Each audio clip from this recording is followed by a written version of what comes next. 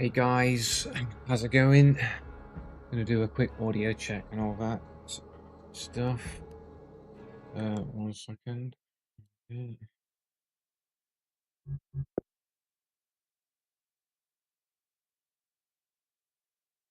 okay.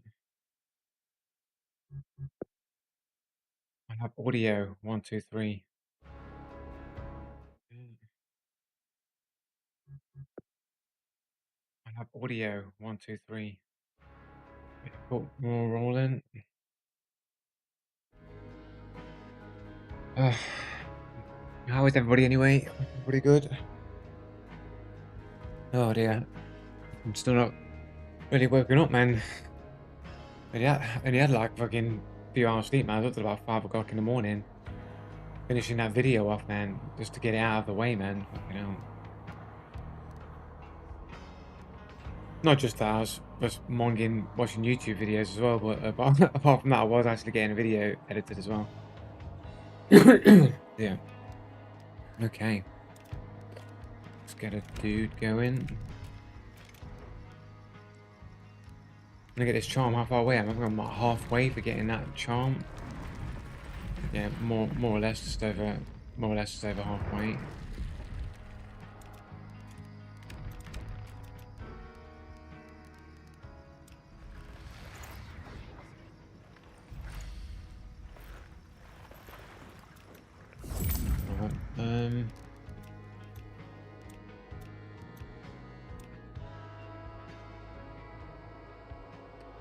Alright, Lara Chiel, is that it?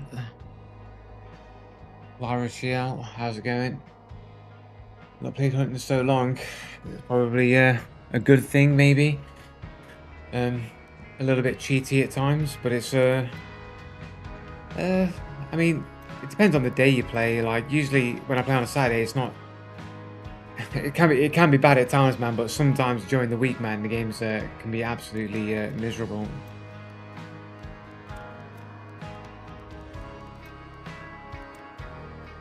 I was gonna stick with the Cyclone. I've not even been out with the skin for the Cyclone. Stick with what I know.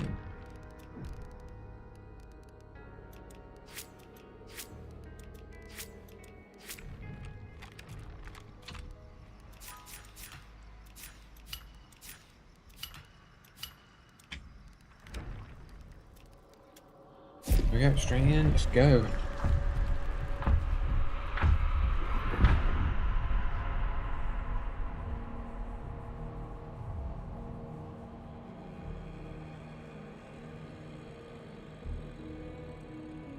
Oh, Lil Rachel. Okay, yeah, that makes sense. Yeah, sorry, I do apologize. That makes way more sense. Sorry, I do apologize.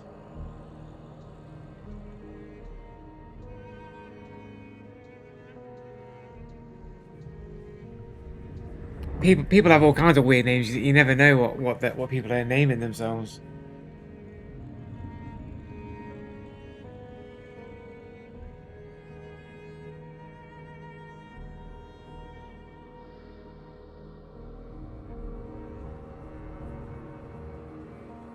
Need to get into the sweat position.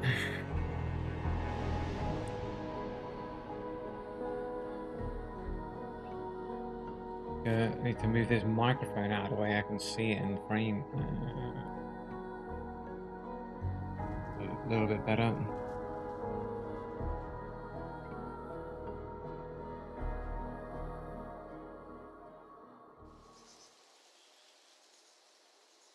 It's still in the frame.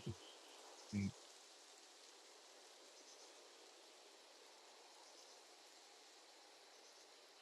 If I move it back a bit, you won't see it, and then have a reason to lean in when people like Foy tell me, "You're leaning into your microphone. Stop leaning into your mic."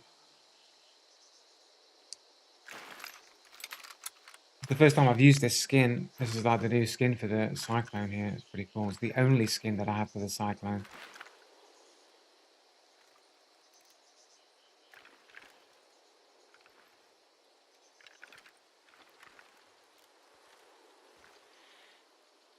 That's pretty cool. You can see like the spider on the end of it. That's pretty cool, actually.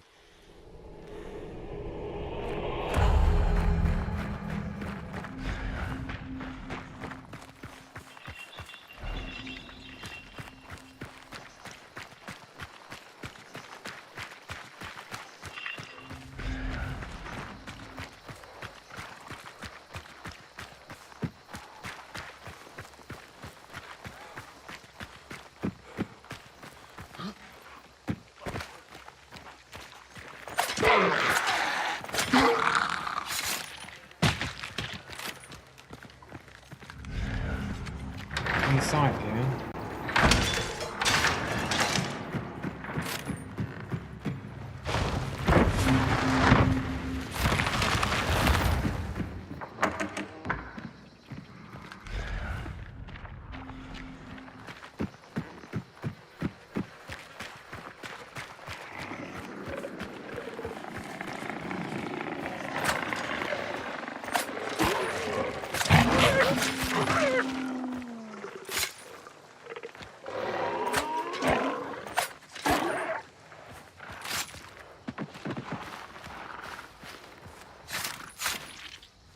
Look at those dogs there, mate. I shouldn't have been doing that.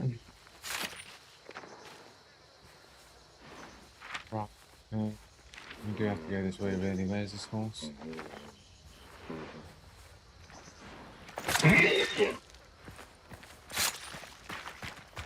No.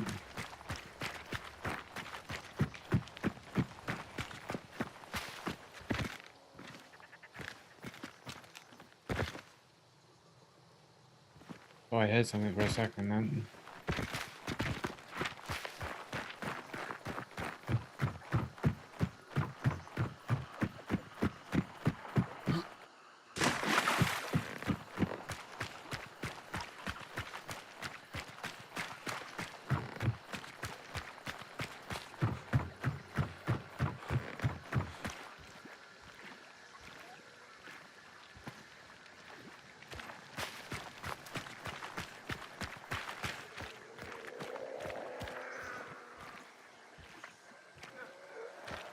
Might go around.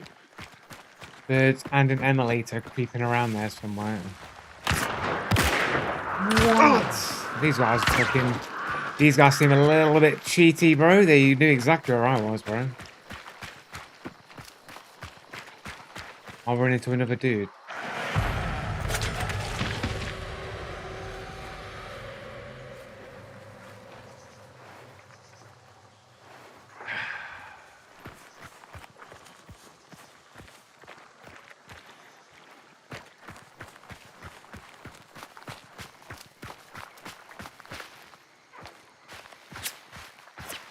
I thought there was another team on the other side as well.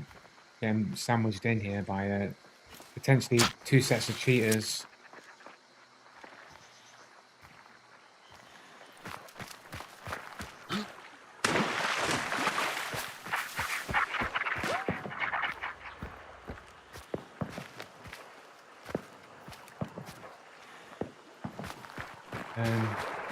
Let's go back and long.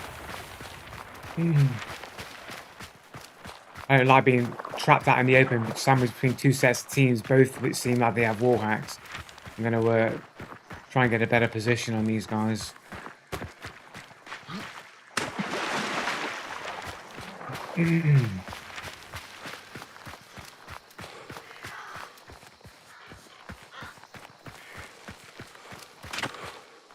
Somebody fucking...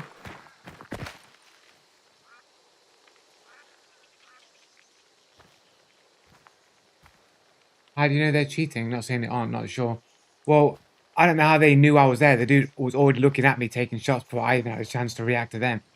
It seems a little bit sus. And then when I come around the other side, there's another team on the other side, and it seems like one split off from his mate, and the other one's further back with like a silenced weapon, taking shots in my direction, which means he seems to be set up in a perfect position for my position, which means it would seem like he potentially has like extrasensory knowledge of my position. Possibly, I don't know if he has for sure, but does seem a little bit suspicious. This is 3 stars. They're also chasing me like they know exactly where I am as well.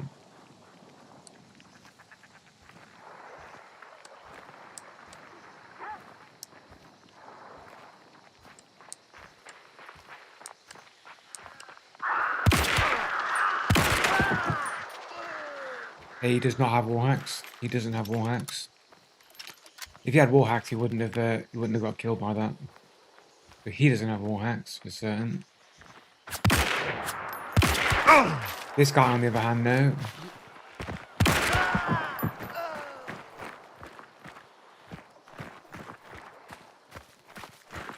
One of the teams dealt with.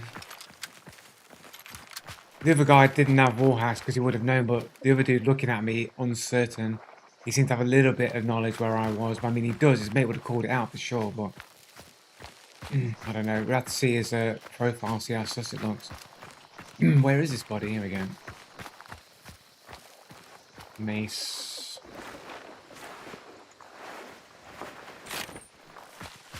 Where's the other dude? Over here somewhere?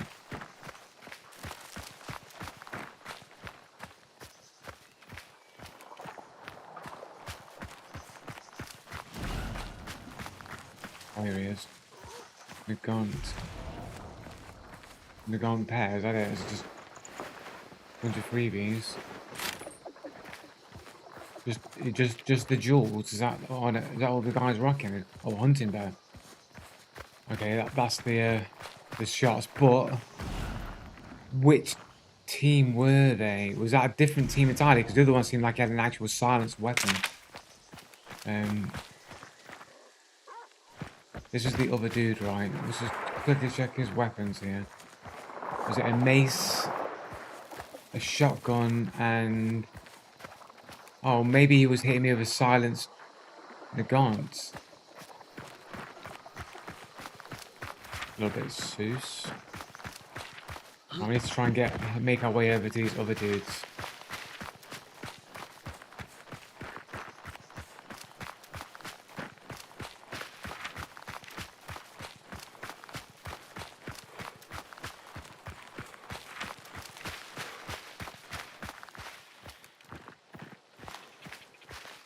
There is something there.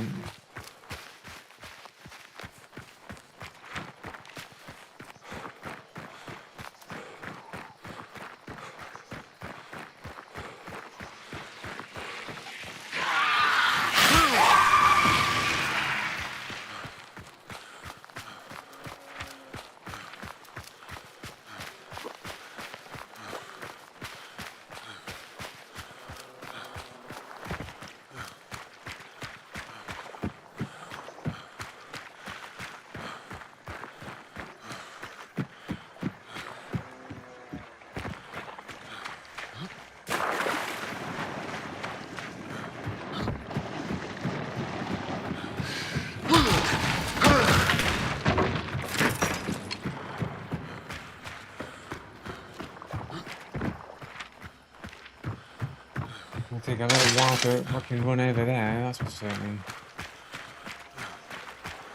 Oh wait, these guys are coming this way. Oh shit.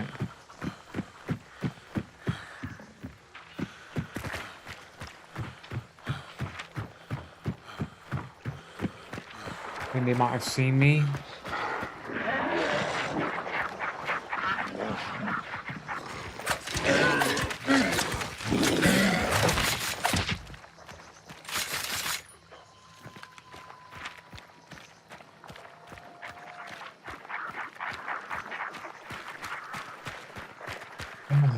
Spawning all this shit right on there. I mean, not.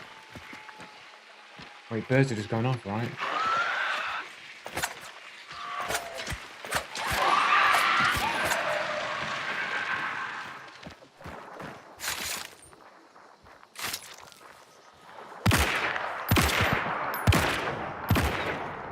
What? I can't fucking shoot shots apparently.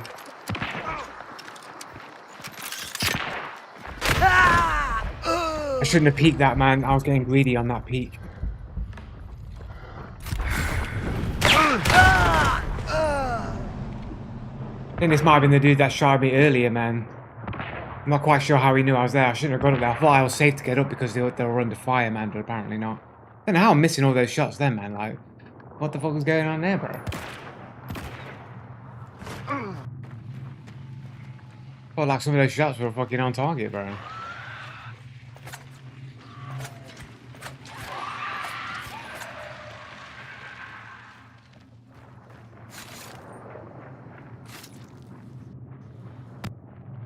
Is that not on target? Like, am I fucking losing my fucking marbles here, bro? Is that not on target, bro? Literally, like... How's that... Bro, how's that not on target? How's that not on target? What? He might have ducked it. Was that the first shot? I shot before that. Maybe it is a bit over. I think I swung it over a little bit too much at the end.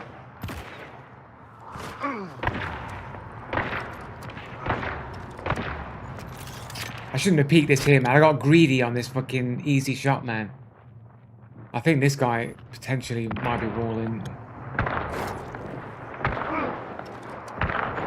I don't know how they knew I was there, though. I wasn't really making that much noise. I mean, sure, I did set those... I did set the hives off. However, they seemed to know that I was there before that happened. Like, did they hear me running here? Possibly. I mean, I don't know what the distance is of where they are to hear this. Did they hear me? Did they hear me killing this armored? Maybe. Like, they could have potentially heard me killing this armored, right?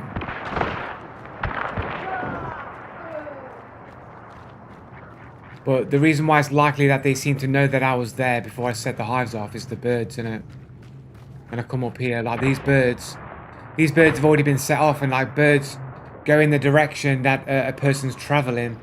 So for these two dudes to be running this way would mean that they seem to be aware of my presence and they're running like in my direction. And these aren't the guys with the bounty holders, because the dudes that are firing on them, they're the dudes are likely to be the ones with the bounty, right? I mean, there might be people chasing the bounty. That's also possible. But they seem to be already running up here already before I even started these hives here.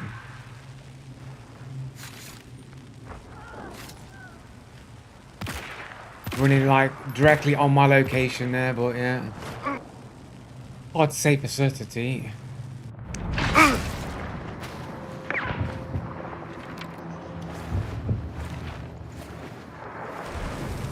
And this is a different team, I think. Spectate. Oh no, Natashik is alive. Oh, they are the bounty holders, unless they are the bounty holders, unless they killed the bounty and picked up the bounty.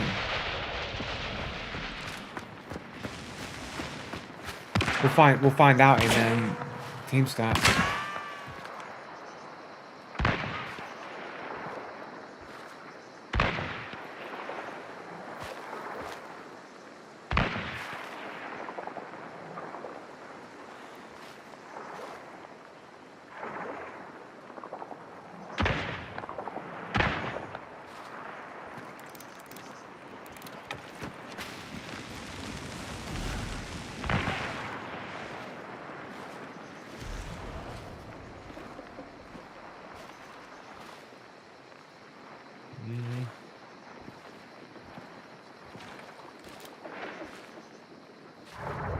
Oh, look at the old Steam profile. 127 KD, fairly new to the game.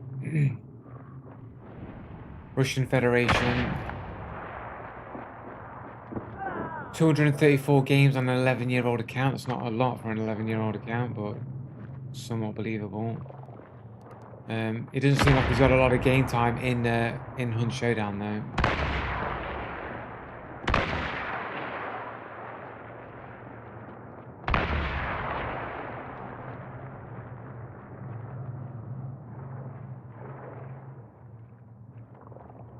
"14 perfected games."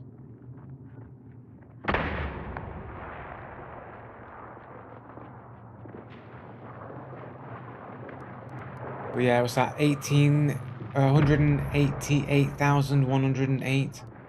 It's like maybe 200 hours of game time, maybe 100 hours or something.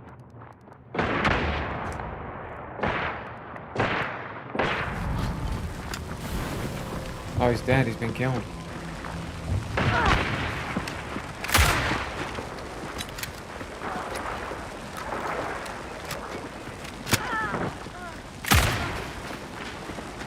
What?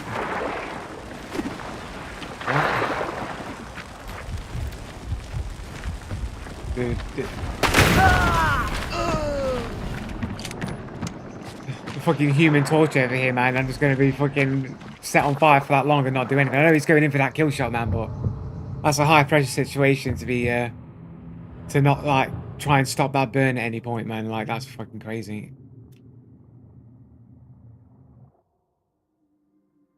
Hard to say if I think he might have just known where my location was from the armored, probably. Bit weird that the birds that they set off never made any sound, but I saw them. I believe I missed so many easy shots there, man. Like, it just felt like they've got the... Whenever you go against some players, man, it just feels like they've got some kind of force field around them that prevents me from, like, aiming on them.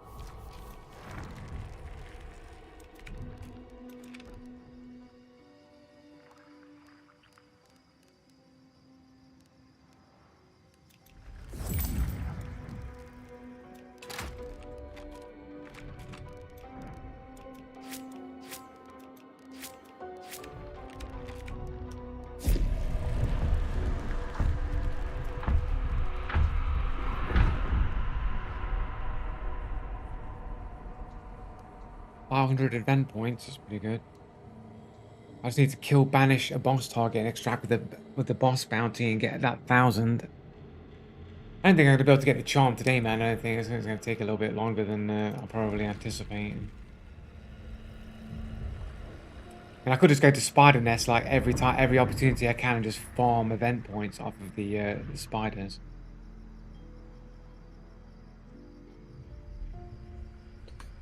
Oh, I feel like I need to buy a new headset, man. Every time I use this headset now, man, I feel like it's like crushing my ears.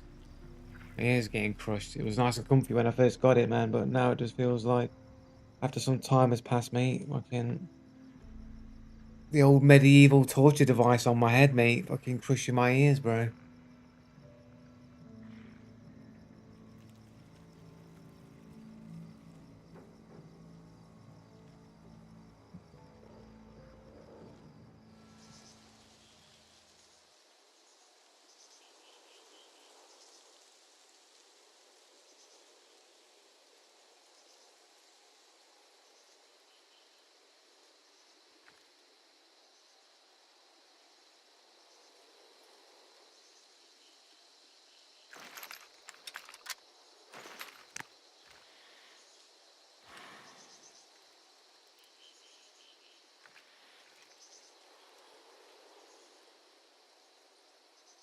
Yeah.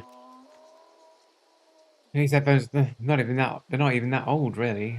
I don't think when I got them now, maybe 6 months, 8 months, maybe. Nearly a year, maybe.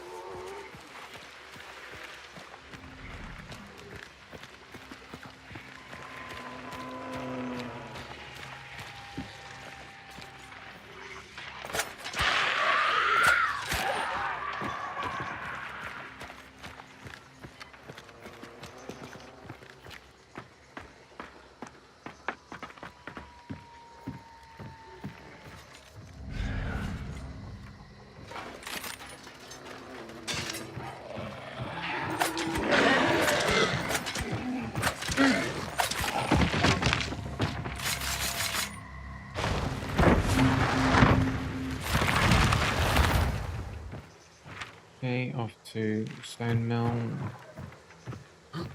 Baxter. Oh, I did just make it. I jumped that wrong as well. All the noise.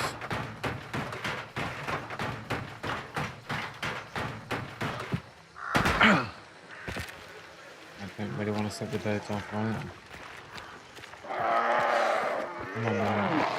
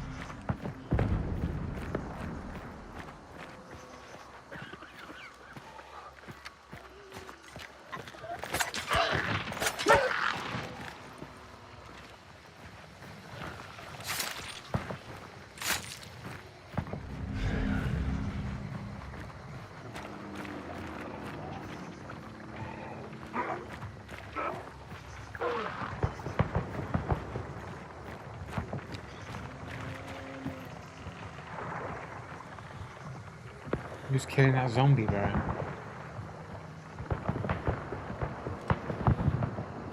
Who was killing the zombie, bro?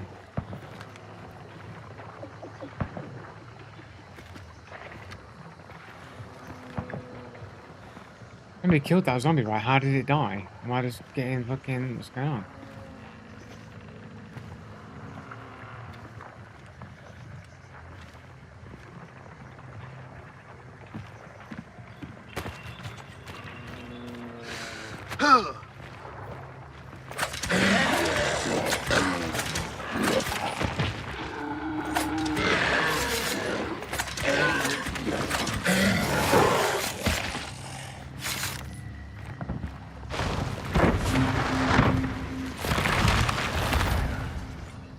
Double.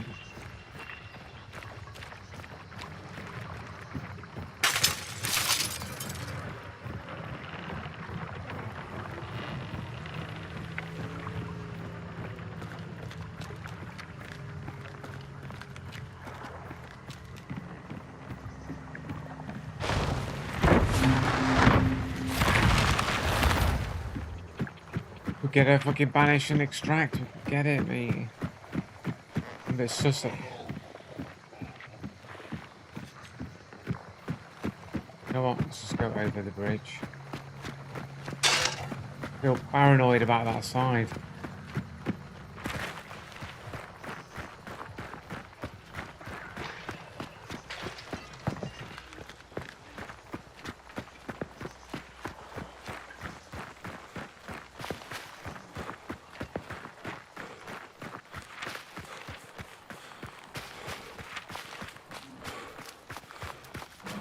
Route on our right here.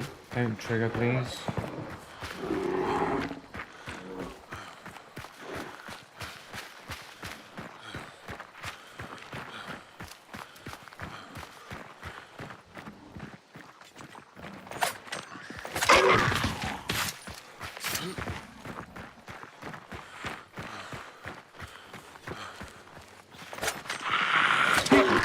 Fucking back with these fucking throwing knives, mate.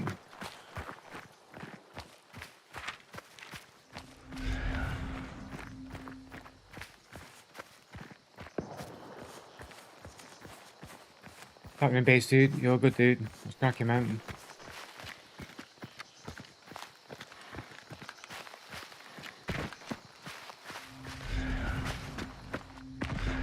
A little bit greedy with the run up here.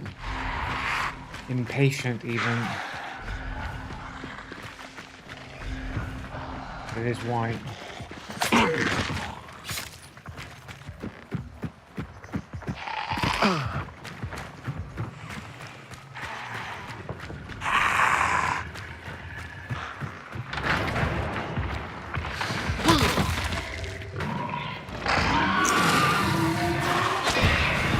Got it, I thought I was going to move and I was going to miss it then. Fucking hell.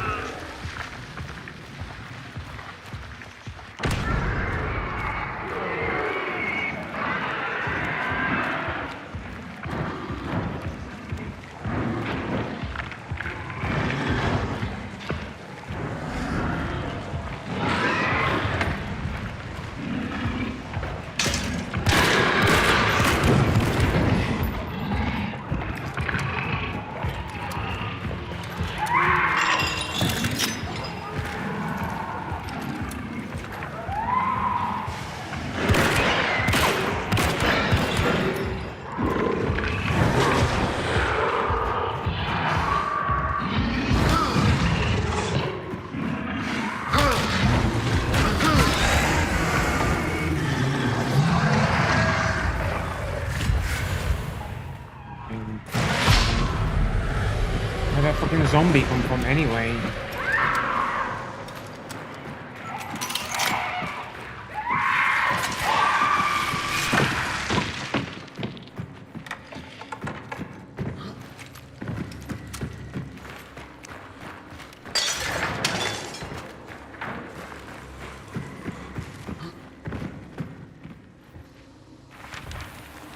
Pretty far away from an extract though, unfortunately. So I think BF6 got overrun by cheaters lately. I mean, I don't know. I've not played it recently. It felt pretty cheaty when I was playing it anyway. I mean, the main mode seemed like reasonable, like on launch or whatever, but like by the time Red Set came out, was like pretty much when the last time I played it.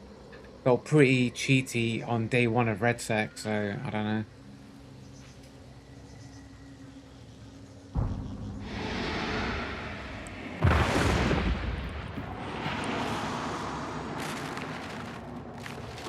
I'm not able to have a single game since yesterday.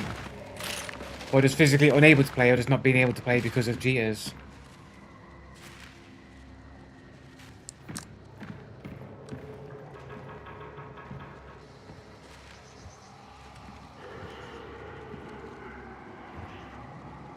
Alright, I see. Well, that's the future, boy. That's the future, mate. The future is you can't play games. It's all just an illusion, man. It's all an illusion. The future will just be the people that want to play games can't play games, and the people who are pretending to play games aren't playing games either. But they'll be winning the games. They'll be winning. They'll be theoretically they'll say win on their screen, but they'll not have hands on their keyboard. They'll just be watching the screen, and then a whole bunch of people trying to play the game but can't play the game because of people pretending to play the game. It's almost like that already.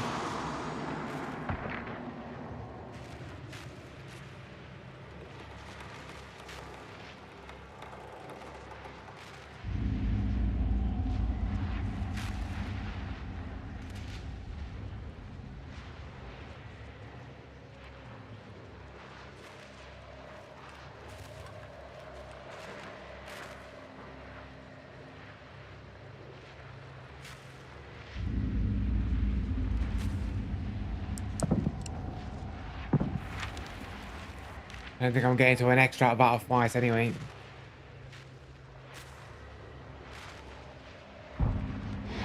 I mean, here's some like hope that maybe, just maybe, that like Arc Raiders and the AnyBrain AI anti-cheat will get better as time goes on, and they'll learn to detect cheaters better. I don't know, man. I don't know.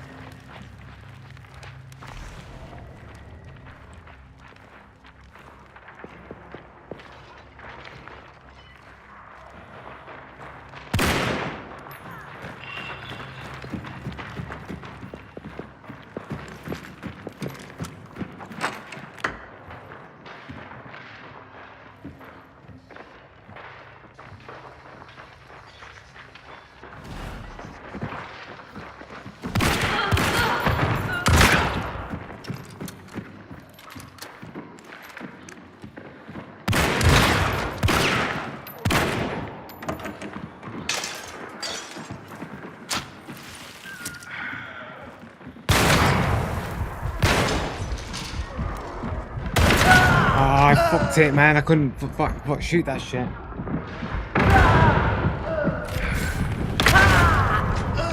Literally, how are there so many people there? Only like limited amount of footsteps, bro. This guy's looks like a bit of a sus name here. ACI. Less than 1 KD. He's played the game for some time. Seems a bit weird to have played the game for so long and you've still got less than 1 KD. Oh, the UWU like cheater code or whatever. Like usually you find like some cheaters have this shit. Is this a new code? 135 games on a 13-year-old account. It's not a lot of games for 13 years. 390 hours on Hunt Showdown. Pretty small by Hunt Showdown standards.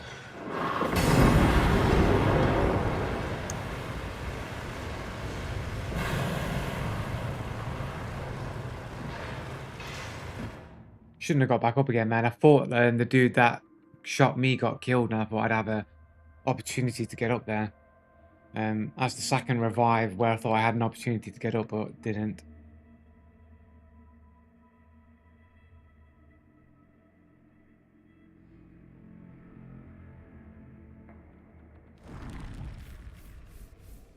Um,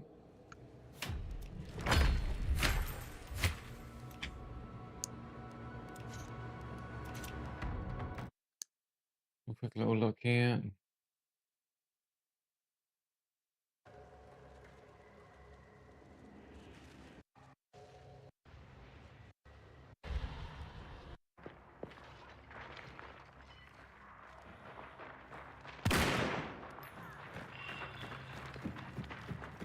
So footsteps there, footsteps here.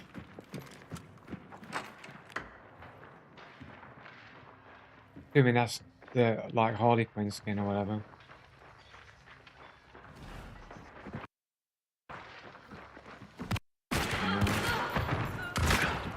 Like, how is this dude getting this other shot on me here? The dude has no footsteps. Surely this dude was not in the range to get this shot on me. Like, where's this shot even coming from? This shot on me just seems very cheaty.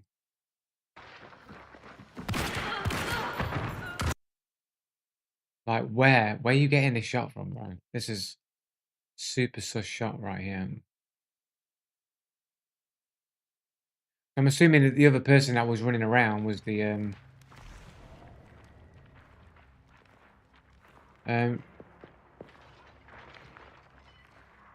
is it? No, I have very specific things that is cheater language.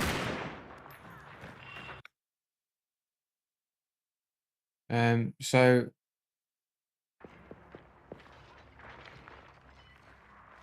footsteps of that person there, dude outside here on the right. These are the only people that you know. There is another person that is punching something in the distance, further away somewhere. But I'm assuming that this person here that's running up to the right is this other person's partner, that these two are the ones together. So he's outside the building currently. Runs on the outside, he's probably around here or something like that. This is their person. They've opened the door. So they're over here somewhere. They've opened the door. I take the shot. However, you can't see anybody there. As soon as I turn my back, immediate shot. That's super suspicious. If it's not like, you know, it's got to be like an aimbot at least, right? He's got to be automatically like bang straight to me because he's got to come around that corner. There's time to peek. Says the person with an underscore in their name, which is cheater code.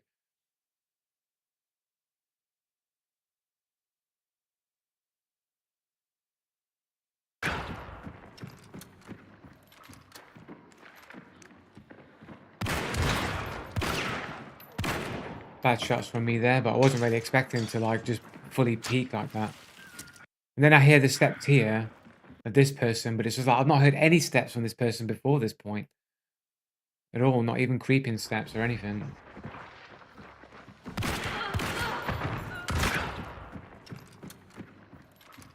I think only now you just hear their footsteps now.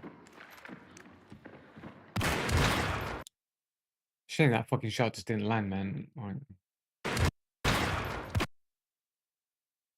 been pretty close shot as well. Must have just been moving across. Yeah. Just past his head as he was moving, unfortunately. If I was a little bit more to the left, it would have been a headshot. Tiny bit more to the left. But yeah, this dude who shoots me right there and forces me back is suspicious. Got to check that guy's account. So I won't be able to see them, will I? I hate that. I can't see them. I can only see their partner who has an underscore in their name. Not much bounty here. Russian Federation, anime avatars, usual shit. 294 games on a 12-year-old account. It's a reasonable amount of games, but not a lot for 13 years, but reasonable. Who's fucking posting an entire manga? This is what I'm saying. This is what I was saying to like dudes on chats. Like, how do you put like your own custom pictures and stuff on your profile? It's a workshop showcase. There's somehow uploaded for a workshop showcase. And that everyone's like, oh, Joe Blue is an idiot. He wants to know how to change his profile picture. So that's not what I was asking. I've seen profiles where people have got custom images, and I wanted to know how to put a custom image in, and no one would help me. But I guess you've got to upload it as some kind of workshop thing.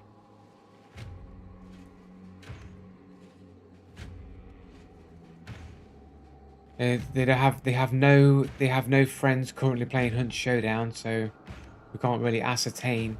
This person is more than likely to be a cheater. I did think there was a cheater the way that they ran in, but I just didn't say anything.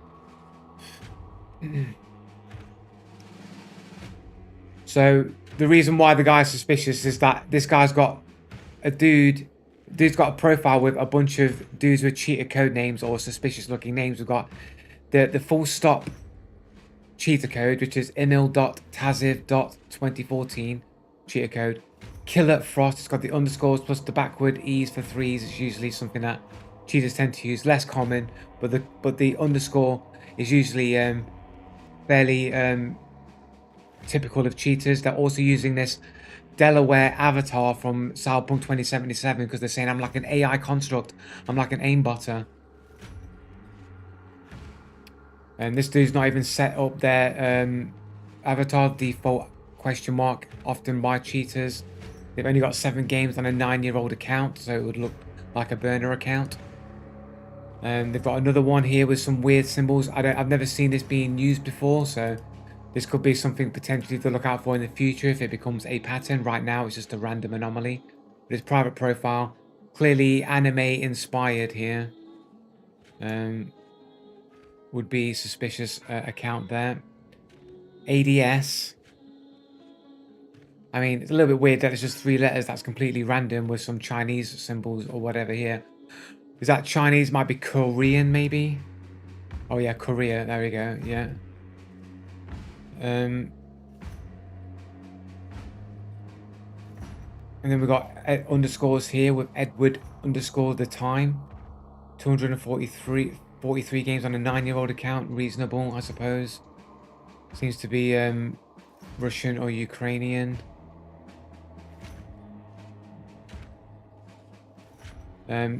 Arguably reportable.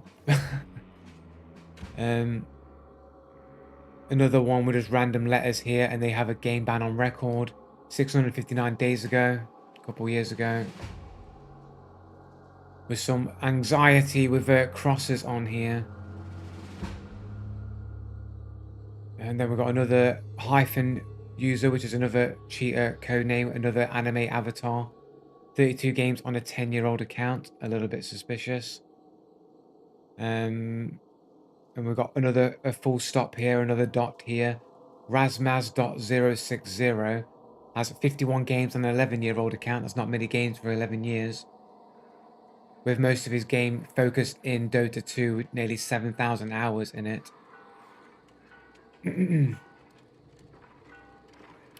With other games being Path of Exile, and then its other PvP games are Cheater Strike 2 and Rust, which both known for cheaters. And then his game time starts to fall off after that point, so the guy just mostly plays a lot of Dota, makes you think that he's probably maybe cheating in Dota.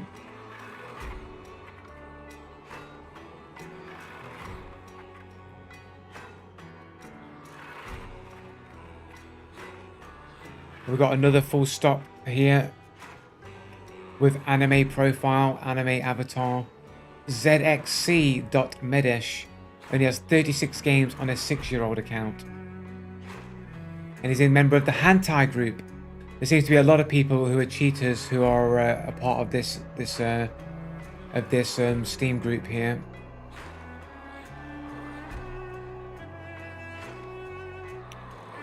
And then Vatican City. This guy only has 14 games on a 6-year-old account.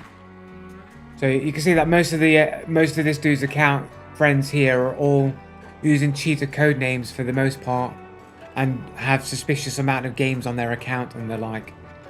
This one doesn't even have a name. Look at this guy's just nameless here. Underscoring his name there.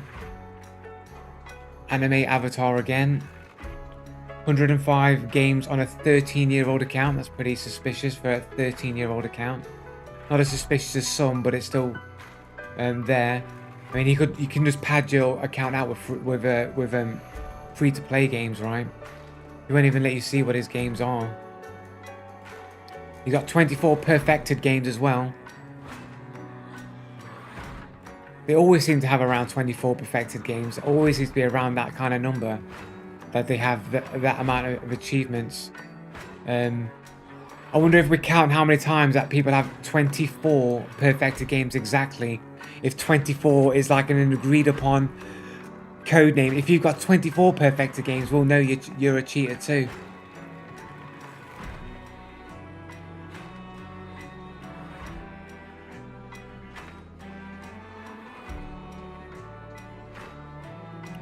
It's 26 games on a 12-year-old account.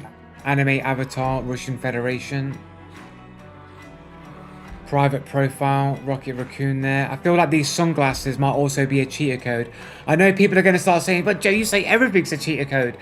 There's multiple times where I just see avatars or whatever, people with sunglasses like, oh, I'm a cool dude, bro. I'm so cool with my sunglasses and shades. And I just feel like I see it quite a lot where people use avatars. Anything that has sunglasses might be potentially a cheater code.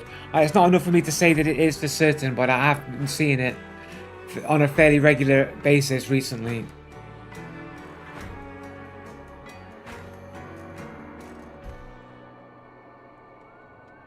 Private profile.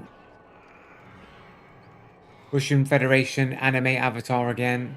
Dude has 10 games on a 2-year-old account. Don Rack has literally no games on his account that you can see, and only has one other friend, Russian Federation. This is also potentially anime. It clearly looks Asian character there.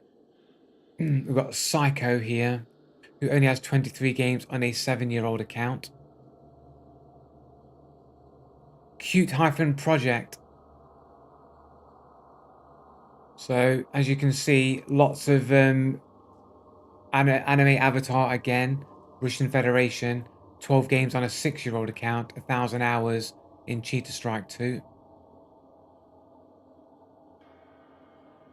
We checked them already. So yeah, it's just basically a whole bunch of people that don't really have that many games on their account.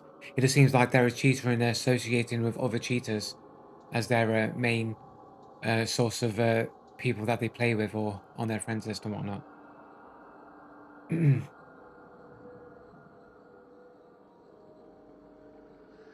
Avatar is a cartoon, not an anime. It is a Western animation. Should it be anime? Which one are you referring to?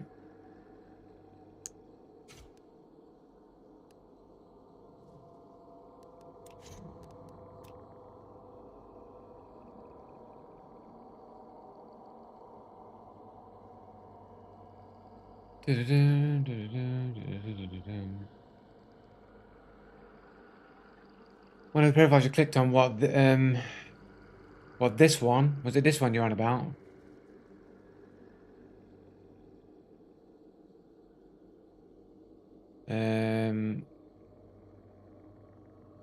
That one?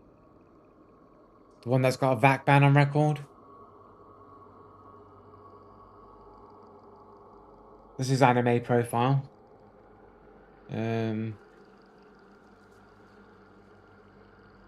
don't know what that is. Oh, this is a cat avatar. I didn't even notice this dude. Look, Pink Void here has got a cat avatar. I missed the cat avatar on their friends list. Who only has 64 games on a 10-year-old account.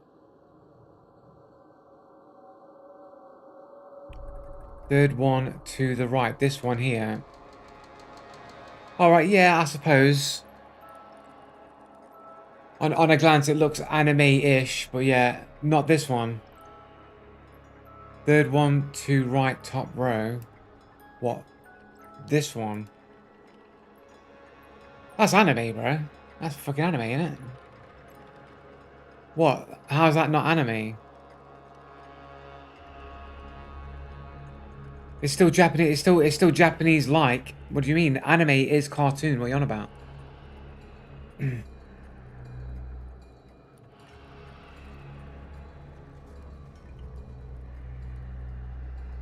It's Avatar, which is Western animation. Fair enough, but I think it looks close enough to anime to be an approximation at least.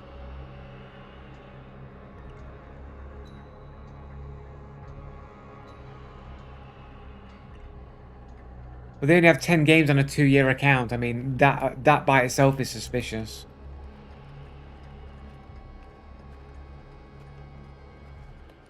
And one of the other friends, they have very limited amount of friends here. 5 friends. They're on the other person's friend list. That's on the other person's friend list. These two are not. This dude only has 8 games on a 3-year-old account. And this dude here hasn't even set up their Steam profile account. So it seems like they're just a cheater anyway, with even more suspicious players on their account as well.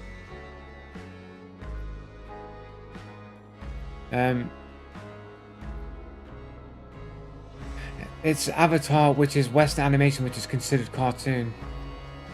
No, because you can clearly look at this. You can clearly look at this, and it looks more like anime design on the character design than a Western cartoon would look like.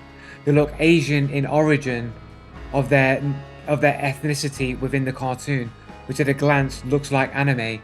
So you can say that it's anime appropriate or approximate to anime, even if it's a Western cartoon. It looks more anime than not anime. Like, you can't just say, oh, The Simpsons is the same. Simpsons is clearly not anime looking in any way, shape, or form. You could look at this on a glance and be like, that looks anime.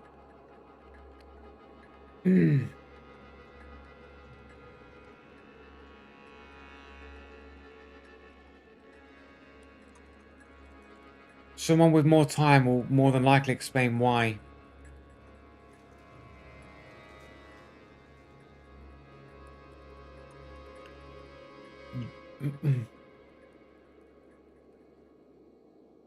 Someone with more time will more likely explain why, or Joe is kind. Like, Joshi was banned because, like, he just keeps on winding me up on purpose. That's why he got banned. Someone with more time will more than likely explain why. No one explains anything in my chat. Like, they just make claims and say that I'm wrong. Like, what I'm saying is perfectly reasonable. This character looks Asian in their ethnicity, and at a glance, it would look like anime. It's perfectly reasonable. And for that, I can say it's anime adjacent, at least.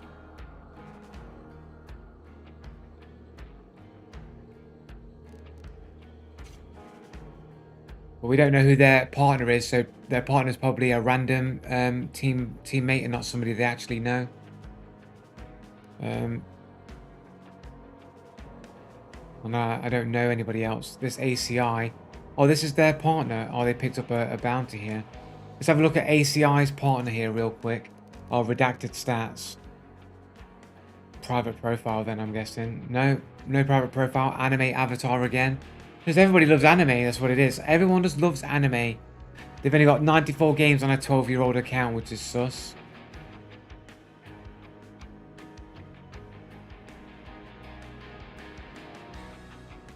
Inkwell Castle, 5 members. Admiral Unknown Spartos from the United States. It's a bit strange. Poland. A diverse place of regions here.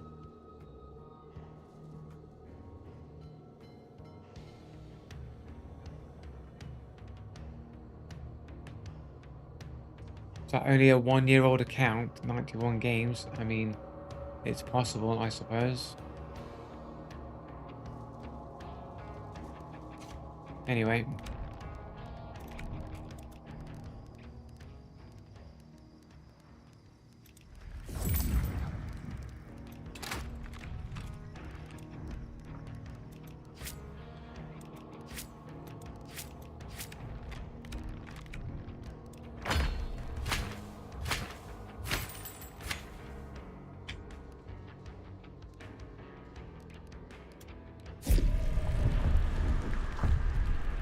What if we got our in-prison comrade to swear to not annoy you on purpose? Would our Lord Joe be kind enough to free his troubled Joshua Boot from your prison cells? Oh Lord, we beg you, mostly messing with you, but you should unban. Prove you're nice. I've already unbanned him, actually. He's already been unbanned.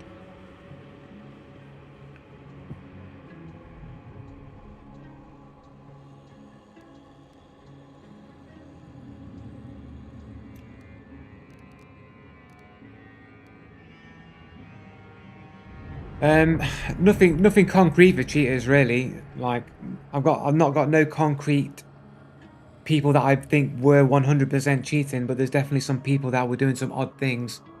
That dude that got that shot on me seemed like he was cheating.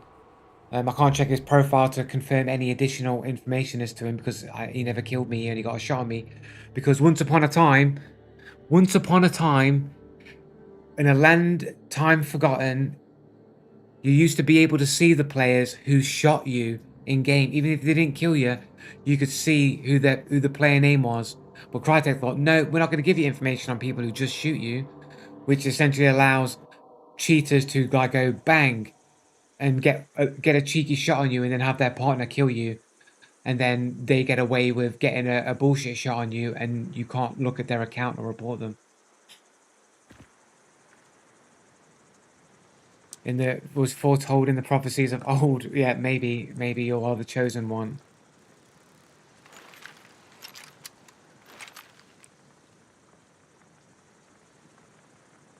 The Antichrist, chosen one of the dark side, at least, anyway. The Sith Lord.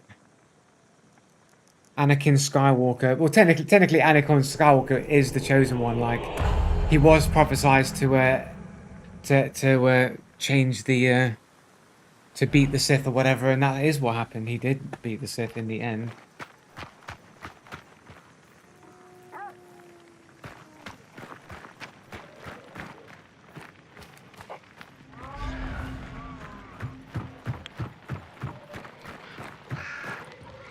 Star Wars overrated, in my opinion. I agree. I think I've always been more of a Star Trek fan than a Star Wars fan. Like, I like the world of Star Wars a lot better than Star Trek. Like the mythology of Star Wars, the characters, like the ideas.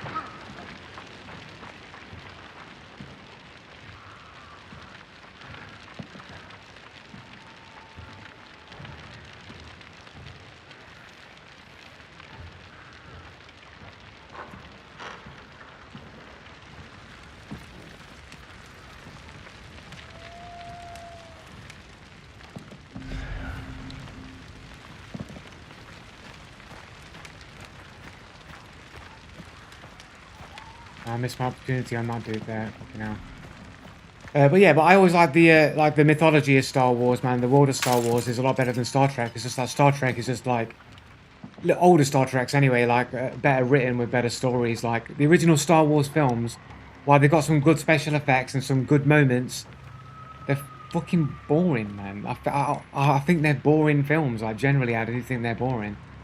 The original films.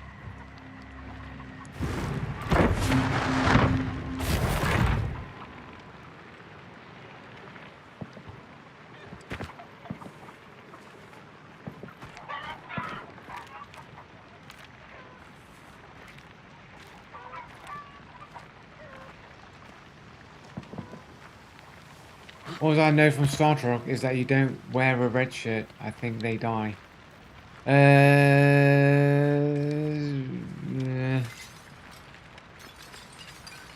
Isn't it usually if they're a red shirt they do die? I mean, it depends on which Star Trek, I suppose. Don't know why I'm crouch walking, bro. I'm still paranoid of this other dude that's around that I let get away.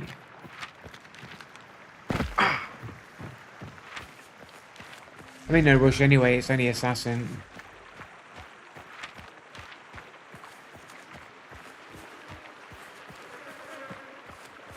I'm not like a super Trekkie or whatever. I used to just watch it when I was younger though. Not OG Star Trek though. I don't really like OG Star Trek. Next Generation, Deep Space Nine, Voyager, like those ones. Enterprise, I didn't really like. Even though I did watch all of Enterprise, but I didn't really like it. What am I being stuck on here, bro? Star Trek Discovery is an abomination.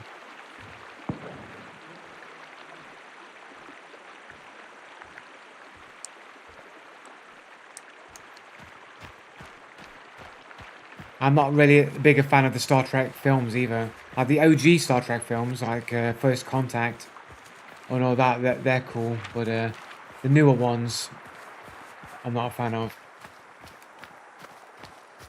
But they're better than Discovery, though. That's for certain.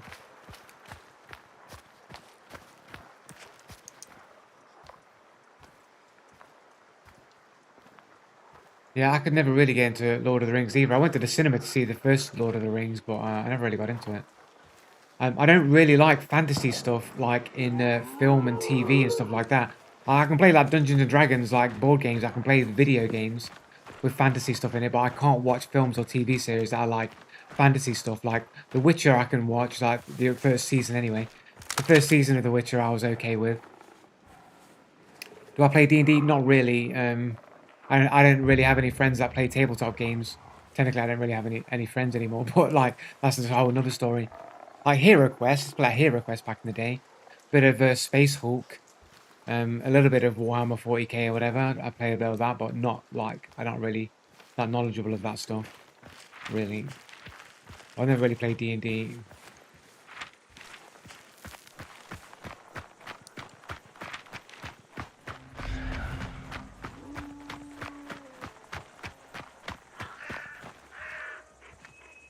What's the story?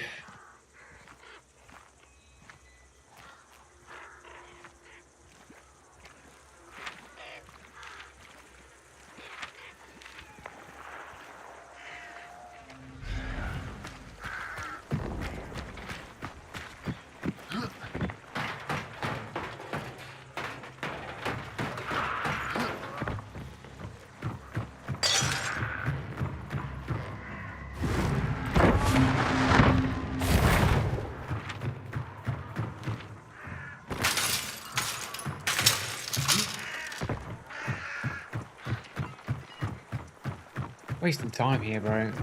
Dilly-dallying, man.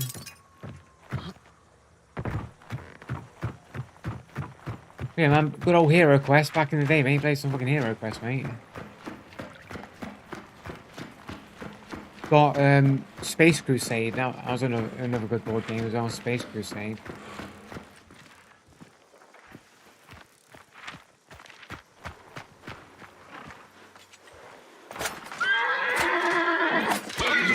When Necrons were just androids.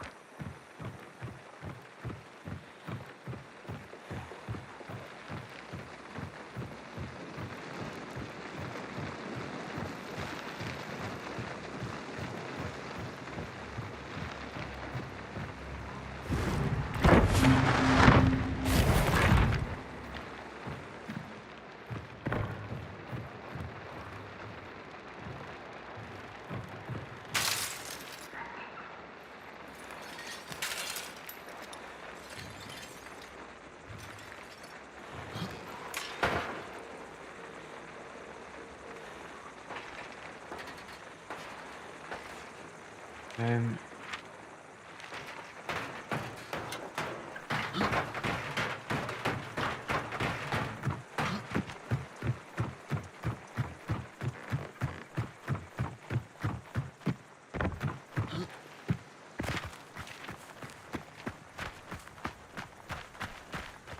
Spend 40k. If you were talking 40k, I have the Necron army, Tau army, and Space Wolf army. Oh yes, nice. Yeah, I used to have some like models and stuff. I had some. Had a bunch of orcs and Tyranids. Whole bunch of spacemen. I had a mismatch of all kinds of models, to be fair, but I did have like a Tyranid army and an orc army.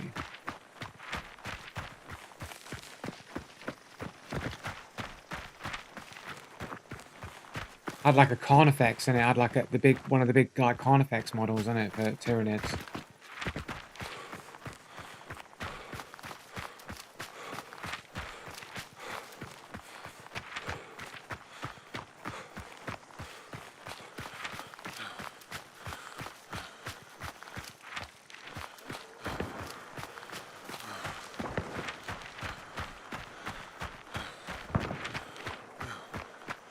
Luckily for me, I never spent the money. I just sort of inherited the models from other people. So I never really spent any money on 40k stuff. What PC you got? That's a lot of FPS. It's a 9800X 3D CPU and a 5090.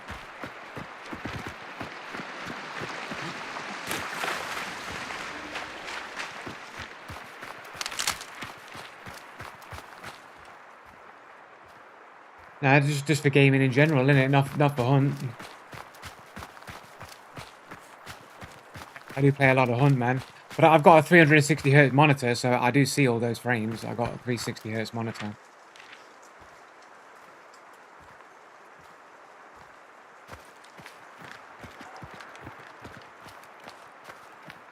OLED monitor, man. No, 1440p OLED monitor, 360 hertz.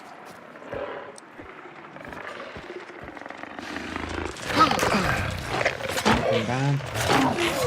Ooh.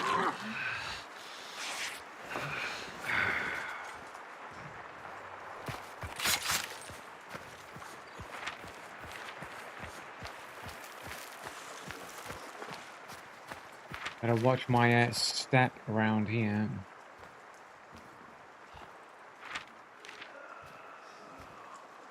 Take my time over here.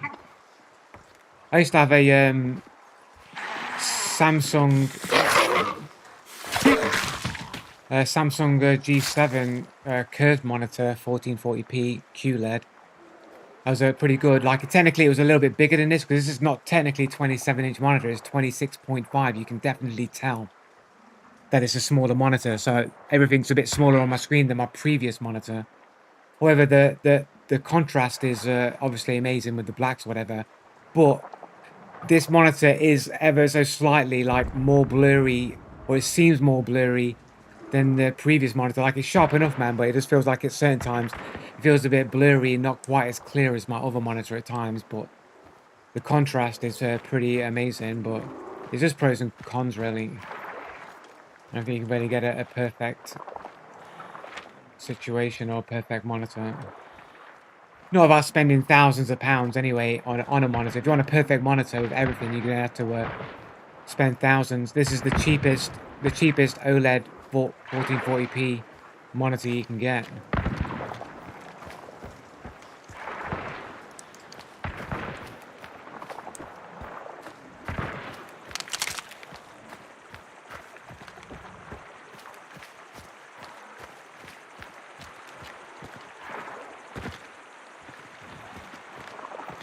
I know it's risky, guys. I know it's risky.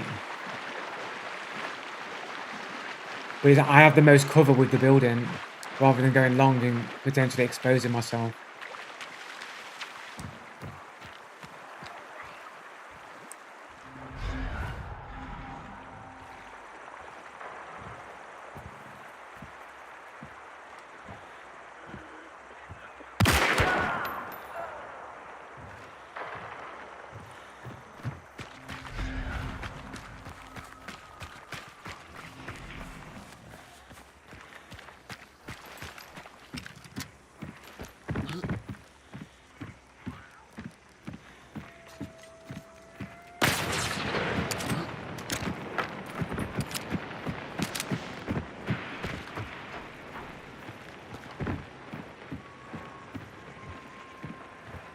Wasn't a headshot though, so the guy must have been low health, innit? Missing a chunk or something. He did just self-revive.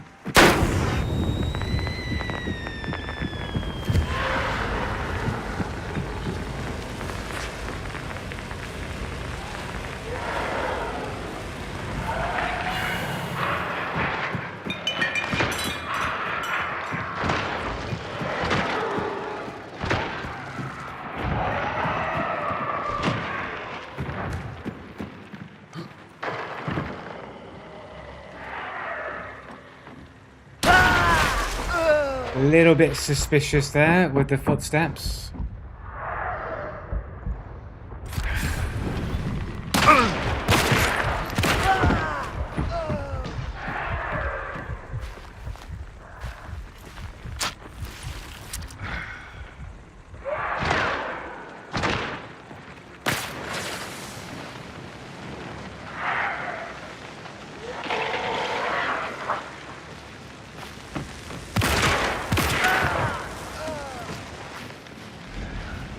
No people here.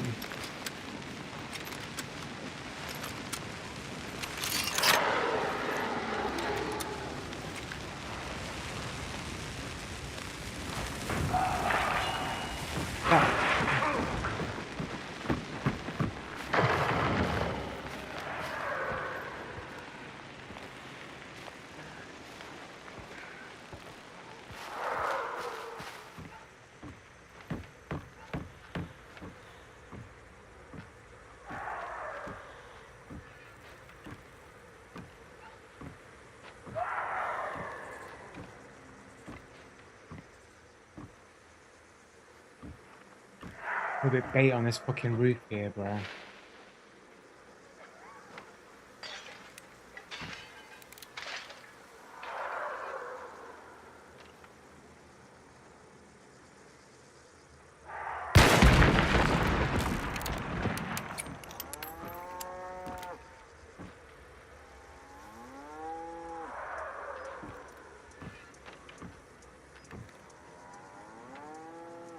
Sounds like he's inside the building, but the assassin's not aggroing him, so he must be like somewhere on this corner, right?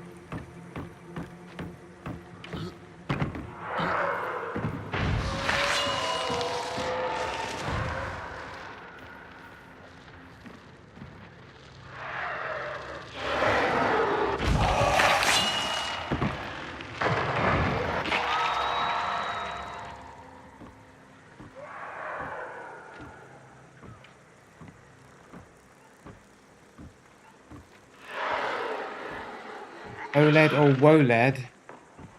Probably on basement stairs. Yeah, right.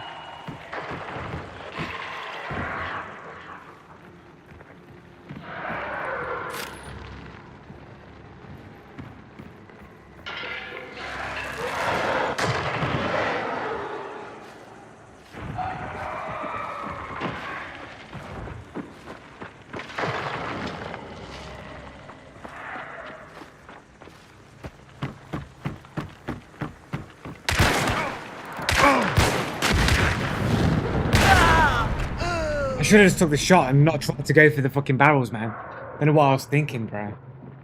I should not have done that at all, man. I wanted so badly to try and get him with the explosive barrels on the left, but he wasn't close enough, and then I just thought, oh, I'll go for the ones with the fire barrel, but I should have just gone for the other shot, man. I shouldn't have wasted that opportunity. Sorry I missed your Thanksgiving day stream. I was dragged 2 hours away to see the family. That's alright, Zach, man. Didn't know it was a Thanksgiving. I don't know when that is. I'm not in the Americano lands. Britain doesn't give thanks for nothing.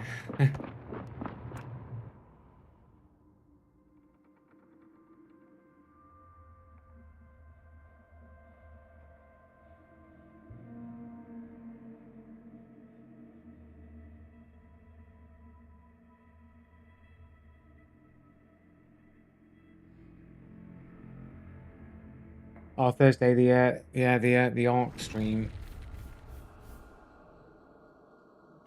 3 kills, man. I feel bad for like just not fucking taking the easy shot as well, man. I was just being a bit cocky. I wanted to get the barrel kill. Who was the dude? This hunter killed you. Jackson Zog. It was Zog that seemed to just show up with like footsteps all of a sudden. Let's have a look at his profile here. 142. That's the sus levels of KD for a 3-star. The one eye avatar shows up quite a lot, but it's not exactly super common. 56 games, 10-year-old account. Skull and Crossbones.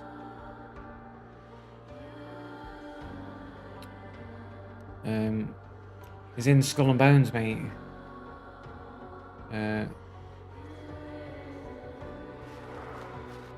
Was it here? No, before that. Before that.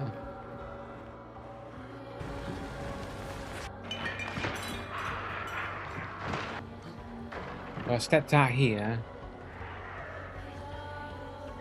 And then they just appear there. Only a couple of little steps and boom, they're there.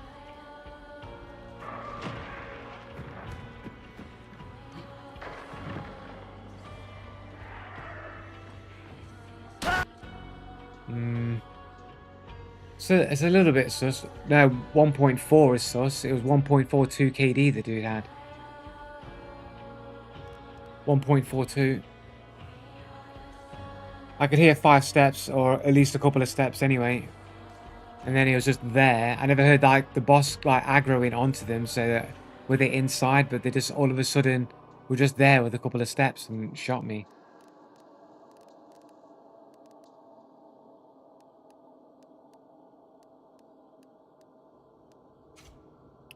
And then his mate Jax. Less than 1 KD on a reasonably newish account. Maybe a couple hundred hours.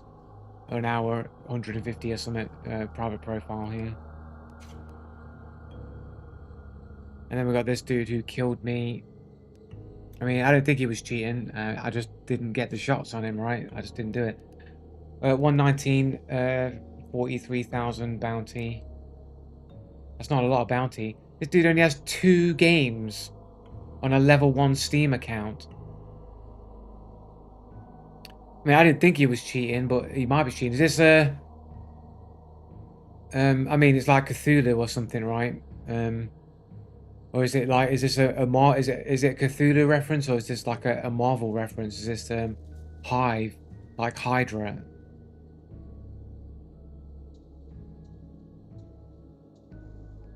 I mean, I thought the dude's footsteps who originally killed me was a little bit sus, that he just appeared with hardly any footsteps, and he wasn't. I never had visual of him, so that was a bit suspect. I don't know if it was cheating or just I just couldn't hear the footsteps over the assassin or something.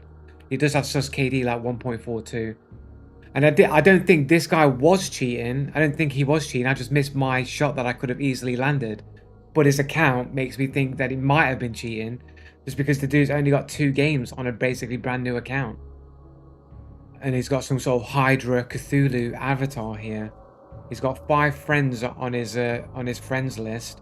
Someone else with a like Cthulhu reference as well, from Poland, who only has 183 games on a 14-year-old account. That's quite suspicious.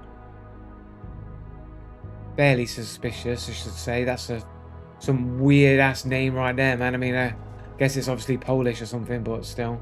73 games on a 15-year-old account. A dog avatar. Is that a new code? We've got a wolf here. Dogs and wolves are kind of the same thing here. I do see the wolf on occasion, but I don't know if it actually. I've not seen it enough to be convinced by it though. 136 games on an 11-year-old account. A little bit of sauce. Another Polish player. Is that anime? Is that anime? I don't know. It's hard to tell. 162 games on a nearly 20-year-old account is not a lot of games for a nearly 2 decades old account. And then we've got Wolf Truder. So we've at least got 3 people on this guy's friends list that are either identified by dogs or wolves. Just pointing that out. 8 games on a 9-year-old account, and 2 of them have this Cthulhu reference as well.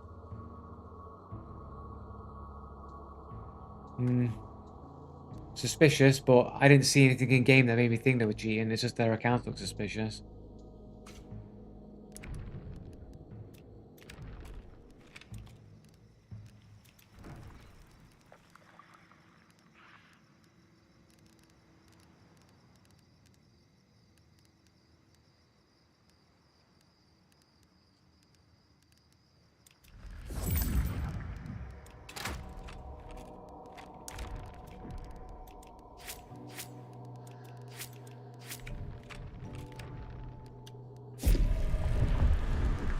isn't it anime profile pics that are the cheater code? Yeah, cat avatars. Cat avatars as well. Like default profile image that hasn't been set up. Maybe any kind of avatar that references an anti-cheat or says ban or anything that might be considered a little bit like rage baiting or like toxic. Maybe even referencing to robots and AI because they're using cheats or whatever. They're like a robot, a Terminator, yeah, things like that. But just because I saw so many like dogs and wolf references there, it makes you think that maybe they identify with wolves or something or other. Again, it's like the same thing with the cats. It's like it's like a symbol of a predator, isn't it? And cheetahs like probably psychologically see themselves as predators, right? So they identify with imagery of predators. I have an anime profiles, but I've never cheated. I just like anime. Sure, there's always going to be outliers where people just genuinely do like anime or genuinely do like cats. Maybe it's their own cat that they really like. Like, these things are possible, but it's about consistency, right? If it keeps happening over and over again, like, why is it that only like even if you want to say, well, people just like anime and it's not really signifying a cheater code, you could say that it would seem that people that are into anime seem to be more likely to be cheaters than not be cheaters. So even if the anime is not being used as a cheater code, it could still show a behavioral like psychology that people who are attracted to anime are more likely to cheat in a video game, even if it's not directly being used as a code to identify themselves as a cheater.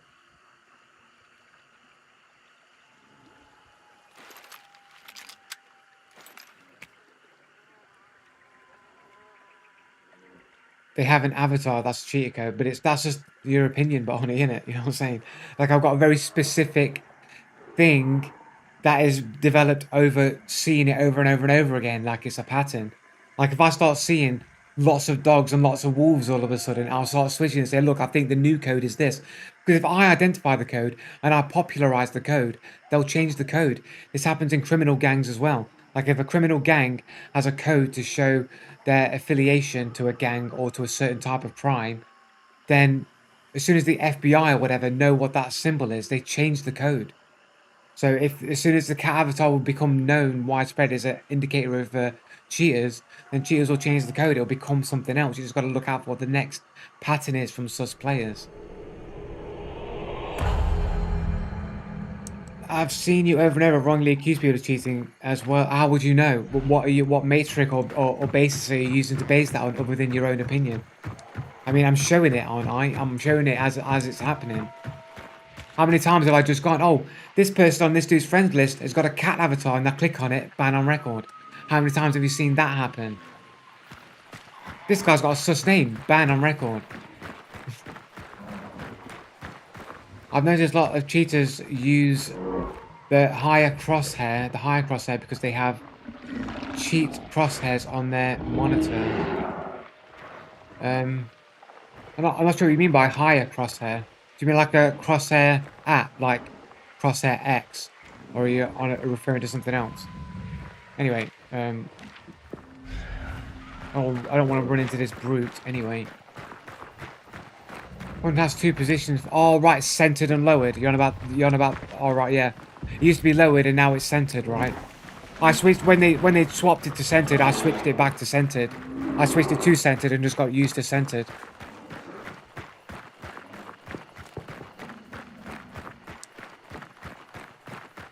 All right, cheaters use centered crosshairs. Why? What would be the logic for that? I mean, it wouldn't really matter where their crosshair is, right? If they were cheating. I don't know. I only changed it because it made sense that like every other game has a centered crosshair, and in order to just build up muscle and have transferable muscle memory between games, probably best to switch it to centered and just learn and get used to centered, right? So that you're not having to learn a new game or have a specific like sort of muscle memory for a specific game. It's more universal across the board, isn't it? You seem to know more about cheats than anyone. Well, I don't understand why they would use center crosshair. If there isn't an aimbot, it wouldn't matter where the crosshair is, right? It would still just aim where they want it to aim.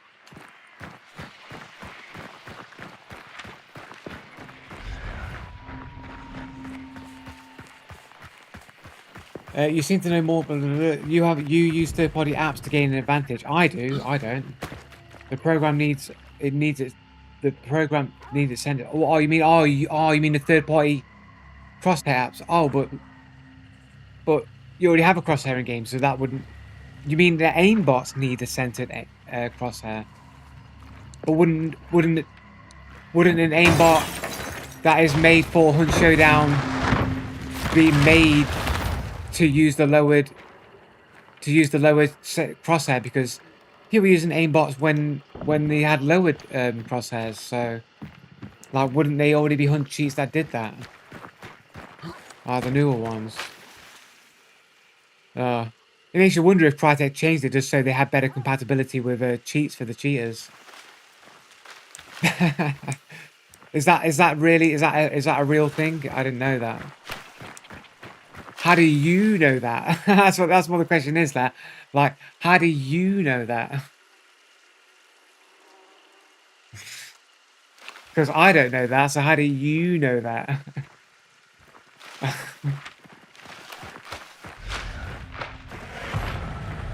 Shit, I wasted too much time anyway, but I don't want to get Assassin anyway. Nobody wants to start Assassin first. Debate.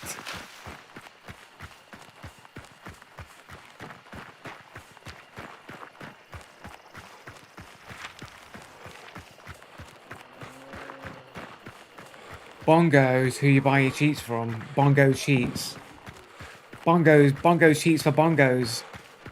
You can be a bongo too, just buy my cheats.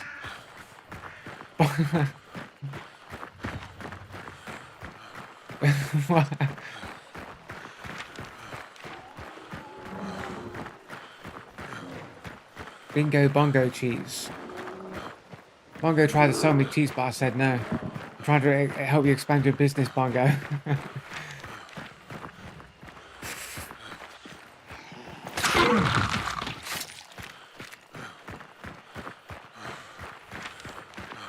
Like, Barney's super suspicious anyway, so like Barney's probably just trying to misdirect people from the fact that he's the one who sells cheats.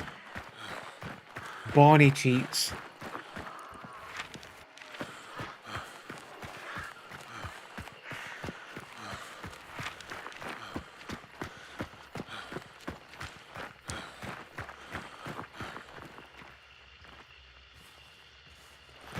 Yeah, apparently a lot of money in cheating, bro. Like, I'm pretty sure I saw somebody who like was interviewing like cheaters or whatever, and just like just like a bedroom coder that was making cheats for Fortnite, just a random bedroom dude, not even like one of the proper sellers, just an average Joe, like seller selling the odd cheat here and there, was making something like 14 grand a month or some shit, like $14,000 a month, maybe even a week. I can't remember if it was a week or a month, but either way, a lot of money.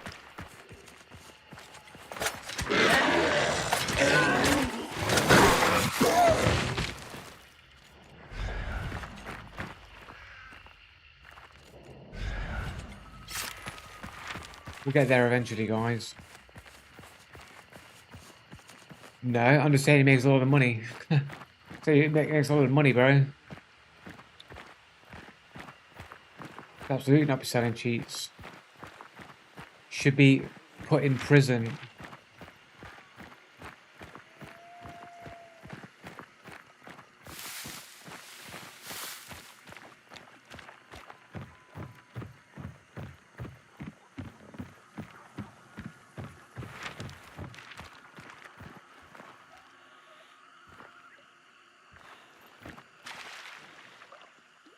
But I keep hearing somebody over there. Can we just fire a gun over there then? Somebody just fired a silenced gun, I think. That would be a yes.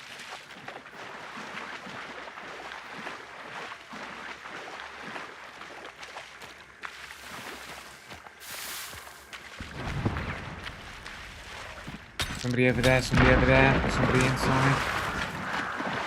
Use that explosion just to run in a little bit here.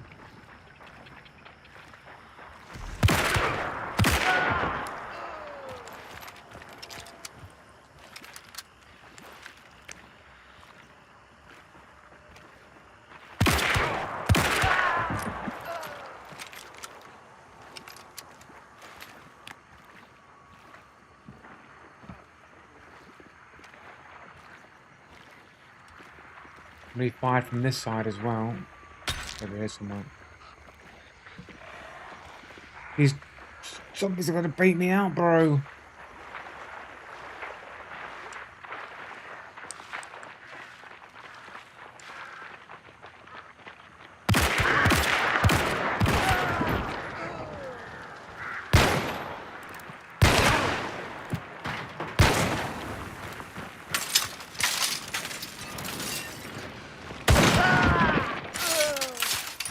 Oh, he's got a bounty. That's it, we cleared it. Nice. Fucking GG, guys. There we go. Easy. Easy, guys.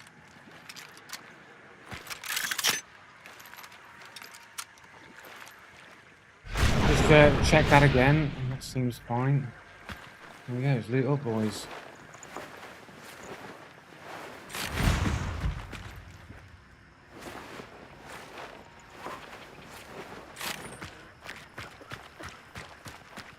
Go for the risky loot on the dude over here and run for extract.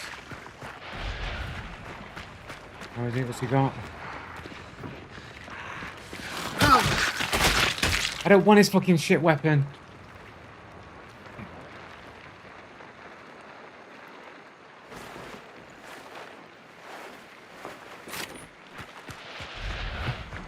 Nobody in range.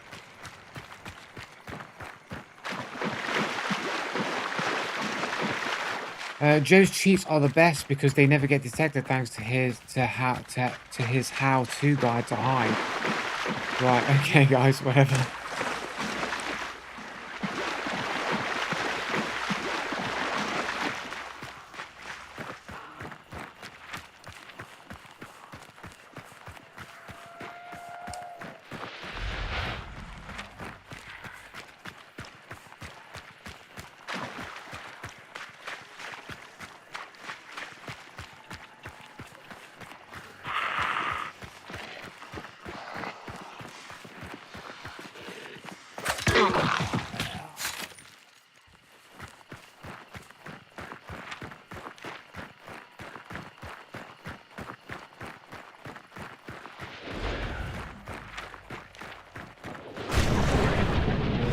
Quick little check there.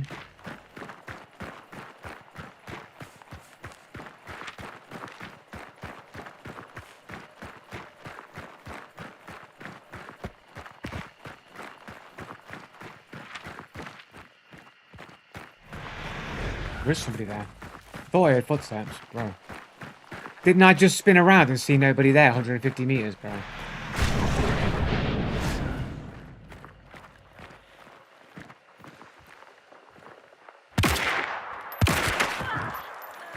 The end of them.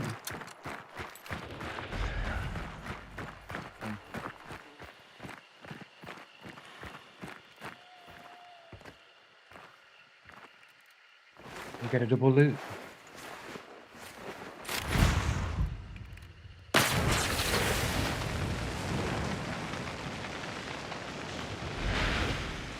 Like, I did spin around and saw nobody within 150 meter range, right? I did do that, right?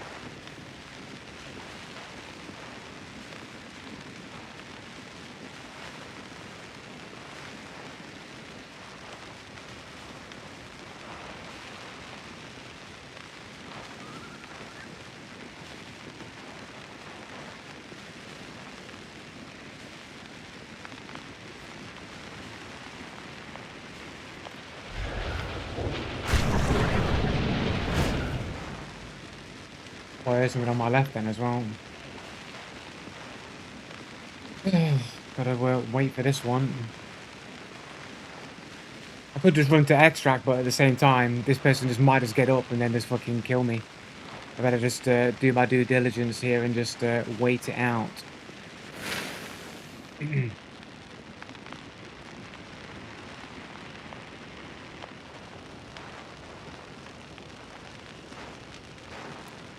Does Ractor still cheat on Hunt? I mean, do cheaters ever stop cheating?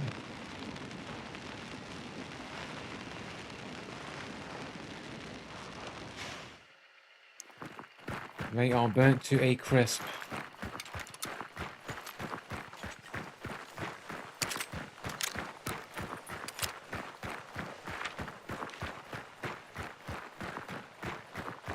Dude, do you know how much cheats go for? Not really, no. I know they're not cheap.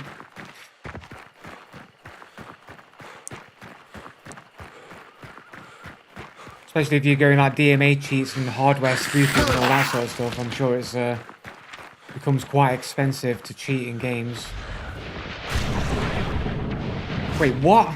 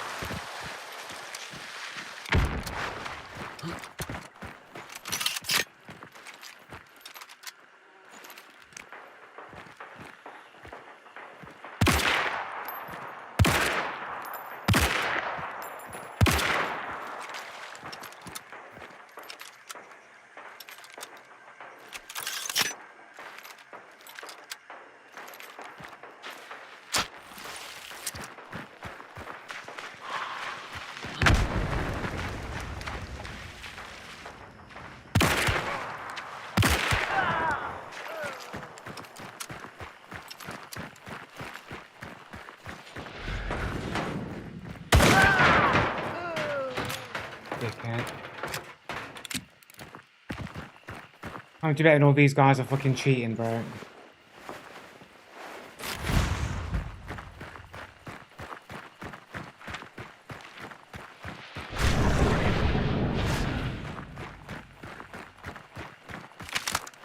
The fact that they're all showing up one by one like lemmings from across the map way after the game is finished just makes you think that they're just wall hacking and they're just trying to catch you off guard when they think that you're not using your dark side.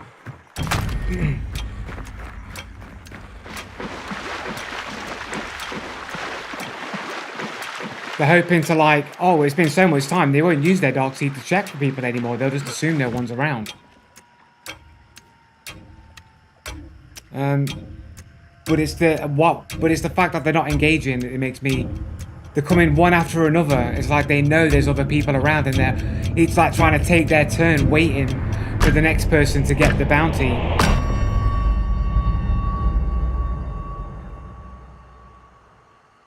What a stupid fucking assumption. If you have 10 seconds of it, you would assume people would use it. No, well, no, because if a game has gone on for a long time, people would have assumed that they already had checked. And it's like, oh, they're at that sort of distance, they probably already checked. And then they move in after the check has happened, or what they think when the check would happen.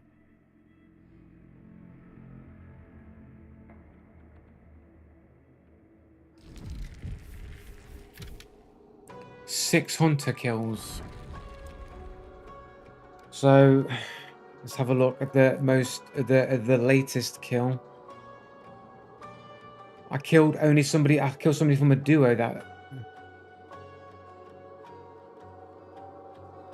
And this is our latest kill, right?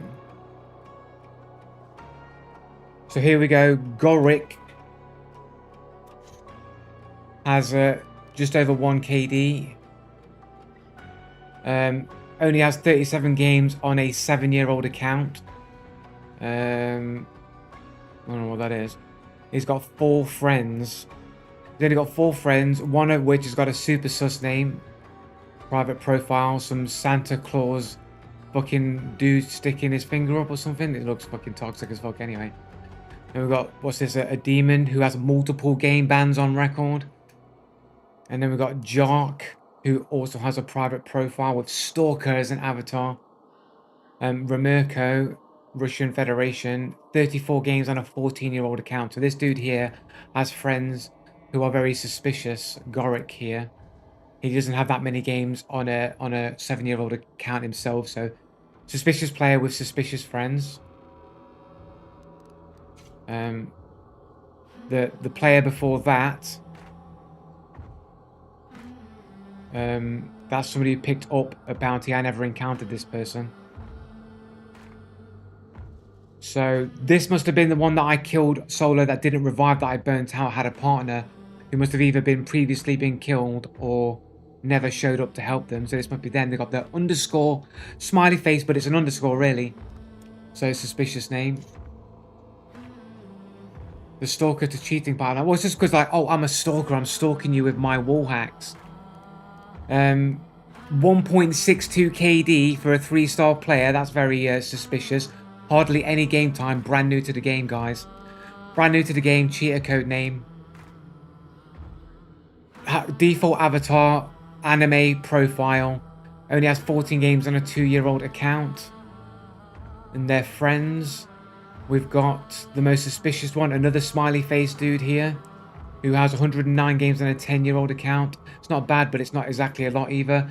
A frog avatar. I do see the frog motif like on occasion, but not enough for me to think that it's a cheater code.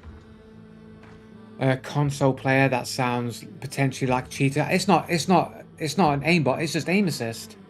Console player, and they only have 41 games on a 5-year-old account.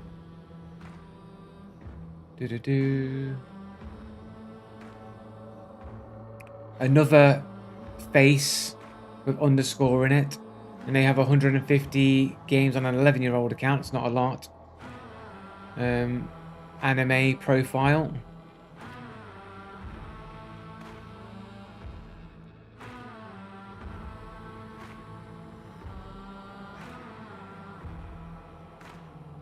Another like face, like boobies, I guess it is.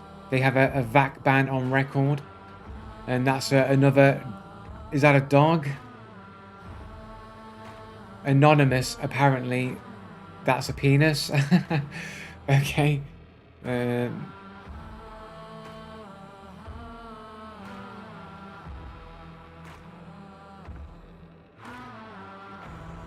60 games on a 9-year-old account there. But who was the first one that had multiple bans on record? Wasn't there somebody here that had, was it the other account? I think it was the other account, but they've got a dude with a ban on record anyway. Is it the boobies one? The boobies dude here has a game ban on record. We've got Russian name here who seemingly has no games on a level 0 account. Another frog. The frog might be potentially a cheater code, right? So another dude in the same dude's list that also has a frog avatar.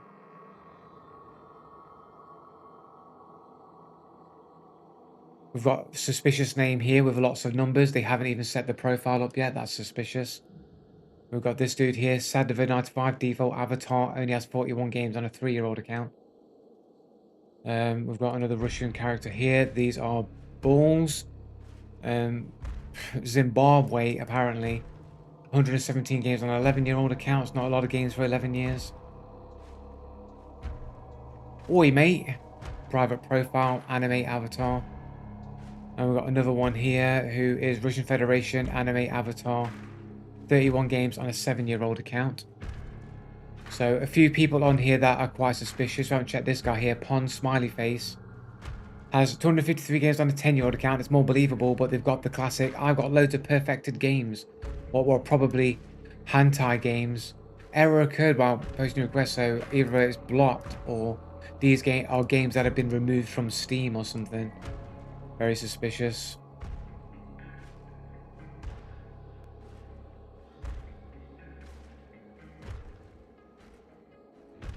Disgusting camper, minus rep. Camping could be war hacks. Tunneling noob. He's a tunneler, and he's a face camping tunneler. Oh no. playing the game, how behavior make you play the game, and then get crucified by the community because camping and tunneling is the only way you can win games against survivors. Um, and then Blitz here is the final one. 71 games on an 8-year-old account, references to Stalker again.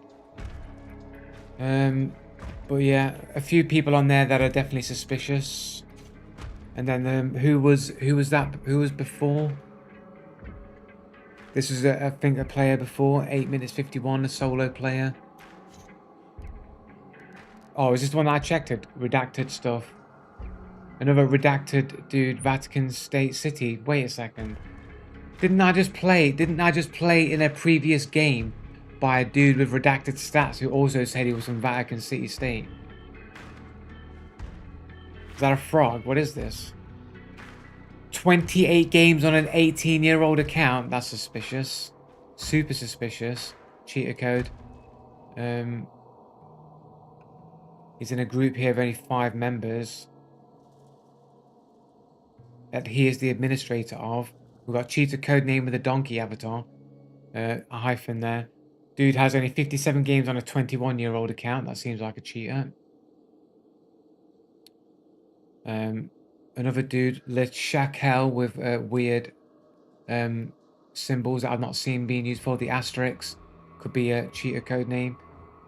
This guy only has 21 games on a 16-year-old account. That looks like a cheater as well. We have Newbox 33, so he's got the 33 code in, who only has 27 games on a 21-year-old account. Also looks like a cheater account. Also in this group called Rushland as well. And we've got a dude called Duck. It's not really a cheater profile name here, but the dude only has 1 game on a 16-year-old account, and is also a member of this Rushland. Crazy Campers and Cools Pappy. And this might be a cheater group. The administrators are that donkey dude who looks like a cheater. Rocket Myrtle dude who only has 93 games on a near 20-year-old account. Kalu here has a pigeon. Only has 27 games on a 21-year-old account. And then we've got this Budler dude here. No known aliases. 80 games on a 19-year-old account. I think this is a cheater group, isn't it? Rushland is a cheater group. They all basically hardly have any games with nearly 2 decades old long accounts. But Joe, you know that this means, how does it not mean anything? They've hardly got any games on a 2-decade-year-old accounts. Like, that's extremely suspicious. Let's ask AI. Let's see what AI says.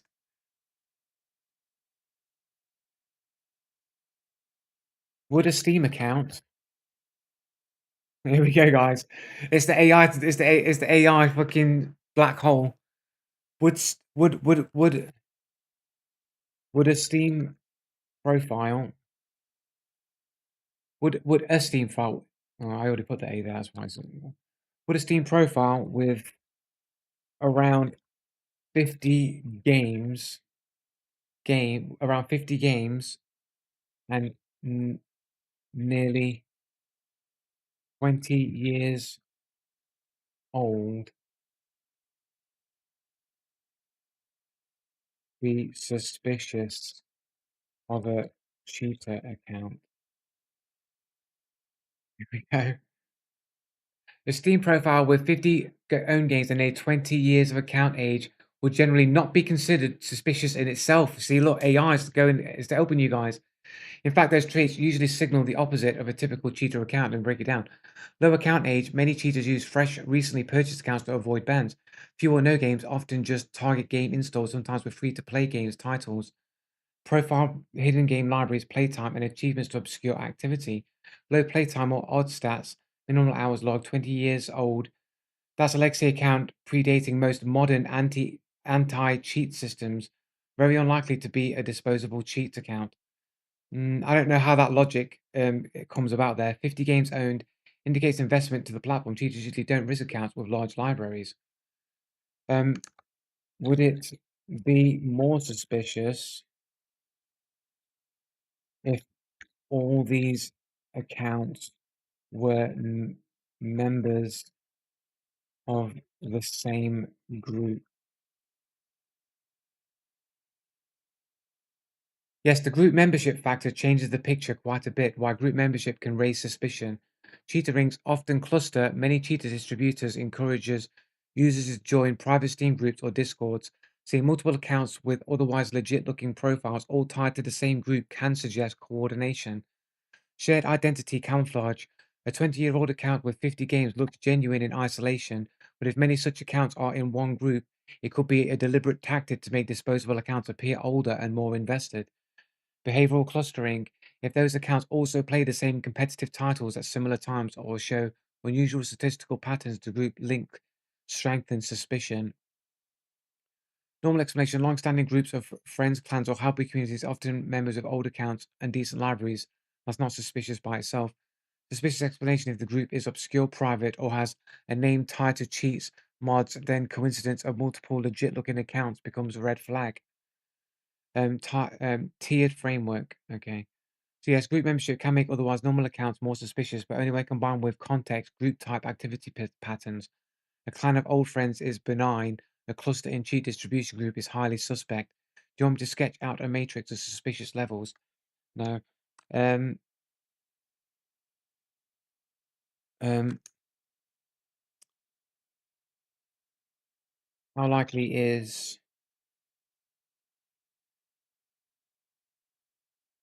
it, that these could be old accounts created long ago but being purchased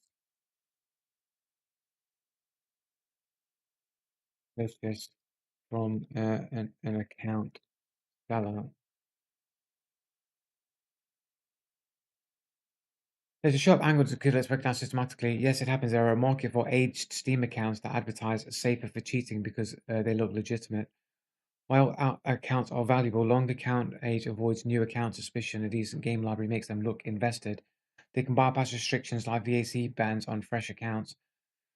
Indicators of purchase accounts, inconsistent activity, odd game library composition, lots of cheap bundle titles, but little playtime.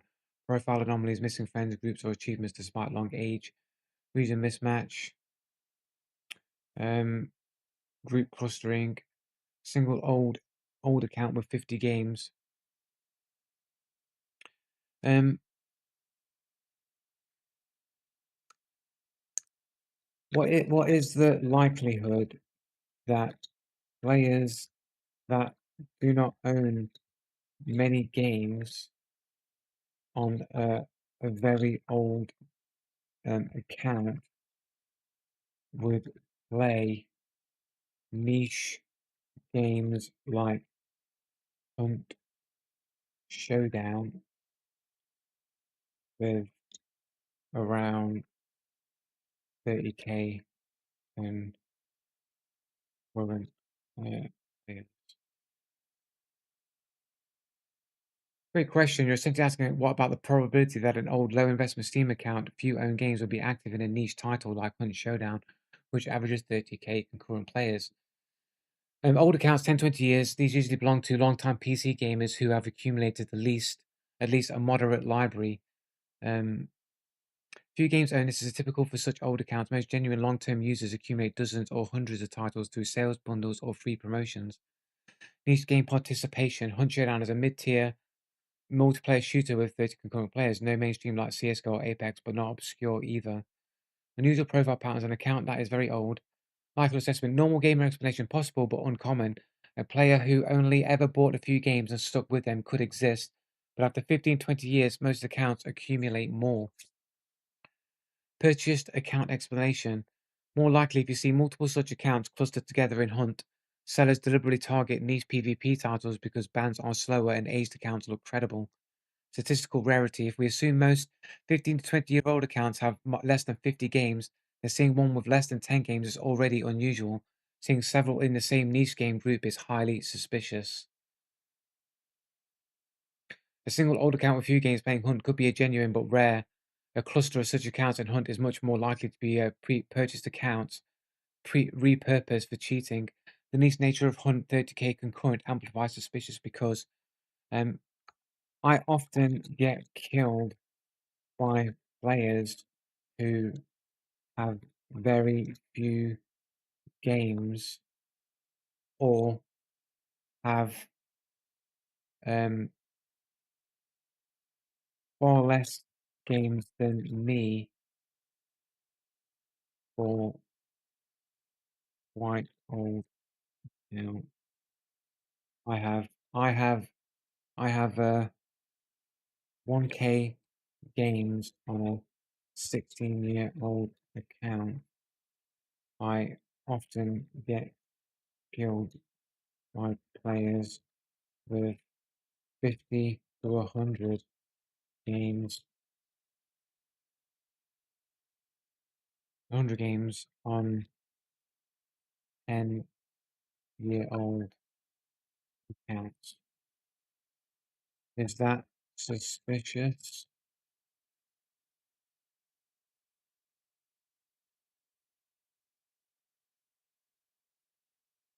This is a really interesting observation, Joe, and it touches on the difference between profile-based suspicion and in-game performance evidence. Your account 16 years old, 1,000 games, that's very invested profile, lots of purchases, long history, broad activity. Other accounts 10 years old, 50 to 100 games, still reasonably old, not a throwaway account. 50 to 100 games is modest but not tiny library. It's far above the cheater burner account pattern. 0 to 10 games, often free to play only. Many genuine players have smaller libraries because they only buy what they play or stick to a few genres. Not inherently suspicious, a 10-year-old account with 150 and 100 games is still a legitimate looking profile. Doesn't fit the classic cheat account mold. Context matters. If many such accounts clustered together in the same niche game, suspicion rises.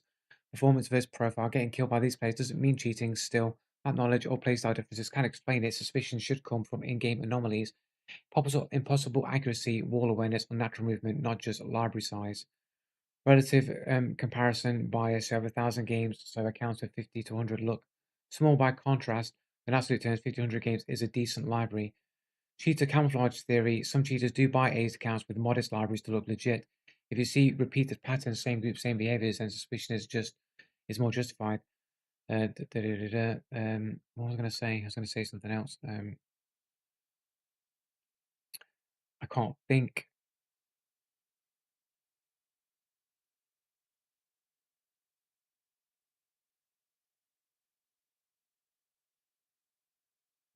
Yeah. Whoops. I'll come back to that if I remember what I was talking about. But yeah. But still, man, consistently to get a whole group of people though here, all with like the same kind of games on nearly 2 decades ago. And they're supposed to have got like 30 games. They're from France, but it's not really a French server. Is the whole thing a French server? This is from Monaco. Like, there's from people all over the place, predominantly French, it would seem, but there seems to be people from all over the place. Reptilian eyes, fucking Greta Thunberg here. 20 games on an 11-year-old account. The reptilian group, man. They're all reptilians. A cube. So it seems like this Rushland seems like a French group. Is it a group of French cheaters?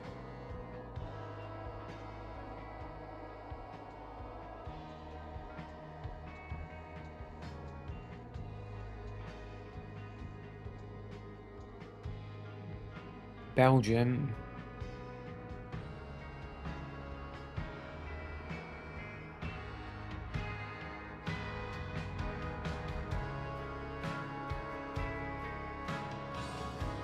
Didn't say I was wrong. It didn't say I was wrong. Okay, you gotta remember though. It's just one piece of information that I'm factoring in. I've not factored in like names, the avatars, like other things to account. Like the fact that they're all grouped together with similar aged accounts, like similar fucking games and everything. It's not really said that I'm wrong. It's just that there's other criteria to consider.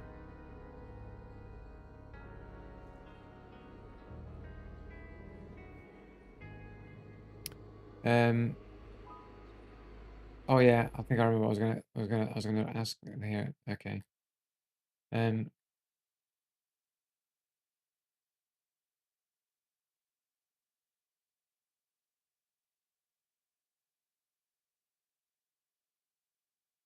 would it not be true that if um a group of cheaters knew the best methods, best methods to not get detected, they could essentially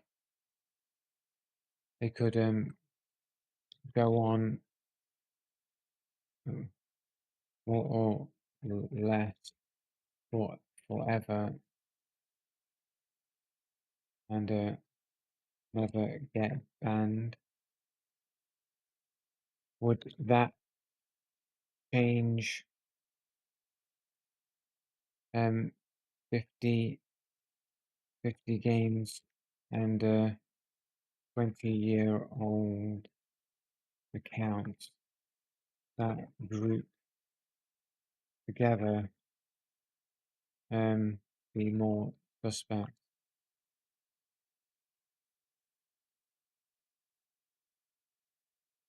Like, how do we know how effective anti-cheats and ban waves are? Especially, here we go, especially, I can't fucking spell, especially when, especially in hunt where Crytek doesn't seem to do much, and when a ban wave happens, the game goes on sale for 50%.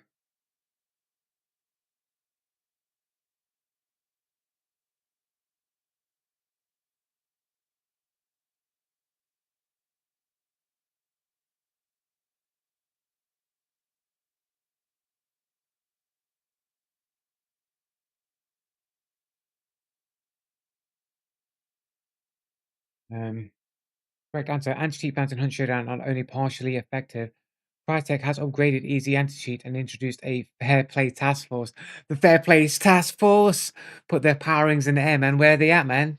Calling upon fucking Zordon. Like, I don't see them around anywhere. The Fair Play Task League. Like, what are they doing, bro?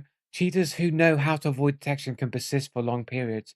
This makes clusters of old accounts with modest libraries, 50 games, 20 years old, in the same group more suspicious, since purchased or repurchased accounts are often used to evade bans. Ban waves do happen, but their effectiveness is debated, especially as players notice surges of cheaters returning and sales coinciding with ban waves.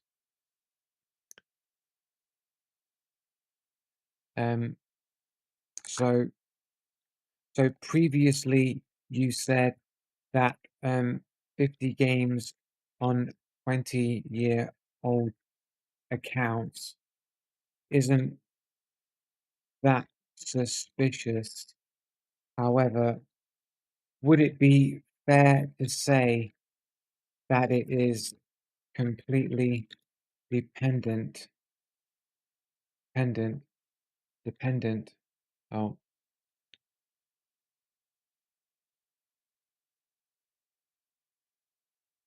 dependent, I'll get there in the end. It's fair to say that it is completely, however, would it be fair to say that it if it would it be fair to say that it is completely dependent on the climate of cheating? If cheating is bad and nothing really happens because anti-cheat is ineffective and companies have a vested interest to make money from said cheaters.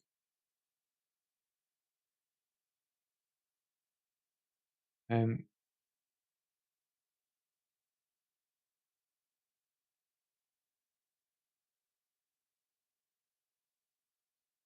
would that favor be more like cheat to be more to be cheaters? Or-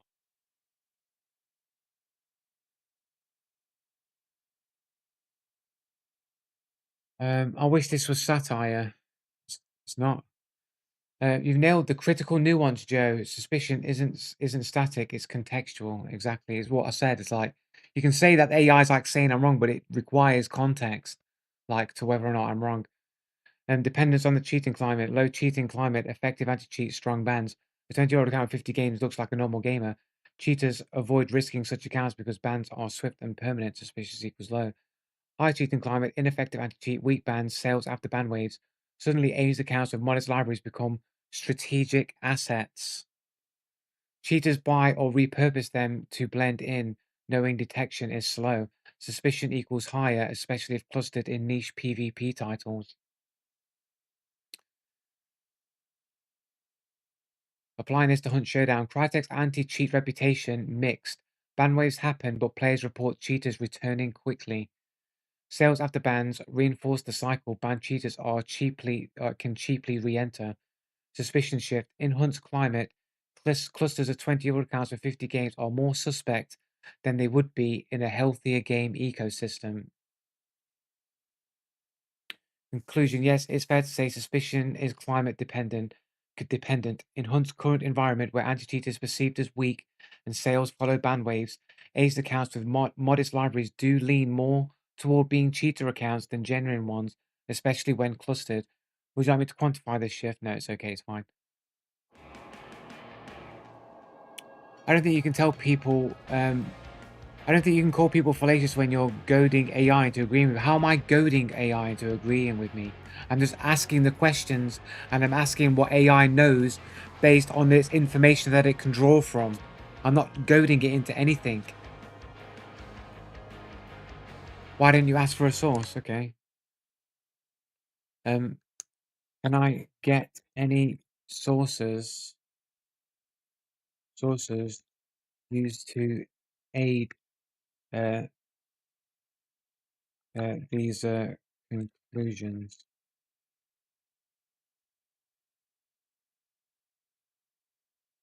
Correct answer, yes. Here are the sources that inform the conclusion about Hunt Showdown's anti-cheat effectiveness, ban waves, and community perceptions. They show both Crytek's visual data and player criticisms. Crytek's official anti-cheat update, October 2024, Fair Play Task Force, Community's Frustrations, Steam Forums, Reddit Player Reports, Ban Appeal and Statistics 2025. Research shows cheating remains the top ban reason, 46%, but false positives from EAC are rising. Crytek's October 2024 patch banned 2,300 accounts in 48 hours in 2024 patch. That's a lot of accounts, bro. Unbanster, how to get unbanned from Hunt Showdown in 2025.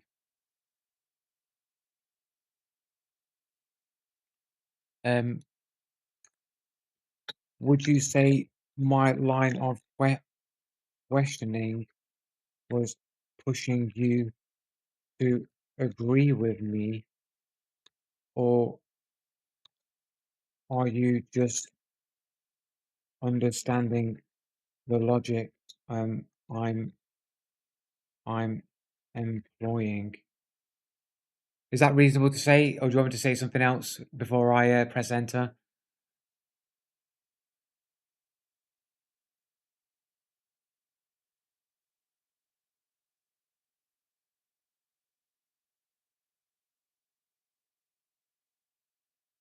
See what it says. I'd say you're not pushing me to agree so much as you are laying out a logical framework. Exactly. Logical. I'm following the reasons you're building. Exactly. This is what people were saying in the forums. They were like, you're just you're just forcing AI to agree with you. And I said, no, I'm just giving the AI all the information it needs in order to arrive at the correct conclusion. I'm creating a framework that to argue within. You're not pushing me to agree so much as you are laying out a logical framework, and I'm following the reasoning you're building. So I have a set of agreed upon logic. Pushing for agreement would mean you're trying to steer me into a conclusion regardless of the evidence. Employing logic means you're presenting premises, e.g., anti-cheat is ineffective, companies profit from cheaters rebuying, aged accounts with modest libraries clustered together, and asking whether those premises shift suspicion. What I've been doing is engaging with your premises on their own terms, testing whether they hold up, showing how suspicion levels change depending on the climate, and mapping them to a structural frameworks. That's not me being swayed, it's me recognizing the internal consistency of your argument and showing how it fits into broader models. So, in short, I'm understanding and extending the logic you're employing, not simply agreeing for the sake of it. You're essentially building a conditional model. If anti cheat is weak and incentivized favors cheats, then aged accounts with modest libraries become more suspect. That's a valid logical structure, and I'm working with it. Would you like me to sketch this as a conditional flowchart? Blah blah. There you go, guys. What more do you need to know, bro? I'm not pushing the AI to agree with me. I'm just building up a framework. I have a logical line of questioning, and the AI is based on logic and information that it knows. So it's only going to, it's only going to follow the logic that I'm employing. Yeah, but it's not saying that my premise is flawed. It's literally saying, like, look, it's not me being swayed, it's me recognizing the internal consistency of your argument and how it fits into broader models. In other words, the AI recognizes the logical trueness of what I'm saying. It knows that if this thing is true, this thing must also be true. And because these things are true, this fits into said model. The AI understands the logic. It employs the logic. It recognizes the consistency of my argument, that there's nothing contradicting itself. I'm not omitting factors. I'm only adding more information that adds more detail and nuance to the conclusion. And AI is just putting that together in a way in which is understandable based on its knowledge set that it's using. Oh, but you do. Then please tell me then how AI works.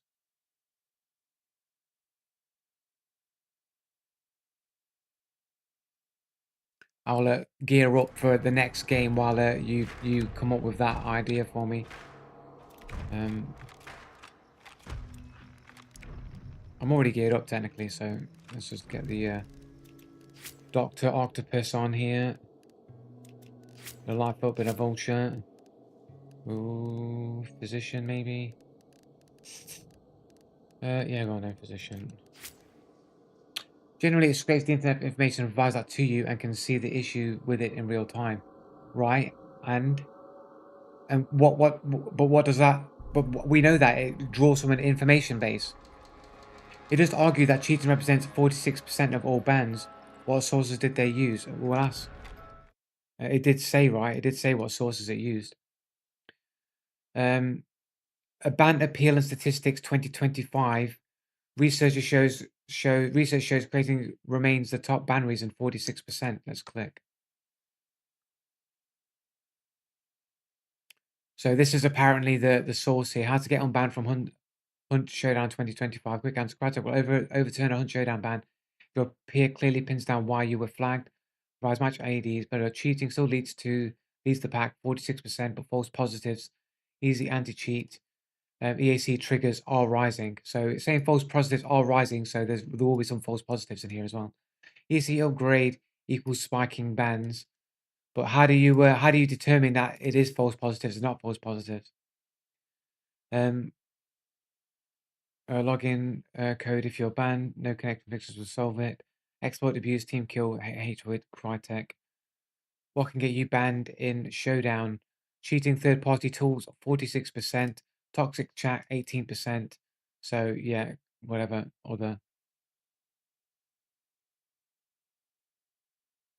These numbers below come from ticket volume dataset.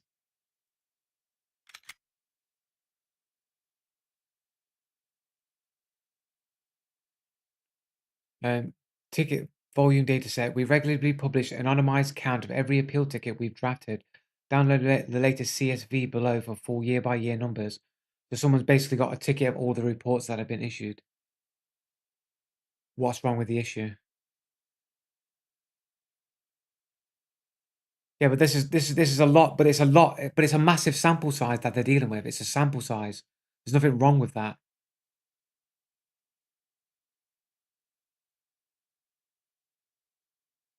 Yeah, but it's still a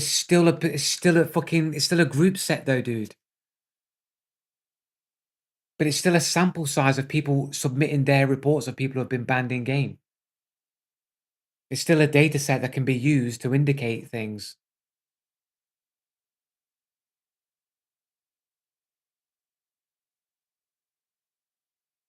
Yeah, but you're just saying, can you see why it's wrong? You're not telling me why it's wrong. What is the reason? Why is it wrong? So then why don't you give me the reason why it is? Look at their .csv. Why? Um, ban reasons by year.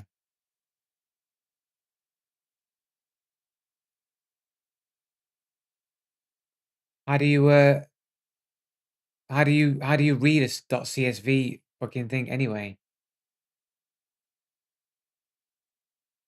How do you read .csv files? What do you need for that? You don't know what .csv is. Excel or Google Sheets.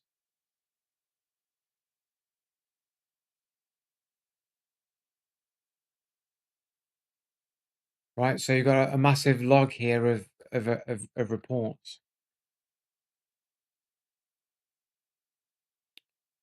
So accusation from 2016, these are the amount of tickets that they've received. 335 in 2016. Account selling or buying. So these are all the reports that they received. This is a lot of reports here.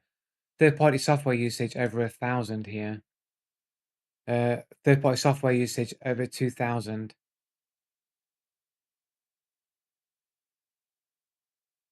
Limited. This is a lot of fucking. This is a lot of reports, bro. Over many years. 3,000 here, and the reports get worse every year. Year by year, the reports get worse.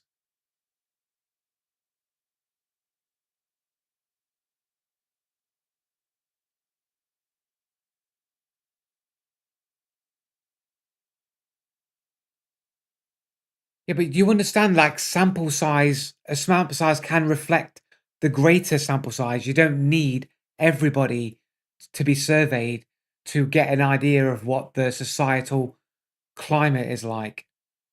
You do understand how surveys and statistics are used, right? When people do surveys about what public opinion is, it's not, they don't survey the whole public. They will survey a good amount of people, and then that will be the poll. And it will give you an indicator as to what, the wider group of people believe as well, or whatever the situation is.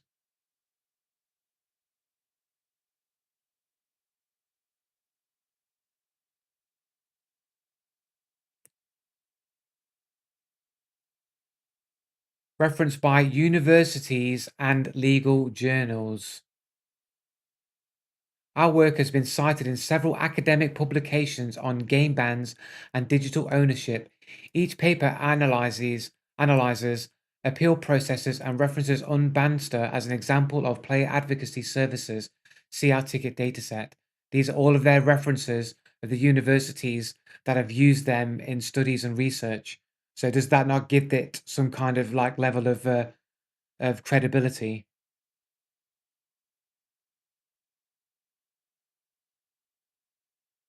Like this is credible information, dude.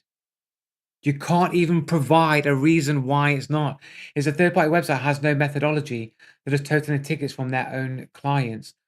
How is that representative of literally any game population and their ban rate?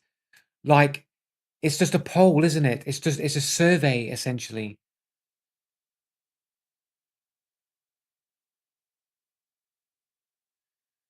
Like, if you think that there's no indication or it can't be used in any kind of way whatsoever, then you're just delusional.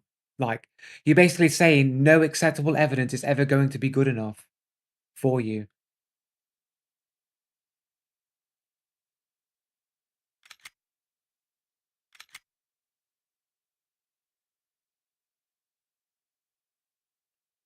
Um, That's in German.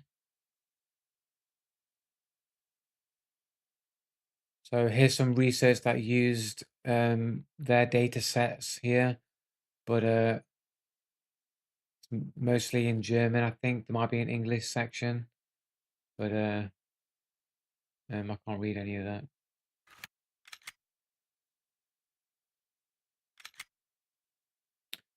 Fairness, copyright in video games. Hate the game, not the player.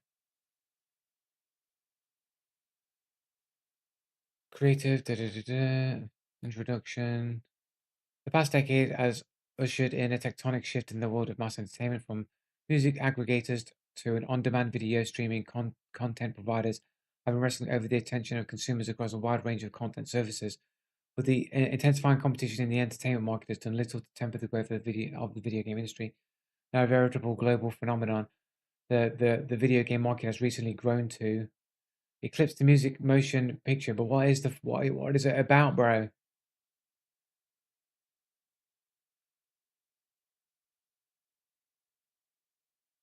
Just about copyrights and stuff in general.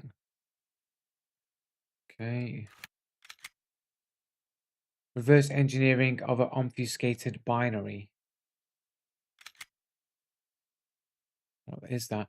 Reverse engineering is an important process employed by both attackers seeking to gain entry to a system as well as the security engineers that protect it. While there are numerous tools to develop for this purpose, they often can be tedious and use and rely on prior obtained domain knowledge. After examining a number of contemporary tools, we design and implement a denoising tool that reduces the human effort needed to perform reverse engineering. The tool takes snapshot of a target's program's memory as the user consistently interacts with it. By comparing changes across multiple sets of snapshots, consistent changes in memory that could be attributed to the user action are identified. We're going to demonstrate the user's three window applications, Minesweeper, Solitaire, and Notepad++. Through assistance from the denoising tool, we are able to discover information such as the location of mines, values of cards in these two games before they are revealed, and then instruct the user for input on Notepad++.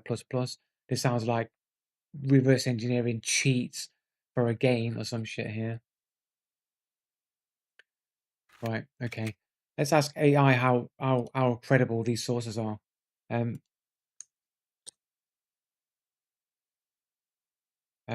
how reliable do you think these sources are?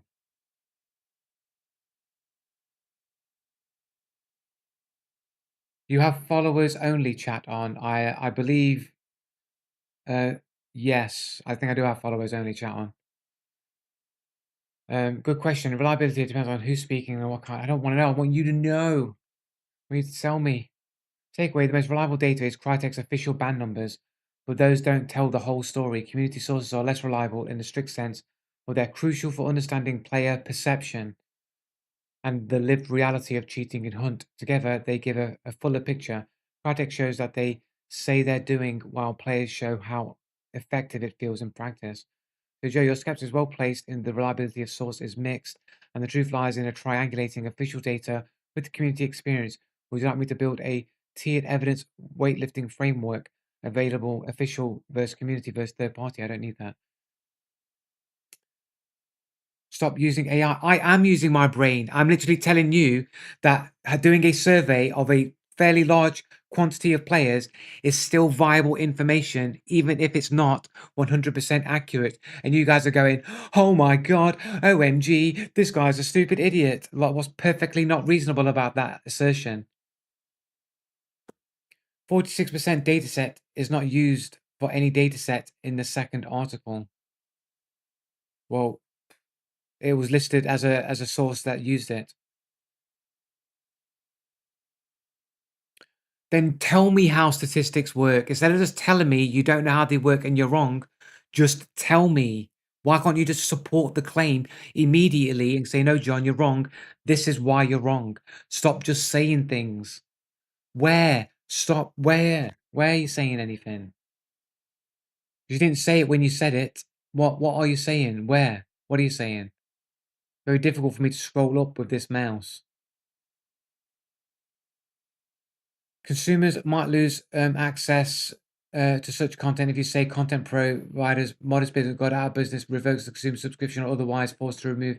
certain content from its library to provide a number of recent profiles. I don't understand what you're trying to assume with this random piece of information here.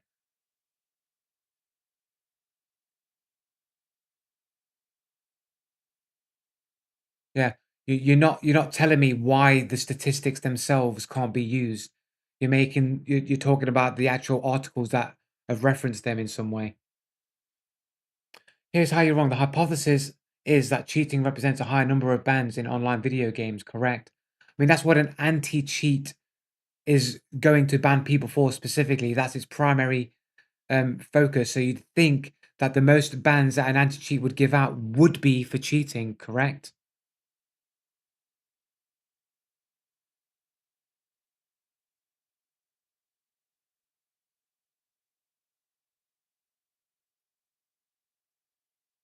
Well, then what are we talking about?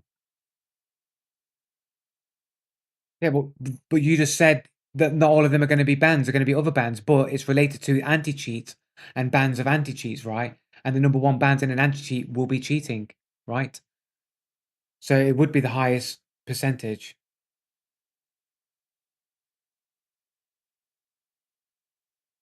Yeah, but we can question whether or not it's useful, but you're not really making a counter argument of why it's not useful. You're just literally saying we can't trust it because it's a third party source. Why though? Why can't we use the 46%? Why?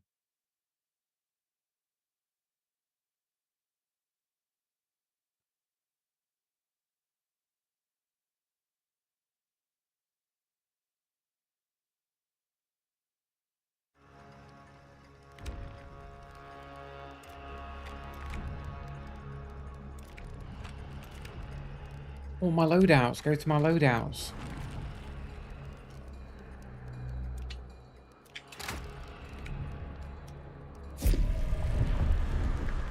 Like, I'm not saying that the information or the statistical information is 100% truth.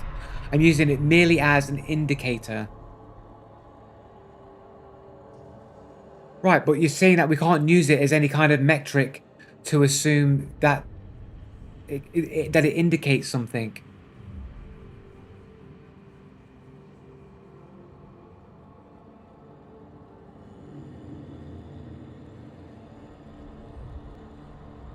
Why can't I use it for anything? You're not giving me a reason. You're just telling me I can't do it.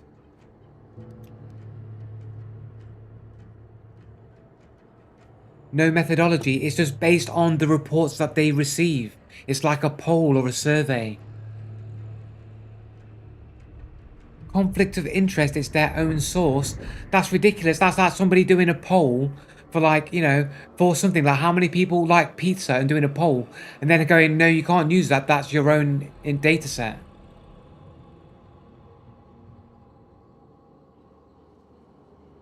Yeah, from their own clients, but their own clients are the people that use their service. Right? It's just like if somebody's doing a poll, it would be whatever organization was doing the poll. So if I did a poll to ask how many people like pizza, they would be my clients because they would be using my company to do the poll with. Like, I'm not saying that it's reliable information that we know for certain that this is the case, but it can give us a picture of likelihood. Like, I don't see what's wrong with that. That's perfectly reasonable. You're not saying anything. You're telling me I need to go and take a statistics course that I can't use them, but you're not. You apparently have been on this statistic course. Can't tell me anything. You can't even educate me on the things that you allegedly know. You're just saying things.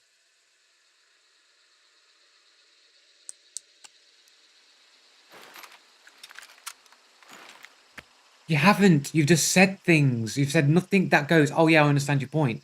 You said nothing but randomness.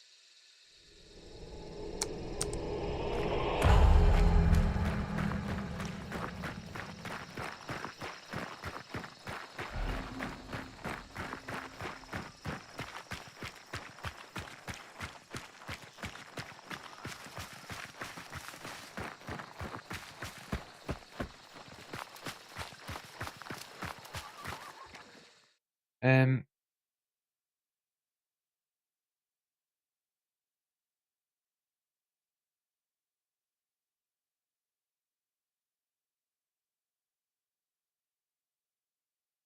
What is the what is the purpose of Unbanster?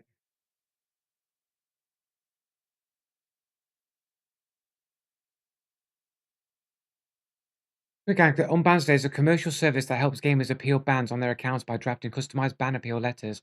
Its purpose is to give players the best chance of recovering accounts banned in games like Fortnite, League of Legends, World of Warcraft, and Hunt Showdown.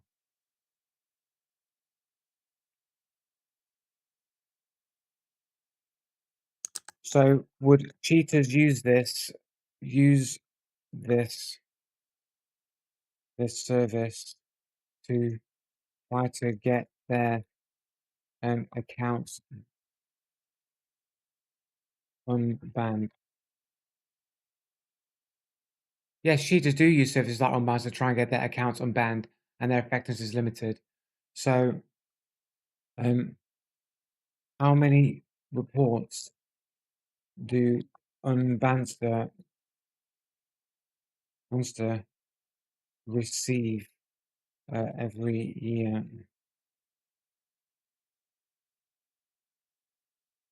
Udbanster does not publish official statistics on the exact number of ban appeal reports they receive each year. The website and guides describe the types of bans they handle: cheating, account compromise, false positives, but they do not disclose annual volume of cases. Um,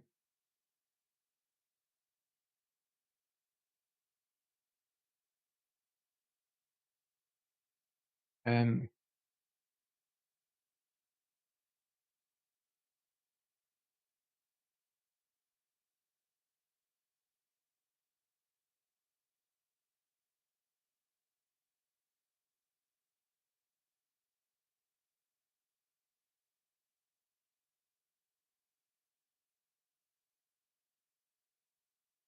I don't have access to Unbanster's internal ticket logs or their CSV files. Those aren't publicly available through my search capabilities. What I can see are their published guides, blog posts, and community discussions.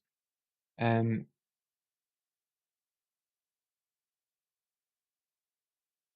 well,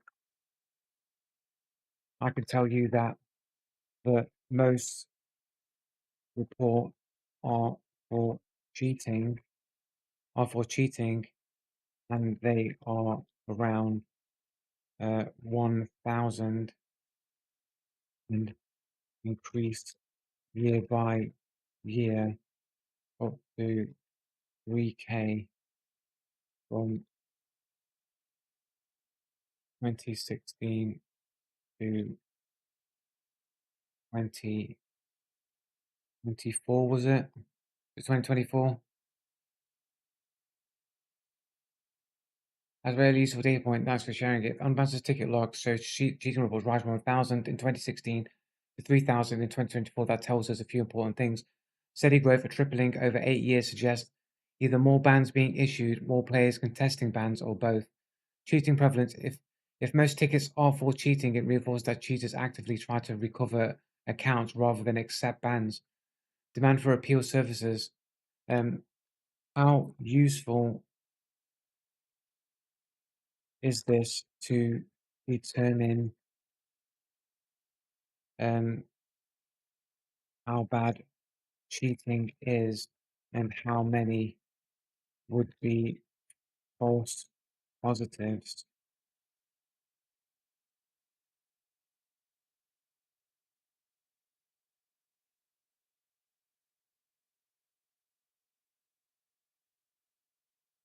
Peak prevalence proxy, rising appeal numbers 1 to 3K from 2016 to 24 suggests more bans are being issued, which correlates with more cheating actively being detected. Player behavior, the fact that most appeals are for cheating shows cheater activity. Contest bans, which confirms cheating is widespread enough to sustain market for appeal services. How useful is it? Moderately useful for scale. It shows cheating is significant enough to generate thousands of appeals annually. Weak for accuracy, it doesn't reveal the ratio of true cheaters versus false positives. Developers rarely publish that breakdown. Best use case, a trend indicator, which is basically what I said. That's just basically what I said the stat can be used for, a trend indicator. Like, you guys just keep telling me I'm wrong, but AI just keeps proving me right over again. It's because you're guiding the AI to agree with you, Joe. It agrees with you. It agrees with you, Joe. Um, read what specifically? AI, please tell me if this is useful. I don't want to think about the statistical pitfalls of this source.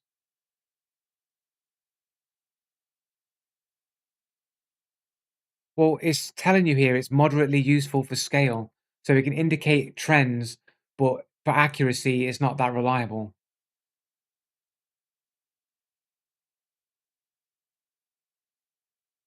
Sure.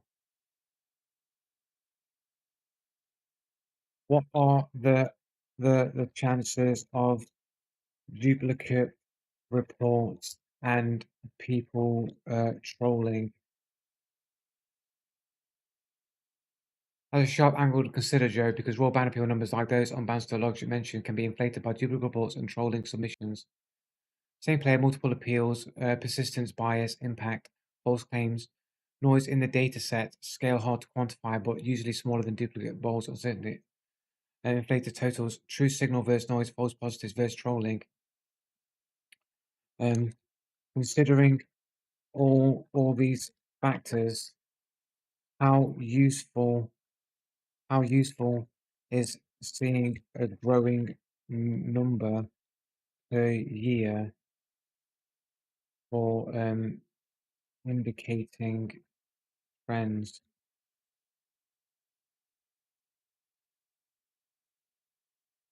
Year-on-year relative cross limits of the data, not precise prevalence. Appeals don't equal unique cheaters, duplicate trolls, and persistence.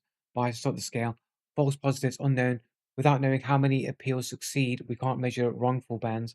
Developer bias. Companies may under or over report ban numbers depending on PR needs. Practical value. Moderately useful. It's a trend indicator, not a hard metric. It tells you cheating pressure is rising, but not the exact prevalence. Exactly. It's just the same, dude. It's not going to change. Like the logic of why the statistics like have any use at all will not change. Fucking rolling up VS Code here.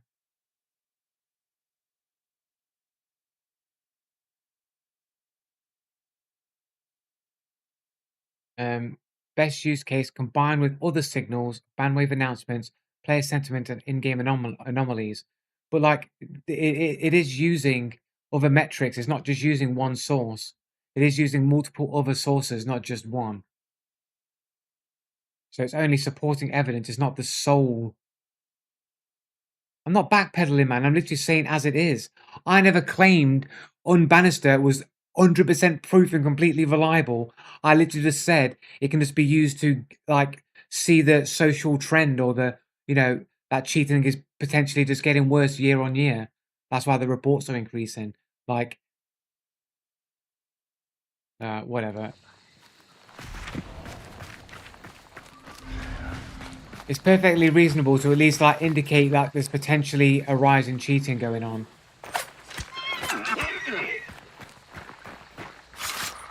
Like on Spider.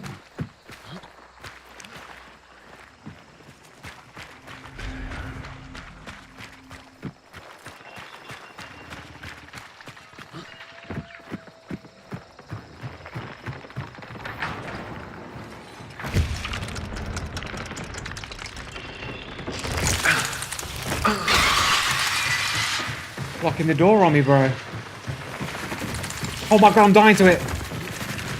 Stay away from me. Holy shit. I think this goes my necro.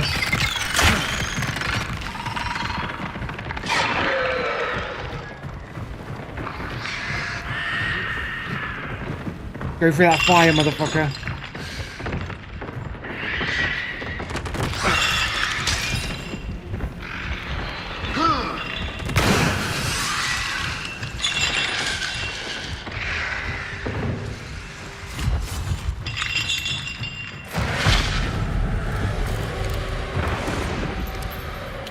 Holy shit. That's probably the scariest spider moment I think I've ever had in this game, bro. Fucking being chased by literally with the grenade in its mouth, man. And that's just a zombie.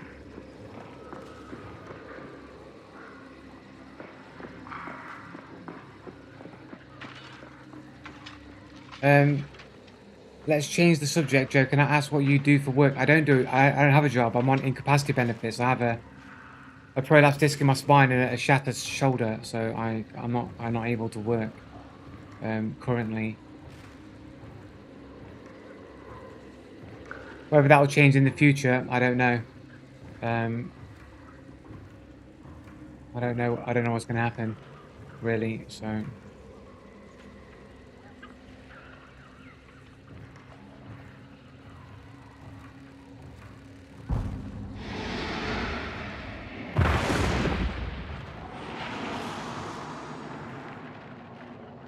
Spider. Sorry.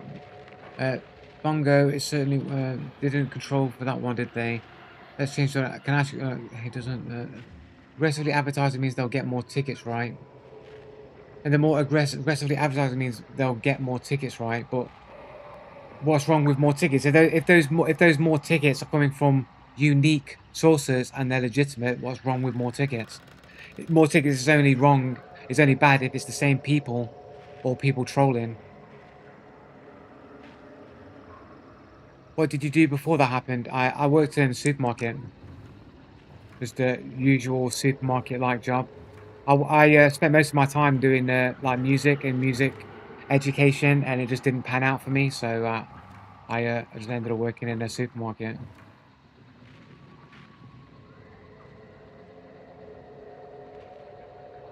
You don't have any methodology or controls. I think somebody's over there. So I'm not sure why you're assuming. I mean, I'm not really assuming anything. I don't. I mean, yeah, sure. I'm just using the information as a potential indicator. Like, I wouldn't say it was very reliable myself either, but I'm just saying, like, you can use it to at least get, some kind of a picture that's potentially true, as long as it's considered in those terms. I'm not using it as proof.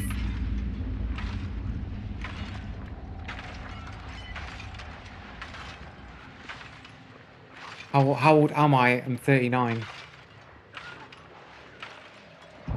I was. When did I say this is absolute proof and can be used?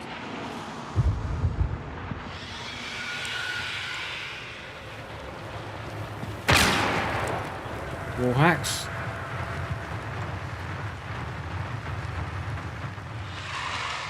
We've got a wall hacker here.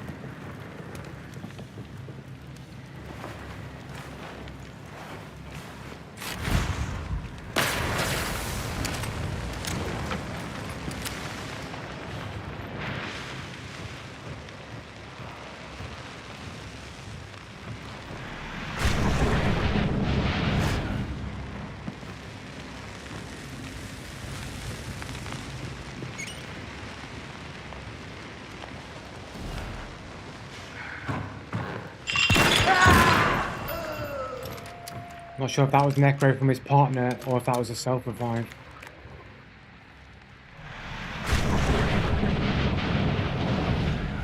Might be his partner.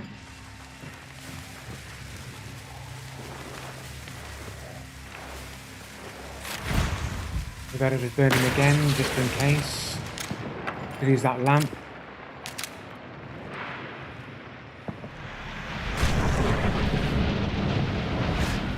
Two more solos, one over there, one over there.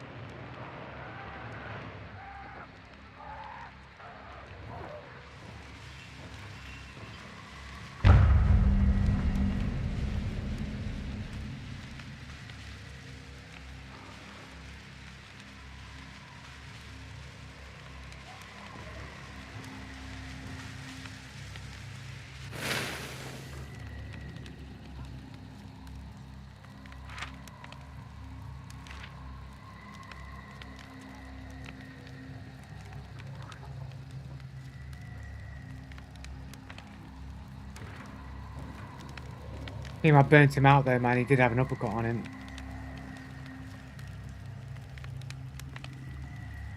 And I don't really like the nitro. If I hadn't have burnt his body out, I probably would have taken it if I'd have won these trades and just stashed it into the collection that never gets used.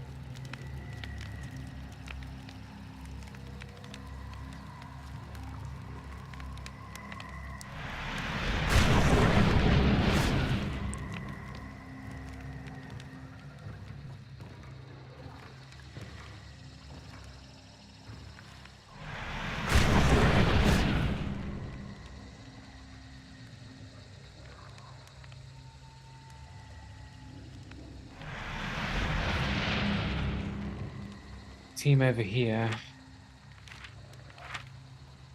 Kind of got to get through these guys to get to extract.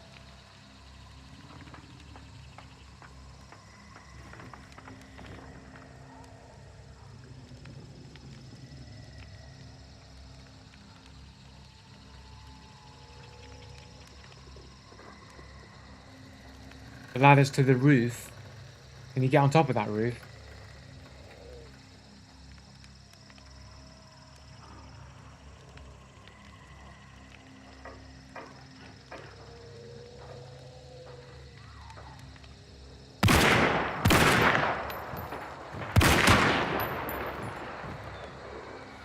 You were right.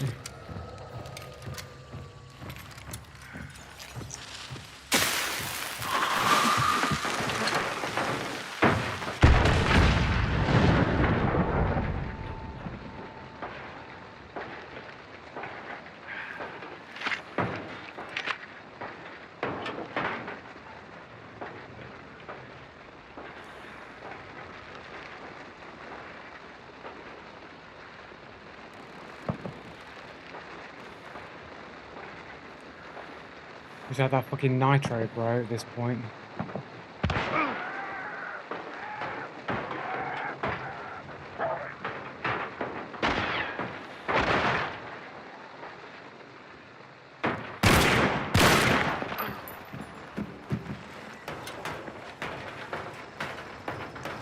Shit, I lost him.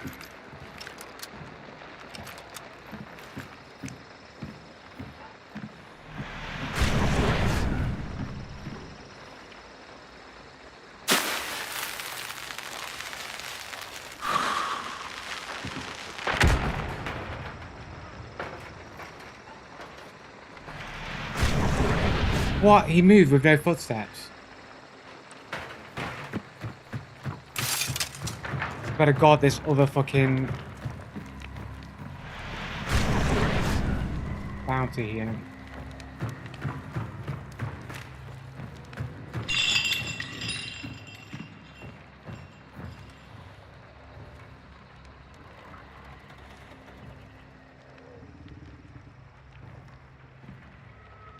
If the other dudes didn't shoot at him, man, he would have come round the other side and I would have had him. Fucking dickheads. I wasn't sure if I'd be able to hit those feet through the floorboards or not, because it's a metal floor. It might just deny me the bullet, so I just didn't. I didn't risk it.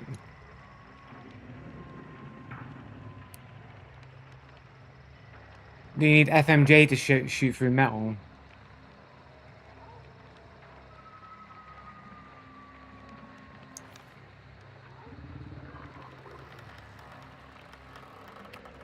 Oh, it's a sweaty one, guys. It's a sweaty one.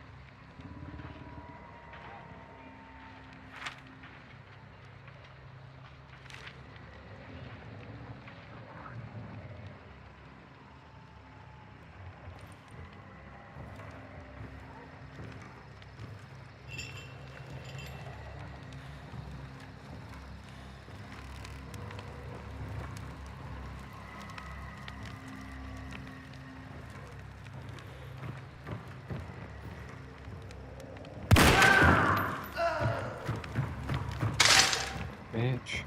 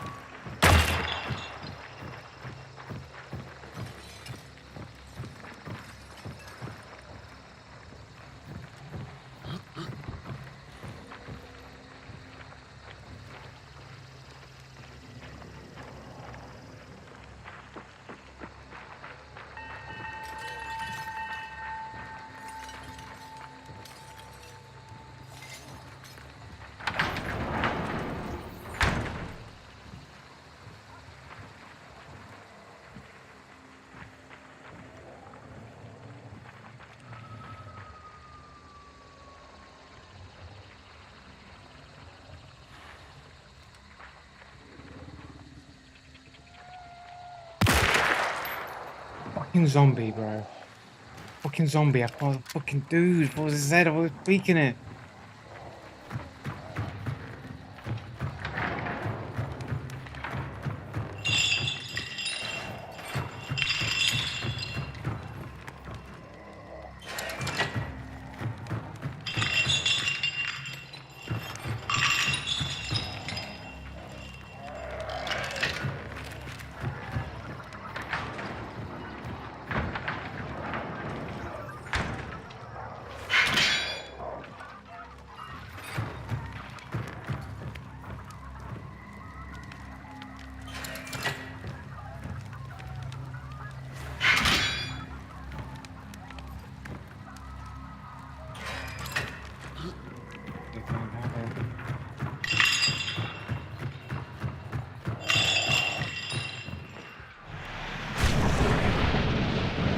There's another dude over there as well. Fucking dude over there as well. I can't even go that way.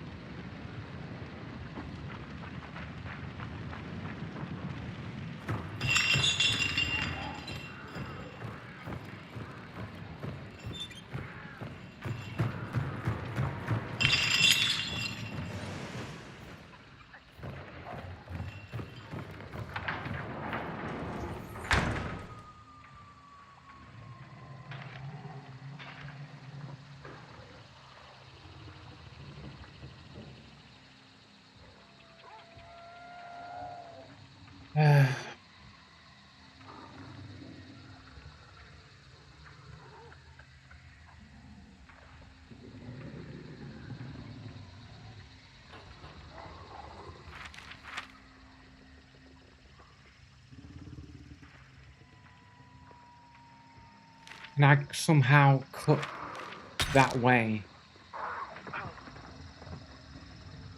Might be able to.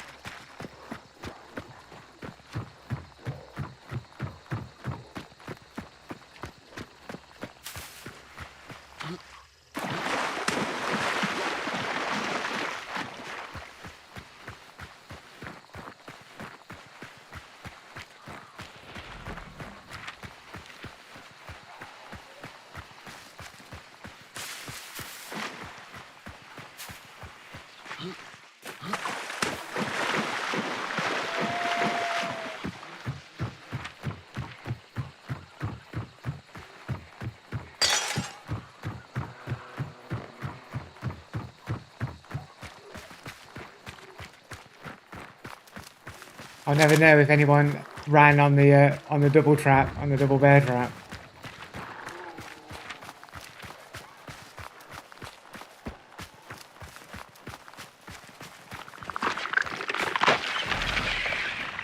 Well, bounty was picked up, man. We'll see Polo. We'll see if Polo got killed. I would have got a hit marker, right? Hit marker would have come on my screen, innit, if they got hit by it. They must have seen the trap.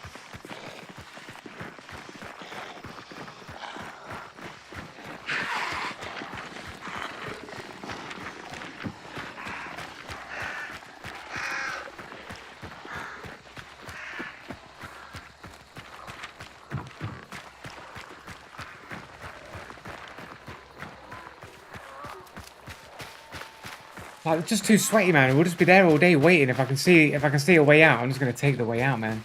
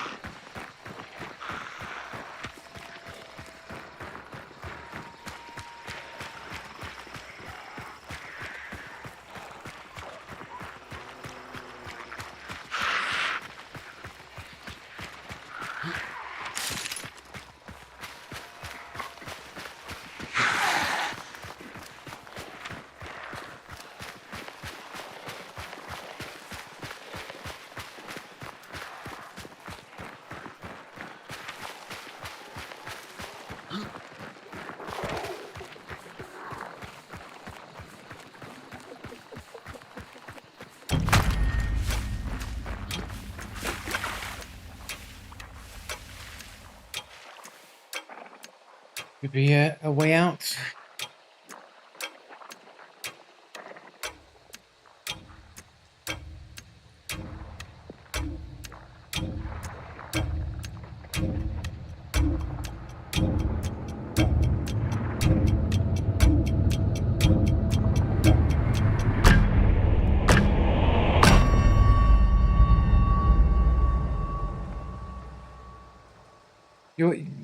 Why people on about the crouch walk? You're on about, crouch walking is inaudible, like, beyond 20 meters, right? So if they're not within 20 meters range, if they can't see me, why wouldn't I be crouching to, like, maximize the ability to be able to reposition and not know where I am?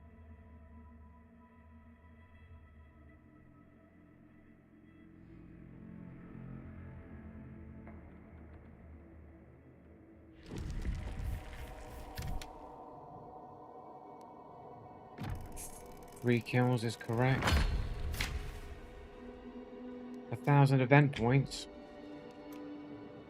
Oh, because I did the claim thing, innit?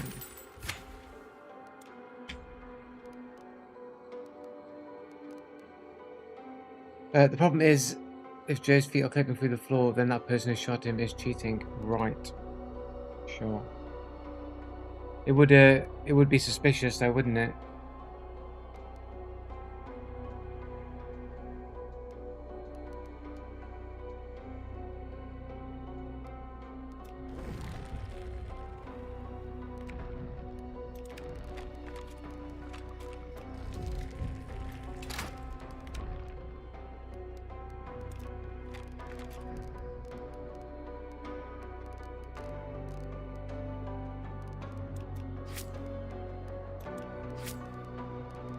I did get life on you.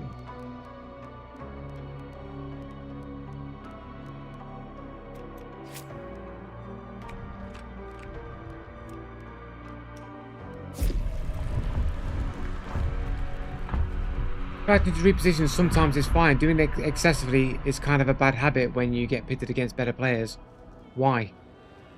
Like, tell me why I can't crouch walk if like there's no one around and I'm minimizing their ability to be able to hear me. I don't understand what the problem is.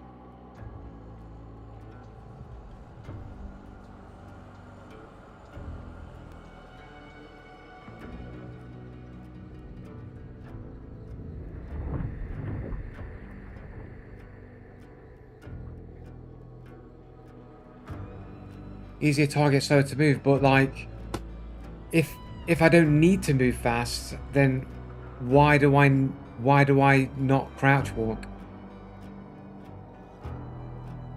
Yeah, but if somebody is around within 20 meters, like if they don't have a line of sight of me, why wouldn't you be crouching anyway? Because if you walk up and about, then you're going to give people clear knowledge of where you are with no way to obfuscate it at all.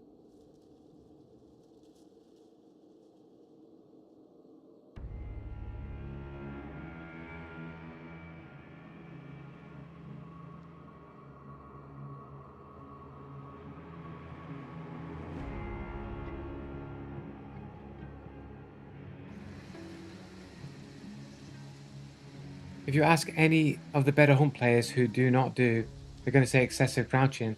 Yeah, but I bet you most of those uh, hunt players are cheaters. They don't need to crouch or utilize the stealth because they've got aimbot on wall hacks. So name a better player then. Who's a better player? Rakta? Hornet? Whitey? Like any of these dudes who all have like suspicious gameplay?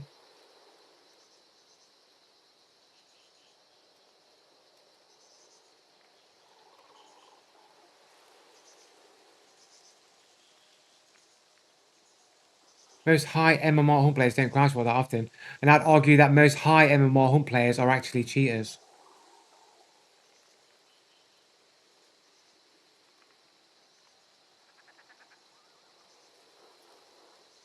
Yeah, but you're not understanding, like, only people with aimbot and wall hacks who just run around with reckless abandon are the people likely to not be crouching a lot. Those who aren't cheating are still going to utilize the stealth aspects of the gameplay that are built into the game that cheaters ignore. General Sam. I wouldn't say General Sam was that good at the game. I mean, I'm not. He's more of a trolling kind of player, right? I mean, I've not really seen lots of his gameplay footage. I'm not saying he's a bad player, but I would hardly like say he was like a really good player.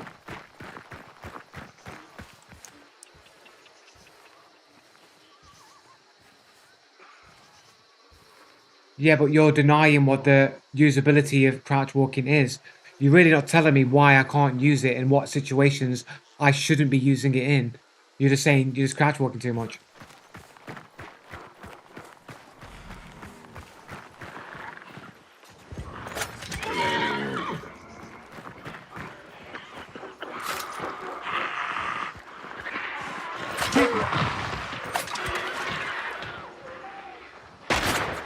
Whoa.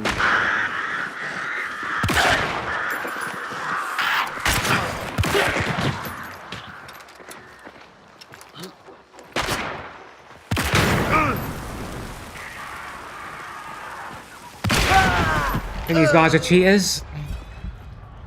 I think the guys are cheaters, bro. Look at him with his Mr. Lift with his barcodes in there, bro. 1.71 KD ran straight to me. They're just spawn checking, guys.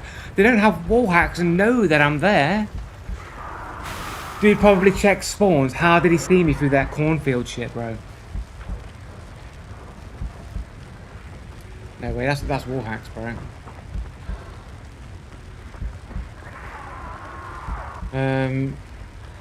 The Mr. Left 41 games on a level 20 Steam account, unknown.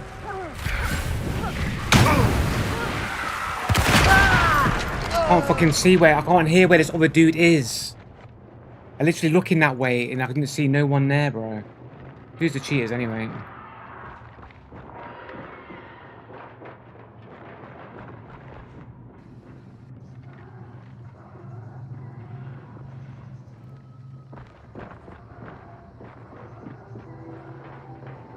You do video reviews to check if someone is cheating.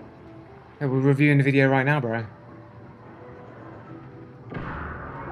No, we don't really do any of that stuff, man, because remember what AI said? My small audience who are likely to be cheaters would like me to like look at their footage and their gameplay and stuff to see if they can, their psychology wants to know if Joe Blue will be able to detect their cheating or not. But it knows though, innit? It knows.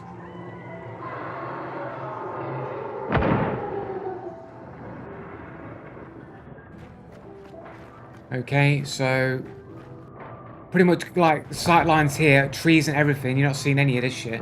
This mountain ridge now is blocking any kind of look over here. I crouch, talking to chat. Stay there for a while. They ain't seeing nothing here, bro, because I'm crouched. You ain't seeing shit from here. Talking to chat.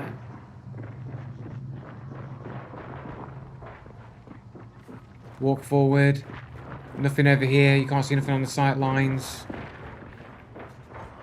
Crouching again, so you can't see me over the top of the crops, the fence, the haystacks, and all that stuff.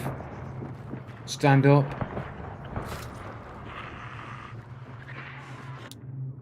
Can't see anyone here. You can't really see over the top of these like crops if you were at the back over there.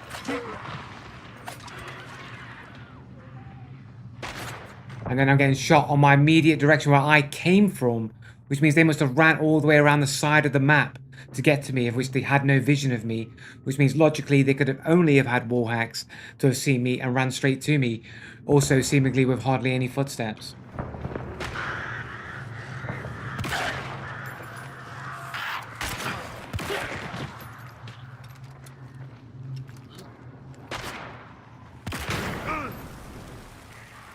But this other dude here is running around on me with no footsteps, bro.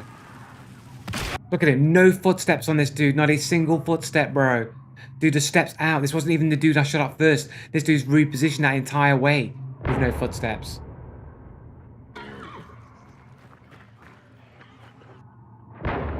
Why would you... You wouldn't run to check spawns. You got a 50-50 chance. You check your spawns visually. You wouldn't run to another spawn to check it. You could go left, you could go right. Oh, let's go left or right to check spawn. We do this every game. You got a 50% chance to fucking potentially, like, it's not even a 50% chance because spawning next to players is the least likely outcome. Like, usually the spawns will be split apart more often than being spawned next to each other, so it's a lesser percentage, and then you got a 50% choice between the left and the right, as well as that chance there's even somebody spawning next to you anyway. So the fact that they're running directly to a player would suggest wall hacks. Like, otherwise, it's an extremely low probability that they just run to a spawn and just happen to be correct.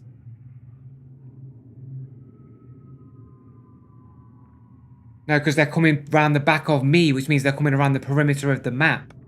They've not gone towards the clue or bounty and then looked towards thing. They didn't have the sight lines for that. If they're coming around behind me, they're coming down directly down from their spawn point down the side of the map, which means they'd seen me with wall hacks.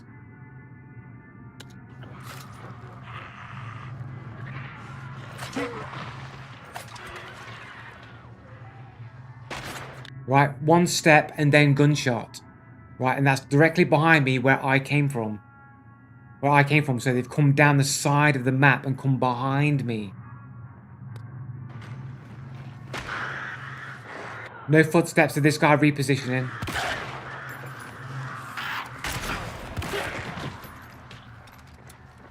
Right, some footsteps there on the haystack. This is the person. Is this the this is the one with the green top and the hat, not the ghost face skin. So they get hit and I get hit there. I hear their footsteps over here. They've gone behind this haystack. But I don't hear this guy's footsteps. I can hear the other dude, but I can't hear this dude who's closer to me. You can't say it's because the burner's on fire. I can't hear the footsteps. I can hear the other guy's footsteps. I can hear the other dude's footsteps. But I can't hear this guy's footsteps.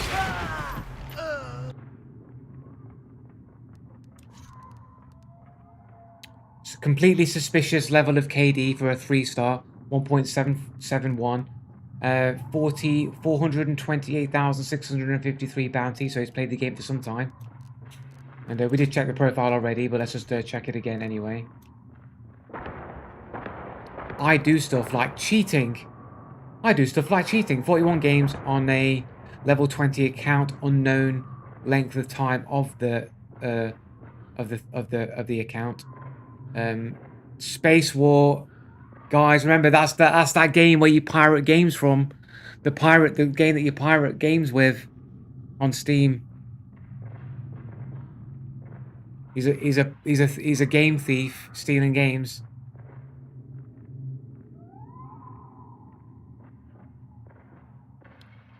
755 games on Showdown. Yeah, Space War is a game that you can't buy on Steam anymore. It doesn't go anywhere. So Space War is basically, it's a wrapper, like basically authorizes it as a Steam game, and then you just get the game files of any game, dump it into that wrapper, and you can play it through Steam. Any game that requires Steam to play. So take any Steam game from anywhere, dump it into the Space War wrapper, and you can play a game. It's been removed on Steam since then, of course. Can't do it anymore. But it's one of his most recent activity games that he's been playing, even though you can't get it on Steam anymore, but he's got it. Been pirating games on Steam. Yeah, but if you buy a game on Steam, even if it gets taken down from the store, you still own it. Yeah, sure, you still own it. That's why it's got recent hours on it.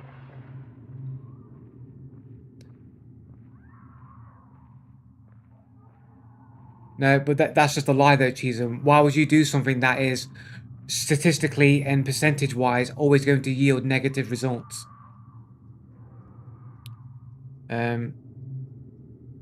CSGO cheater.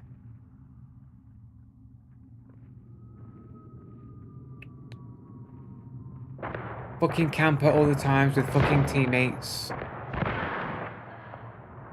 Pro gamer. That just means he's a cheater.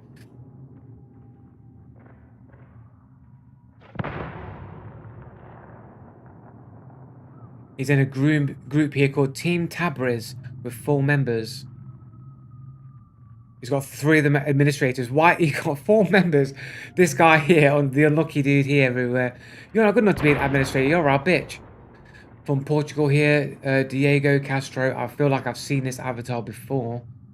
53 games on a 10-year-old account. All these games with 0 hours in them on his recent activity. This is a red flag. Red flag when you just booted up a game to like do nothing with it is a red flag that he's got a bunch of bullshit games to flesh out his account to make it look like a played on account. Have a look at what those games are, hey? Football Manager 2020, 7,000 hours in Football Manager. Okay, lots of Football Manager played. Bit of Grand Theft Auto, sorry. Town of Salem. Golf It. Dispatch 8.7 hours. So getting down to like not a lot of hours played on some of these games here.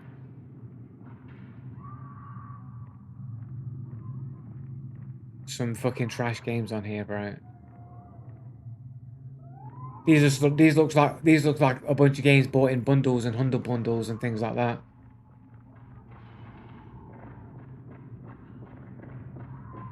Yeah, and then another dude here. Oh, that is that dude. And we've got an anime profile here from Bulgaria. 37 games on an 8-year-old account. Again, a lot of CSGO play here. Cat iconography here in the comment section. Plus rep. And the dude's got a game ban on record. The dude put in the cat avatar, the cat comments. He has the game ban on record. So again, proving that the cat symbology, the cat code, always seems to result in suspicious players. And the fact that he's posting a cat there is probably just saying, "I know you're a cheater too. Me and you are all cheater cats together, guys." And there we go.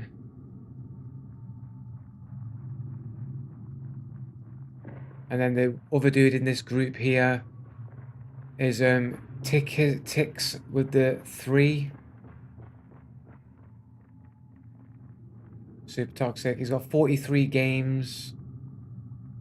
Suicide for Drip. How to stop the gay bottle. Okay. Nearly 4,000 hours in Cheetah Strike 2. Also has Space War. Also a dirty pirate. Filthy pirate. Plays a bit of eFootball here.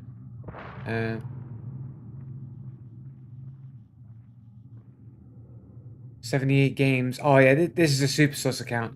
So all of his game is focused entirely into Counter-Strike 2, and everything else has 30 or less hours on his account.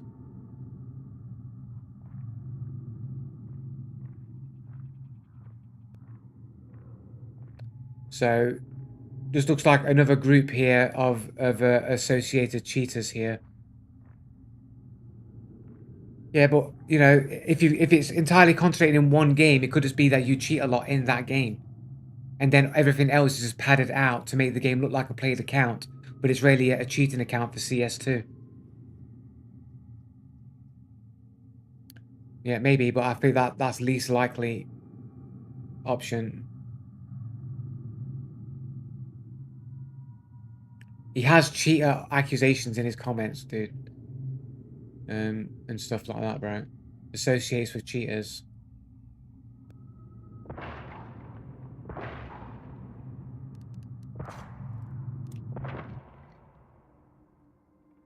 Oh yeah.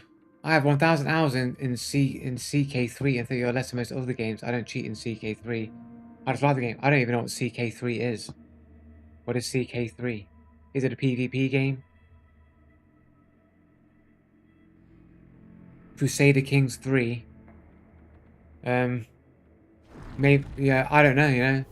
That's a long time to play a game like Crusaders 3.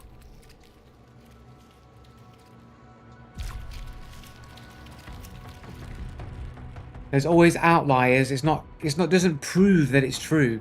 These are all just things that combined together can be suspicious. The guy's got no footsteps. The dudes are rolling on me like they got wall hacks. He associates with cheaters. Got a whole bunch of sus dudes on their account. People who comment on their friends' fucking page with cat icons immediately have bans on records. There's an associating with suspicious people doing suspicious things in games and so forth. It's not just one thing. It's a combined thing that says it could be likely that this person's cheating. I don't think we get to see their partner though, I don't think. Oh, what do we do here? Mr. Right, Neshto Nakatasaki. How much better they got an anime profile? Less than 1 KD. Oh, not that much bounty. Is he being carried by a cheater? The devil. I've got the devil horns. He's got the devil is that what is this on his head? I mean, the guy looks just like a speng anyway. He's got 2 friends, a level 0 account, Mr. Lift, so he's got that dude on his friends list there. And then he's got this other dude, Just Me from Bulgaria, 65 on a 10-year-old account. This is probably his main cheating account, and he calls it Just Me, so he knows that it's him. It's probably this dude's other account, Mr. Right and Mr. Left. That's what their name is, Mr. Right and Mr. Left, so they're both like together.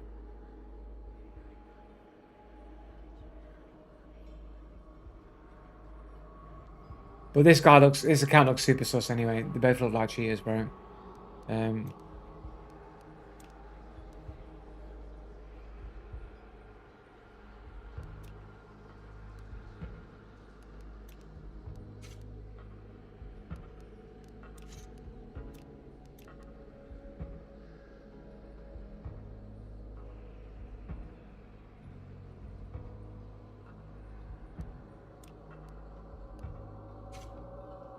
there we go.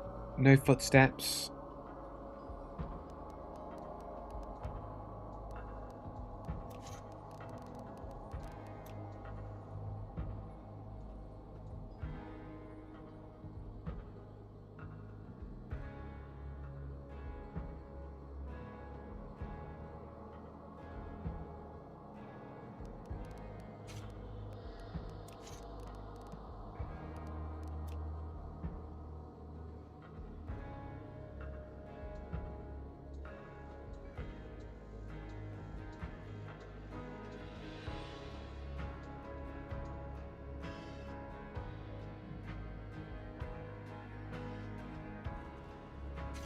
There we go. I think that's our first.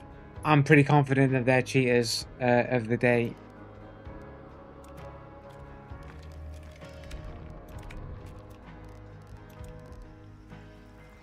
But Joe, we didn't see any cheating.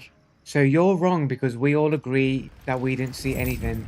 It's normal to check spawns and run blind just to make certain that it could be. Somebody could have spawned there. Do that every game.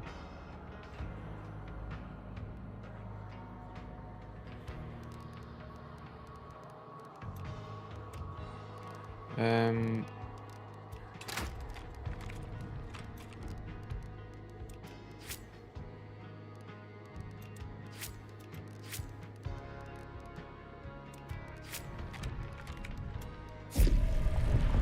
checking spawns with your eyes is normal, but they had no real like good sight lines to see me at any point, and they already ran down the map, the side of the map, to get behind me.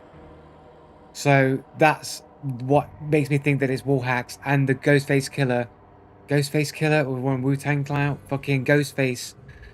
Um, he uh, he he had no footsteps, bro, and just rolled on me, and I couldn't even hear him moving around at all, and just rolled straight to me and bang. And all their accounts look sus as fuck.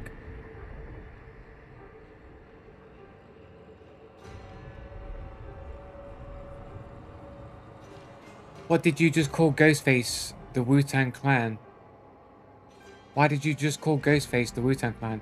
So I called him Ghostface Killer in it. I said Ghostface Killer, and I meant to say Ghostface. Ghostface Killer's Wu-Tang, innit?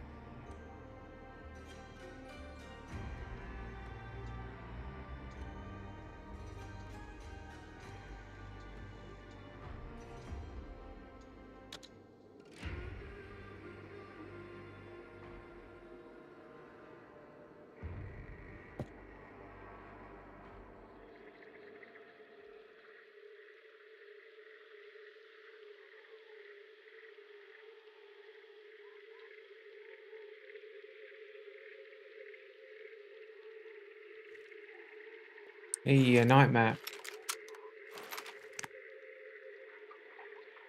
My favourite. How are we looking on here for night map brightness anyway? It's brighter than my screen anyway. I've never heard Ghostface and Wu-Tang Clan together. The name's sure, but the slash icon there. Ghostface Killer is a member of the Wu-Tang Clan, isn't it?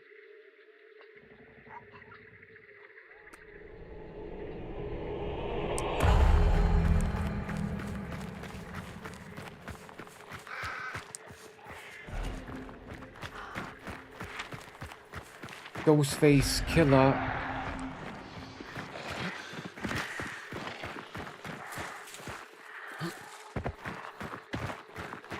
Going flying, mate.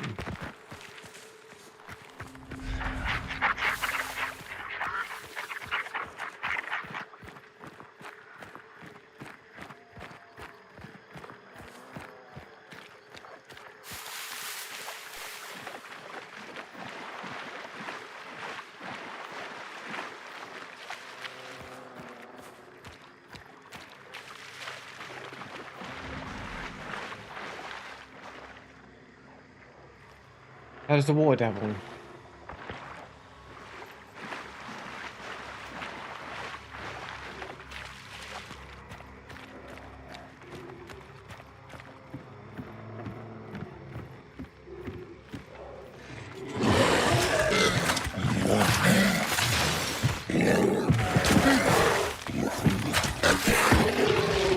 How many knives, bro?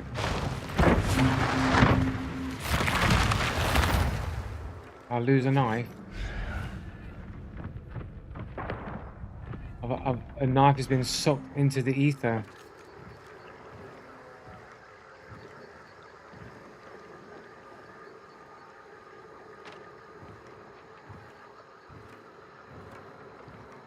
I'll catch you later, little Rachel.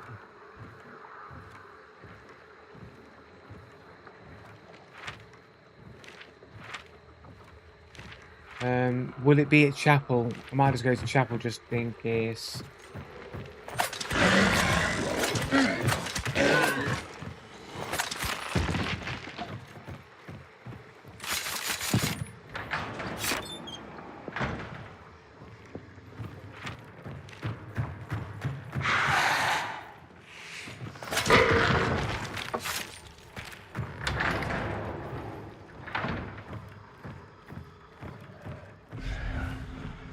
Oh, am I on double? I'm on a double here.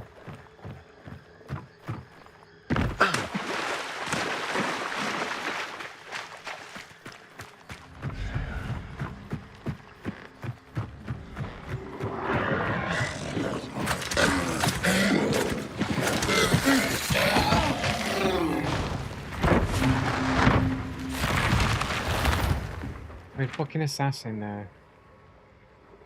I'm gonna go to livestock and then go over to the other bounty, I think. Please find out where Assassin is.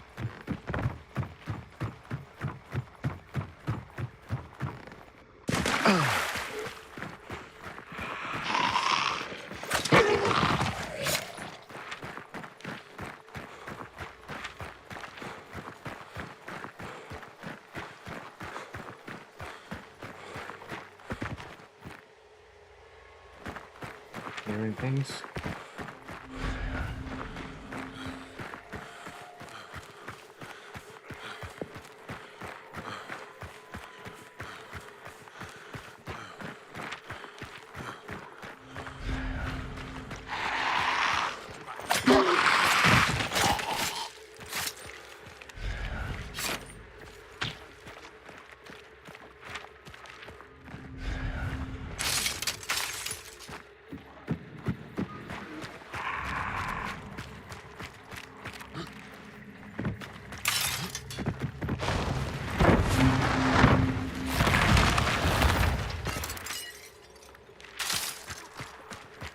Go across to the other one.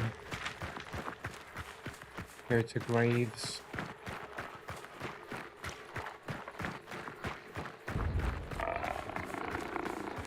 We have aggro point.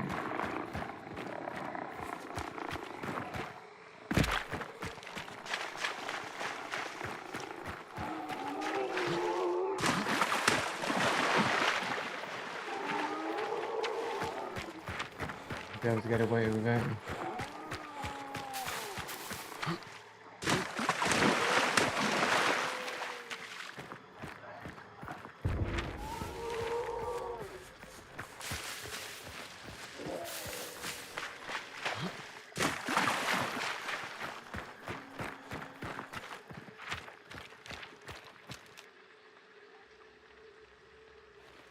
Am I hearing something then? Fire, I think.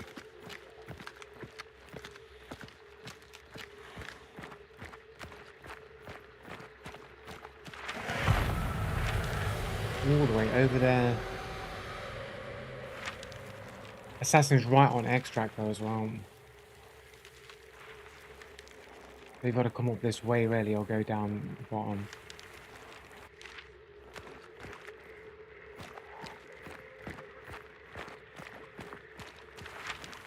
Okay, let's just go for Butcher.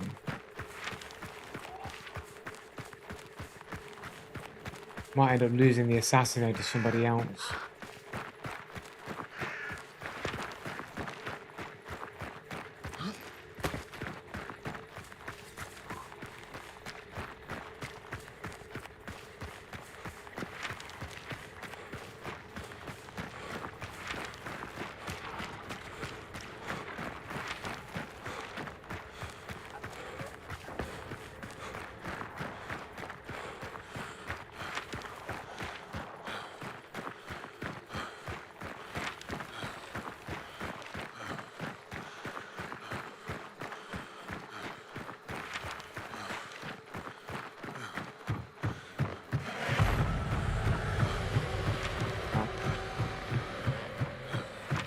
I'm already committed now to the fucking Butcher. I think I chose poorly.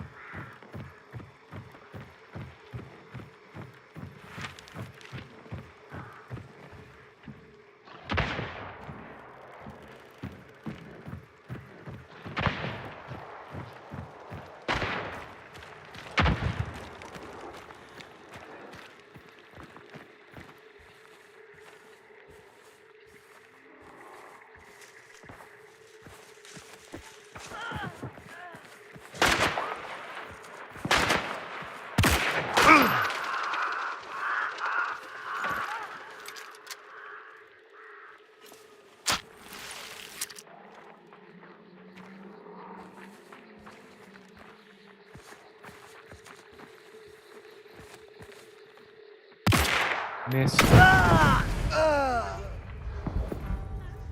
Okay, that was a bit suspicious. They weren't actually looking at me. They weren't. I'm pretty sure they weren't looking at me when I fired the bullet. That was an immediate snap to me and shot me in the head.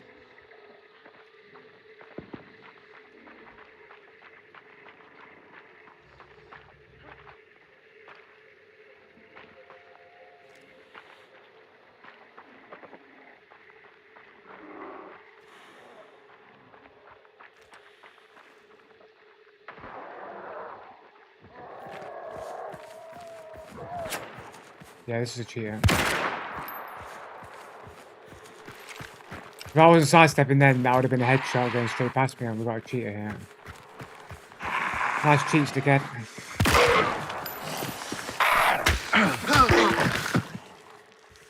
Hey, Viet, got your cheats on, have you, mate?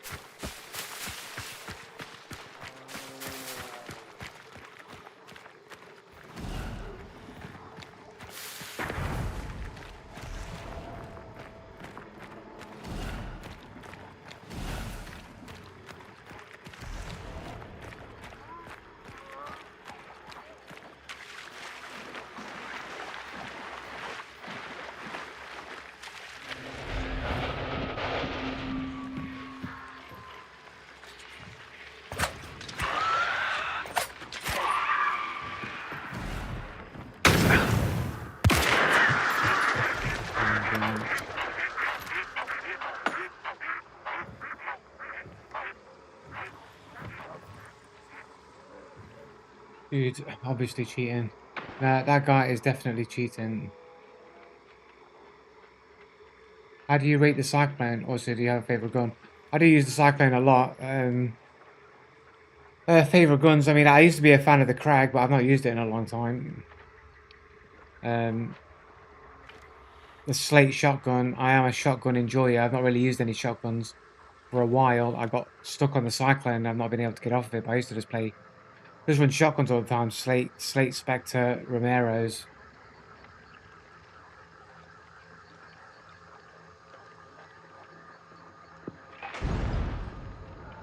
Yeah, possibly. I don't know what it is, something about the Krag. I always seem to get like good shots with the Krag, man.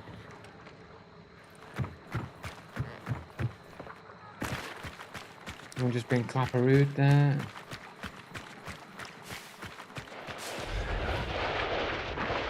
Everyone's on this angle there.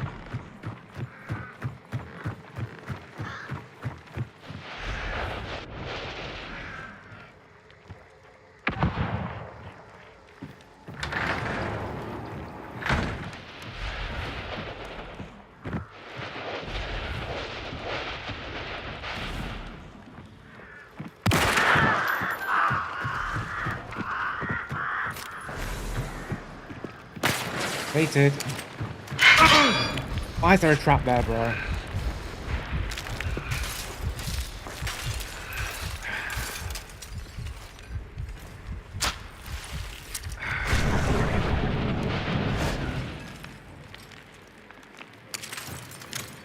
This is a solo player, fucking sweaty black trapper.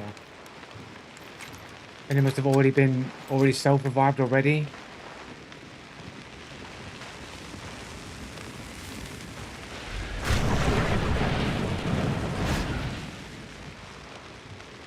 No footsteps on this motherfucker. 0 footsteps. I was just baiting it for them to come around this direction.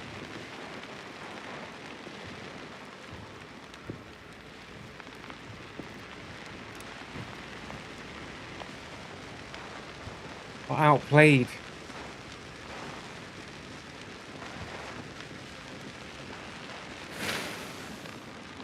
Brains beats cheats.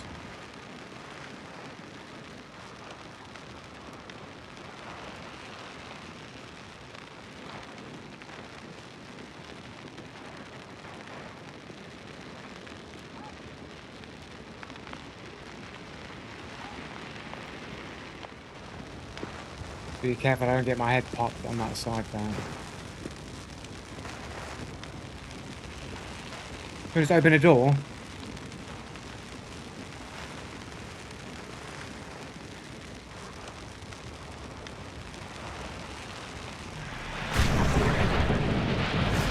Quite well split up though, to be fair.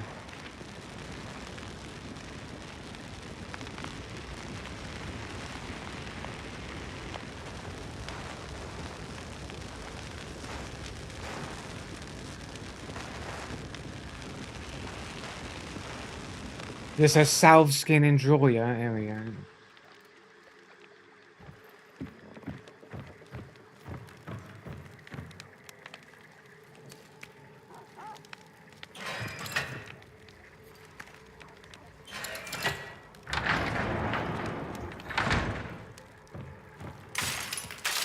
So where's the other fucking bounty?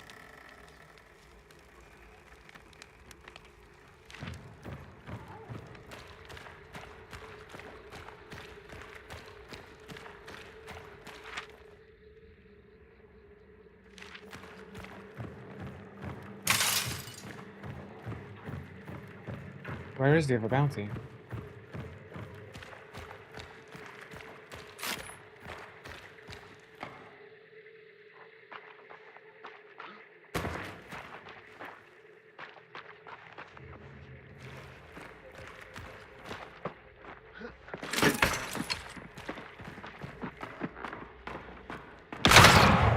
What? You shoot me through a wall, bro.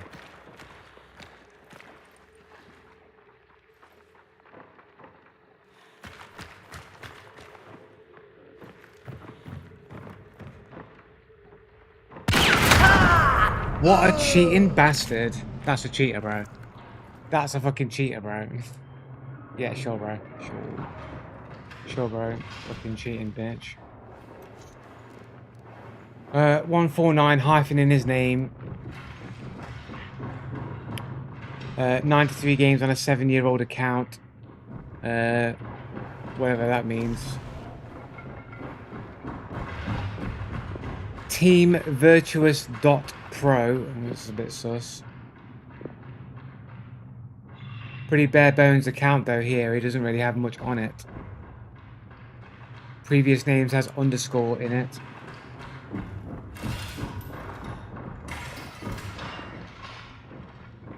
They got all that distance right next to me without ever making any footsteps at all, man. Not a single footstep. Not a crouching footstep, not anything. All of a sudden, they were just on the premises automatically, like, with, like, no footsteps at all until they were super close. And as soon as I started climbing the ladder, the dude shot me perfectly through the wall.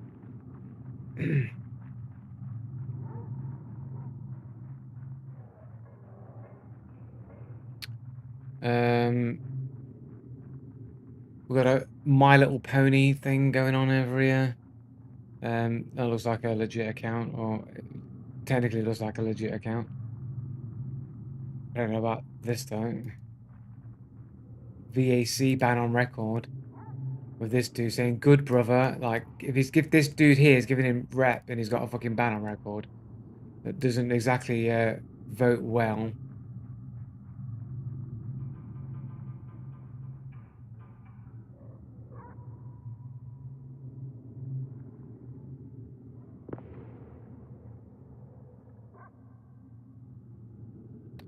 We've got this dude, Seaman Vinchka, or whatever his name is here.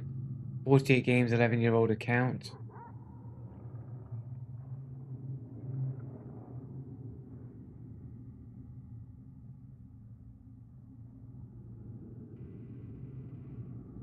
Dagon 2006.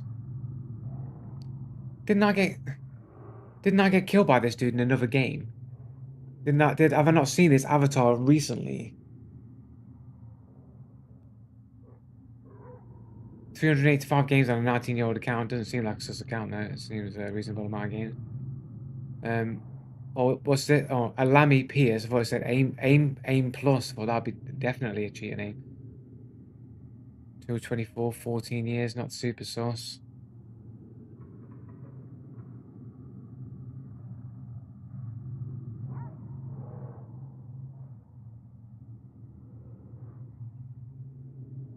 Mr. Dot Sock. Only has 18 games on a 3-year-old account. Anime avatar.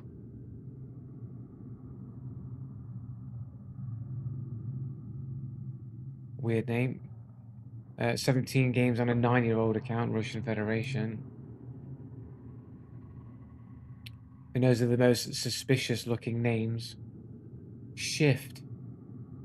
Has 5 games on a 16-year-old account. It's pretty sus.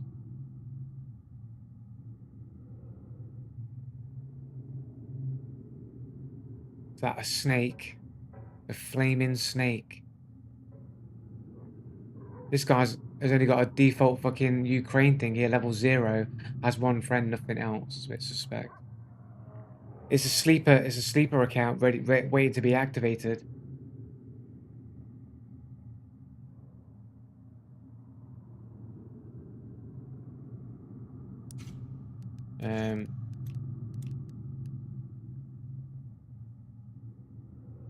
All hacks and aimbot.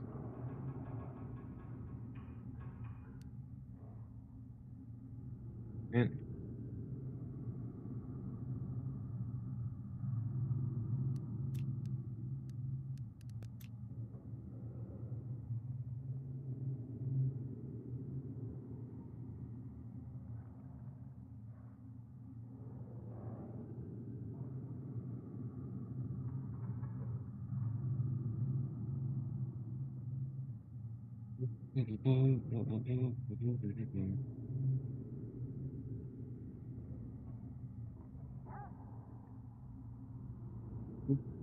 Right, who was the first dude that head domed me? I need to check that footage really as well.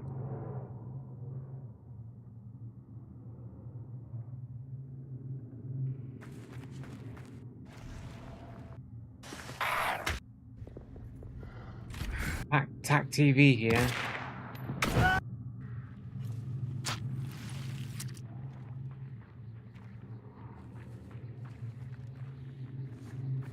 That Shrek ASCII image is sus. Yeah, I see. I was going to mention the Shrek thing as well. I was going to say, but I didn't want people to say, "Oh, well, look, Joe's invented a new cheater code, the Shrek thing." There was that dude yesterday who had like the Shrek profile, where he's like a dude dressed as Shrek. I keep seeing the Shrek thing as well, man, and it's a bit sus, man. But it seems a bit like intermittent. It's not like it's not a regular thing, but it does show up every now and again.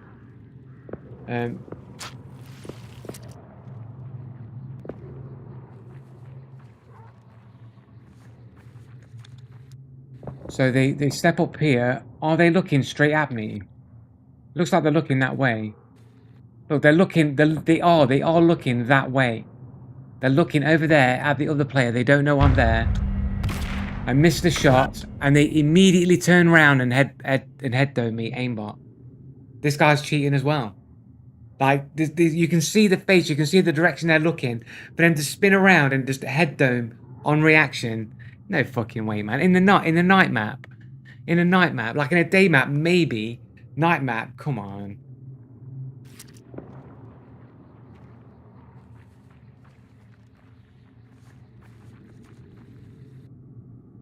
See, look, like, let's just clip it a sec. Clip this.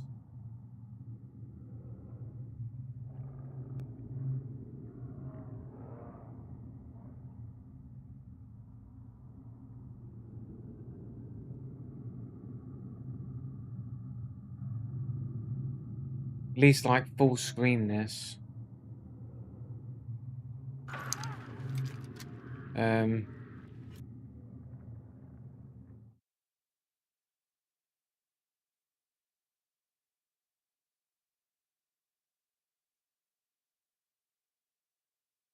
We can temporarily, oops, increase the contrast or something here, turn the brightness up a bit.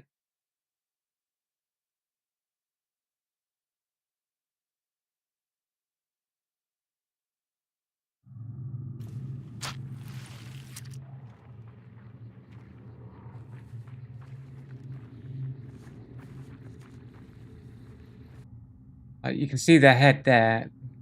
This is the hat. This is the side of the face. They're looking this direction.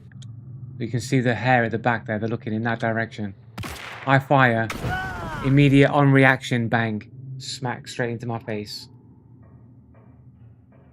Come Can't go frame by frame, but maybe we can see they're looking at me there. They're looking at me completely there.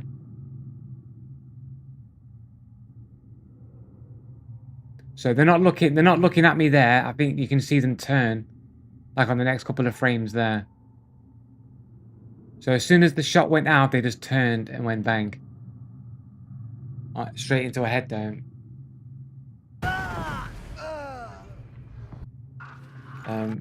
Cheats, methinks.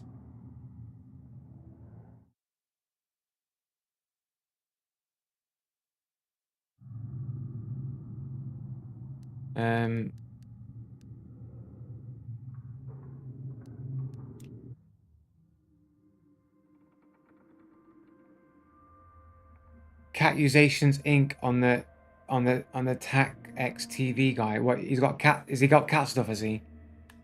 Have a look. We'll check it.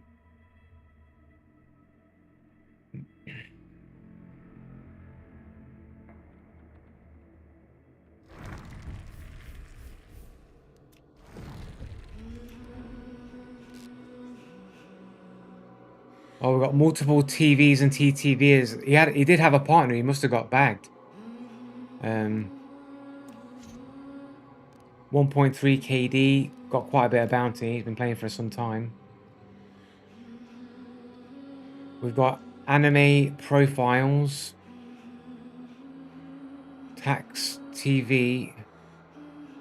Underscoring his name there.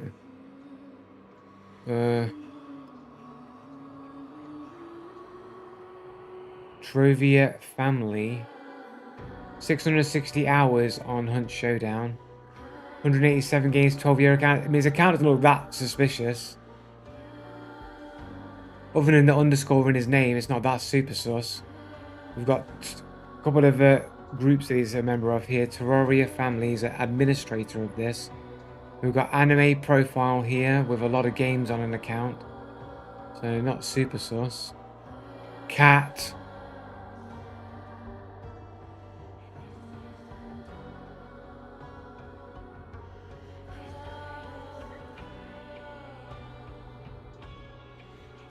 Why would you put this in your own Steam profile that you've got no skills? Is that basically just saying that you're using cheats?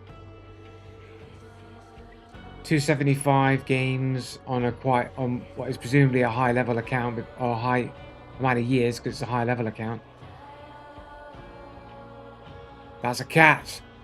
This is a cat group. He's in a cat group. Look, RGN, Ray Crane or whatever.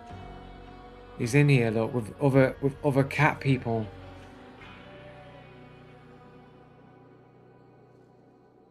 Oh, that is the dude.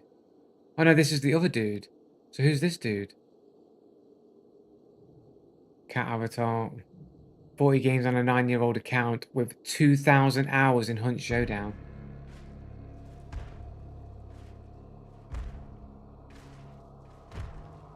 From Silent Hill here, 174, 11, it's not too sus.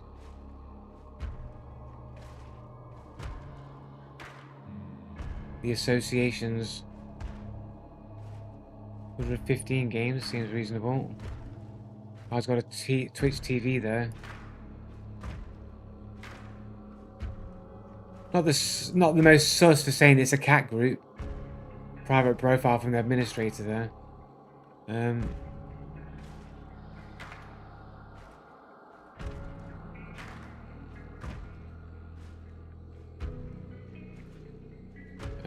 Another anime profile in this dude's group, also French. Reasonable amount of games, I guess. 12.5 hours on Hunt Showdown. Enshrouded, recently played. Let's have a look. All games most played is Civilization 6 and Halo. Stream Avatars, Terraria, Wallpaper Engine, Grand Theft Auto 5 Full of Cheaters, Space Engineer, Stardew Valley, Counter-Strike 2, Baldur's Gate 3. I mean, yeah, it's a played account, but it's some weird selection of games to be playing. It's your most played games. With only 12 hours in Hunt Showdown.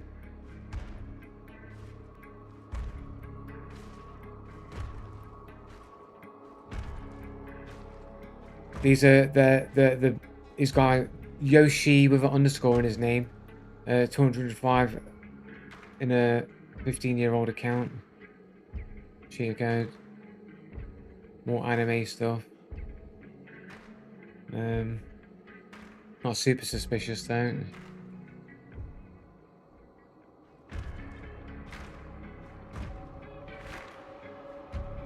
I mean, this looks like pure fucking cheater name shit going on here. 88 games on a 15-year-old account. Also been playing Halo, the Master Chief Collection. Some mega bonk there. Most played game in Halo and Gary's mod in Team Fortress 2.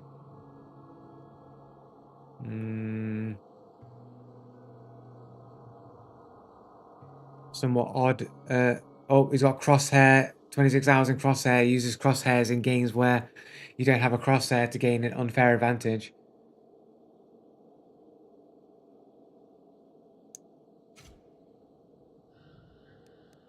I mean, it was almost certainly aimbot, even without looking at his profile.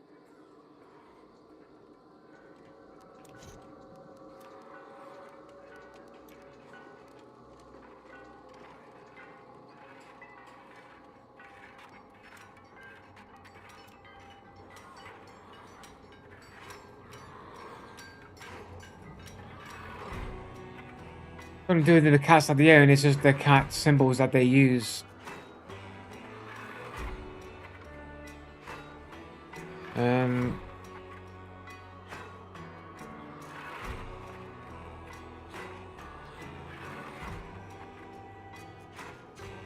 Have a look at his partner here. 1KD. Also from France. 99 games. Reasonable amount, reasonably high account. 148 hours, not a lot of hours. Also got this stream avatars thing.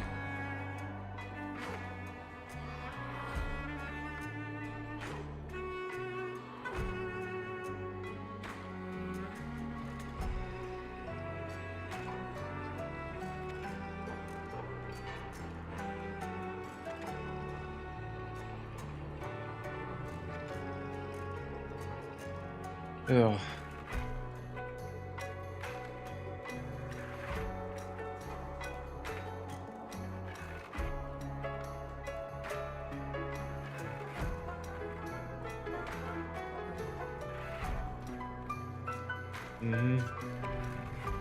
Anyway.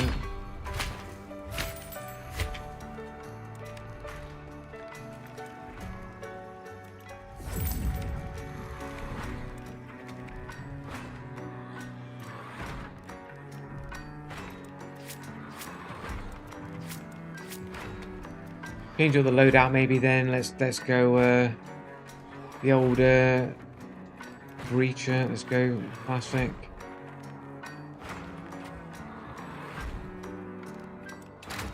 Switch up the styles.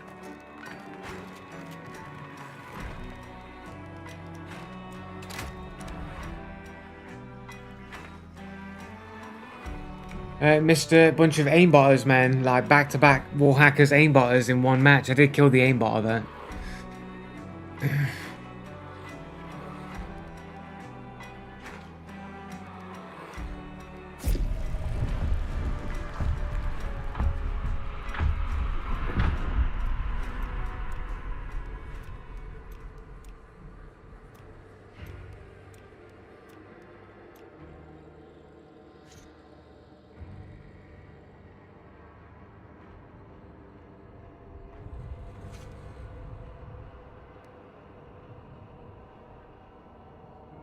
Joe, can I ask why you bother playing games that have so many cheaters in?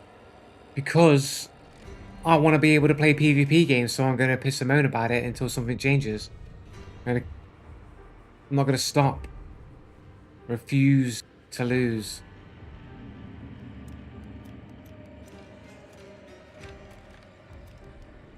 It is my will. I will it so.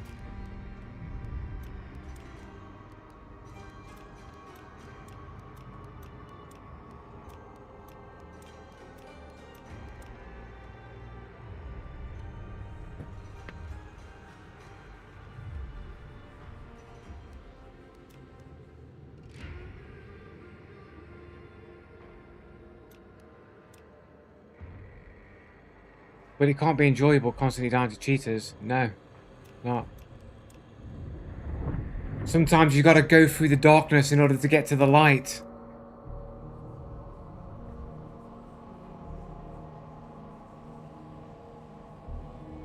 We're fighting a war here. It's a war. We're in a war here. Against cheaters. Such a waste of your time. What else is there to do, bro? What else can I do? My life's already been wasted already, so what's no reason not to waste the rest of it to try and make an important part of culture to exist in a good format, in a good state.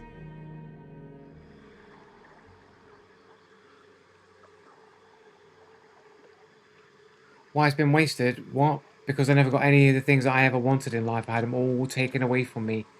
Conspired against me. The world is against me.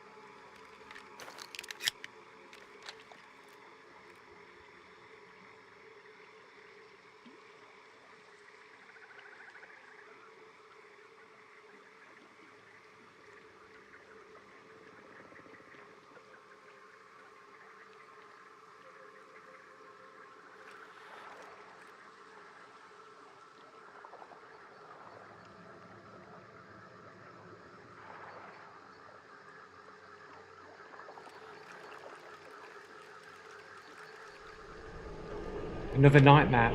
Now.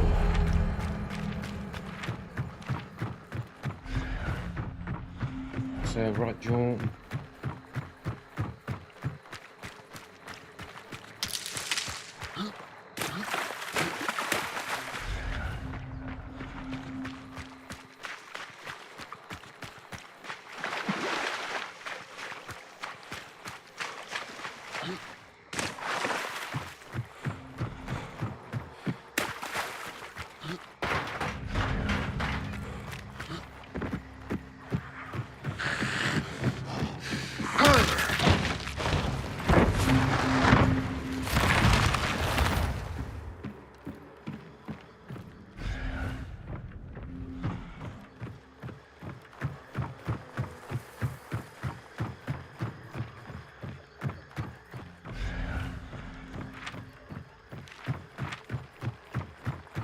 Church.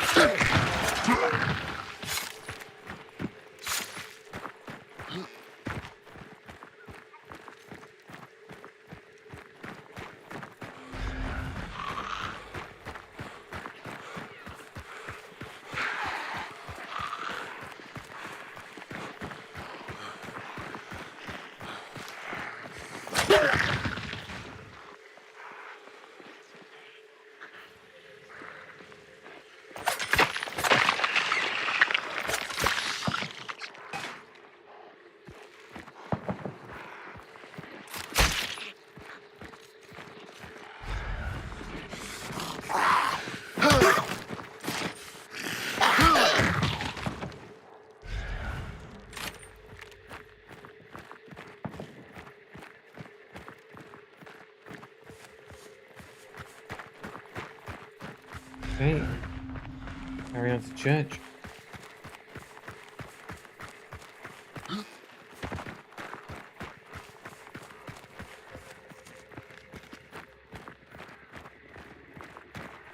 You really get like a fucking uppercut really rather than a Pax man, but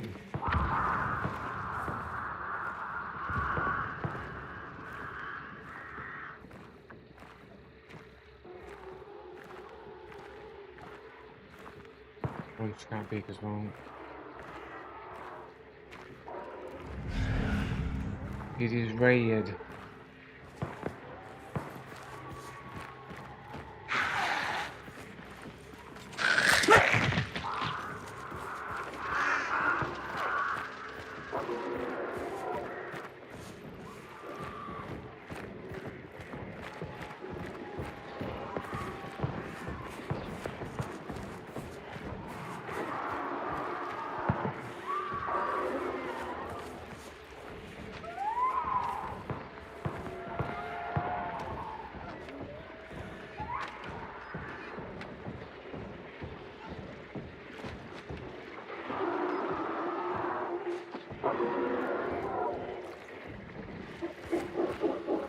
The inside the fucking building.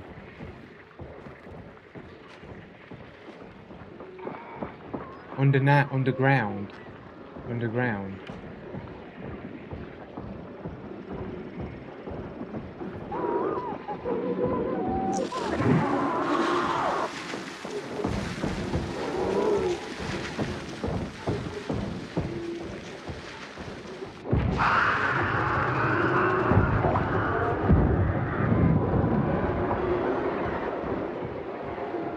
They just throw a grenade like through the ground up to me, like they know my location.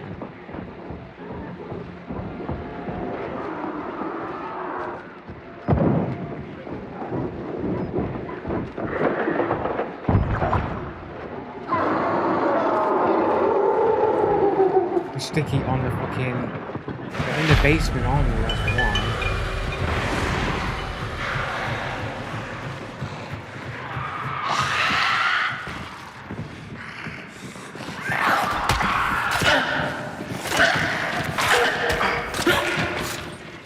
Thanks, dickheads. What I needed is you guys all to roll me down here.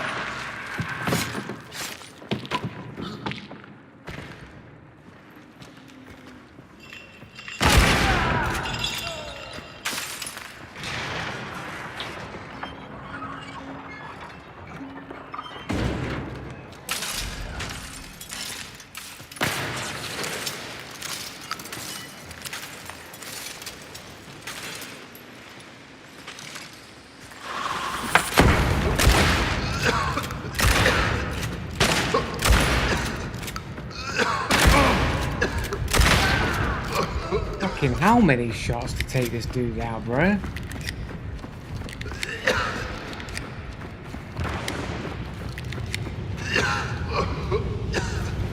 Save it for afterwards, actually.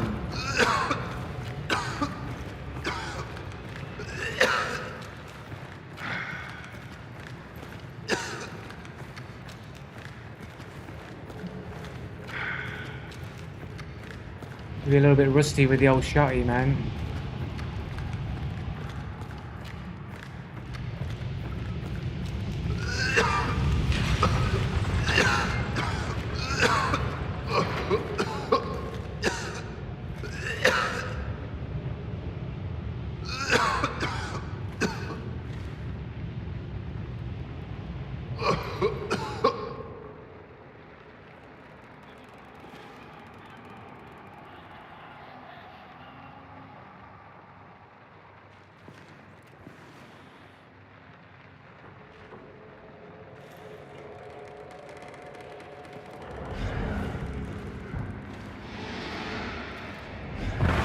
Wait, is it?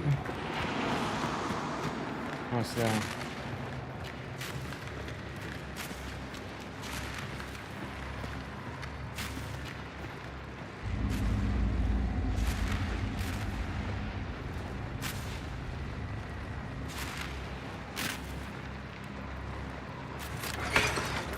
No, not my knives back.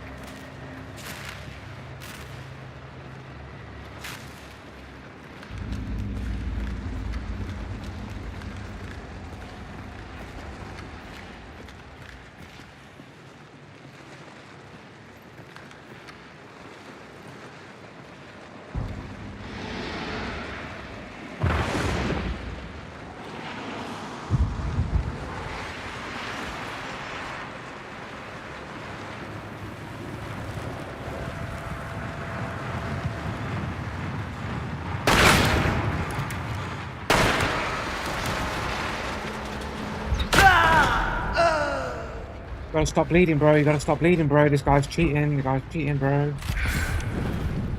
100% cheater, bro. Just another fucking cheater, bro. With this fucking crossbow, man. Fucking cheating, fucking little bitch, man. No footsteps, no nothing, bro. Just fucking... Literally right on top of me with no footsteps, man. 47 games on a 5-year-old account on this dude here. How did he cheat? He's got no footsteps, bro. What are you on about? What do you mean, how does he cheat?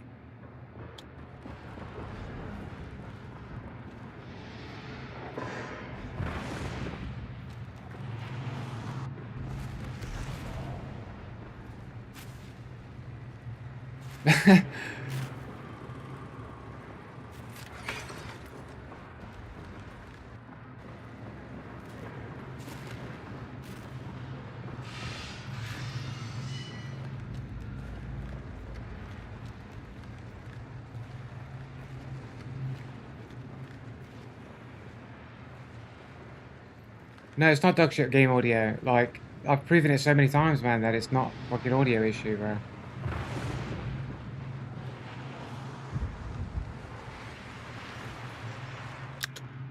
Yeah, sorry, I didn't mean to have a go at you, little Rachel. It's just that everyone's always like telling me like, how did they cheat? So I didn't really read the name of who said it. I'd only just read the comment. I do apologize. But like everybody says, everyone's like, how did they cheat? Everyone's always saying that, man. Look here, he's fully running, bro. Fully running, not a single footstep on this dude, bro. He's fully running down the whole corridor.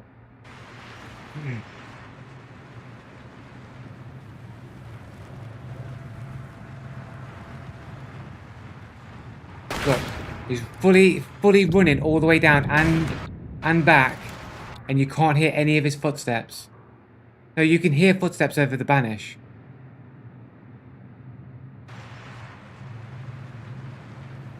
I have proven this before, that you can hear footsteps over the banish.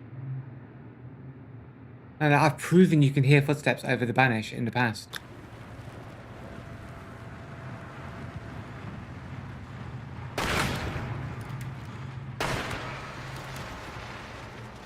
I can hear my own footsteps under the banish. You know what I'm saying? Like, I don't know why I won't be able to hear this dude's.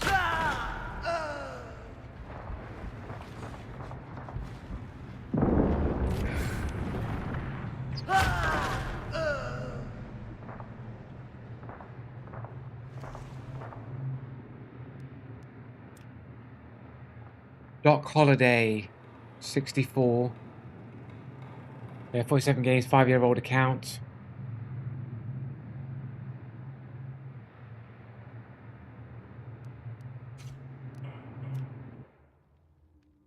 Yeah, I know they're own footsteps, but they are footsteps, and I can hear them over the banish.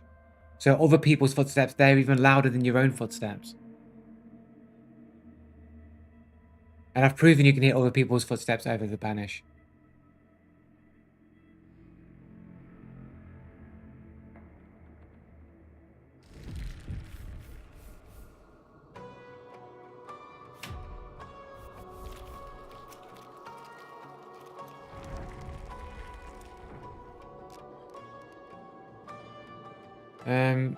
Oh, and his partner is demon underscore of the underscore fall. Yeah, 2-star.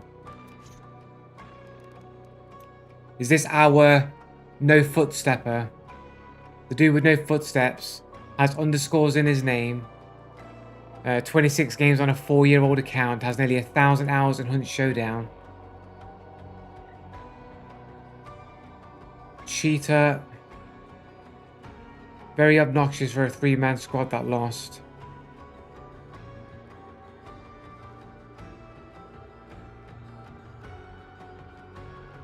"42 games apparently here. With his most played game is Hunt Showdown. Everything else isn't played anywhere near as much. So like, why would your main game be a niche game like Hunt Showdown? Like, oh, I'm just brand new to PC gaming, and the first game I'm going to play is Hunt Showdown. Everyone always talks about it. That's what I want Mummy to get me for Christmas. I want to get Hunt Showdown. And then he's basically not really played anything else at all. His most played games are literally right here: Helldivers 2, Marvel Rivals, Path of Exile, Call of Duty, and Hunt Showdown with nearly 1,000 hours.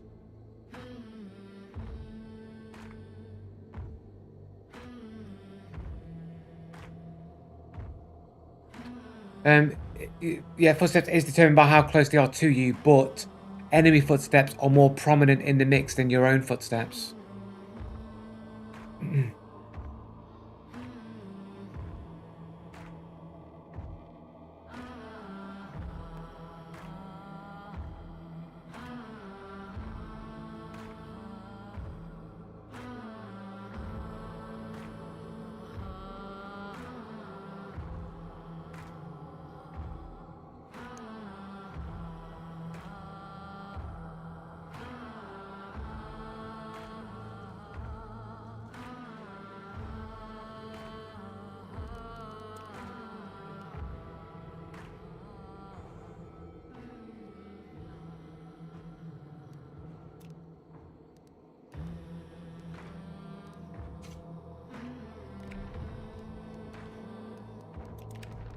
Right, I think I'm gonna have to make another cup of coffee, man, and grab an energy drink or something. What time are we on? Just quickly. Oh, I've not even got my phone with me. 17:37. We'll probably switch over. I was gonna make a drink and then I'm probably gonna switch over to just do some bounty clashes or whatever for an hour or something, or an hour and a half or something. I was a little bit late for the stream today, but I'll be back in. Give me a few minutes and I'll be back in a sec.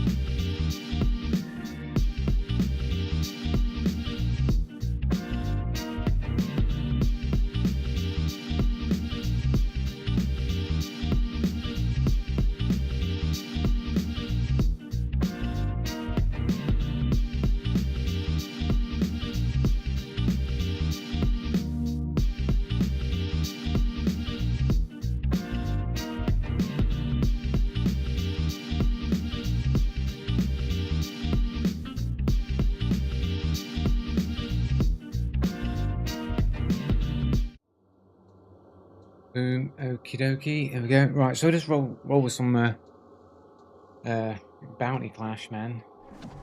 The old bounty clash.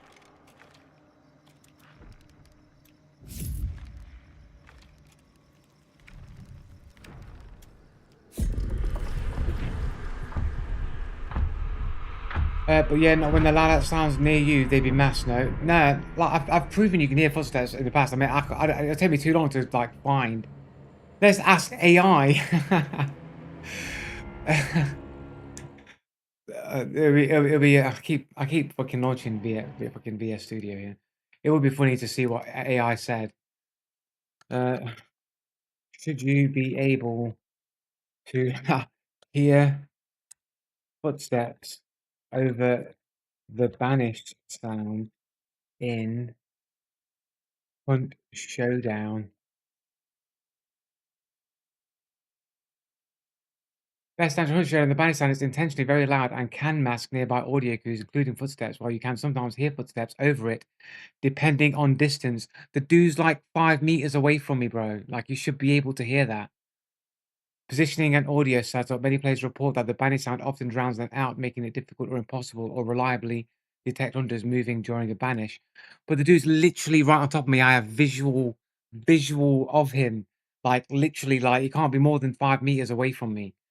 He's within a 10-meter like kill range of a shotgun for sure, or at least on the absolute threshold edge of the kill zone of a shotgun.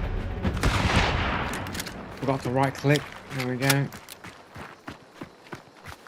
I wasn't standing right on top of it. I was standing some distance away from the banish. Like, that does reduce the sound of the banish considerably.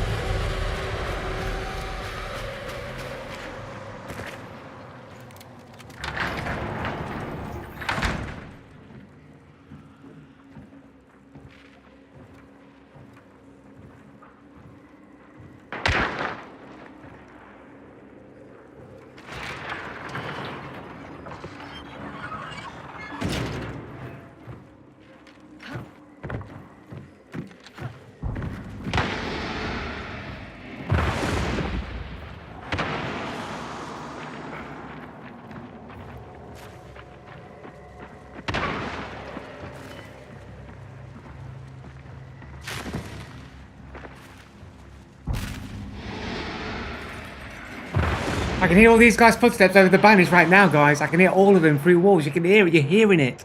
I'm right on top of the banish. I'm disproving it right now.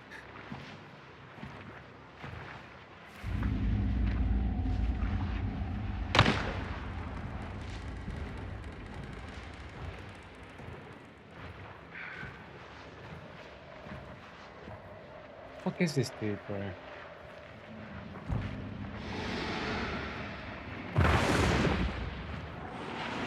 I can hear these footsteps, bro. I can hear all the footsteps. Look how close I am to banish. I can hear all these footsteps, bro. It's getting right near the end of the banish.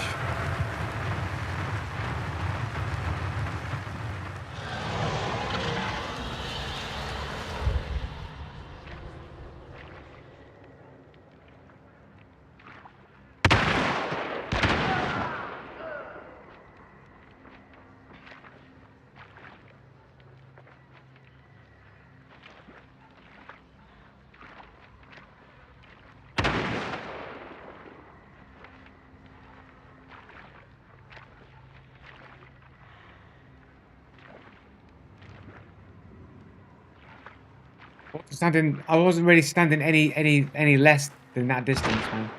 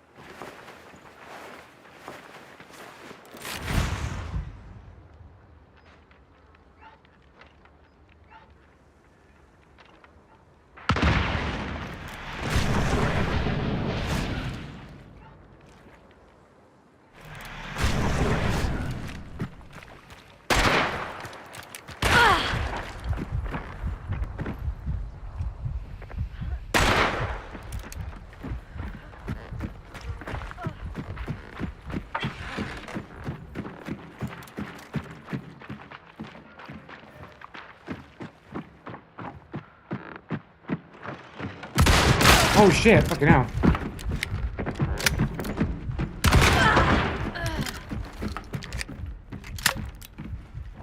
Fucking dude. Weird as fuck. I had a fucking guardian angel aiming for me then, man. Like, what the fuck, man? Like, that's the fucking... I was almost certain that I was going to miss that shot.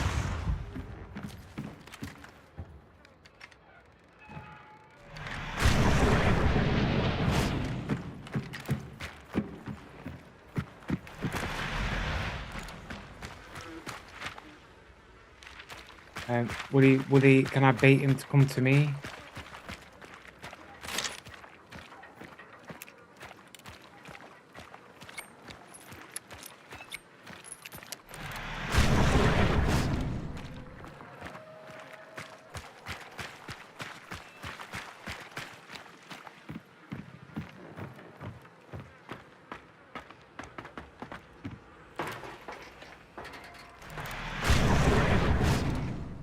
Inside the building.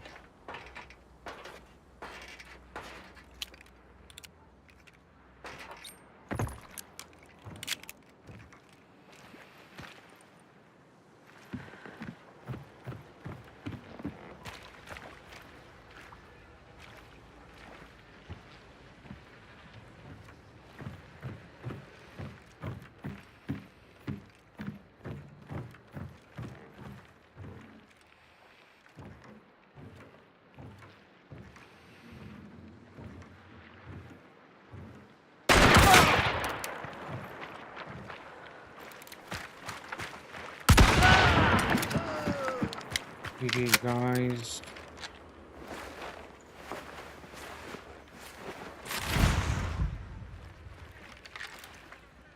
In some ways, I kind of prefer the conversion, but I'll probably just fucking get different weapons anyway.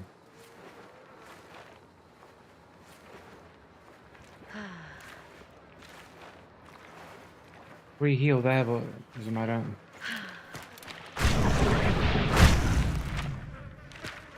Oh, yeah.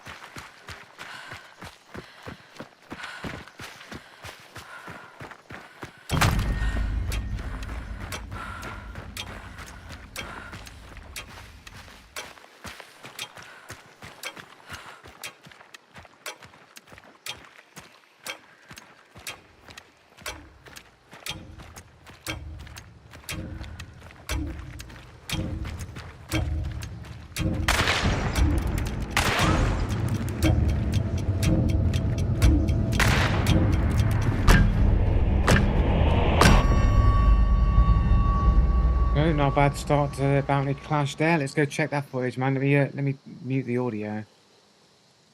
Find this clip. I can't do anything. Because like, I was running in there, I was running like over the fucking Banish, and I could still hear people running around and shit. I could hear people running around.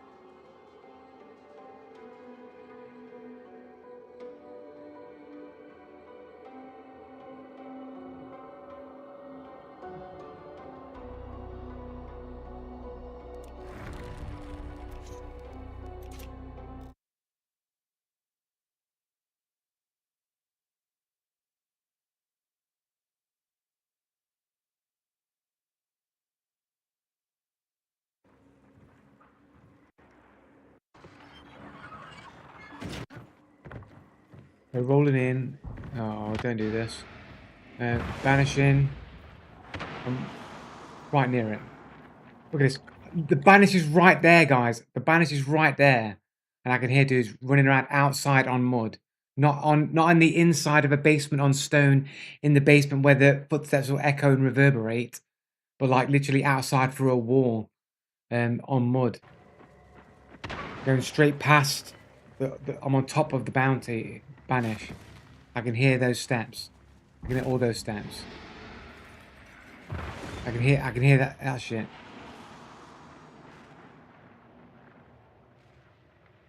Yeah, Lower Cell doesn't have any basement. What I'm saying is, the basement would make the footsteps louder. That's what I'm saying. So, like, it being in the basement where I was previously, those footsteps would have been even louder than these footsteps.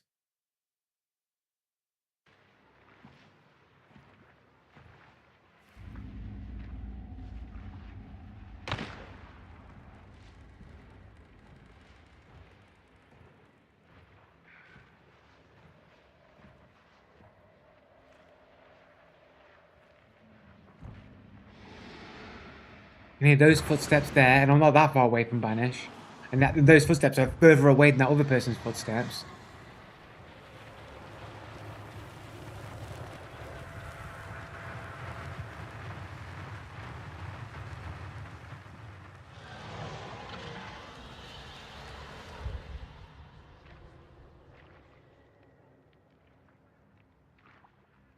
Crouching footsteps in mud that are probably happening, but you can't hear over the Banish. But that's crouching footsteps over mud, not a dude fully running like 8 meters away from you, like that you can see like visually with no walls blocking it, and you're not even on top of the Banish. You're like maybe 5 meters away from the Banish, like no, like maybe a little bit closer than this, but a similar kind of distance away.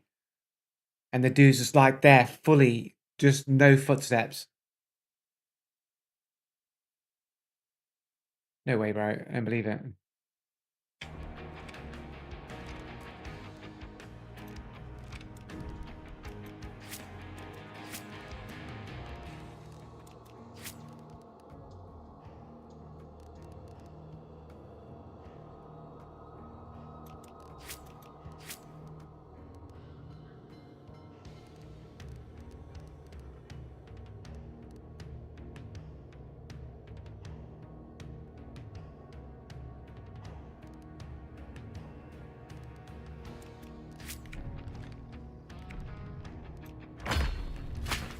Final reward of the day. Edit Hunter. We upgrade some weapons here. We've got this here. Maybe we could take some cards. Like, can we? Should just be a thing for cards here. Can we just go arrow? 8 devil cards.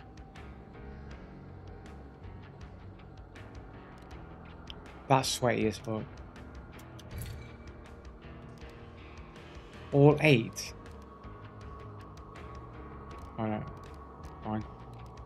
And then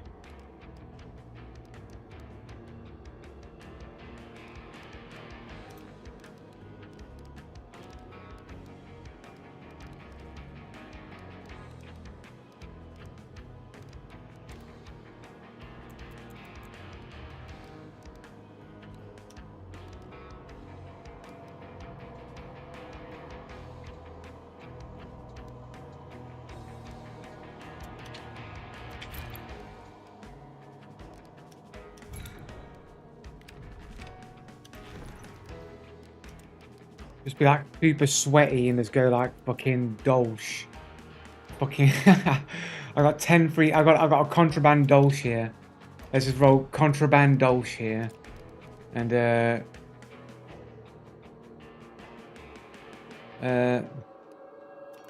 fucking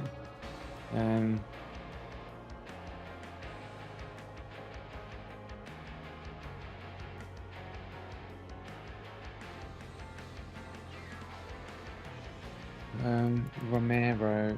What's the we'll just go with the Alamo here. Switch up to the Alamo. Sweaty fucking bleed rounds on a fucking Dolch. Yeah, but not on shotguns, but for the Dolch it'll be fucking super lame as fuck.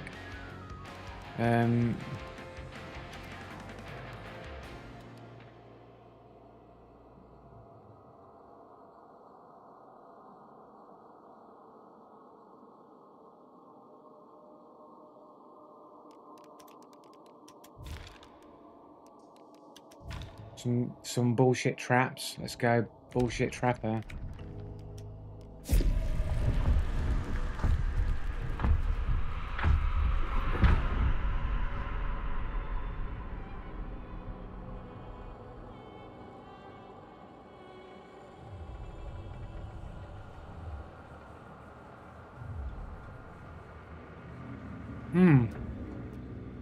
Cancel.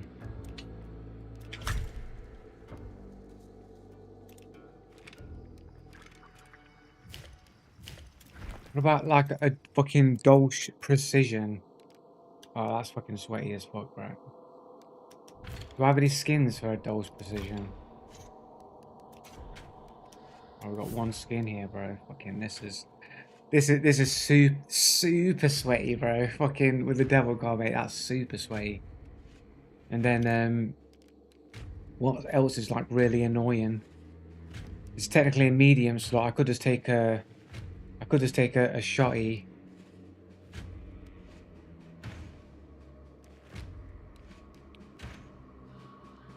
Is a haymaker a medium? I'll take a contraband haymaker.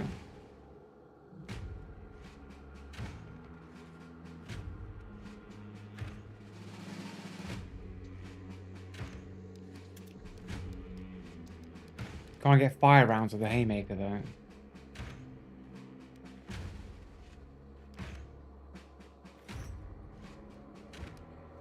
Seems sort of pointless really if I just want the shotgun. The Dolce is just going to reign supreme anyway.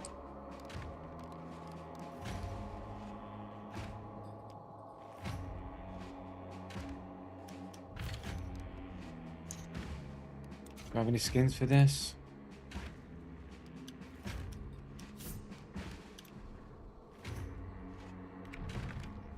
Come on then, let's roll. Fucking sweaty, bro. Some sweaty build, bro.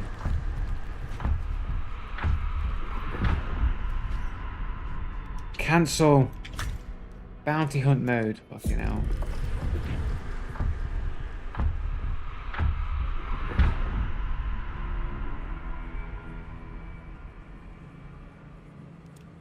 Uber Sweatlord.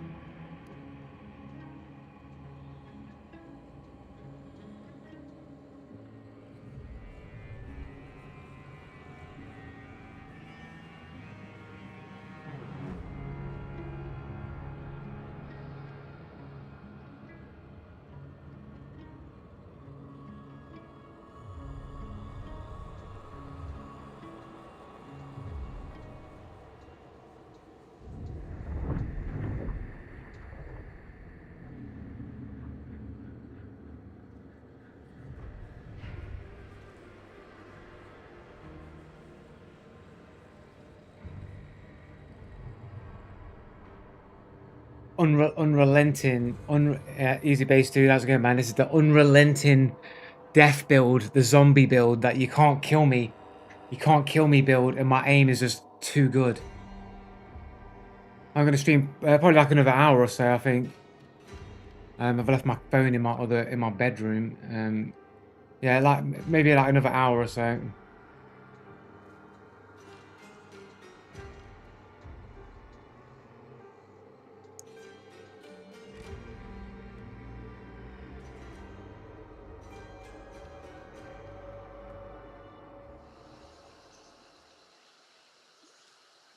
Full sweat.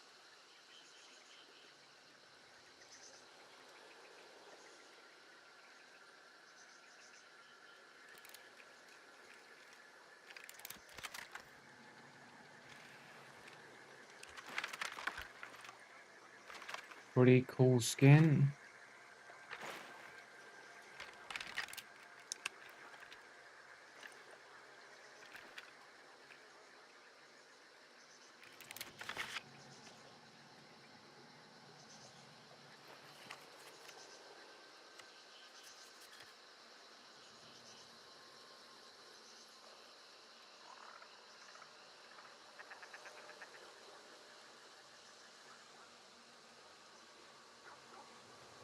We got 2 necros as well, man. This is the zombie build, man.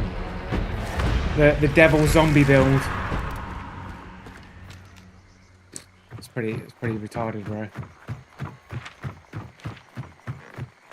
I should have brought more than one devil card because I only get the devil once, innit?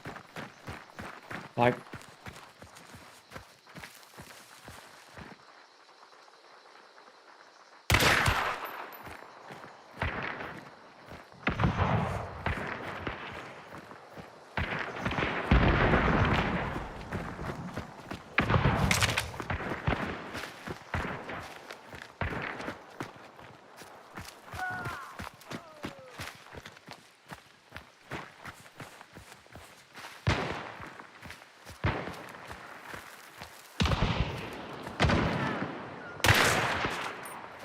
not a hit.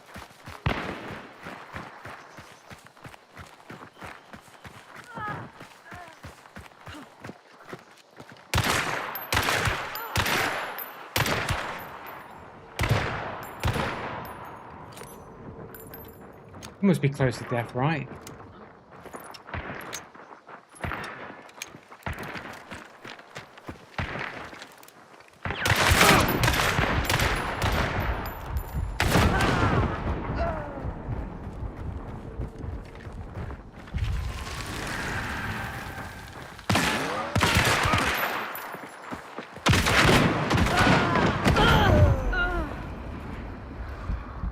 Oh my gosh, I've got no fucking... I've got no fucking... No way! I've got the card. I've lost it. I lost the build, man. Fucking these dudes, bro. Mr. Dot Enderman 1_4G. Almost certainly a cheater here, bro. Less than 1 KD. Anime profile. 108 games on an unknown amount of time on his account here. 304 hours on Hunt, which isn't a lot in Hunt terms. 598 hours on Counter-Strike 2.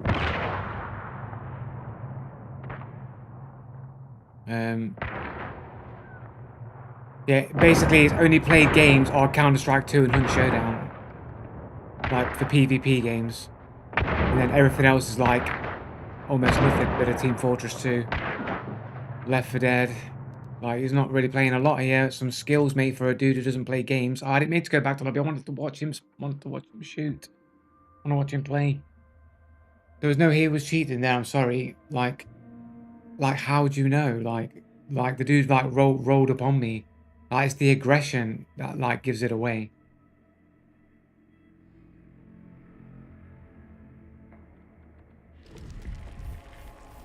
Like, the dude was running straight to my location like he knows where I am. Like, not just like, oh, I know somebody's over there. No, I know exactly where you are. Yeah, but he doesn't, but still, like, I'm, when do you see me just, like, roll at a dude from distance? I'd, like, work my way over to them, try and get a better visual confirmation of them, then I'd rush them when I'm fully certain where I know where they are. These dudes run at you like they already are certain where you are. That's the difference.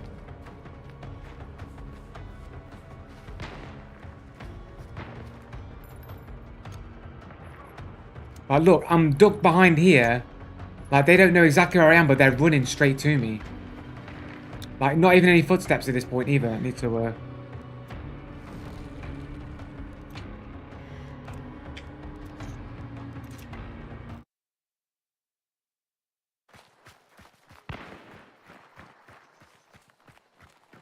Yeah, but, like, just because you have an idea where somebody is, doesn't mean that you run with full confidence straight to them. Like, when do you see me do that? Like, I'll have visual confirmation. I'll work my way over there, try and get as much distance, like creeping around and trying to stay out of sight and get as close as I can. Then when I get confirmation, then I go for it if I'm in the position to do so. But just running blind with a vague idea where somebody is, when there could be a duo or a trio. This is a trio lobby as well. They don't know if I'm a solo player, but this guy's running with certainty that they know, like, I'm a solo player and where exactly I am. This doesn't seem normal to me. He also has a cheater name.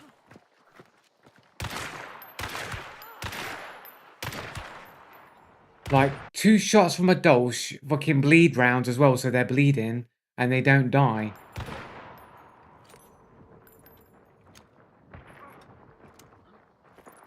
Running straight to me, jumping up and down over the rocks. No crouching footsteps.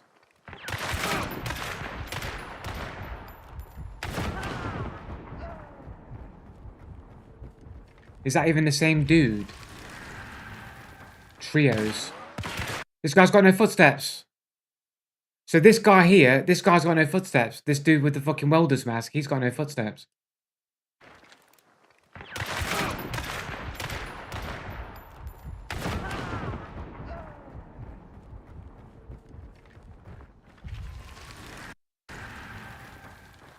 Or maybe he does have footsteps.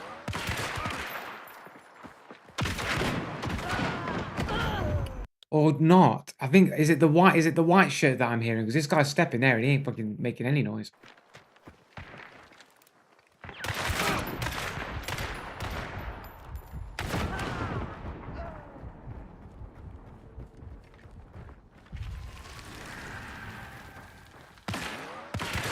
I think he does have one step there.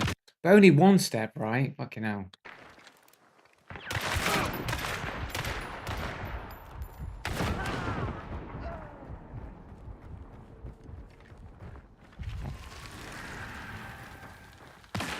Yeah, I think he does have footsteps.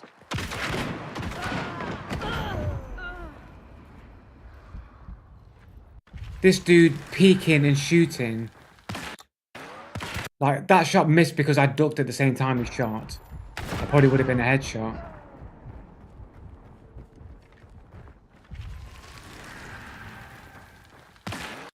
Literally, I ducked at the exact moment the shot comes out. That probably would have been a headshot. Dude's fucking bleeding. He's bleeding. He steps out. He must still be bleeding. He hasn't stopped that bleed.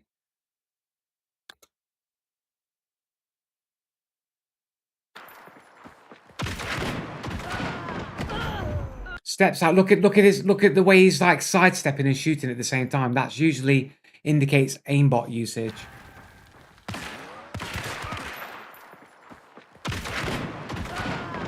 Look how he sidesteps to the side and he shoots at the same time.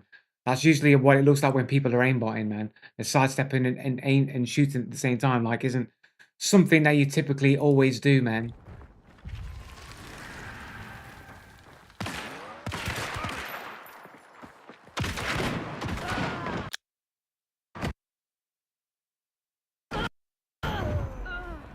How long does it take to stop that bleed?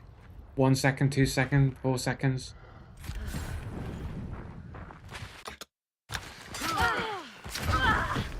Not fucking one bullet left, man. The dude's got the fucking cheater name, bro. Depends if he has bloodlines. Yeah, I can't fucking spectate the dude now, so I don't know. View last mission. Here we go. Mr. Soda. Misevicide. M7 side. I don't know what he's trying to say there. So we've got M.Soda, cheater code, and M.Enderman, which is cheater code. Let's just check this dude's thing again. Less than 1 KD. Is this less than 1 KD player here? We just see anime as usual. View more info. Russian player, it would seem, or Ukrainian. White hat. White hat and black hat are usually things associated with what, guys? What does white hat and black hat usually associated with?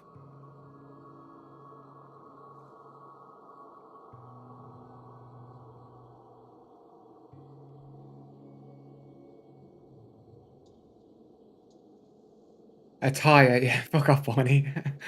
You dickhead. Attire, no, hacking, and you know that that's what it is. Get white hat hackers and black hat hackers. And he's saying white hat, he's saying he's a good hacker. He's one of the good hackers. Does that just mean he's saying he's a good hacker? Like, I'm really good at cheating in video games. I'm good like morally good, but I'm just a good hacker.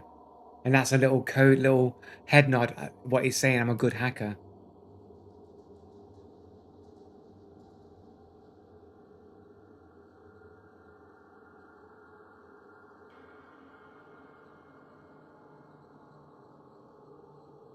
Let's have a look at his friends list then. Let's have a look then. Let's click on all the dudes who are sus. We've got Mr. Doc Gloucester playing Resident Evil Village right now. That's what? Okay. Kazakhstan allegedly 129 games on an unknown length of game. 1500 hours in Cheetah Strike 2.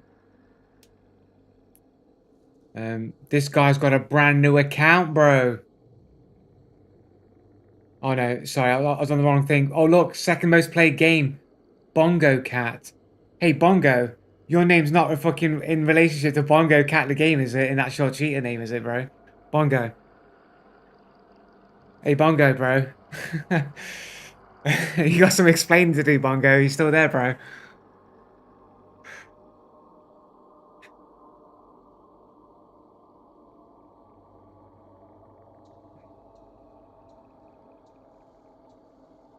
Forza Horizon, Grand Theft Auto. Basically, his game time falls off a cliff for like PvP games and all that sort of stuff. But this is so he's got all the achievements. He's got all 7 achievements in Bongo Cat. It's his second most played game. This guy's a cheater, bro. Bongo Cat.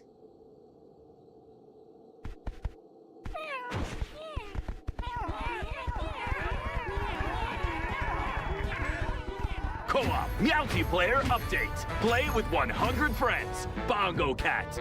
Free But on Steam. I don't have 100 friends. Waku Waku. What is it? What is the game? What is it? The trailer told me nothing. Is it a card game? Bongo Cat needs your help. Bongo Cat needs more hats. Every time you press a key, Bongo Cat will punch your taskbar. Type, click, play, work to collect more points. Which hats will you find? What? That is the game. Oh. Overwhelmingly positive. What? 89,000 people playing Bongo Cat, bro. What? Can we use this as a statistic to estimate how many people are cheating in video games? 89,000 people, 89,000 cheaters right now with Bongo Cat.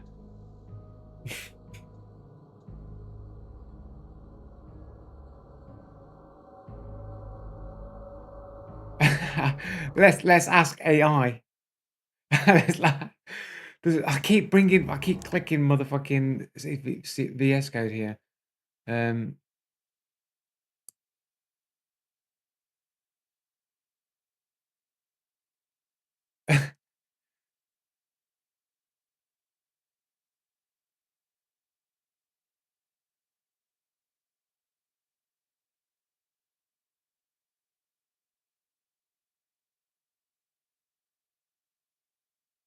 and with a game called find, I should probably shouldn't say cheaters, so you find players with a game called Bongo Cat, which looks rubbish, but 89k are playing it.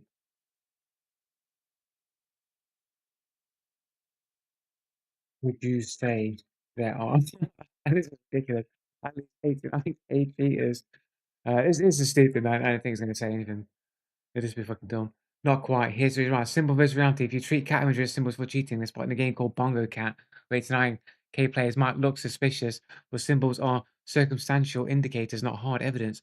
A name alone doesn't prove cheating. It's just a correlation you've chosen to interpret. Saying there are at least 89k cheaters assumes every single player of Bongo Cat is a cheater.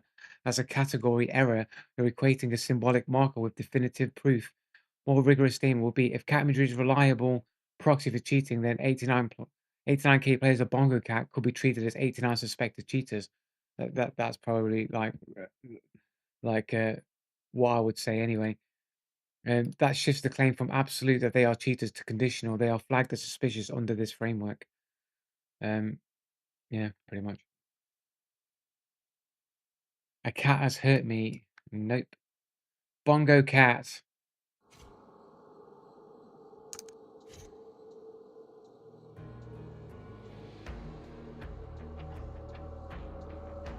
So that's one dude on this dude's friends list here. That is seems a tad bit on the sus side. Oh no, that is the same dude. Let's have a quick look at some others quickly. Underscore dude here, 5G, 53 games, unknown level of account. Played Hunt Showdown for some time. This is the dude who he's playing with in the team. This is the other dude. This is just fucking crazy. 52 games on an unknown, on a level 10 account, unknown. Length 1.1 hours on Hunt Showdown. This dude's brand new to the game. With 303 hours on Counter-Strike 2, 69 games. His most overplayed game is Repo, and that's not even that old of a game. And this is that Geometry Dash again. This has shown up a few times now on some cheater names, and it's just like bullshit games. This looks like a cheater account. So this dude here is one of his trio who looks like a cheater account.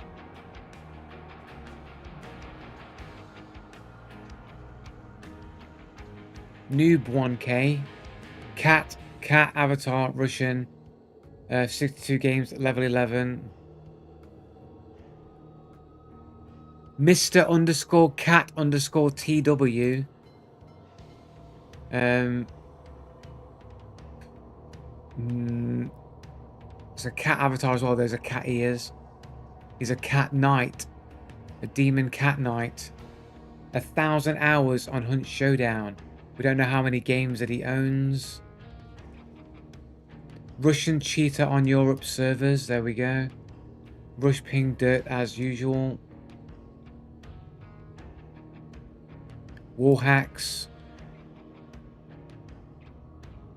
So he's got a dude with accusations of war hacks on his friends list with cat in the name. 1,000 hours. Can we see recently played? He's got 20 games on his account. He's playing Cheater Strike 2 and Counter Strike, like some Apex Legends in there. Basically, that's it. Nothing else. He's got OBS Studio, so he probably streams him cheating a little bit online, and he just plays Hunt Showdown and Counter Strike 2. On basically nothing else. Suspicious. Mr. underscore cat underscore 2.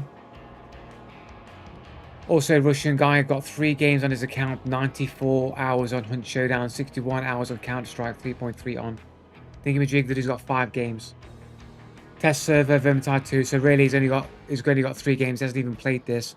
Just 3 games, PUBG, Counter-Strike, and Hunt Showdown. It's a cheater account. With the cat names. We've got another underscore. Oh, Mr. Soda.Soda. This is the other dude that he's playing with. Private profile. Upside down demon anime, cyber anime chick with their tongue sticking out of, like, mocking you. So a mockery avatar and private profile. I've got another underscore 2 down here. 11 games, 2-year-old account. Looks like a cheater account as well. So yeah, a bunch of people with sus names, and those dudes also have sus looking accounts. This guy's got 4 games. Russian, level 7 account. 19 hours on Hunt Showdown. Also got OBS. All games 6. Basically Left 4 Dead, Russian, fishing 4. He's got nothing. He plays a bit of Counter-Strike and Hunt Showdown. Is this guy's multiple? Is this guy's other cheating accounts that he's got as his own friend list? Because it's just the same games that are being played.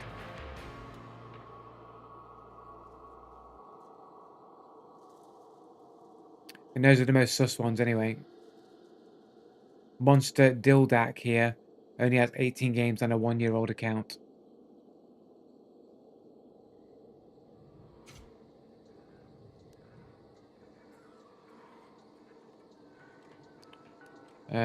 Report them all for cheating.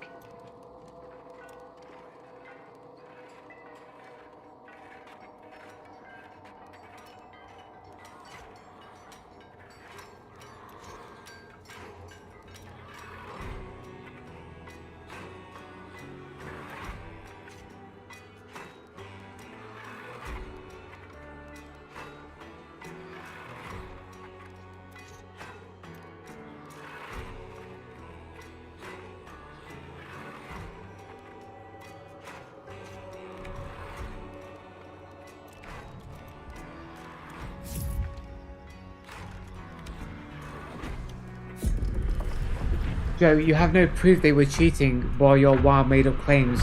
This is just shady on your door.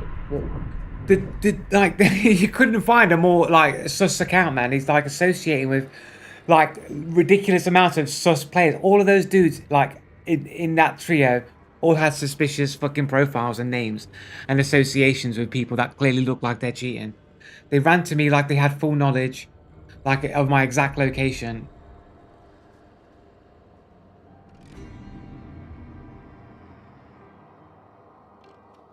I'm just making certain like their gameplay was pretty weak. Well, there's some slight, ever so slight possibility that they were using wall hacks. Ever so slightly, could be potentially, but their accounts will make it look like that they are cheaters. So I'm just gonna put in a wall hack report for good measure, innit? I'm just like making sure.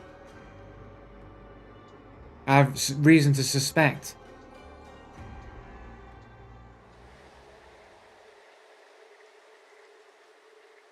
Average MMR of that match was like 1.5 stars. Yeah, but cheaters want to be put in low MMR lobbies because they don't want to play with other cheaters. Shall we ask AI? Please don't. Yeah, did you? I think it's going to end up being the meme of my stream. Shall we just ask AI everything? What can I have? What should I have for dinner tonight? AI, can you recommend me something that I have in my fridge? Why wouldn't cheaters want to kill the best players when they can piss them off more? Because the higher MMRs will be mostly dominated by cheaters. So it'll just become hollow after a while.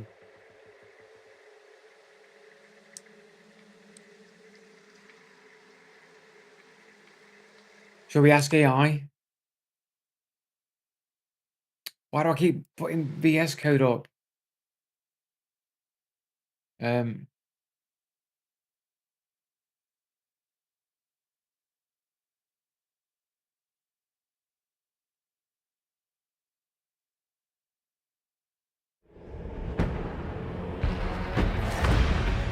we'll come back to the answer afterwards.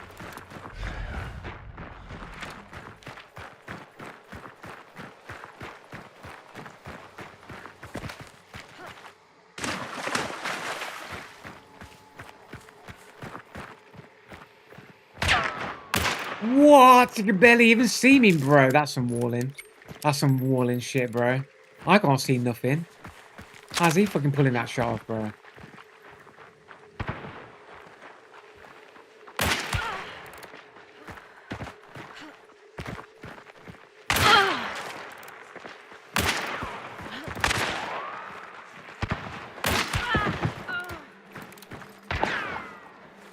Dude.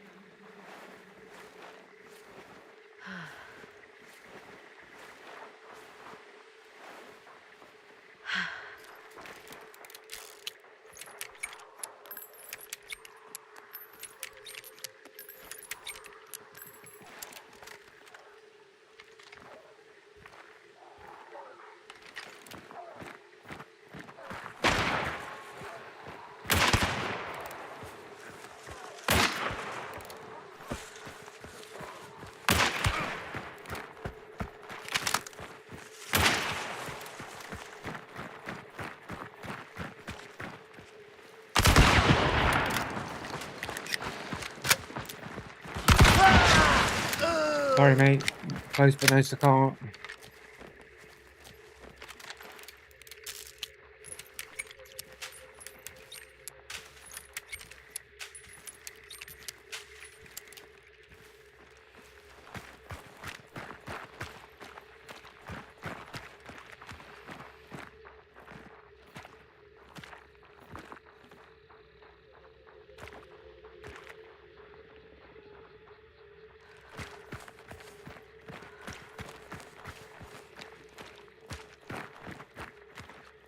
Super fucking bait here, bro.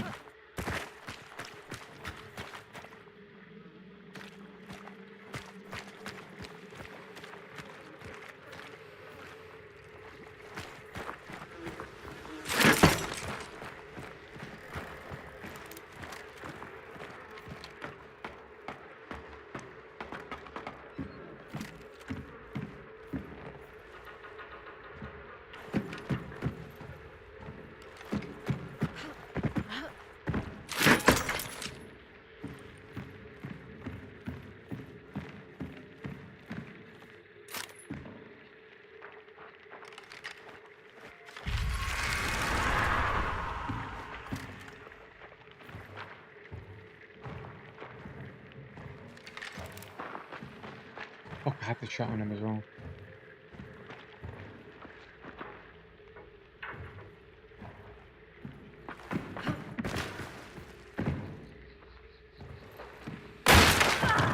Holy shit! What a shot, bro.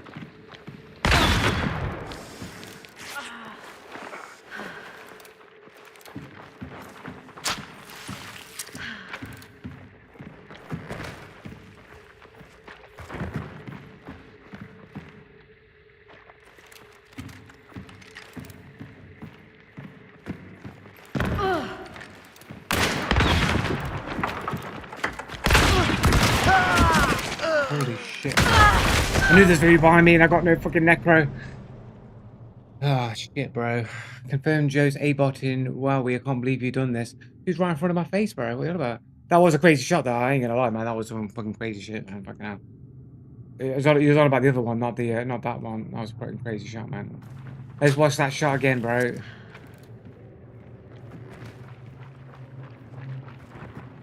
Was it here? Was it this bit?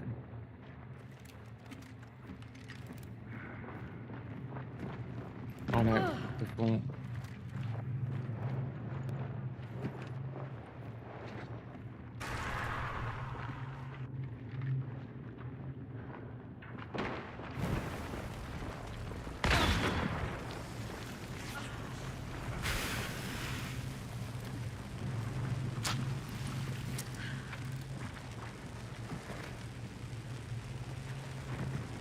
Was it already? Did it already do it? Already do the shot?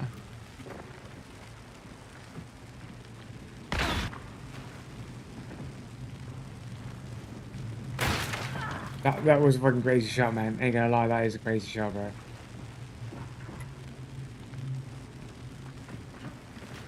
Soft aim lock.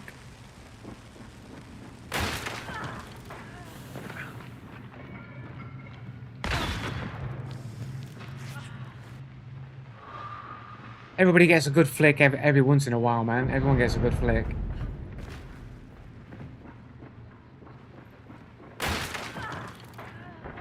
Fucking hell.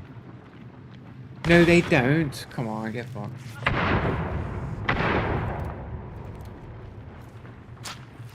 It's like fucking. Look, here's my fucking task manager, bro. Look. There you go. You ready? Scrolling through the task manager, scrolling through the processes, scrolling through.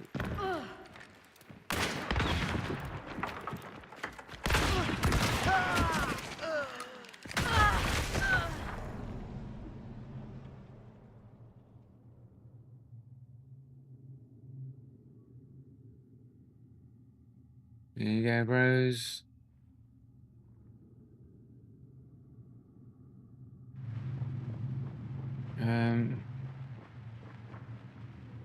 It's probably in my mouse. In the mouse. I mean, it is possible that that could be true, but unfortunately, it's not true. What would be the way? What would be the way to show that you didn't have cheats on your mouse? I guess it would depend on what mouse that you had, right? You'd have to be able to store something onto its memory in that kind of way. Can a Razer do that? Can a Razer mouse do that? I know you can do macros and shit.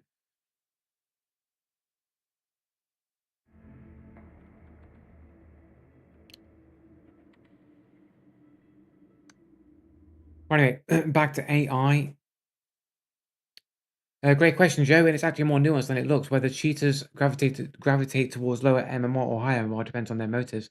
The type of cheater in the ecosystem of the game is broken out systematically. Ego status seeking cheaters who want recognition, clout to dominate leaderboards tend to push into higher MMR. They want to appear skilled and gain prestige. Griefing controlling cheaters who just want to ruin others' fun often stay in low MMR where victims are less experienced and easier to frustrate. And I'd argue that most of the people that cheat fall into this category of griefing controlling. Profit farming in games with tradable item accounts or boosting services, cheaters may deliberately stay in low MMR to farm wins, resources, or sell boosted accounts. Testing experimentation, some cheaters use low MMR lobbies as safe zones to test hacks before risking detection in higher tiers. So essentially, there'll be 3 points here in which you'd have more cheaters gravitating towards a lower MMR, as opposed to one thing, which is just their ego that make them drive into higher. And I'd argue that grief and controlling is higher than ego and status seeking, in my opinion. Of course, I don't actually have any actual proof of that. That's just my opinion. Um, Many cheaters smurf. They deliberately tank the MMR to stay in low brackets where cheats feel more powerful and less noticeable. Others aim for high MMR because that's where cheating pays off in terms of status or monetization, boosting services tournament manipulation. Some oscillate, they climb with cheats, then reset or sell accounts, creating a cycle.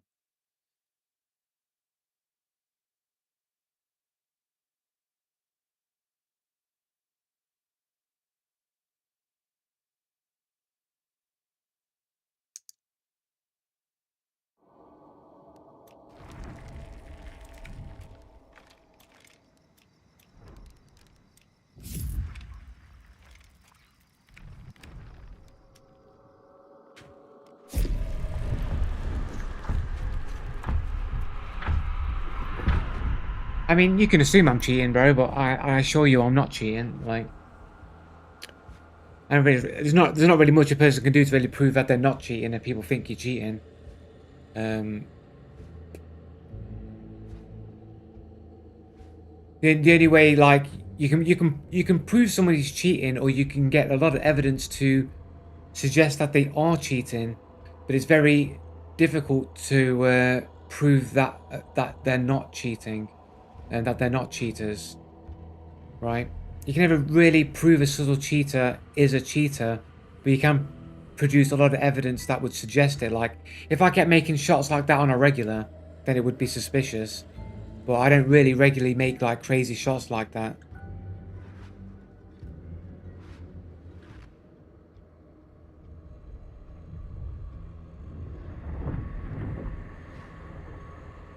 And even if you got like a person with like a high consistency of those shots, it still wouldn't prove it, but it would still be evidence to suggest that maybe there's something a bit suspect with their aim. But proving that you're not a cheater, it's hard. That's probably even harder to do than it is to get evidence that somebody is cheating. That's why you have to be careful with some of the certain named detractors who will just like throw up like ridiculous videos claiming I'm cheating, and like people can believe that stuff, and you know you can create the illusion that people seem like they're cheating, but usually it involves like saying ridiculous things continuously, or doing ridiculous things and then saying that it's proof, like getting out a magnifying glass and zooming in on nothing and then saying, you see, Joe Blue's not aiming.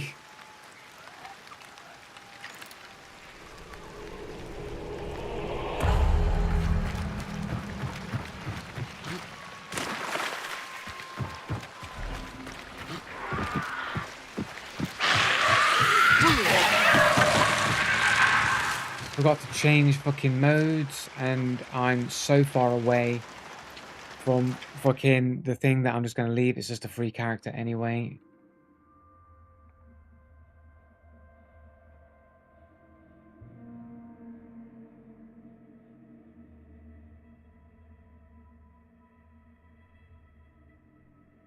Infallible Joe. In what way? In what way am I claiming I'm infallible?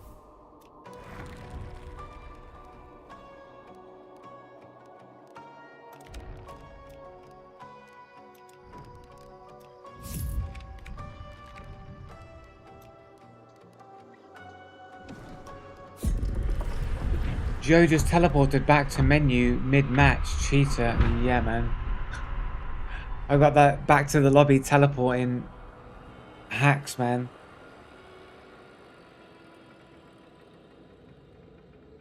The escape leave game tech.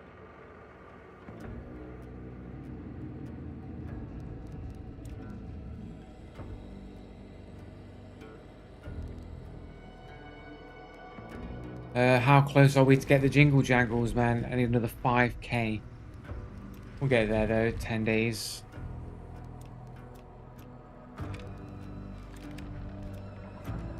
I want my jingle jangle.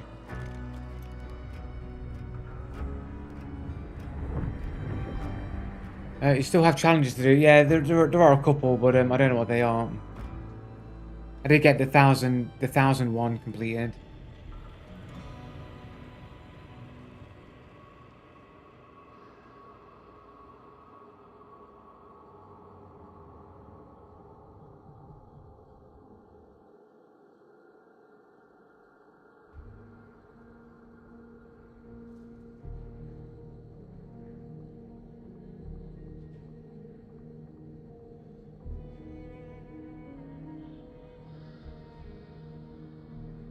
Oh.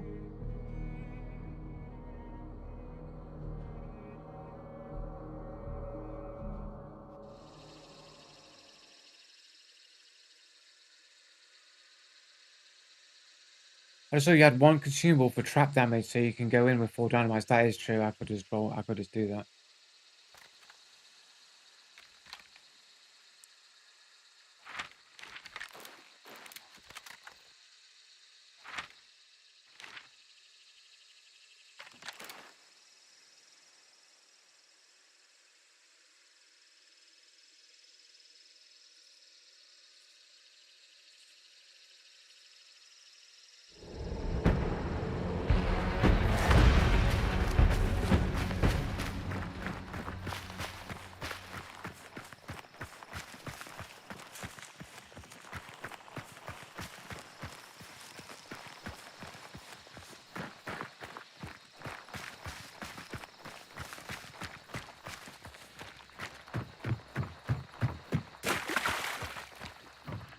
Nice big splash there.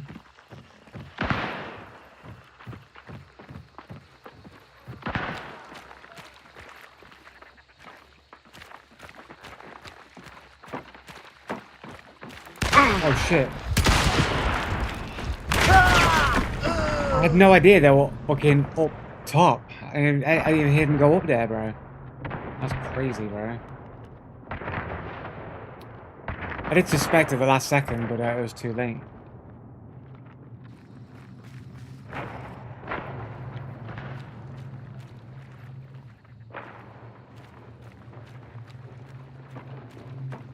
Oh, there is a ladder there, isn't it?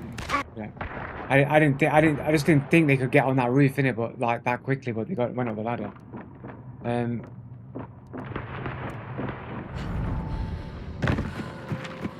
They don't have light foot though. I never heard them go up the ladder. I'll check the footage though.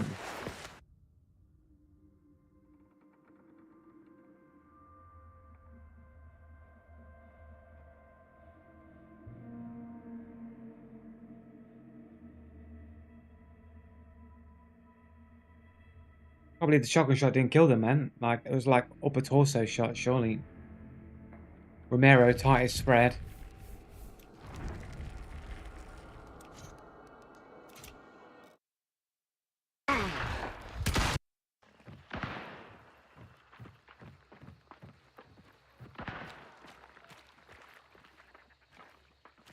Oh no, that is ladder. They did go up the ladder. I just didn't hear it. I didn't hear it. They did go up the ladder.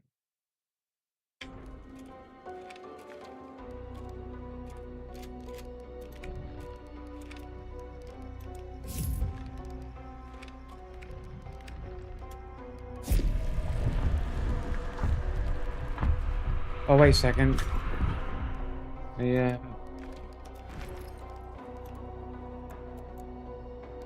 Come on, bros.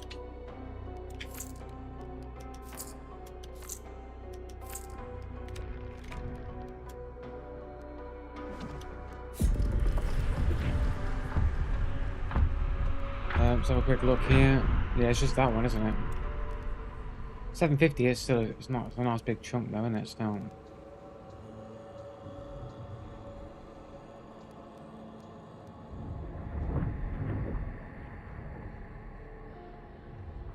So after the 10 days of this season is event is over, we're just going straight into the next event. Is that what's happening? Is it just Murder Circus Revival or whatever? Murder Circus 2. Is it just not events anymore? Is it just seasons, just going from one season to the next season?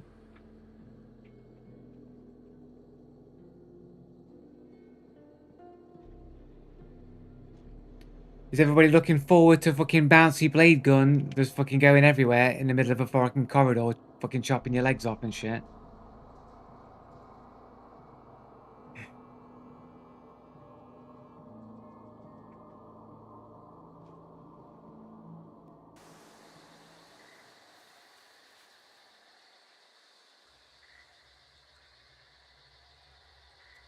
More Post Malone skins.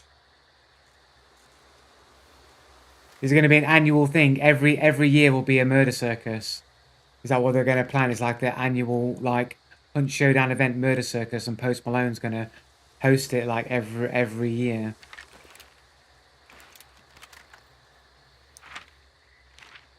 They nerfed the crap out of it the last time. That is true. They did hit it with the nerf bat.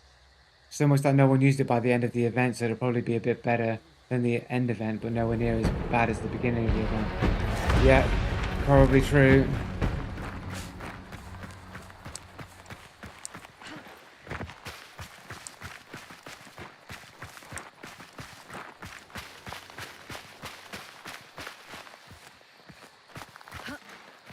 Bang, bang, bang, bang.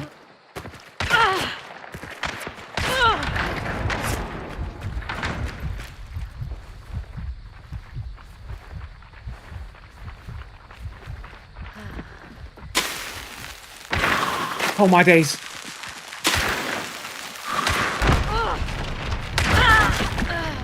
The worst fucking dynamite. I crouched too quickly. I crouched too quickly, bro. It was a good nade as well, but I crouched too quickly, bro.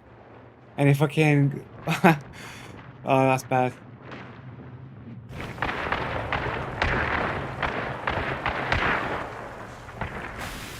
There's too much greed. I should have taken my time.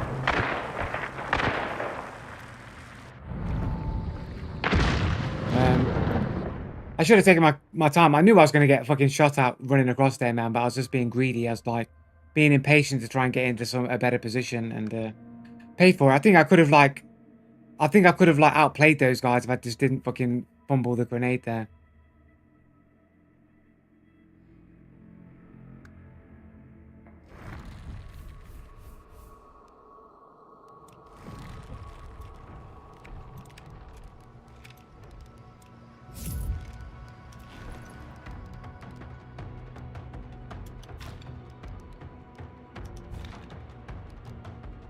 Oh, I only have 2 of those.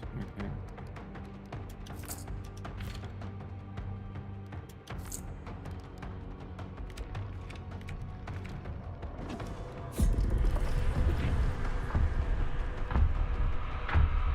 Conceptually, it's a really cool weapon. It sucks for listening, because it's so loud, but it's a cool weapon. It's just so broken at the beginning. No one said about it. I think I only used it a couple of times. I think I did like get some decent kills with it at one point, but it's just a bit clunky in it. It's like it's a novelty, man. But I wouldn't really want it really ever any of my other like reliable weapons that I go out with. I feel like it's just a bit of unreliable. Sometimes it just doesn't. It just doesn't put in the work. Sometimes it'll do some crazy shit, man, but sometimes it'll just like not be that effective.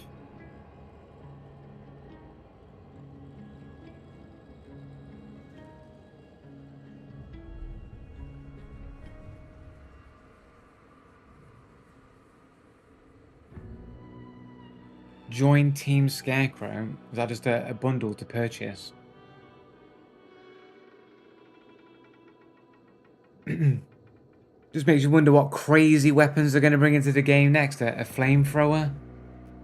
I mean, people might argue that a flamethrower already exists in the game with like a fucking Leverin Terminus Dragon Breath or whatever.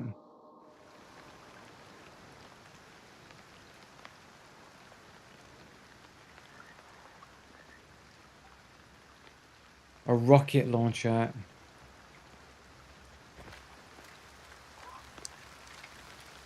Hunt Showdown in 2034, and dudes has got fucking rocket packs, rocket jumps, and running around like it's fucking Quake, bro.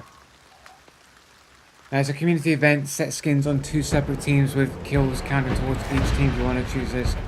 Use skins to unlock 2 separate skins. Is it? I didn't even know about that. How long has that been going? Is that legit?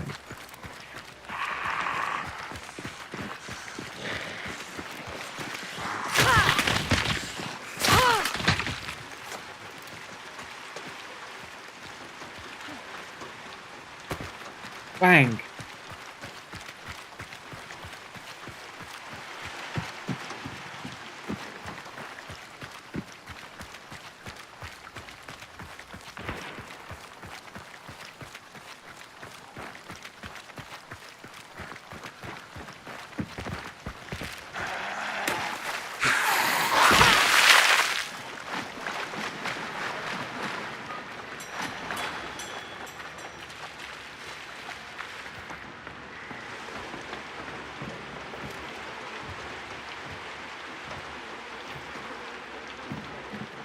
Almost thought that was a fucking dude for a second.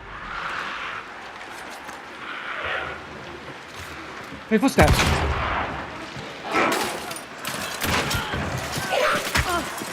Dude, you all saw that dude. You all saw that dude. You can't give me no shit that that guy had no footsteps, bro.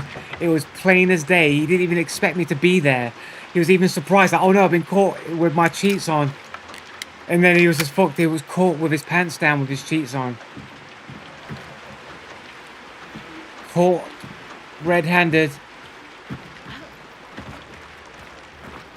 Filthy no footstep cheater.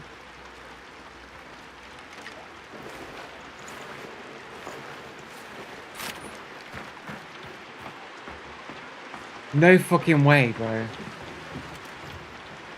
You were yakking? Dude, I don't like hear my own voice in the game like it's a fucking something in the sound mix. You might hear that in the sound mix, but I don't hear my own voice as part of the game sound mix. Completely separate to what I'm hearing in the game.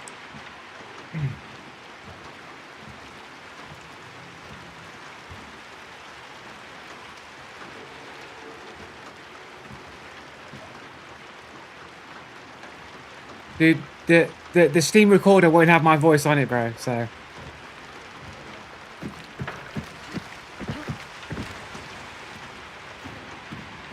I'm gonna...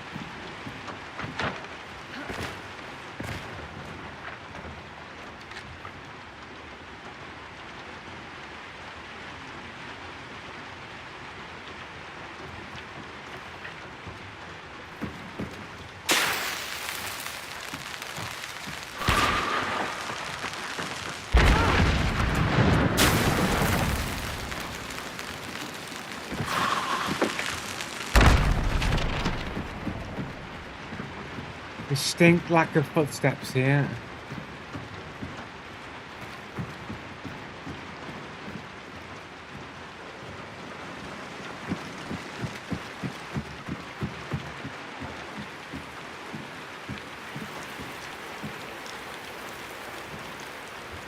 Wondering if that's their partner trying to get them up in it.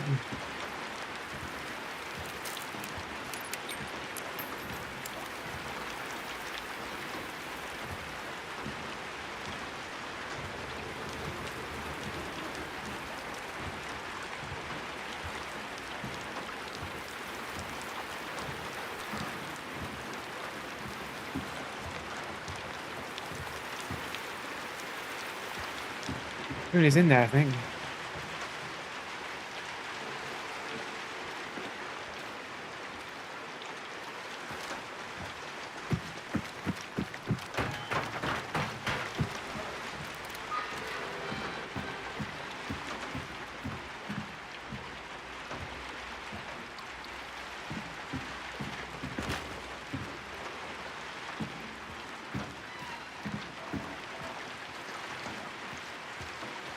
Distinct lack of footsteps.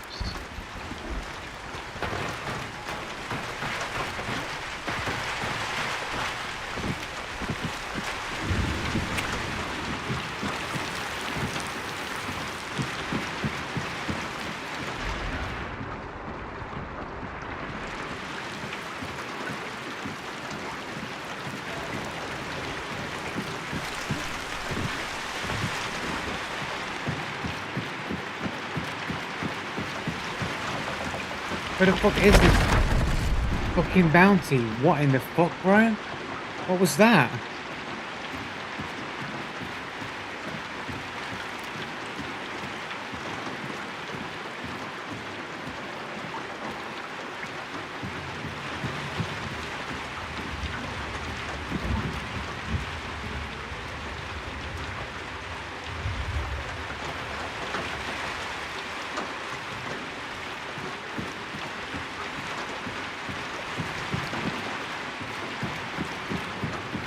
Where is the bounty anyway?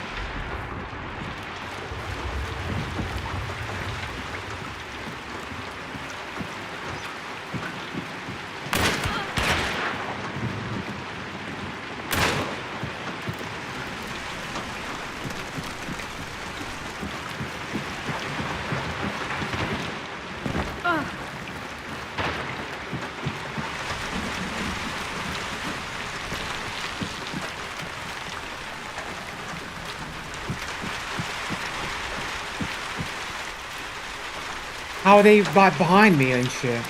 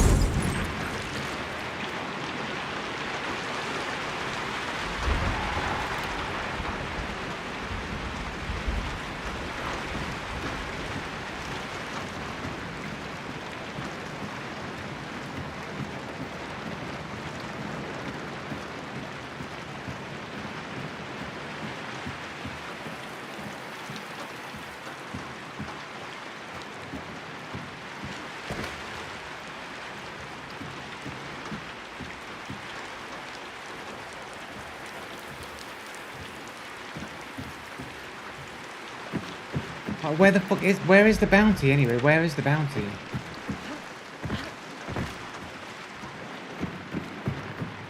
Is it not in this building?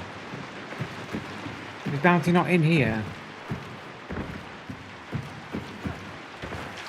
Downstairs in the fucking basement, isn't it? It's down here, isn't it?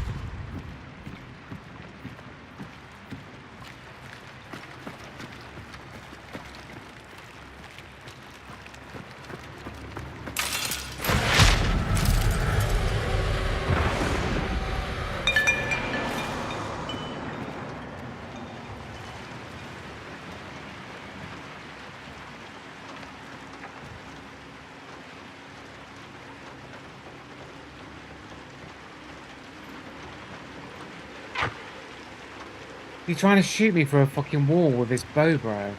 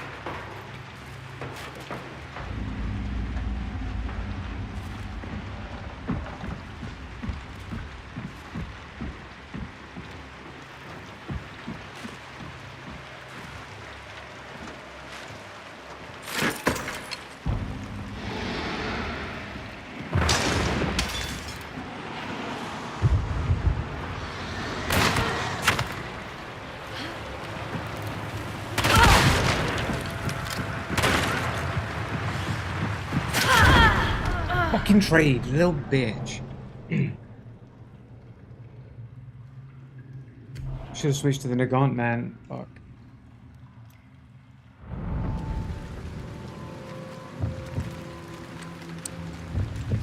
And that's it, there's nobody else, it's just this person in the blue skin that I hit with the dynamite earlier. Or is it somebody else?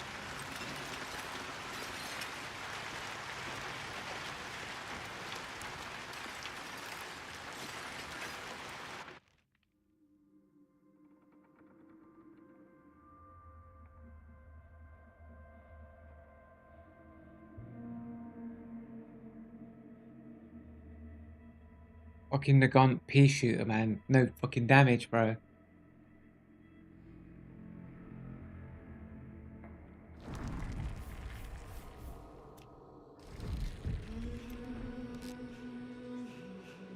Here we go. Lex O. 117 KD. Smiley face, some weird shit here. 66 games, 11-year-old account, 555 hours on Hunt. Over nearly 5,000 hours in Cheetah Strike 2. Griefer, idiot. Some dog shit. Is this dog shit the code, man? Is it the puppy shit, bro? Very good player, cheater code. Very good player, very good player. Very good player. Friends with blatant hacker and jokes with him. Oh, friends with blatant hacker and jokes with him. Profile says it all.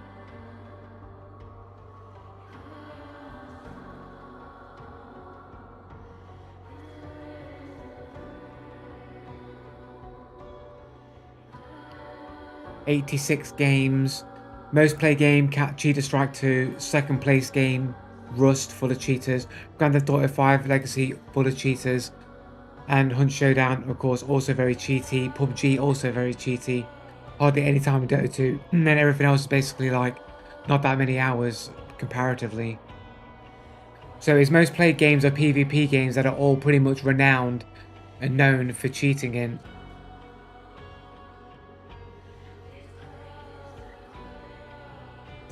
When you got a lot of people all saying very good player, plus rep, very good player, very plus rep, you probably, it might be a little bit suspicious if a lot of people are calling him very good player over and over again.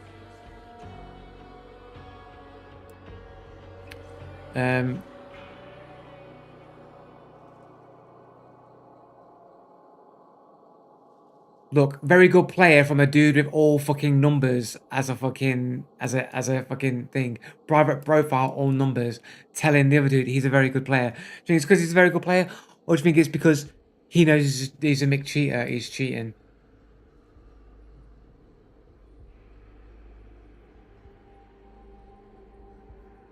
Fun to play with. Very good player, cheater code. SSMKK, dude has 32 games on a level 37 Steam account.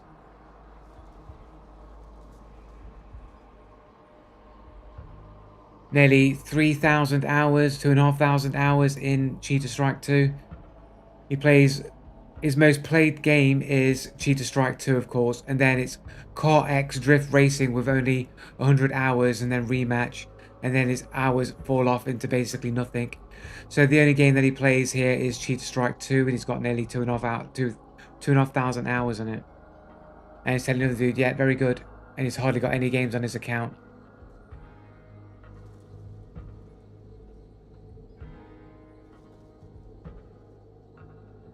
Elite player. That's on this guy's account. This other dude's account. This dude's got a numbered dude telling him he's an elite player. Is this the same dude?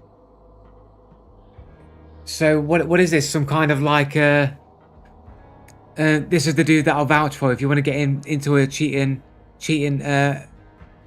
group or be recognized as a cheater.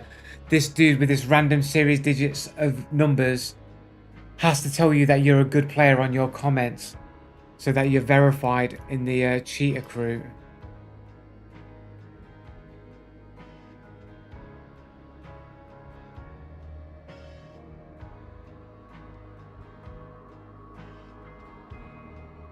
Oh, these are all different. These are different accounts with different numbered names.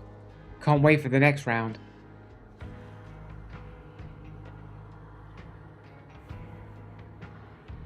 Um, 7 6 5 6 11 9 9. Oh no, it's not the same. 11 9 9. It was 11 9 9 6 9 9 2. So it's different from that point on. But it was almost very close. Yeah, I know. But it means he hasn't set up his account, so this would be likely that it's a cheater account, a burner account, a throwaway account. Cat avatar. 96 games, 4-year-old account. This is our dude with the no footsteps, by the way.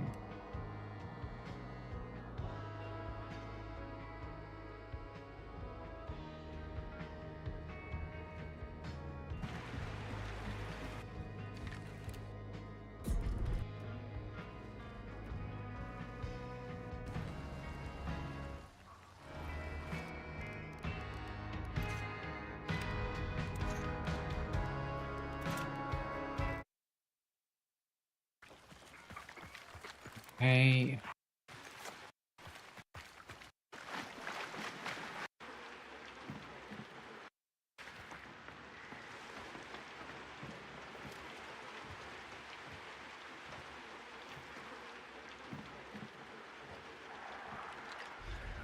This is that game, right?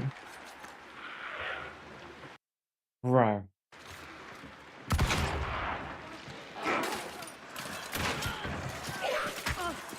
It's crazy. You can't hear anything. Not a single step. Indoors, not in the rain.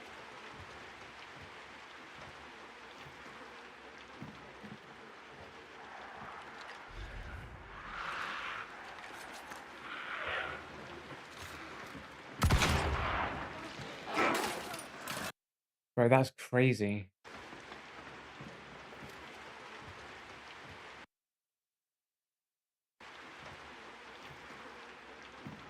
These footsteps, they were hard to hear though. Only toward the tail end when he was right about this post.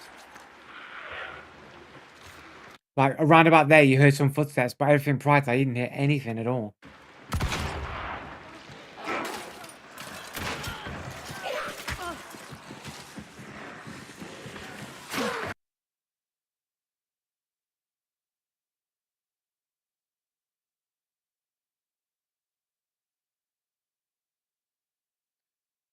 Yeah, but more than enough time had passed for that not to be a factor.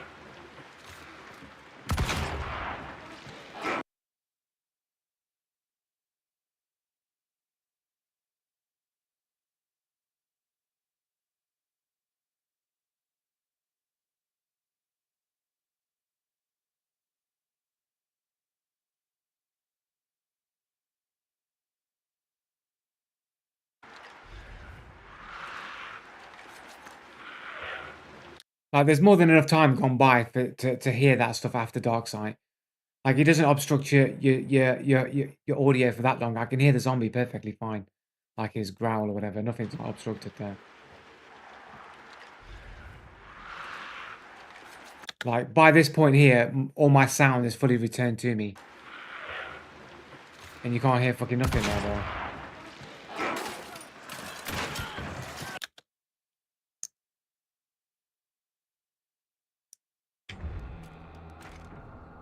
I don't think Para Plus here was cheating. But we'll check the profile anyway. The less than 1 KD. 219 bounty here. Switzerland. 117 13-year-old account.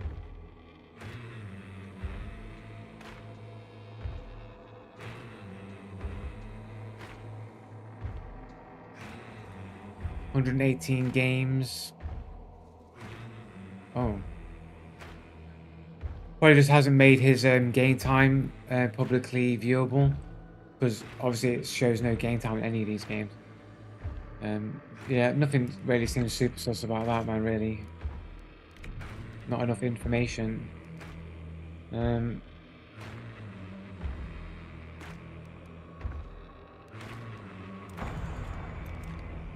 But I don't think nothing seems sus. I mean, he was repositioning, like, all the time, like, constantly. Like, he seemed to have a better understanding of where I was than where I was. But then again, there was that point where he fucking... Somebody tried to shoot me through the wall with a fucking bow or a fucking thingamajig. Like a bomb lance or something.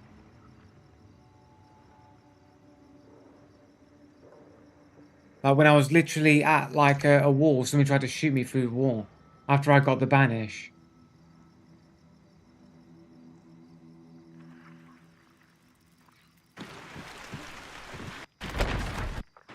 I don't know what that weird explosion shit was either. That's weird.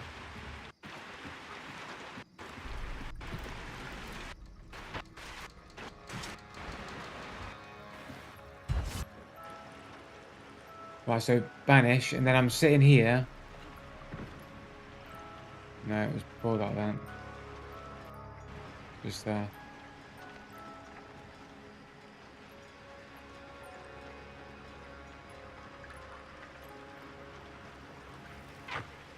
Like there. Was that at me or at somebody else? That sounded like they were trying to get me through the wall or something.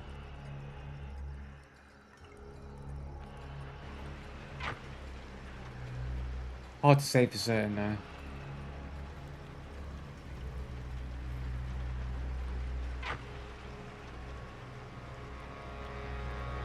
It's hard to say what direction it was actually coming at. It could have been being fired at somebody else.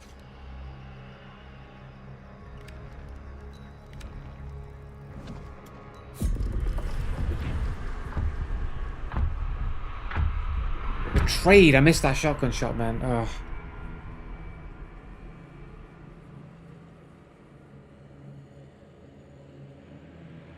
Oh, 1 second. Cancel. What's this? What's this thing, Midget? Right to revenge thing. Honda bundle. Pitchforks. What's this? Oh, it is just a bundle. Was you just like trolling?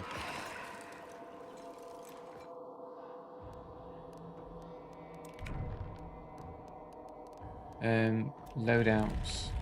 Store.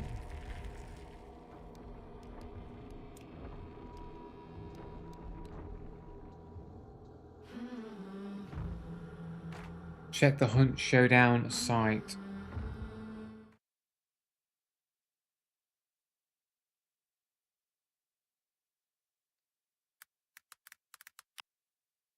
Hunt Showdown.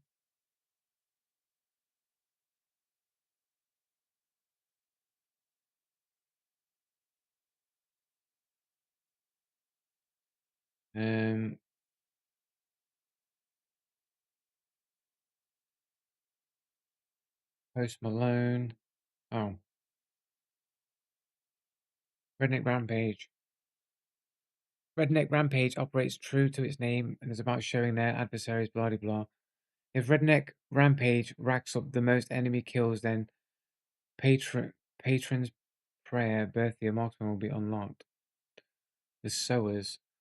On his team, the Scarecrow, Daughters of Decay. The Mosin Sniper will be unlocked. What's this for? The Berthia or the Mosin?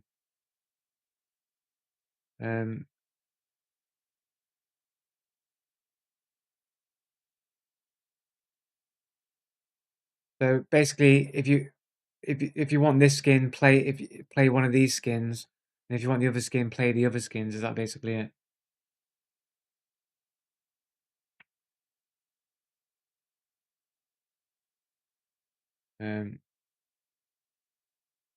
Oh yeah.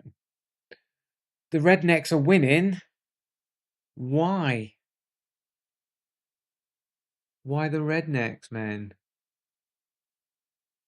Why wouldn't you want the fucking the fucking Black Mosin skin? Cause fuck Mosin Sniper.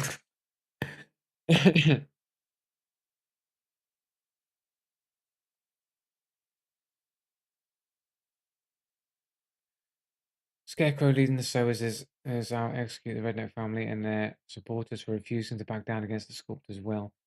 You'll side with the family behind Moses Poultry, or you align with the nefarious followers of the Sculptor.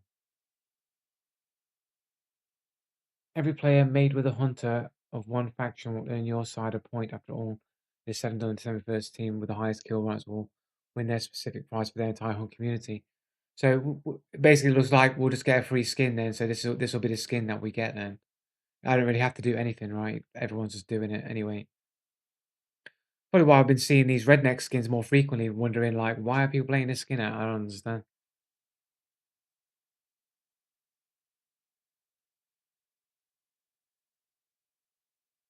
That'd be a code.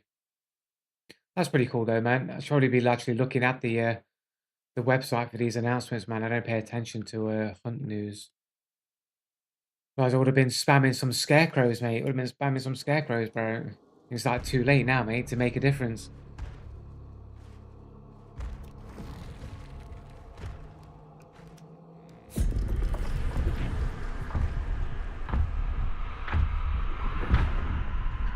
Like, I'm probably never gonna use a Berthier, a marksman. Then again, like, a marksman, I probably would never use a Mosin sniper anyway. If I was gonna use any kind of a scope, I'd probably go for a marksman scope than a sniper scope.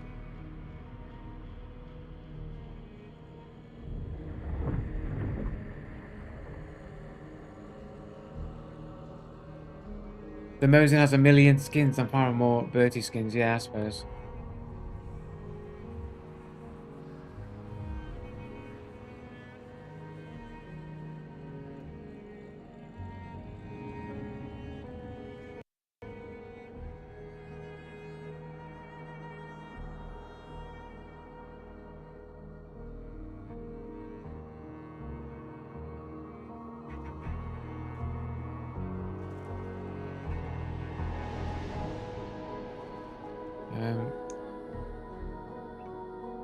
Is my game crashed? No. This will be the last game, I think.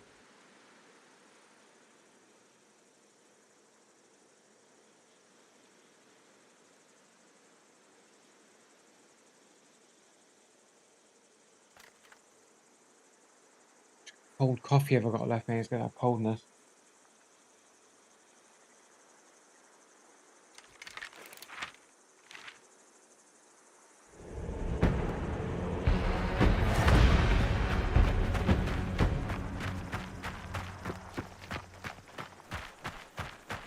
I feel like maybe I might even do like a Resident Evil marathon or some shit.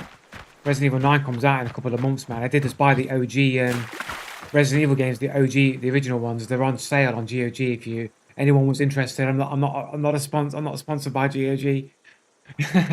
But it's like 50% off on GOG, and that's the cheapest the Resident Evil bundle's been. It's like £10 for all 3 OG RE games, man. Well, shit, you sweaty motherfucker.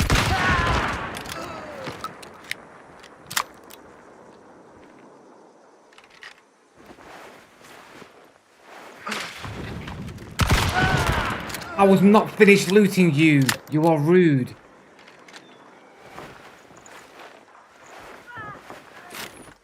Look at that. You denied me a loot.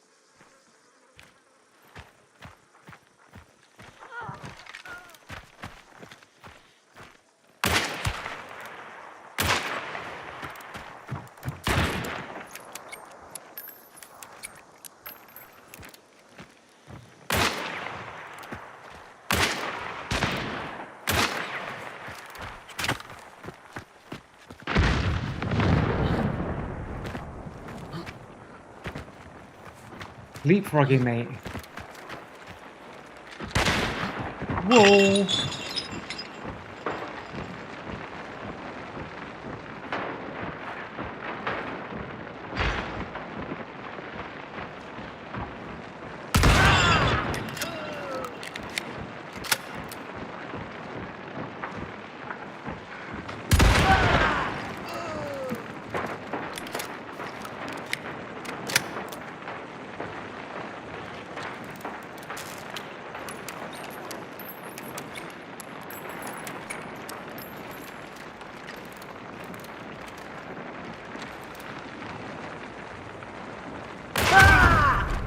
What? That's sus. Headshot as well?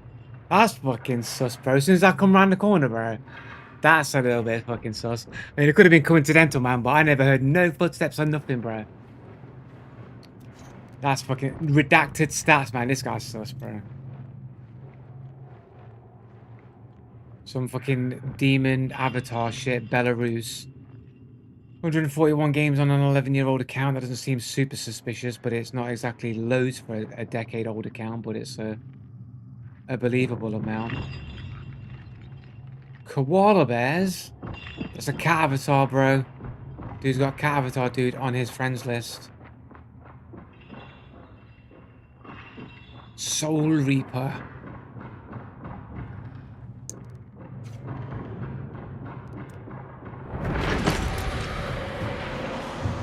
Well, no, the other one's a cat. The koala bear is something else.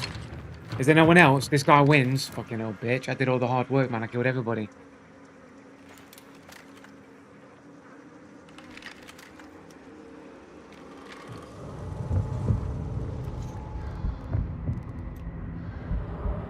This dude's got cat here. That's a cat. That's definitely a cat. That's a koala bear.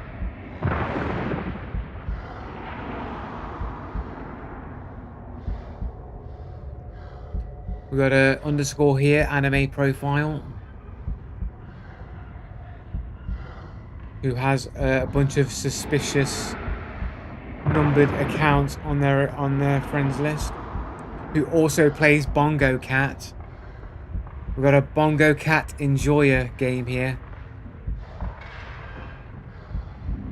So what's that? Two people with cats here, related shit. Another underscore here. Back ban on record. Got a Sea of Thieves in the background here. I'm a pirate. I'm somebody who steals and robs. Like a pirate. Like a cheater. Who has 15 games on a 4-year-old account.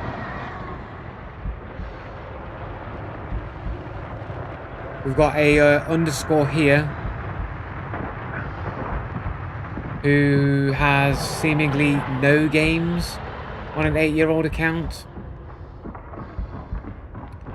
Whole bunch of underscores and shit. Wait, is there multiple people here, bro? No, it's just some weird shit.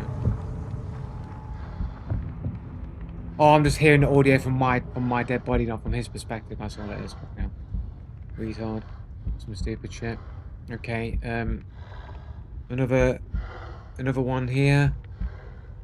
He's got a bunch of perfect games, only 4 though.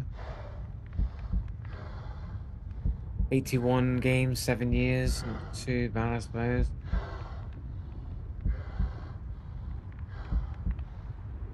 "90 games here, most played game, Payday 2, because he's a criminal and he likes stealing things. Project Zomboid is his next most played game. Dying Light.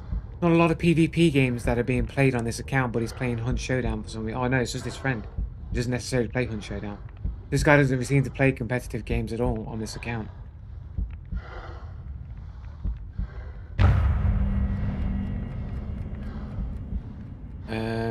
A D. 12 games, 3 years. Japanese name here, 9 games on an 11-year-old account, over nearly 4,500 hours on Dota 2 and nearly 1,000 hours here on Counter-Strike. He only has 22 games here apparently. The rest are like free-to-play games and shit, with like basically no game time. Just plays Counter-Strike and Dota apparently.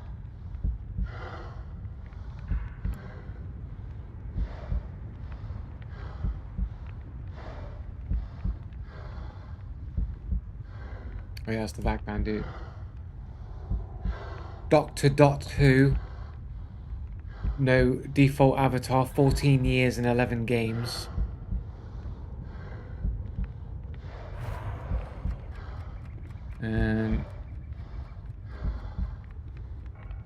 I don't know what that is, but I'm scared to click on it. I don't know what this avatar is here, but I'm scared to click on it. I'm scared to click on what that avatar is.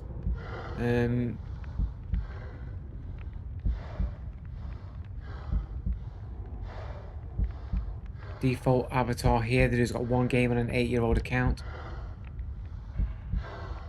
Yeah, a few such players on this guy's account here. I think dude might have had wall hacks.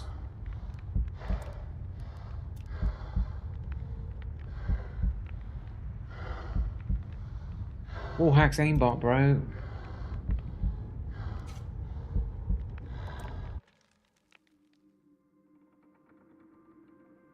Backban on record says Geno. Yeah, but like it's only one, isn't it? It's only one suspicious person on my playlist, and the the ban isn't publicly viewable anymore. That it's that long ago.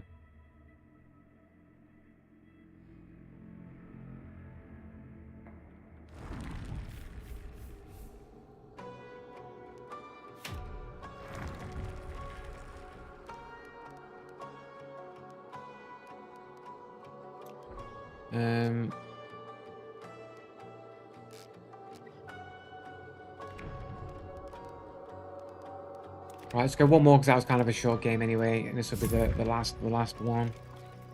Well, there might be one more depending if this is a super fast game as well, but hopefully we'll get a decent game here. I'm sure someone goes through your cousin's friends or Geno's friends, there can be sus people there too. So all of those people that I just went through there were all dudes on his friends list.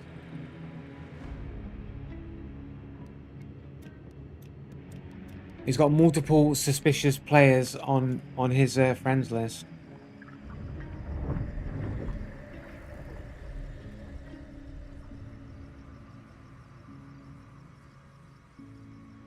Exactly what you're doing, friend of a friend. I've only done that when it's literally been like dudes a part of a fucking group, like part of an actual group, and some of them already had a daisy chain of suspicious people along the way.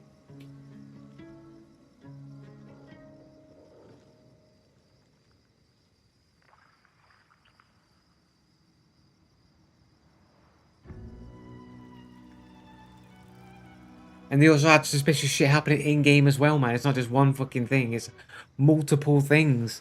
Like, it's a whole large amount of things that I'm using. I'm not saying one thing. The dude literally fucking stepped round. Perfect timing. Bang, headshot with a bow. Yeah, sure, it could happen, man, but what are the odds? I never even heard his footsteps to go down there. This was the guy that was above me, right? So the dude's gone across. Gone down, never heard any footsteps to that corner, steps out, fucking hits me.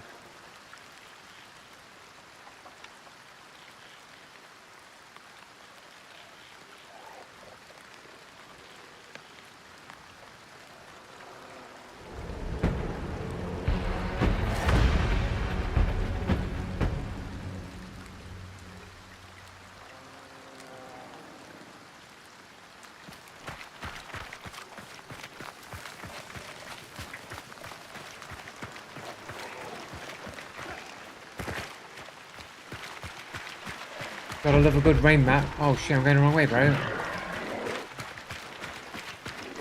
Why am I facing that way?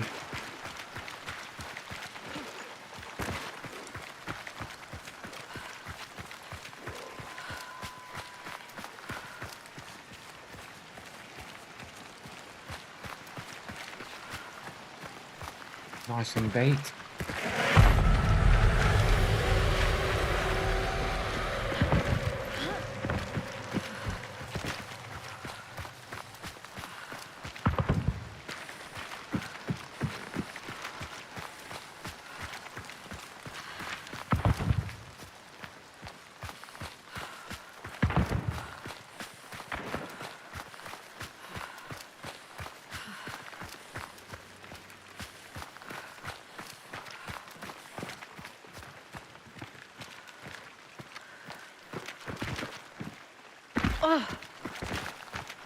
It's loud.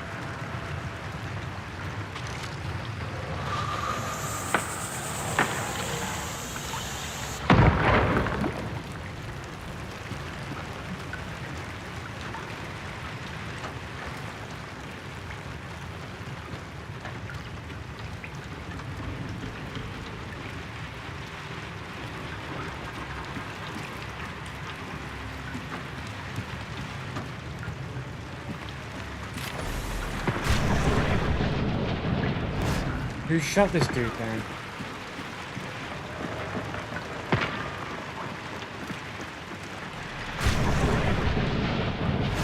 Just There's one dude here.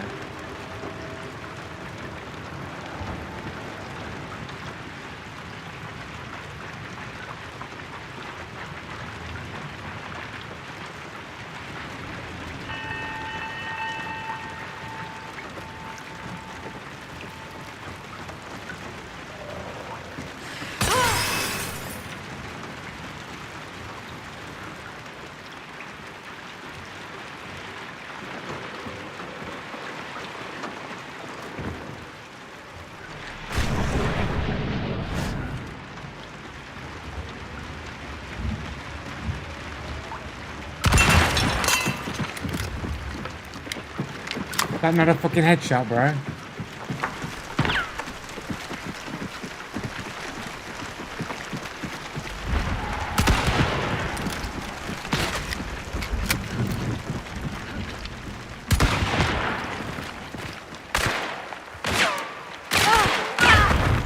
Oh man, he got a double tap. He's got a Nagant, man. I can't believe I missed that shotgun shot.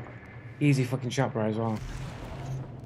Less than 1 KD player with his, you know, good enough aim there with a game ban on record. Yeah, I'm pretty sure that guy's a cheater. Dude was like fucking taking shots at me like through the wall or some shit. He was trying to fucking shoot me where I was through the wall. He was looking at me through the window, like, you know what I'm saying? He was just waiting for a better shot, but he was looking straight at me. The dude's got, what are you talking, like what? So you're telling me like when I'm moving and twisting and moving and bullets have bullet time or bullet velocity, like me moving isn't going to make like shots miss from time to time. Dude's got a game ban on record, bro, man.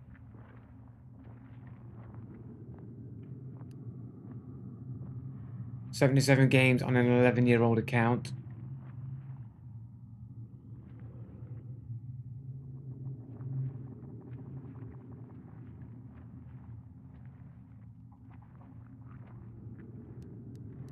The dude's walling at the very least. The dude's walling. Why? Like the dude basically went out to go and kill people. He was looking to go for people and killing everyone on the map, other than me. Like he wasn't there in the bounty. He killed the dude inside the place, then went out to kill people outside, then came back to me, and he was waiting on the window, waiting, looking at me. That many in a row.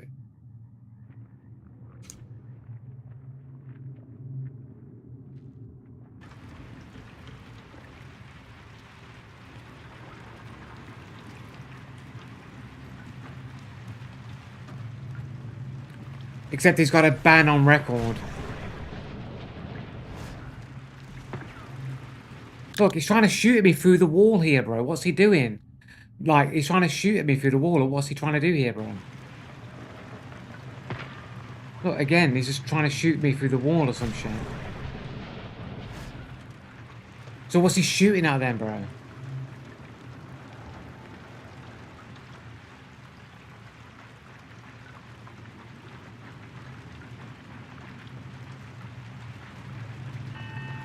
And ringing the bell, running around. Like, why is he running around with reckless abandon, ringing bells and going over here, running back around, shooting shots, ringing bells? It's almost like he knows there's only me there because he's got wall hacks. He's not worried about getting shot by somebody else that's around. He doesn't have bounty, I have bounty. And he's not concerned about getting tapped by somebody else. And he's going to run around the entire compound, ringing bells and doing all kinds of shit, completely fear-free that there isn't another player to bang him in the head.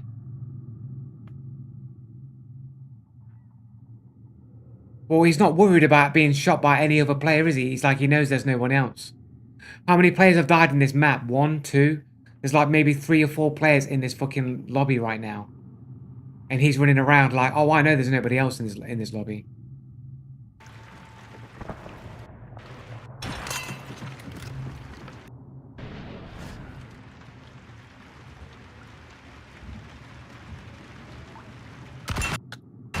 Looking straight at me there.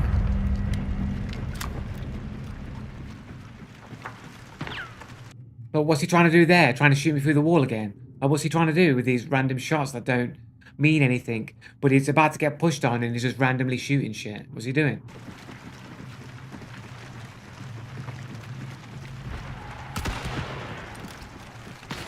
Look, again, that went straight, like, on my location as I ducked behind that fucking thing there, man. Like, how are you saying that this guy's not, like, trying to hit me with through the wall and shit? Shooting in my direction. Look, that literally, if I hadn't have ducked, that might have been my fucking head. Fucking, how is that not a fucking hit, man? How is this not a hit?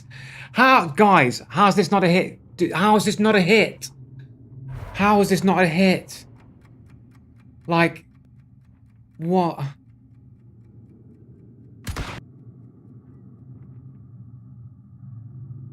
Maybe I'm hitting the wood that's in his way there.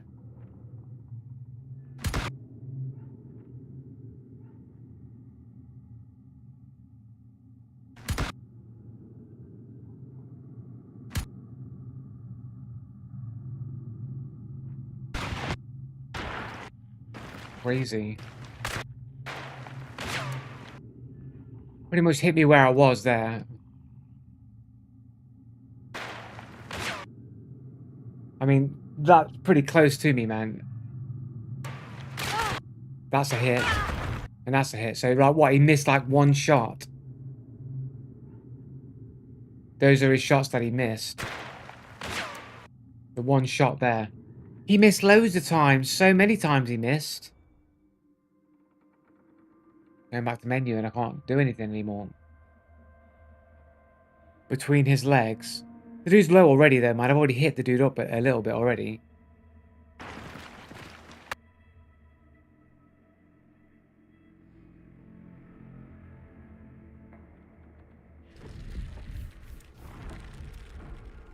So we had 1, 2, 3, 4, 5, 6. So there was another bunch of people there, but nobody knew where they were. So we had at least one dead body on the bounty. That's probably this dude. And then this dude. And then there were 4 other players. But this dude's running around ringing bells and shit. Running around the compound, not afraid to get shot or anything. People were dying at the start as well, so there were people getting killed.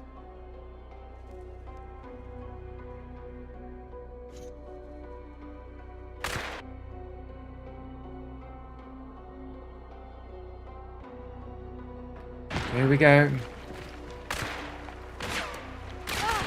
Yeah, he missed one shot. In that main confrontation there, he missed one shot. The other shot that shot me was basically directly on my head and only missed because I ducked. He missed one shot.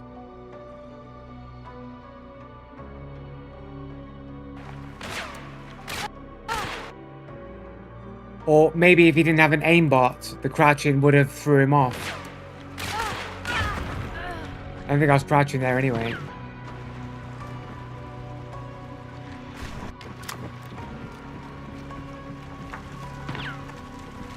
Look, crouching mid-fight is a valid technique to get people to miss shots. If people follow your crouching and get headshots when you crouch, probably because they got aimbot, bro.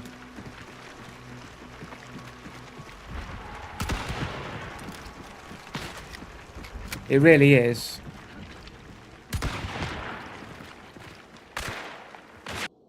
So he's basically shooting me like where I was from the crouch position. I've moved quite a large amount of distance when that shot was, and he's already facing me. Right? So he's looking at me here. But then he's automatically snapped to me already. He's already fired a shot from me then. He's like, bang! Straight to me.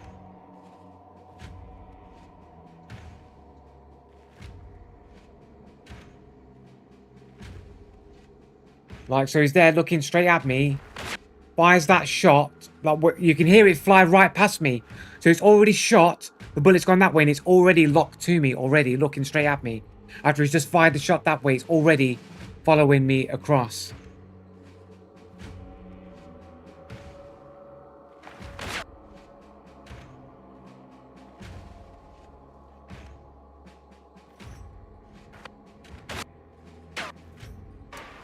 Like, he's literally tracking me the whole way that I'm moving. He's never not perfectly looking at me. Look at it. He's tracking me the whole time. He never stops. Fully tracking me the whole fucking way, bro. I am moving. Are you fucking... Look. Look, I'm moving from there to there. Are you fucking crazy, bro? Like, what are you on about? I'm jumping in the air, look. I'm jumping through the air.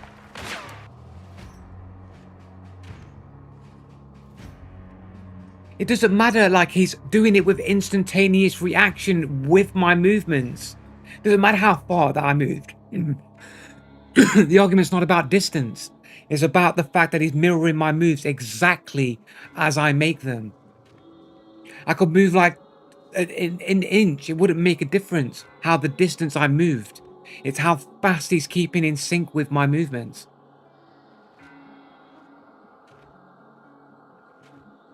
Look, he's never not locked onto me the whole time.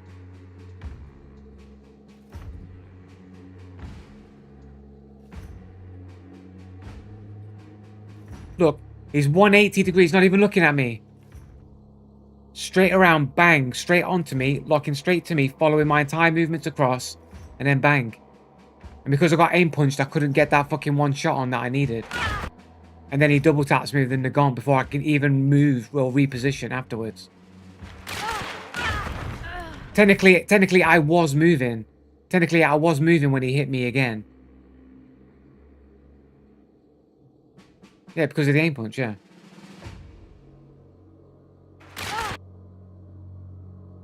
Yeah, I'm getting aim punched here. Like, that's an aim punch right there, bro. Well, can you prove that the Earth is moving?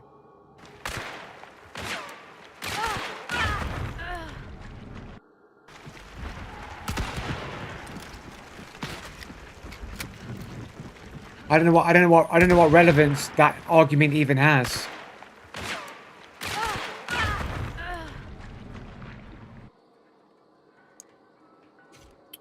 Um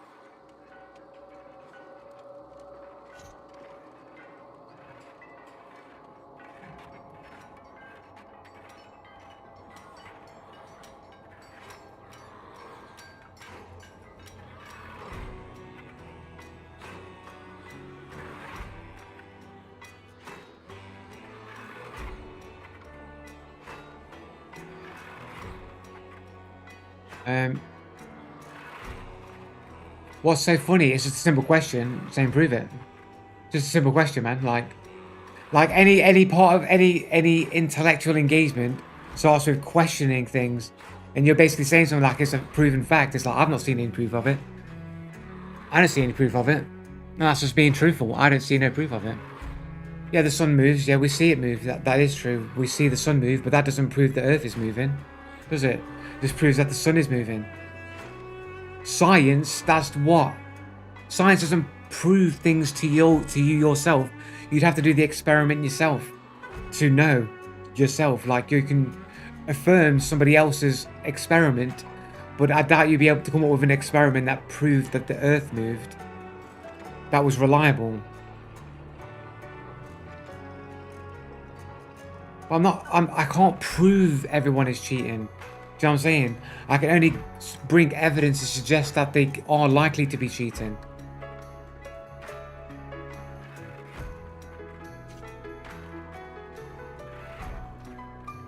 Oh, you can't prove everyone is cheating. Well, for a fact, I know that everyone isn't cheating because I know that I'm not cheating. But if you mean everyone else, I can't prove that they're not cheating, and I can't really prove that they are cheating unless there's 100% solid evidence or a direct admission. But if you're talking about just generally investigating people for subtle cheating, it's going to require a lot of evidence to suggest that they are likely to be cheating. But to outright prove that they're cheating, that's almost an impossible task to do without an absolute certified bit of proof, like full-blown tracking somebody through a wall, you know, beyond human reaction, aim snapping, right? Stuff like that, like stuff that you could go, yeah, that is cheating 100%.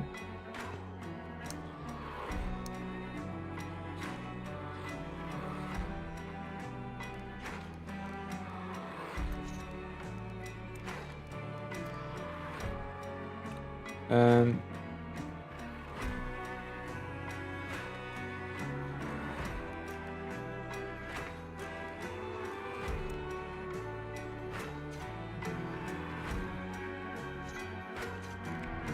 this is the absolutely the last of the last games for reals. Why do the stars move? Well, you've either got two explanations: either the Earth is spinning, or the sky is spinning. Those are your options, right? Those are the only two things that it could possibly be. Either the Earth spinning, or the whole sky is spinning because all the stars move in unison. So it can't just be the odd star moving independently. It would be the whole sky moving as one. So either the entire sky is spinning around the Earth, or the Earth is spinning. It's one or the other. How do you prove which is which?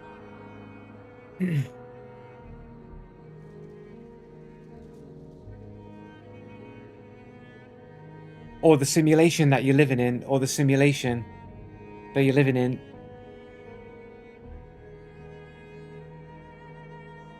If the sky was spinning and not the Earth, then we wouldn't observe the parallax of stars. Why wouldn't you? You can observe parallax like on a video game that has parallax like scrolling. Like parallax doesn't prove that the Earth is moving. Like you don't need the Earth to be moving to have parallax as well. There could be layers of sky that are moving.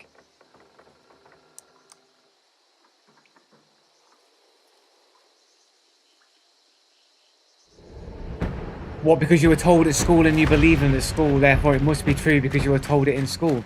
You know what they told me when I was at school? When I was in the infant school, and I was in the infant school, one of the first things they did in infant school when I was like 3 years old, they took you into the little back room in the school and they got a teacher who sat you all down in a circle and they pulled out a globe and they go, "This is where you live on this globe." And everyone's like, "Oh, wow." And then you just believe it without questioning the information that you were given as a child. And then it automatically becomes your perspective and then you never question it, because you were seen to look like a retard or ridiculous to even question it. But that's how it was basically taught to me, as I sat in a room and shown a globe and saying, "This is where you live. You live on a spinning ball," and they spin it around and then they tell you stuff, but you don't. That's nothing. That's just literally indoctrination, isn't it? You know, there are experiments that prove that the Earth orbits the sun, right?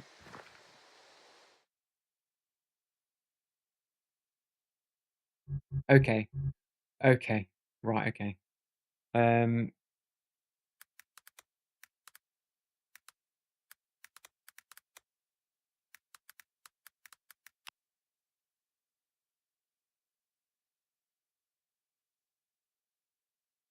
Okay. So you basically have these like long exposure star photographs that people take. Some of these are done over like 6 hour periods. Some of them are done over 8 hour periods, and you know, some like and stuff like that. But anyway, it shows you the stars. They all go around in a concentric circle over and over again. So you basically got two motions here, right? You got one motion here, and that's the circular motion of the stars. Right, that's it. And that motion is either caused by the Earth spinning or the sky spinning, and it's one or the other. But one thing that this does not show, it does not show the Earth's orbit around the sun. That motion isn't there. Otherwise, you wouldn't have a perfect circle. These circles wouldn't be happening. So these photographs prove the Earth doesn't orbit around the sun. These photographs prove it, and you can see them all on the internet. They're right there. Are you going to say that these are fake and can't be trusted? Are you going to say that these are fake and can't be trusted? There's look, like, so if I took right, so if the Earth is spinning in a circle, right, causing these circular stars to occur, and then you're also moving around an orbit around the sun as well, then you wouldn't have these circles being made when you do long exposure photography. It would be all jiggy jaggies in the sky, wouldn't it? Because you're moving in two directions at the same time. You're going around in a circle, and you're making an elliptic orbit around the sun on a 365-year orbit around it at around how many 64,000 miles an hour or some shit.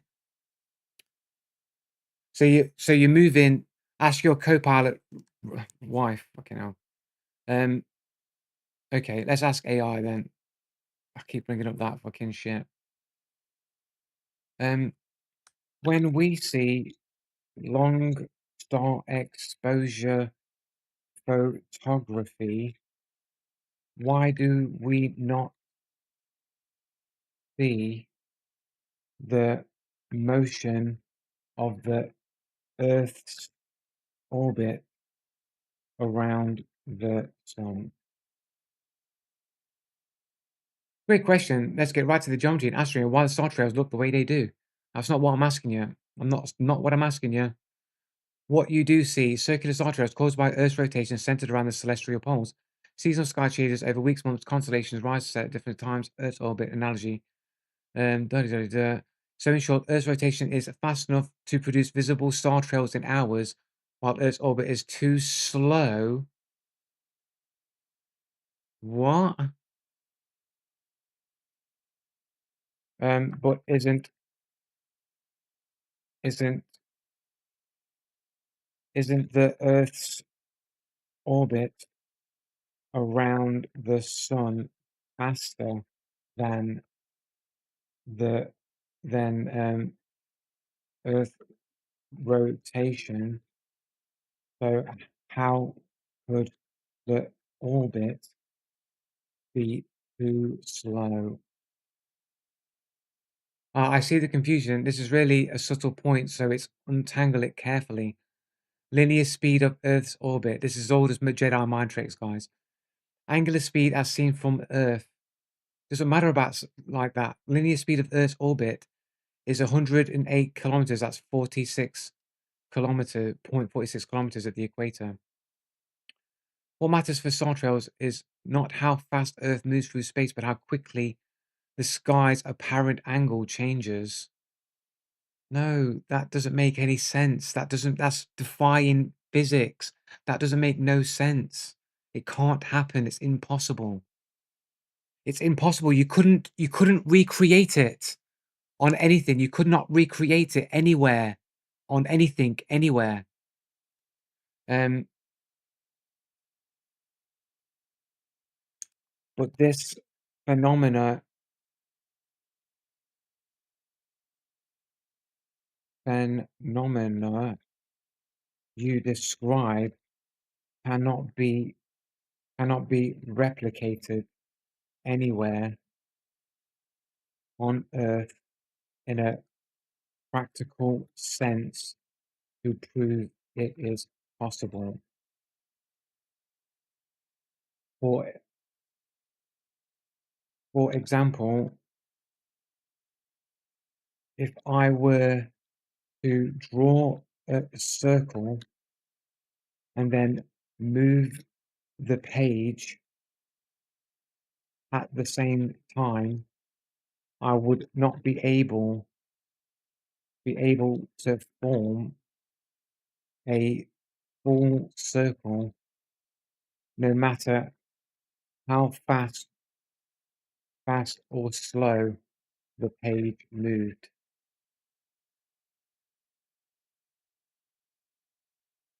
I see exactly what you're getting at. You're trying to reconcile the idea of two motions happening at once, rotation plus orbit, with practical analogy like drawing on a moving page. Let's unpack why the analogy feels misleading. If you draw a circle while sliding the page sideways, the circle will look distorted, more like a spiral or oval, because your pen is fixed relative to your hand, not the page. Yeah, I understand the pitfalls of the analogy. I know that it's not perfect, but you can't. It's because the page isn't the earth. However, you're not going to be, if it's drawing the circles in the shape of the earth and you're moving in another direction, those stars are never going to stay in a circle no matter how fast or slow that you move. Why is the sky behaves differently? In astronomy, we're not drawing on a moving page. Yeah, I know, but that's irrelevant. It's not the point. Instead, we're rotating inside a moving frame of reference. Um, okay. Um, if I were to replicate this on a smaller scale, I would not smaller scale using lights in the ceiling in the ceiling and used the camera as the Earth, as the Earth, it would it would never produce full circles. I get why that feels puzzling. Your ceiling-like experiment seems like it should mimic the sky, but here's the crucial difference. Fixed lights versus distant stars. Ceiling lights are only a few meters away. If you move the camera, your Earth, why would distance matter? Why would distance matter? That makes no sense. Ceiling, while rotating in the light's apparent positions, shift dramatically because of parallax that distorts the trails into spirals of arcs that never close. Like, that's not going to change anything. Like, their apparent positions remain fixed enough through rotation. But isn't this an unfalsifiable position?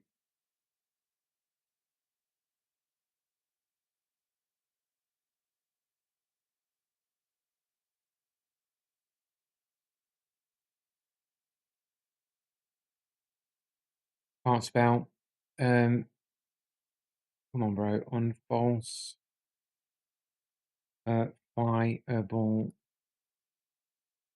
Um, Unfalsifiable position.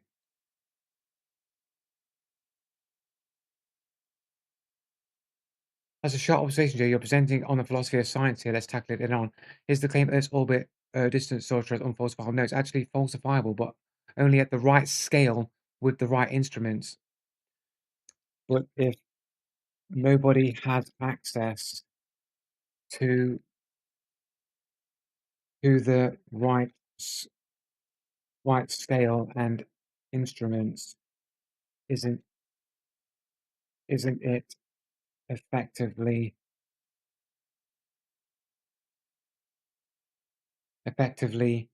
being kept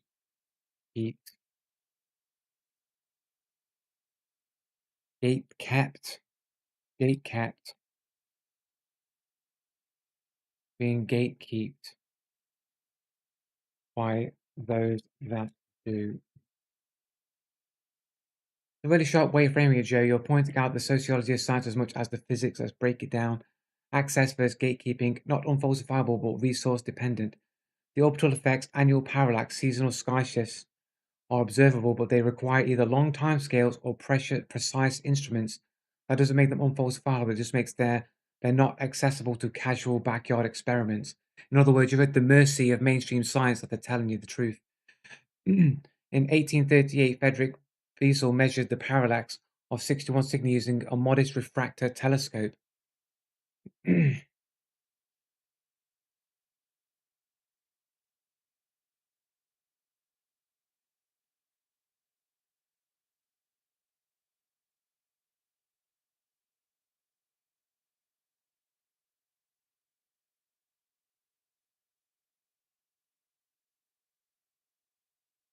How do you measure?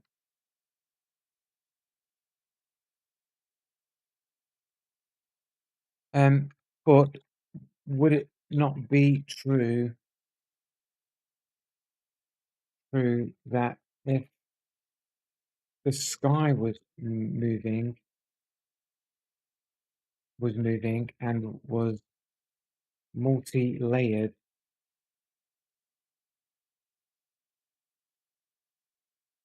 would that not also have a measurable parallax? Exactly. If the sky were truly multi-layered with stars at different distances and the whole celestial sphere were moving relative to us, then yes, you would expect measurable parallax. So how do you know which is how do you know if the sky is moving if the sky is moving?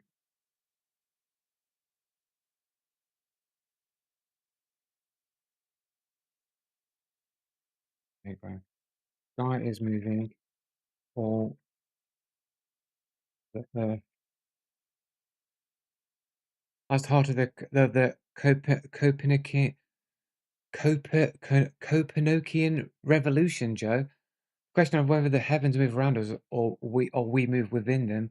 Let's break down how we know that the Earth moves, and that's not what I'm asking. Um, the Foucault pendulum's bullshit. Parallax nearby, yeah. Well,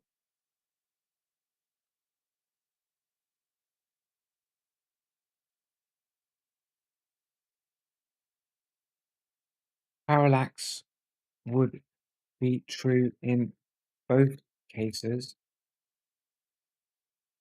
The Foucault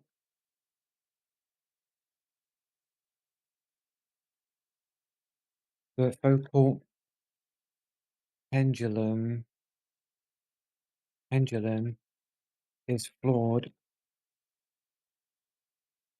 Is flawed because the axis is attached to the ground. Coriolis effect. Um, people have shown that this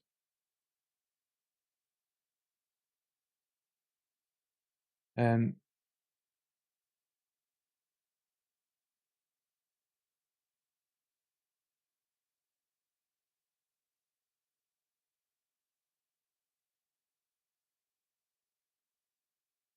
I'm trying to think of a way to word it. Weather systems and ocean currents curve in predictable directions depending on hemisphere. Um, yeah, but um, but a Coriolis effect like that would also be true on a on a stationary Earth as wind currents as wind currents um as wind currents um would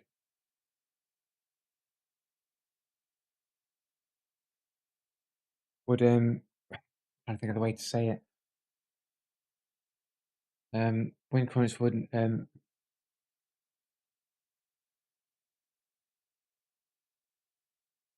I don't think I have the vocabulary to explain what I'm trying to explain, what I'm trying to say.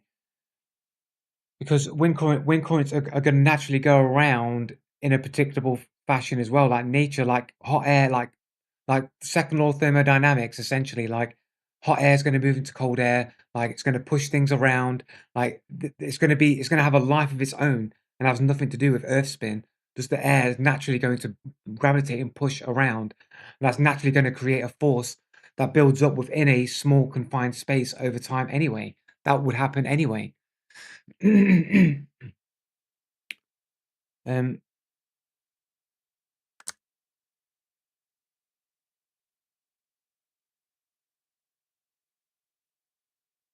due to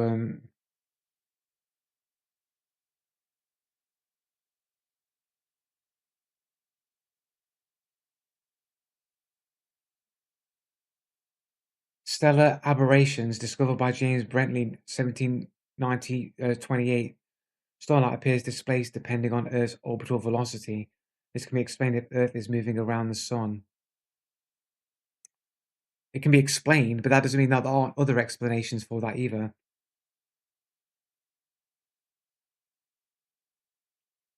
The starlight appears displaced, but again, if it's multi-layered sky, like um,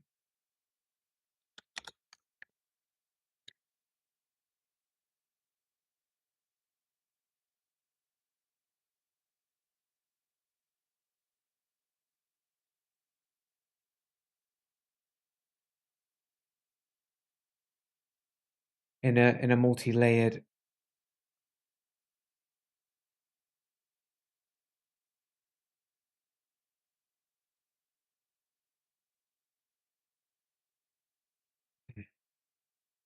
You're raising really deep and fair challenge, Joe, essentially asking how do we distinguish between Earth moves versus the sky moves? If any phenomenon could be explained either way, let's go through each point you raise carefully. You're right, if the sky were multi-layered and rotating, you could imagine nearby layers shifting relative to further ones, mimicking parallax. The difference is mechanism and scale. In the Earth moves model, parallax is caused by orbital baseline. The sky moves model, you need the entire layered cosmos to rotate in a way that produces exactly the same tiny angular shift synchronized from Earth's year. What's possible in principle but requires far more complex mechanism than Earth orbiting the sun. But if it was created by a creator, a god, then that already explains the complex mechanism. The pendulum's axis is indeed attached to the ground, but the key is that the pendulum's swing plane is inertial. It doesn't rotate with the Earth. But it does because the axis is connected to the fucking ground.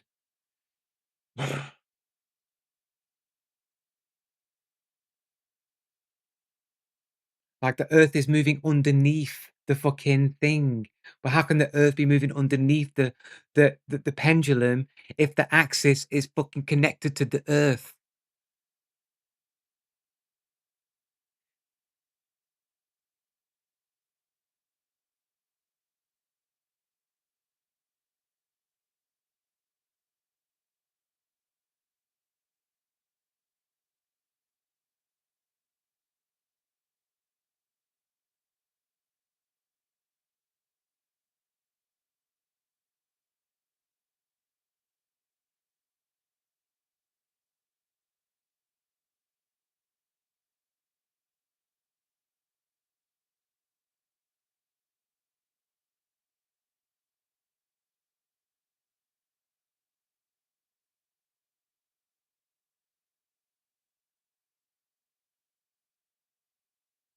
Coriolis said thermodynamics alone explains convection, but not the directional bias.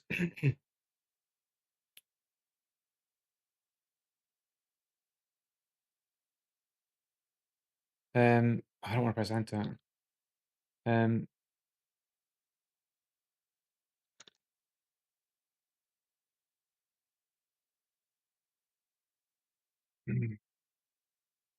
but if the Earth were a cir- circular design,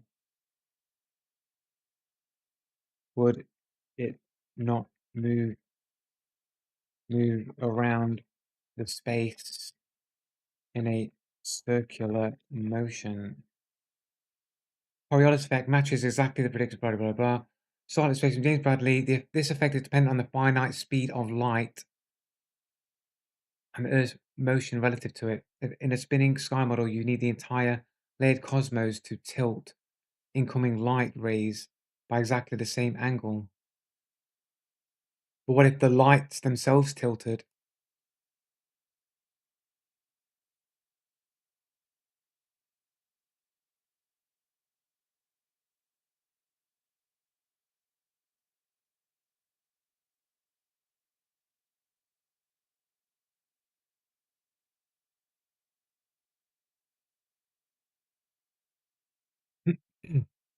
Drilling to the heart of the Earth moves debate, Jeremy, and you're right to push on whether the sound evidence is airtight or whether alternative models could be constructed. The pendulum suspension point is indeed fixed to the Earth, but the crucial part is the plane of swing. Yeah, the plane of swing, but usually they'll say that the distance that the because basically the pendulum swings like this, and over time it goes around almost like a clock. And they'll say that, oh, the distance that it's gone is because of the ground that's been moved underneath of it. But how can that be true if the axis is always connected to the ground? That's just retarded. The plane is inertia, it doesn't rotate with the Earth as Earth turns beneath it. Exactly. But it's connected to the Earth. Yes, but it's connected to the Earth.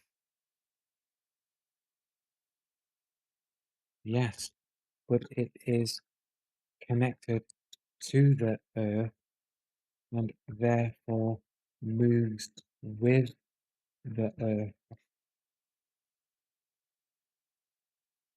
Um, converts the thermodynamics explains convection. Hot air rises, cold air sinks, but not the consistent hemispheric deflection on a rotating sphere. Because affects if the Earth was stationary but circular in design and the sky moved, you need the atmosphere itself to be dragged. in a way that produces the exact latitude-dependent deflections we observe. Again, possible to imagine, but it requires the cosmos to act directly on the hemisphere. Um,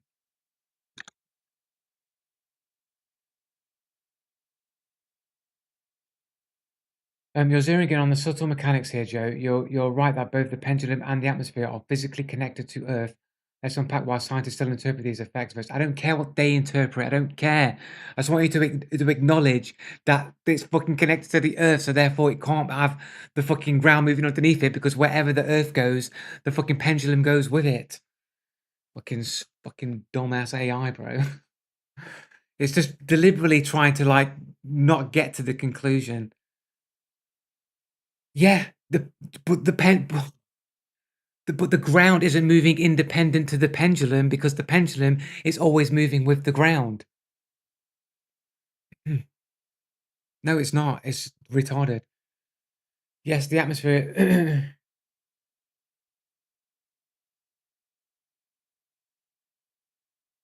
um,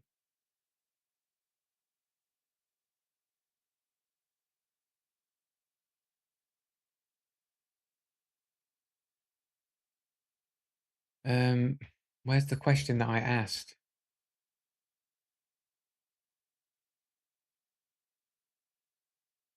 Um,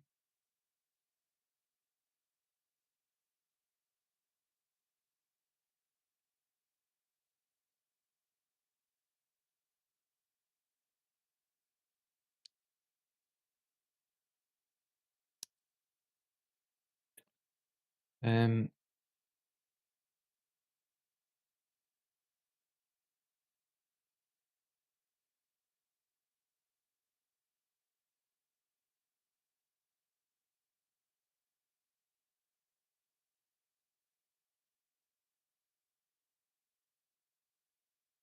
um,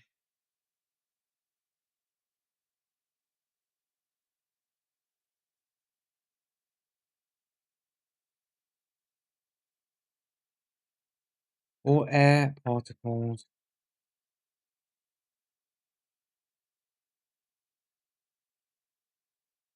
all air particles are connected to every other one. So once a motion vector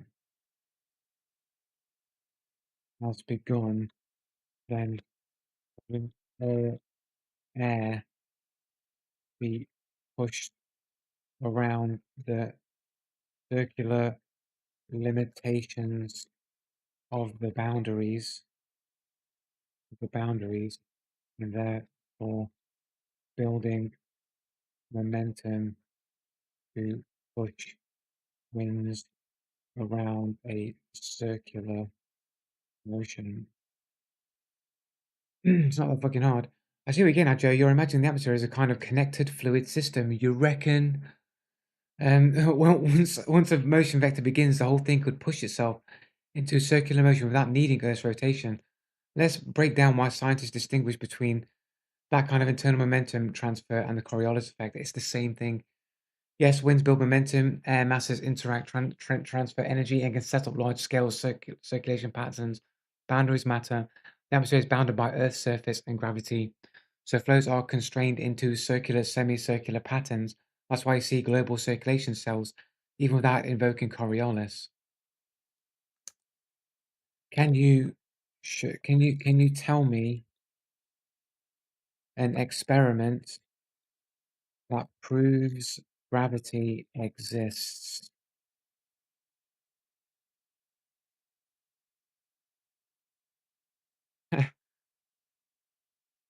Exploring gravity, I don't keeping it concise. Experiments that demonstrate evidence.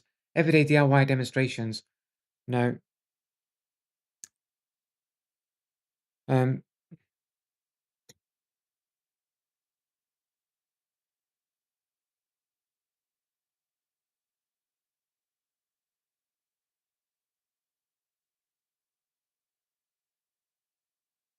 uh, density But wouldn't the idea of relative density also produce the same effect? Also, if you live in a simulation with a physics engine, um, there would be code dictating how objects fall. So how would you know if it was a force and not relative density for a physics engine? This is a brilliant line of questioning, Joe. You're pressing on the interpretation of a phenomenon rather than just the phenomena itself. Relative density explanation: objects fall because they are denser than the medium around them, air, water, etc. Helium balloon rises because it's less dense than the air. This does explain some everyday observations. Where it breaks down, in a vacuum chamber with no medium, objects of different densities still fall at the same rate.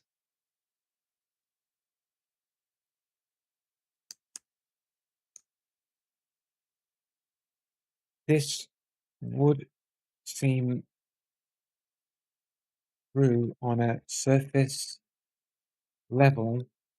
However, however, I would argue, I would argue that proper testing and scientific procedure has not been followed followed correctly, and gaps of has not been I don't know, I've been followed correctly. For example, if relative density were true, density density is true, then it's density of the density of the object where the force comes from. Therefore, the longer the object was free was free falling was free falling in a vacuum without if it were free falling in a vacuum. Therefore, the longer the object was free falling in a vacuum without a, a medium, without a medium like air or water to constrain the force, then wouldn't the momentum continue to continue to build based on the objects based on the object's weight slash density density density. Therefore, you would need to drop items of different weight from much higher heights that has been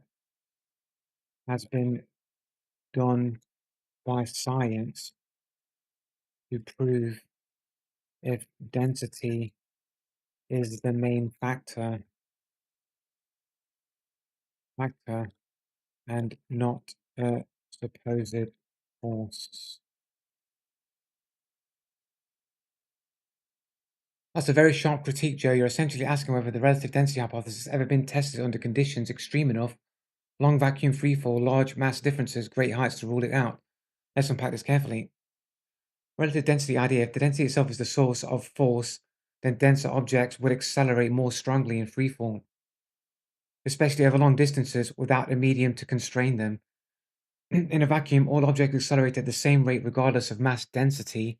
Their momentum builds proportionally to time, but the acceleration is constant and equal for all. Again, but what is active inside Galileo is argued, blah, blah, blah. Yeah.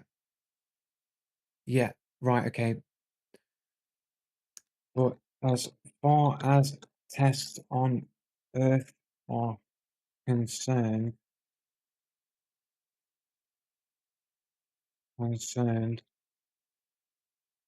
great, great height, vacuum, freefall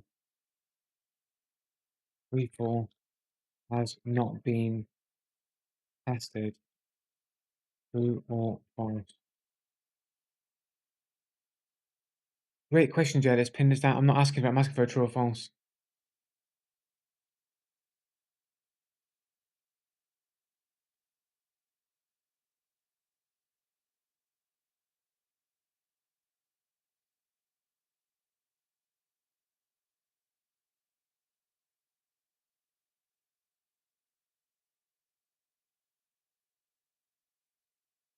Yeah, no.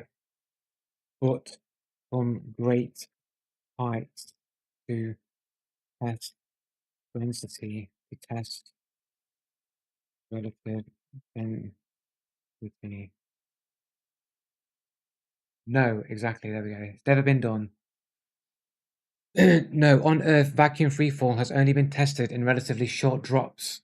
It's never been tested at high drops. So the full, whether or not relative density is the thing, has never been done by anybody in science. Why wouldn't they just do it?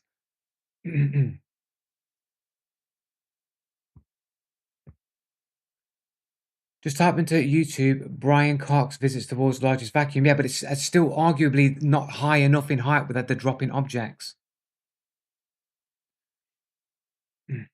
And by the way, I've seen the Brian Cox world's largest vacuum. It's edited. It's edited footage. You do not see it happen all in one shot. It's edited footage, so you can't rely on it as being truthful. Yeah, well, that's what people need to see it all in one motion, unedited. And you could probably do this yourself. Like, you could probably do it yourself at home. But I have seen other people do these tests, bro. That's the difference in it. I've seen people do these tests, right? You can show me, oh, here's something from the BBC or Brian Cox has done it. Brian Cox is an idiot. But anyway, but even if you show that stuff, it's edited footage and you go, oh, that's true. But I've seen unedited footage demonstrating it. I'm not going to tell you where. I'm not going to tell you where, but you can find it. I'm not going to tell you, but you can find it. You can find it for sure. But basically, we're going for one more game here.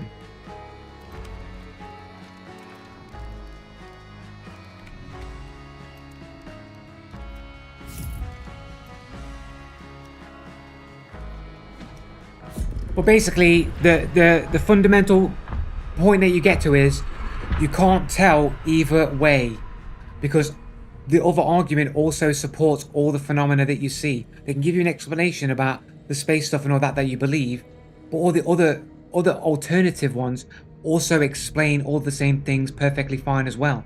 You can't tell which is which. You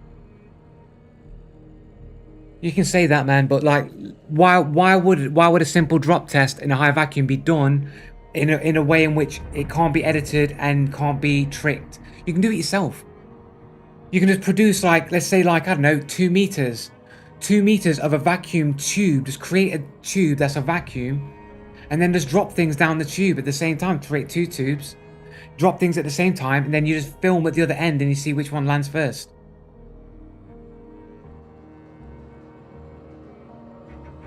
People have done this, and they have proven that heavier objects fall faster than lighter objects if given enough distance to fall. People have shown it online. Whether you believe that they've done it or not, you'd have to do it for yourself. To prove it for certain, you'd have to do it yourself. But there are people online that have done these drop tests from about 2 or 3 meters of height and shown heavier objects fall faster than lighter objects. Yes, you can find it. You can find it on the internet. Well, it doesn't matter, like, no one cares. What I'm saying is that alternative experiments and tests show the opposite happening. Whether you believe that they've done the test right and they're not lying, well, that's your prerogative. You'd have to do the test yourself to know for certain. But there are people that can test what people say online. And then when you get the official ones, or you get edited footage in a dramatic TV-like way, all edited to wow you. Oh, wow. Like, there's people out there that show you the raw footage.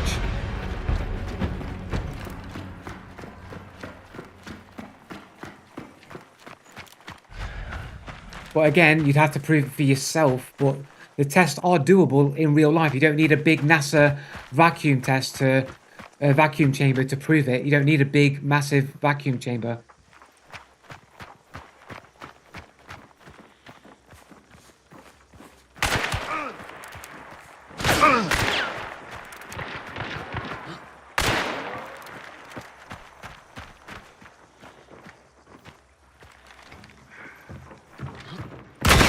I fucked it. Fucking landed it. Got it, boys. I got the right height. I'm like, this is about head height. I can get this. I can get this. I believe.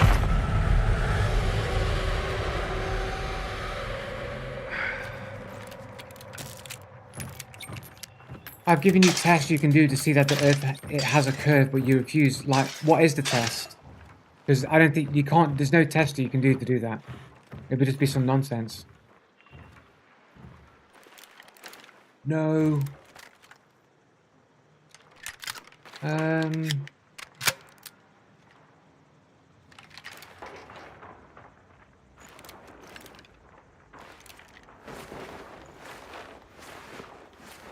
Yeah, what is the test? What's the test to measure curve?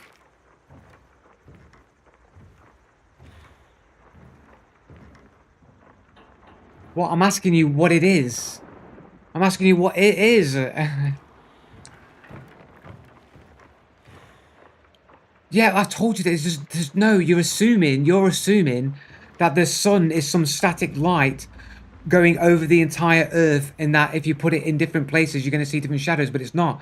It's going to be moving around in a circle, a smaller light source, like a spotlight going around it, and it's always going to have a relative distance depending where you are on the Earth. That doesn't prove anything. Like, you have a false assumption about the alternatives. No, you just have a false premise. That's what it is.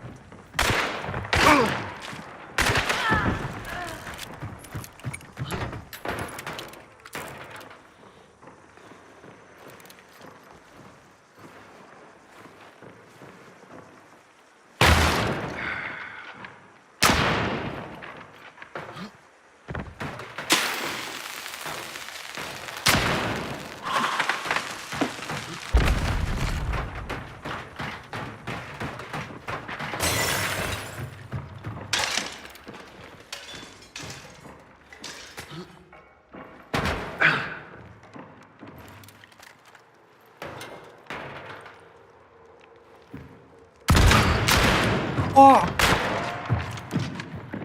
What? Yo, this guy on some fucking hacking shit. There's got no footsteps there. Dude, this guy's on some fucking what, bro? What's going on with his fucking animations and shit, bro? This guy's fucking sus as fuck, bro. Did he raise his mate up as well? No.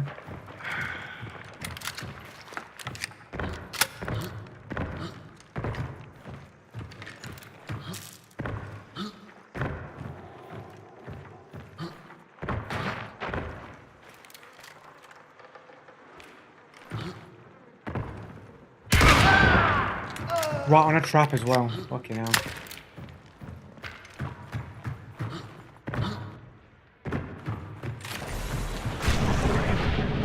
There we go, GG guys. Fucking hell. This dude.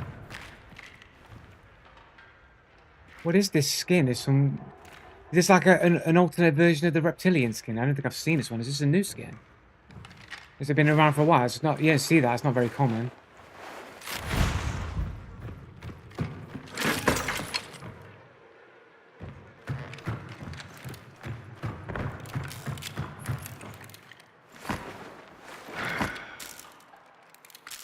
Using stick to measure shadow length at 2 different locations using the distance between them. To calculate the curvature, you can use the laser pointer over a larger body of water. No, but all of these things have alternatives that people show that that's not true. Like there's people that have gone out there and shown the opposite is true. Like the people that do these other ones, like what, like so many people, man. Like you, I mean, I don't want to name any names. Like you should just go and just research it for yourself. You should go look at the alternative information. Why not? Because I'm not here to advertise like crazy guy conspiracy theory channels and stuff like that, man. We'll just go and look at the arguments that they make. Don't go to Professor Dave or some Globe Shield that's going to tell you a straw man argument. Just go to the source and see what they say and form your own opinion. And you'll just come to the same conclusion as me if you've got, you know, any intelligence about it. And you'll just be like, well, you can't prove it one way or the other. But you don't know the arguments because you're making completely straw man versions of what is actually true. How do they don't contradict each other? They perfectly fall in line with each other. It depends if you're listening to people that tell you live on a fucking egg-shaped earth or completely nonsensical ideas that don't even make sense.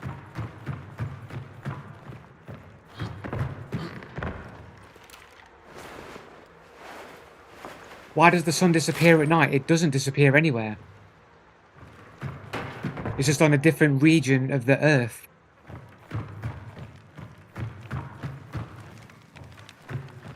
Where's that other dude's body? Oh, the dawn.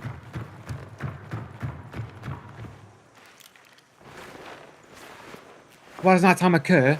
Because you've got a smaller light source. You've got like, I don't know. Have I got any objects here? If I use my wallet, like if this was the Earth, and then the light was there, and it shone like a little tiny bit of light. That light would be localized around the area it was in. Light doesn't travel to infinite space. Like if you put a candle in a stadium, like it's going to be lighter around the candle, and then the light's going to fade off over time.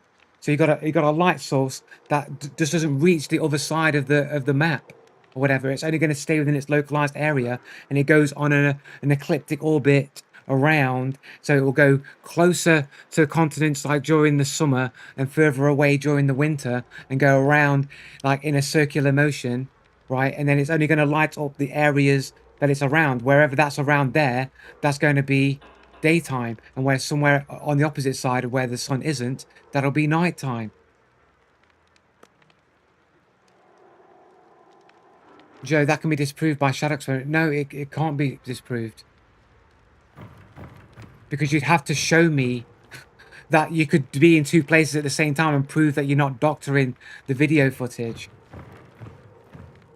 Right, okay. So then how was time invented?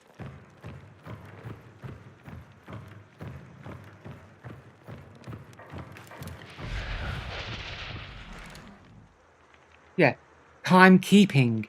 How did somebody start keeping time? How did they keep time as a measurement that we measure every day that we call time? Because that's what time is. It's a measurement.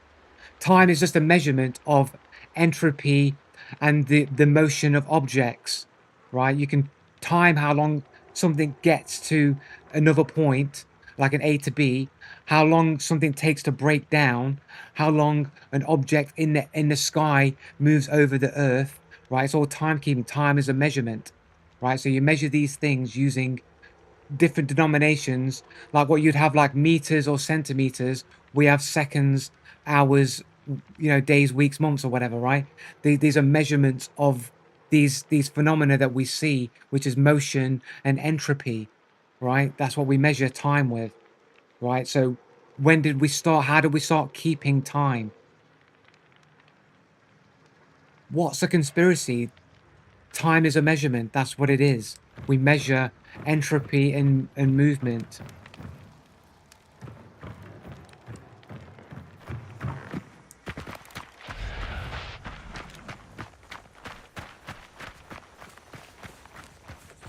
Why would you if if the Earth okay, you know what I said. If the Earth was flat, would you not see the sun from any point? No, because you have laws of perspective, isn't it? You got eventually all sight will converge to a point which can no longer be resolvable by the eye. It's called the horizon. Anything beyond that point, you can't see it. So eventually, you won't be able to see the sun. It will disappear. It will go down below the horizon till you cannot see it anymore. Your eye will not be able to resolve it.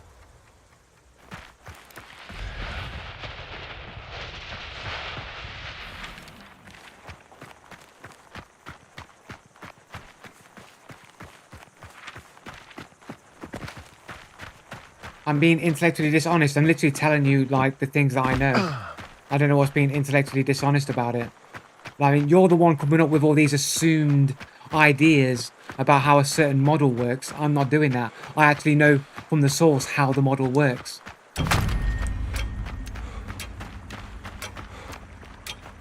No, it's a natural phenomena created by your eyes.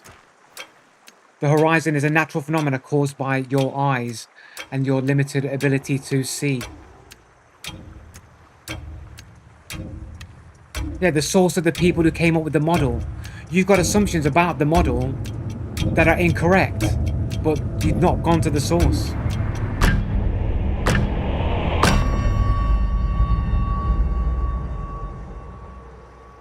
Um, so let's go to paint. Right, okay. Let's go paint. Okay, do I not have paint? Yeah. Um, let's get an image real quick. Let's just say image of a long corridor. Okay.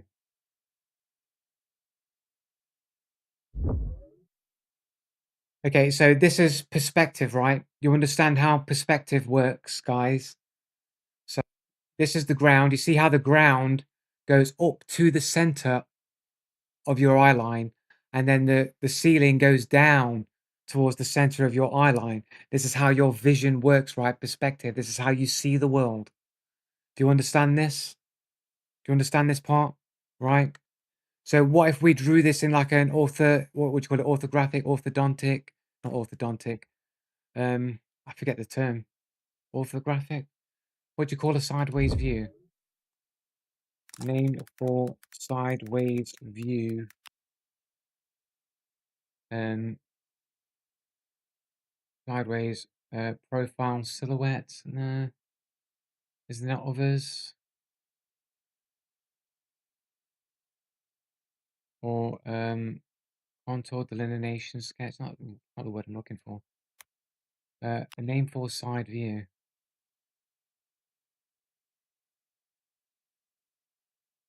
In a diagram. In a diagram. Spelled diagram wrong. Projections use side view.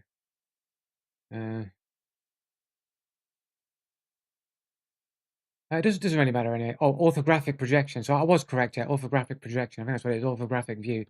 I think that's what it's called anyway. Or, no, that's isometric. That orthographic is from the side, right? Things are smaller when they are distant, right? So if you were to draw perspective in an orthographic way, so if we went to paint here, let's just draw a circle. Not a circle. So if we drew a circle here and we go, this is the eye. Let's say this is the eye. And I'll zoom this out. Make this eye a bit smaller then. Let's go down here. So say this is the eye, and naturally everything that's on the ground will rise up. If we go, just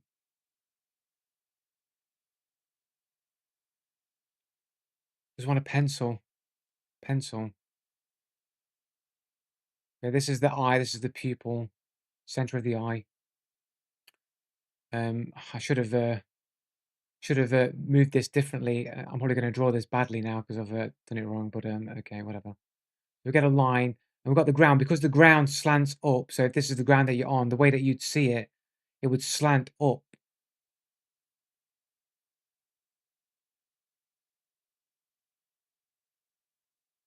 So this would be here. Should draw this line first, really. So this is like your center view or whatever. I can't delete this line. I have to go back. Let me just go here. Go center line. We'll center line here, right? And then we'll actually go back. Let's do this another color. Let's color it blue. So we'll go blue. This is the center line here, and then we'll go yeah, blue, and then we'll go another line here, and we'll go green, and then this will be the ground, and then you would see the ground slant up. Let's just make it a bit more aggressive here, just for things here, and it will go up to your center line, right? Put that green. Probably should have done the sky blue here, but whatever. We'll go green, and then we'll do another line here, and then if you were to see the clouds, we'll just do the clouds as red. We'll just do the clouds as red, and then obviously the clouds you'd see they'd go off into the distance, right? But they would go like this, right? You'd see them go down, but because you're further away from the clouds, you'd see the clouds go much further into the distance. But because you're closer to the ground, you'd only see the ground up until the point where it got to about here, and the bottom portion of your eye would no longer be able to resolve the angle of the ground anymore. No, the horizon is an optical phenomena. This is the horizon here. This is your horizon here.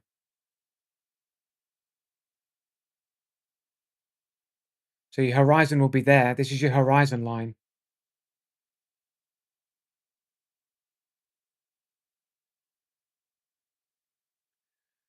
So do you not see this? Is this not how you see the world? True or false? I'm not a flat earther, right? I'm not a flat earther. I just know the arguments in it, right? But like, listen to this. Is this not how you see the world?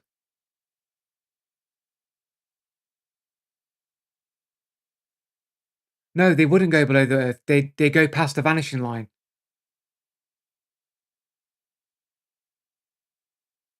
No, no. I don't believe in it. I don't know. I don't know what the truth is, so I wouldn't say I was anything. Is this not how you see the world? True or false?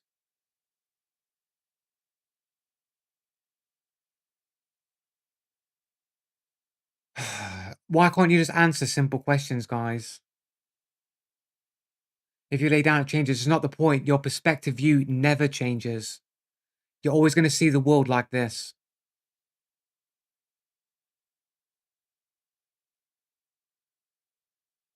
Yeah, you are. Like, if you were to lie down on the ground and then the floor would rise up to match you in the sky, then the same phenomenon would take place. It's only because there isn't a floor there that you would say that now the perspective has changed. No, you always see in perspective vision, always. It's just that the only way to see the perspective way that it's drawn is if you've got a floor and a ceiling to view.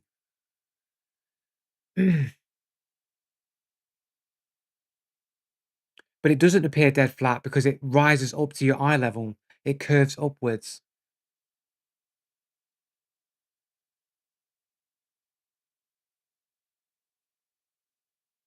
The ground literally bends up to the center of your view. It's not flat. You don't see the world flat.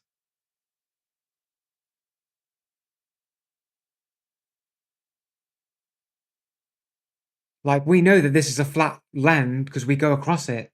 However, when we view it, the longer the road goes, the road will not look flat. It will slant upwards. Either way, all the technology you're using to spew this nonsense is the same minds that say the Earth and globe. You can prove no, it's not the same minds. It's people invented different things and did different things for different functions. None of that is true. That's a completely false premise that you're talking there, Barney. The same person that invented the computer didn't study astronomy. So completely false premise from Barney there. No, it's not. They're all different people that invented these things. But why can't you just accept the basic minimal facts that I'm telling you about the way that you see the Earth? And if you chart this in an orthographic way, this is what you're gonna see. Like if this line carried on going up, it'd be a mountain or a hill. You'd see it going up like it'd be a mountain. Anything above this ground, this part here would have to be protruding above the ground. This can't go on forever on this slant. It would be impossible to view it visually, to keep going off into an infinite plane, into a slant. It can't happen. We see in a slant, but we know we just don't see the ground going off up into the sky. That doesn't happen. No, it goes off into the vanishing point. That is what the horizon is. What it doesn't matter what you say about space pictures. This is an unarguable fact about the way you see the world. It doesn't matter what a photograph shows you. This is a fact. You can look down a road when you're walking down the road with your own eyes and see the road rising up to your eye level. It doesn't matter what NASA's pictures say.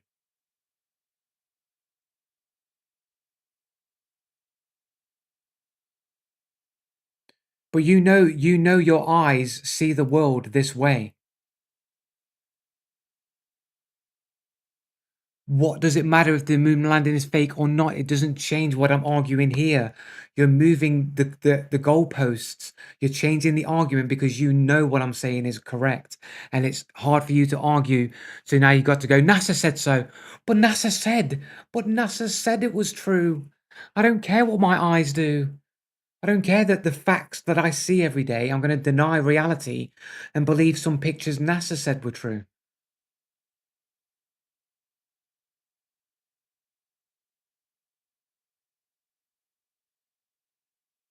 Well, I'm not saying that it disputes the curvature of the Earth. I'm asking you to understand that the reason why you don't see the sun across the other side of the Earth, because by the time the sun's got past this point, you can't see the sun anymore. Your bottom portion of your eye can no longer resolve anything on there anymore. So you wouldn't be able to see the sun in the distance, just based on perspective and how your eyes work.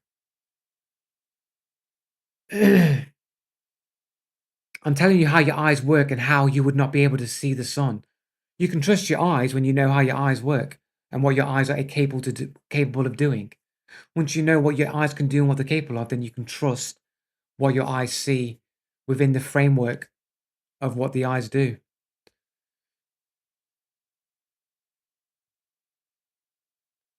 But like name one. Like what other things prove the globe? Like what? Pictures from space?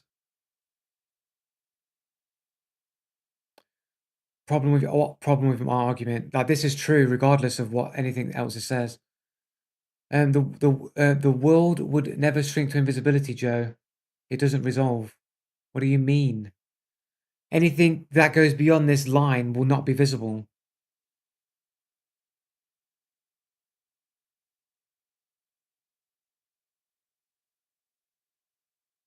Like we can model this. We can model this and prove that this is what would happen.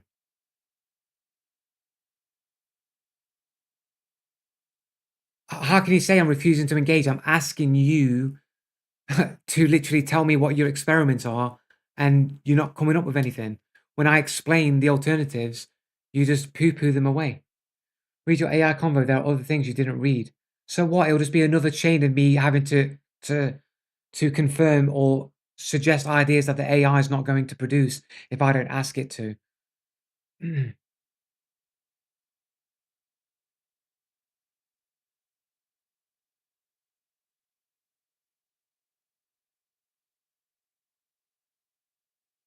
I don't know which part I haven't read, but yeah. How big do you think the sun is? Probably not. I don't know. I mean, but it's probably not as big as they claim that it is. How do they know how big the sun is? How do they know how big the sun is that they tell you how big it is? How do they know that?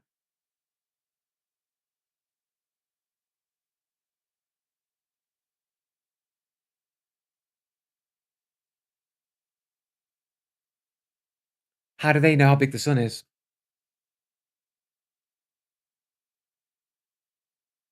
I don't know how big the sun is. I have no idea. Like it's something that I can't attain to it. So I can't do any experimentations with the sun to determine what it is, where how big it is, or how far away it is. I can't do any of that myself. I can't do none of that. But how do they know, the so-called scientists, how do they know how far away the sun is and how big the sun is? How do they know?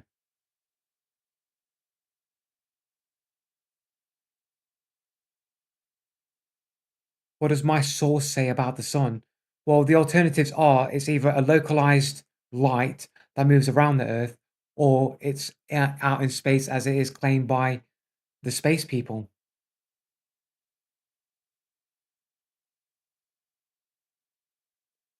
Um,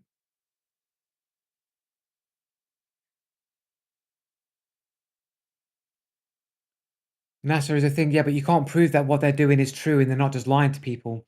Like you can't just appeal to NASA saying that what they do is truthful. Like, how do they know? Like, how do you prove it for yourself? You can't just rely on what other people tell you. You got to be able to do it yourself. Once again, Joe, you can do laser experiments across a large body of water. Like, how does that prove how big the sun is? All those laser experiments across large bodies of water have also been done by people in the flat Earth community, and they show the opposite of what the globe shows. So, who's telling the truth? Someone's lying. Somebody's lying. One of them's lying. Which one? You don't even have to prove if you can do it for yourself. Yeah, they do. There's loads of flat earthers who have done laser experiments across lakes. There's been loads of them. There's loads of them, bro. I've seen fucking loads of them over the years. They show the opposite. Yeah, they do show the opposite. Many laser experiments and people have shown how some of the ones that the globe people have done, are false and disingenuous. Well, you can say no, but I've seen them, so you'd have to go and search it for yourself, man. I don't know. It's been a long time ago, man. I wouldn't be able to tell you specific sources of who done laser experiments, man. But I've seen many of them over the years. Well, you can say that, like, but I've seen them, so I won't accept a laser experiment as verifiable proof.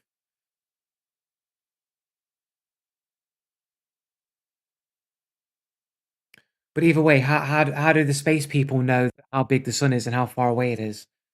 Do you understand how do you find out how big something is? If you were to look at something in the distance, how would you determine how big? How would you be able to measure how big that thing is?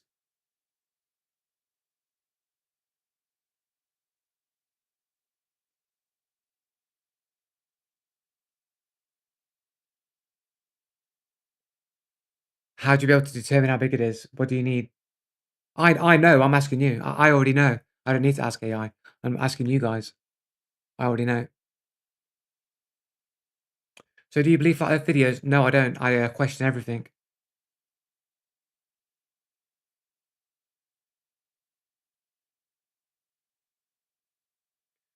Um,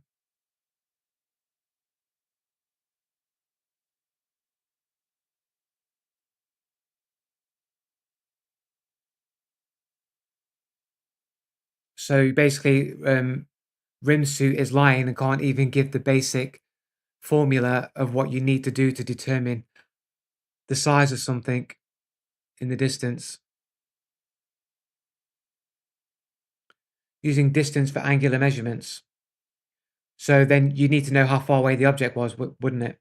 You need to know how far away the object was, wouldn't you, to be able to determine its size?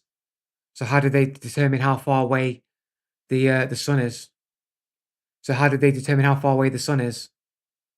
Because to determine how far away something is, you need to know how big the object is. And you see the problem here. So in order to know how big something is, you need to know how far away it is. And to know how far away it is, you need to know how big it is. And you have neither of these values. So how do they know how big and how far away these objects are? They don't know, because you don't know and you don't have anything to say. But that's what you need in order to know how big the sun is.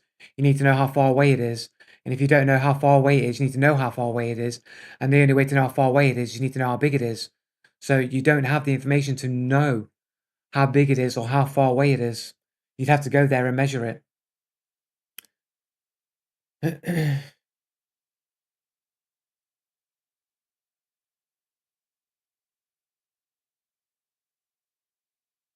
How do you know how how do you know how far away the sun is? Transits of Venus, right? Um, but wouldn't the transits of Venus require um did I not capital V? Um, wouldn't the transits of Venus require knowing how big Venus is? Venus is.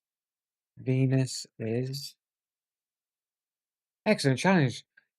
It seems intuitive that you'd need to know Venus's physical size to use its transits for measuring the sun's distance. Here's the subtlety. Geometry, not Venus. The method relies on timing on how long Venus takes to cross the sun's disk.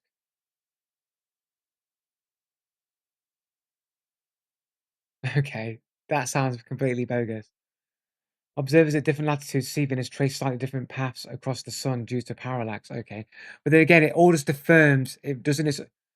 So doesn't it require require require um affirming the Earth is a globe and space is real?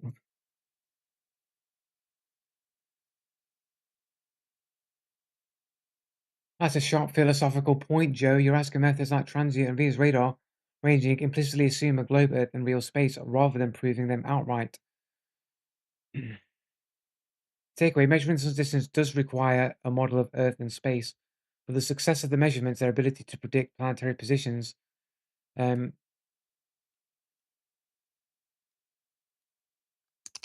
but what if you took perspective?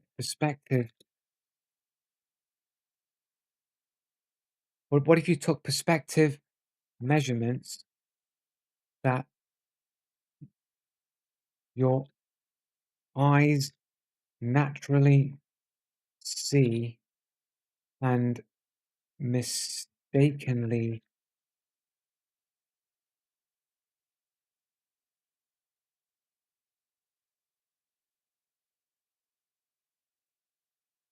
as globe measurements?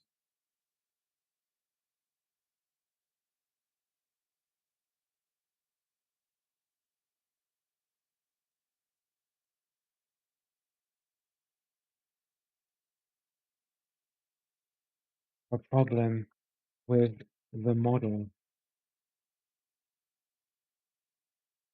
For example, Joe, you're asking whether perspective itself could trick observers into thinking they're measuring curvature or distance when in fact they're just interpreting how the eye and geometry work.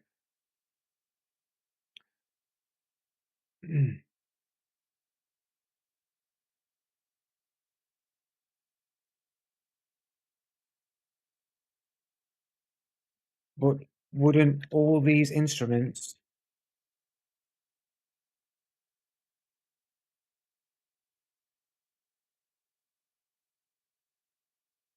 instru okay, can't spell, bro. Um, so tired now. Instruments. I give up, bro. I'm leaving it. Instruments. But wouldn't all the instruments used still require a fundamental assumption about the Earth and the object and space and the object in space? You're absolutely right to press on a instrument. I get tired of fucking AI's responses, bro. Would it be circular if scientists? Yes, instruments presuppose a model. There you go. There you go. So then, if you all these instruments are what you're using to determine how far away the sun is and the distance to the sun, and these instruments have to presuppose the assumption of what the sun is, then how do you know the actual distance? All the instruments used presuppose a model. Therefore, the assumption is just affirming the consequent. It's a formal logical fallacy to do that. That's all these instruments are. They already affirm you live on a ball and that this is an object in space and very far away. And then they use these instruments to say, well, if it is, then these calculations would mean this is how far away it is in the circumstances of that model. So it presupposes, it affirms the consequence that you're living on a ball Earth already. Doesn't matter. What about the next two? To interpret these numbers, the scientists assume Earth is a sphere. There you go. So there's an assumption. Have to assume that Earth is a sphere, space is real, celestial bodies. Why this isn't circular? It will be circular if scientists only assumed the model and never tested it. But the model makes predictions. So what? It doesn't matter. If the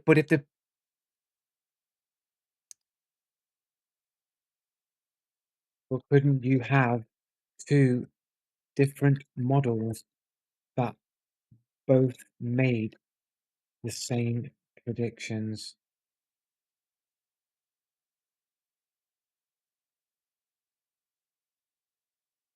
Yeah, Earth models. So you can have two models and you can have the same prediction. So using that as just like we go back here. So if you try to interpret radar ranging or space telemetry with a flat Earth or non-space model, you need far more contrived assumptions to explain why the numbers line up so perfectly. But again, it would require based on what flat Earth model you were using as your assumption. If you're using some wacky bullshit one that some globe earther tells you, like, look at this, they think you live on a pizza disc flying in space. Like if you assume the incorrect model, then it's not going to produce the same one. But if you had two models that were both distinctly different or made the same predictions, you wouldn't know which one's what, and assuming it based on a model would be wrong. but doesn't but doesn't the gravitational model not work in space? That's why galaxies spin too fast.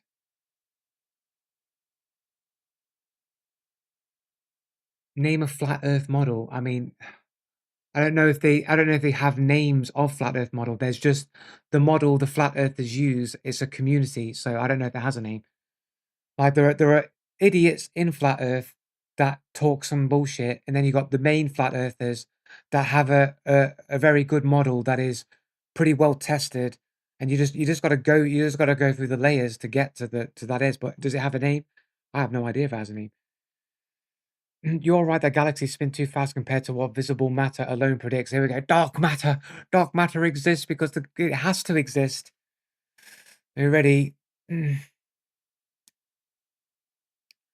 But but this doesn't mean gravity fails in space. It means that there's more mass than we can see. But why assume there is mass we can't see rather than assume the model is wrong?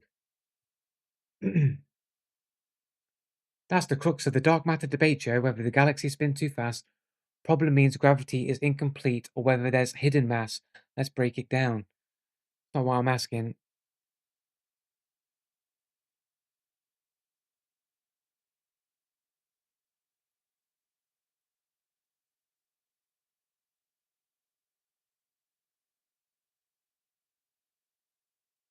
Um, the takeaway, you're right. We don't have to assume unseen mass. We could assume the model is wrong.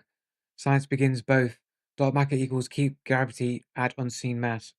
Modify gravity, change the law itself. So far, dark matter fits more data, but the debate is alive because direct detection hasn't happened yet.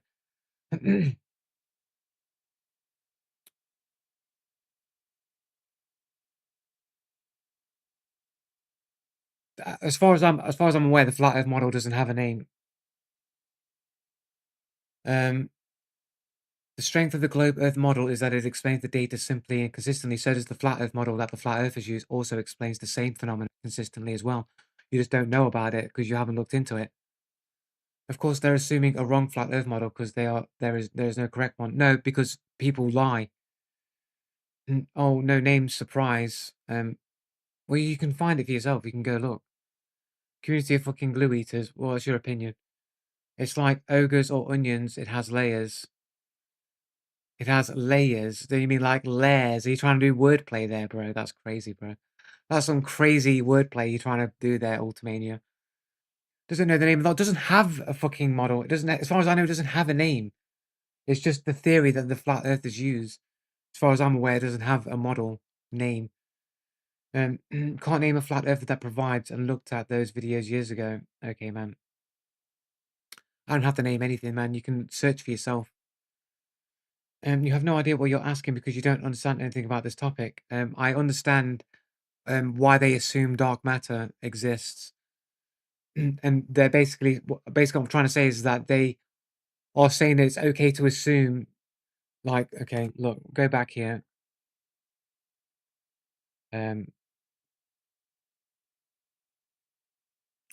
So two models. They're saying, what was it saying here? Sky moves, but have I gone too far forward, back? Circular, that I say, but the model makes predictions. Spacecraft arrive at Mars, GPS works, ellipses occur exactly on schedule. And my counter argument to that is, but gravity, the gravitational model doesn't work in space. So the predictions, when they go to the far extremities of what they think is space, all of a sudden their model doesn't work anymore. And they need to invent things that they can't see to make it fit together. But the flat Earth models don't have to assume things because the flat Earth models can explain all these things as well and make all the same predictions just as accurately. That's your opinion, but I've seen the data, I've seen the information. You haven't, so there you go. You just have to look for it for yourself. You have no idea what dark matter is, and neither do you. No one's ever seen it, bro. This is wild, bro. You're literally trying to claim that you do know what dark matter is. No one's ever seen it. No one's ever detected it. It's invisible. They don't even know that it exists.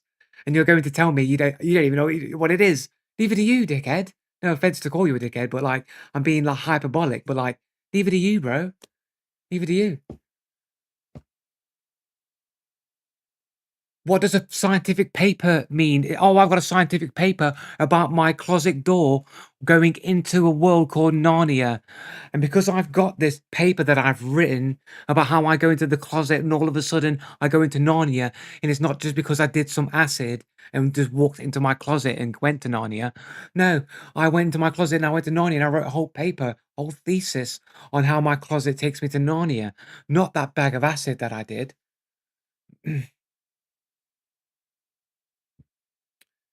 Dark matter is an assumption based on the fact that the gravitational model doesn't work in space. So more people agree that my closet goes to Narnia because they all did the same bag of acid with me and we all got together in the closet and we all had a mass hallucination that we went to Narnia, and then we all wrote independent papers and all agreed, yep, that closet goes to Narnia, mate. Absolutely does.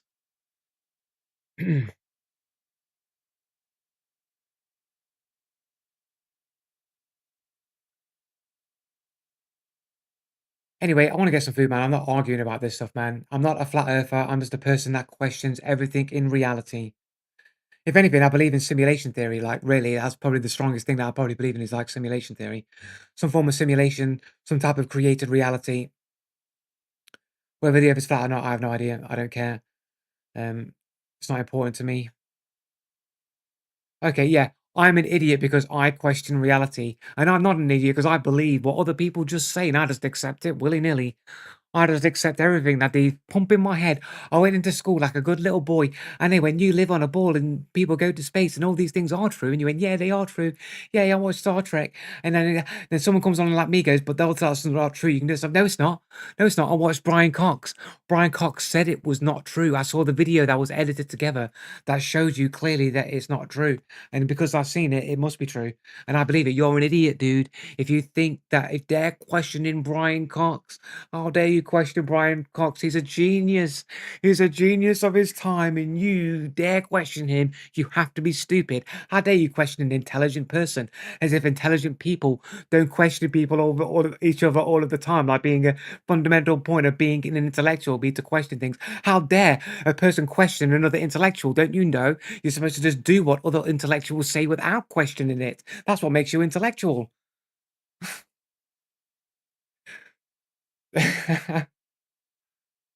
No wonder you got bullied in school. Yeah, yeah. For being different, bro. For being different, bro. You know, the world always goes against those that speak the truth and are different from everyone else. I try to save the world. I try to make a better place where we could all play video games in fairness, but instead, people want to cheat, lie, and steal, and we can't have good things. We can't have nice things. You've spoken no truth. Your opinion. It's your opinion. Um, but that's just how it goes, I guess. I wanna. You know what? Fuck it. Let's just quickly finish off. Let's get this character killed. One last game. We'll get this guy killed, and we're straight out.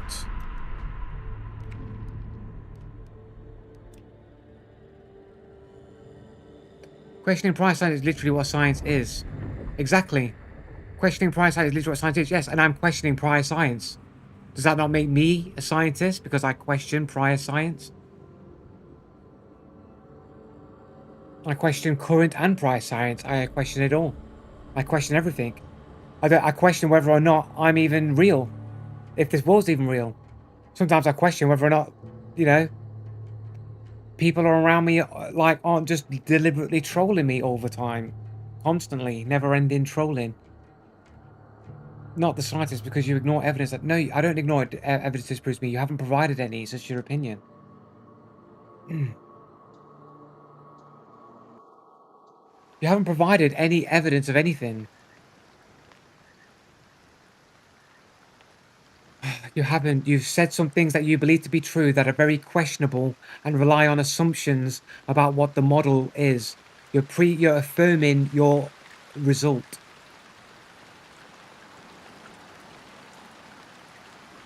Yes, exactly. But all you're doing is giving me things to do that rely on assumptions, like shadows. Right, okay, so going back to the shadows thing. If shadows were in different places, in different parts of the world, at different times, how did people ever measure time to begin with? How did people ever measure time to begin with? Because measuring time and the time of day is fundamentally based on sundials that literally measure where the shadow of the sun on a sundial will be. If the distance of the shadows was different, then there'd be a problem with timekeeping all around the world.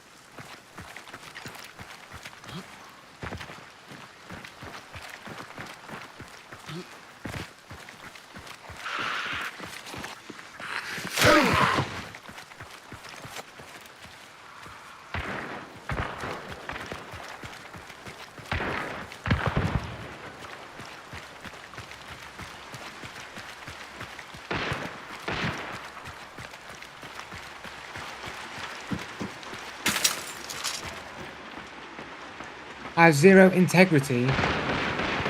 When was the traumatic brain injury you had? Wasn't that 3 years ago? Yeah, well, I've had all these beliefs way before then. Long before all that stuff, I'm afraid.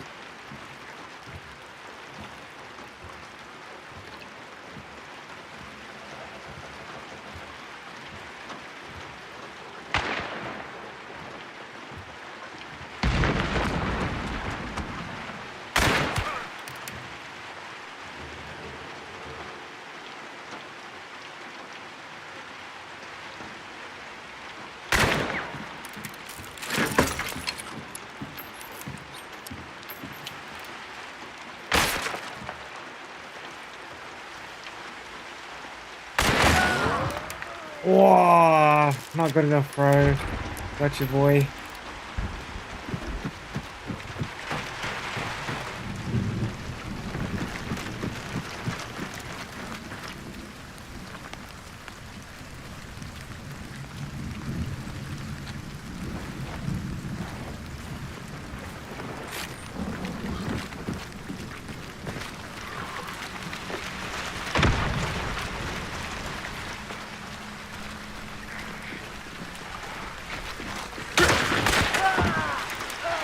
Bro, I'm on fire, bro.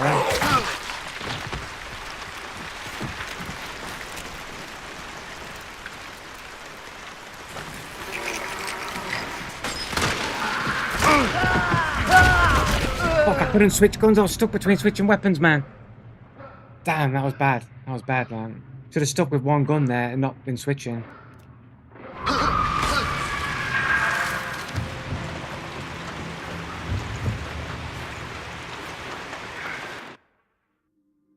I'm actually so angry and sad at the same time. Why do you care what world you live in, bro? Why is it so important to you that you need to believe that you live on a globe flying through space? I couldn't care less if I was living on a fucking banana, bro. Like, what do you care? It's not changing your circumstances of your life. Why would you be angry about questioning the nature of your reality? You don't even know if everything beyond your experience is even true or even real. Your fundamental nature of existence is entirely questionable to begin with. No, it's not. It's the people who are going along who don't question everything and have allowed things to get to the state that it's in by never questioning things, by going along with what other people said and dictated.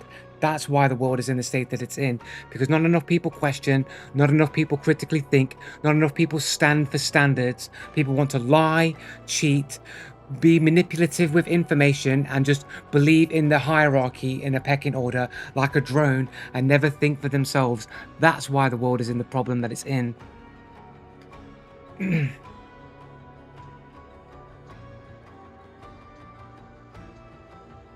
I know what science is. Science is the scientific method. That's what science is. Science is a form of inquiry, a process. Yeah, science is a form of inquiry, and the process and the method of that inquiry is referred to as the scientific method. Keep going to fucking VS Code. What is science?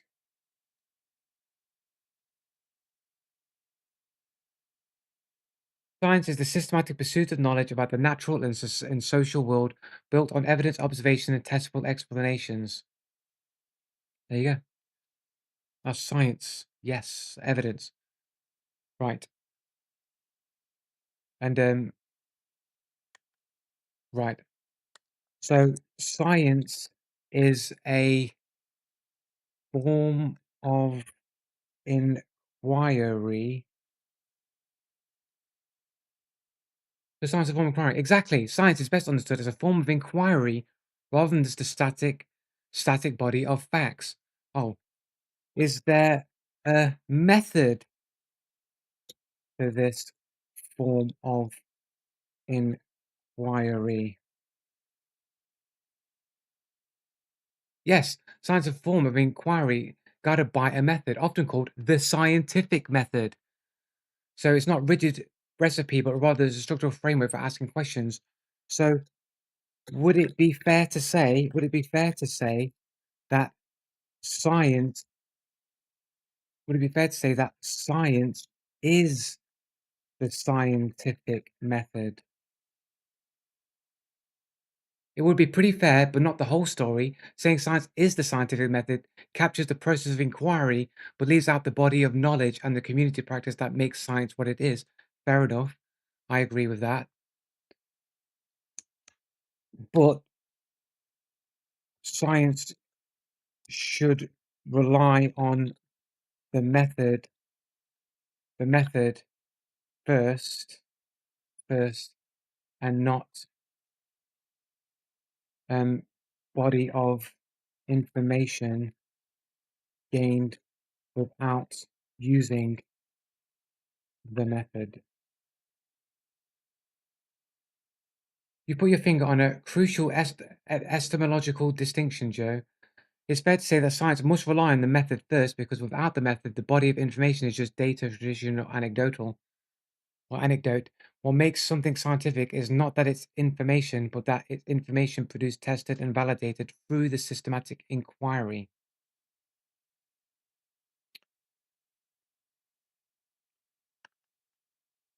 But does but all but the method requires an observed phenomena. Correct? Yes, you're right to press that point. The scientific method begins with an observed phenomena. So how can evolution be called science science if there are no observations of evolution? Would evolution just not be pseudoscience? Even it's considered science because it's supported by extensive observable evidence. But isn't the oh, it's going to crash on me. Oh no, no. But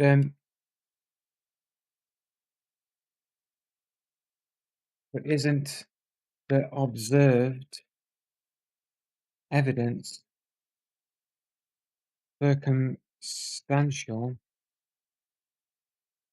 Isn't the evidence circumstantial and their origin assumed?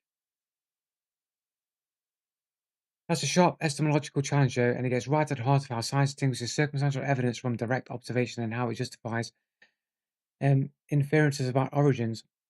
Direct evidence, seeing phenomena occur, bacteria evolving resistance in a lab, but isn't bacteria evolving evolving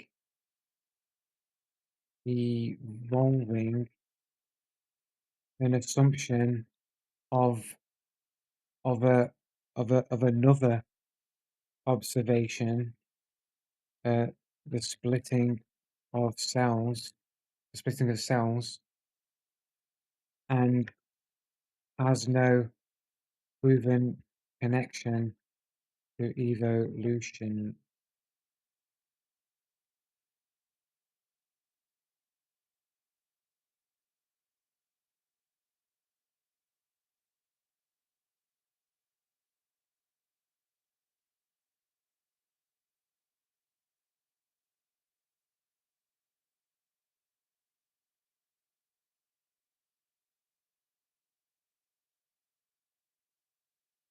That's a really sharp distinction you're drawing, Joe, between cell division, multiplication, which is directly observed biological process, and evolution, which is an inferred process of change across generations. Let's unpack carefully. I don't want to unpack, I just want the bottom line. So cell division is the substrate, but evolution is the emergent process change across generations. Yeah, yeah, but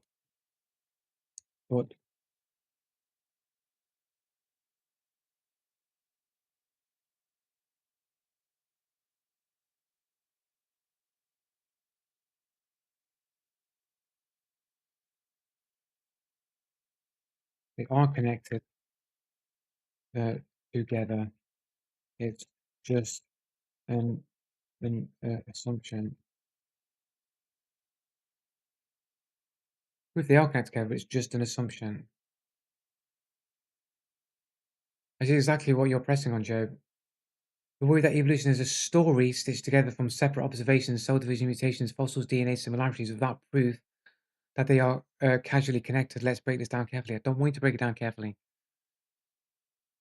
You're right that science never has absolute proof in a mathematical sense.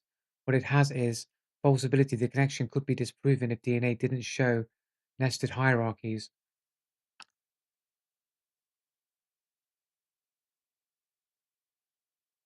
Um,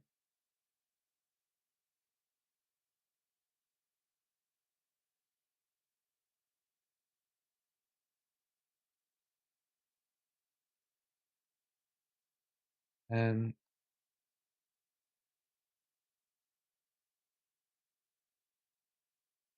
so connection. What was I reading here? Next model, the claim that all these are linked in one exponentially frame evolution could look like an assumption rather than proof. Could look like it is. It is an assumption. Philosophical tension. Science often moves data points to inference best explanation. Science doesn't just assume the connections; it tests them. Genetics plus cell division, mutations during replication are directly measurable. Okay,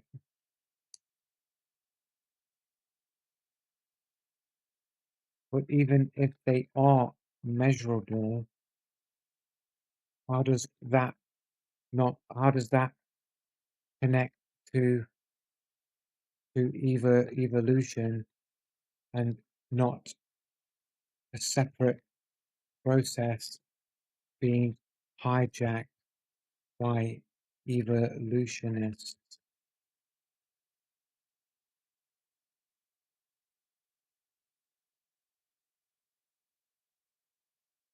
That's a very precise challenge. You're asking whether the link between mutation and cell division and evolutionary changes is a genuine causal connection, or whether the evolutionists are hijacking a separate process, cell replication, and reinterpreting it as evidence for evolution, which is what it is. That is what they're doing.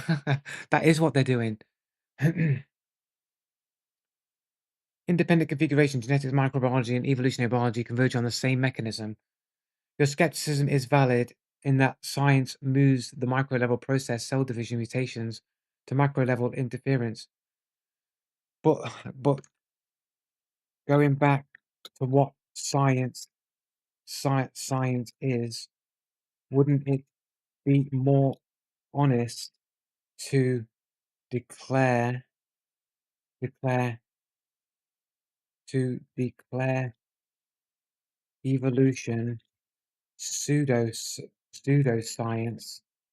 and an unconfirmed unconfirmed theory rather than presented as science, which is based on a method evolution fails, as you have no observations and cannot make a monkey turn into a human in a lab. Excellent, Joe. You're pressing on whether evolution meets the strict criteria of science as method, whether it's being overstated as set or science, despite the lack of direct laboratory demonstrations of species transforming. So evolution is not pseudoscience because it's testable. How do you test it? How do you test evolution if you have no observation and no known variable to test to cause evolution to happen?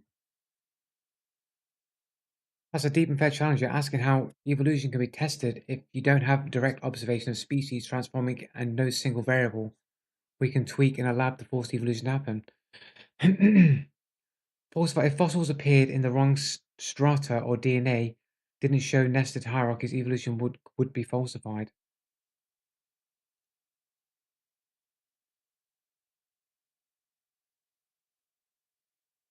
Um,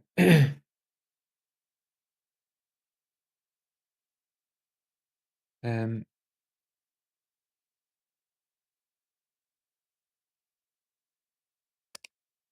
but I'm gonna Cambrian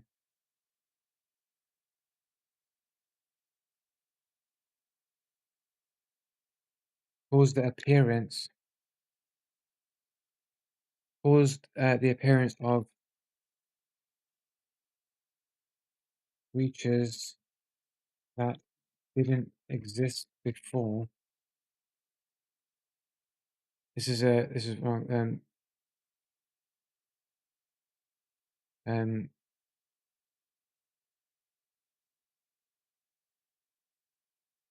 there's a point in time where the appearance of creatures that did not exist before that rapidly evolved, so the claim goes, which is a contradiction to evolution occurring slowly over time.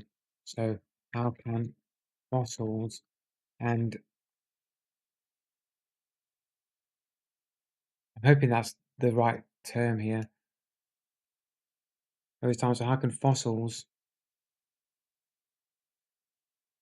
and nested hierarchies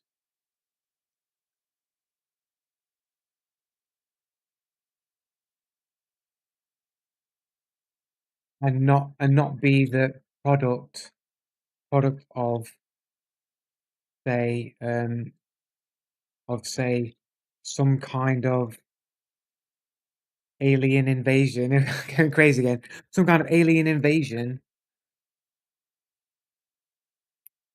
Um,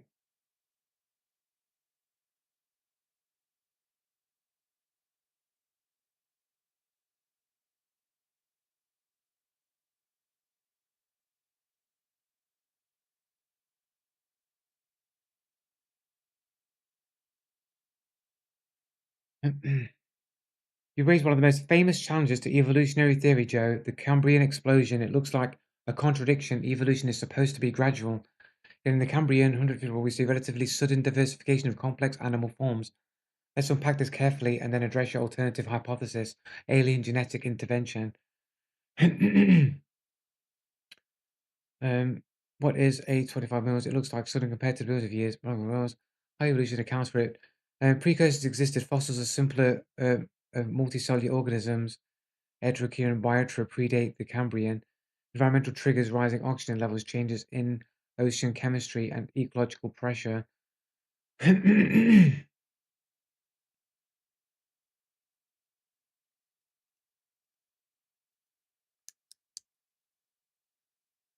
Are these not all assumptions to make evolution work? Toolkit. The evolution of regulatory genes like hot fingers allow rapid morphological innovation. Fossils. It doesn't falsify evolution because transitional forms exist both before and after, and diversification is consistent with ecological and genetic triggers. So they claim. DNA predictive failure. Your alternative alien genetic is logically possible, but science asks, is it testable? Well, it's not the point because you're not really testing anything either. You're not testing fossils, bro. You're looking at fossils and you're making up stories about them. Like nobody is testing fossils. They are making up stories about them to fit into evolutionary theory. As a sharp critique, Joe, you're pointing out that the explanation for the Cambrian explosion, precursors, oxygen levels, genetic toolkits can be looked at retrofitted stories. They are retrofitted stories. You're assuming that all these changes did actually happen on the Earth. You don't really know that for certainty. It's just an assumption being made. Explosion, precursor, construction can look like retrofitted stories rather than direct tests. Let's carefully separate what is assumption from what is testable reference. Correct limits. We cannot run experiments on fossils the way we do with bacteria in a lab. But again, the process you're seeing of the bacteria is just the process that's being co-opted by evolutionists, saying, "Look, that's what we can say evolution is. It's the division of cells, it's the multiplication of cells, and that's a mutation, and we can say that's evolution. That's just co-opting a process and saying it's the thing. It's not." In interference-based science, paleontology works by reconstructing past events from physical evidence, morphological isotopes that is closer to forensic science than labs. But surely you still have to make some form of assumption. Risk of storytelling. Because fossils are incomplete, scientists must build models, exactly, that could be accused of being narrative driven. The safeguard is whether those models make testable predictions. But you could still have a narrative driven model and still be predictable, still fall in line with predictions because you can literally keep retrofitting a story until you get something that fits. Mm. How these explanations are tested: precursors, not assumed. Not assumed. Fossils are multicellular organisms, do exist before Cambrian. Their morphology and dating are measurable. So then, what caused the rapid increase in change?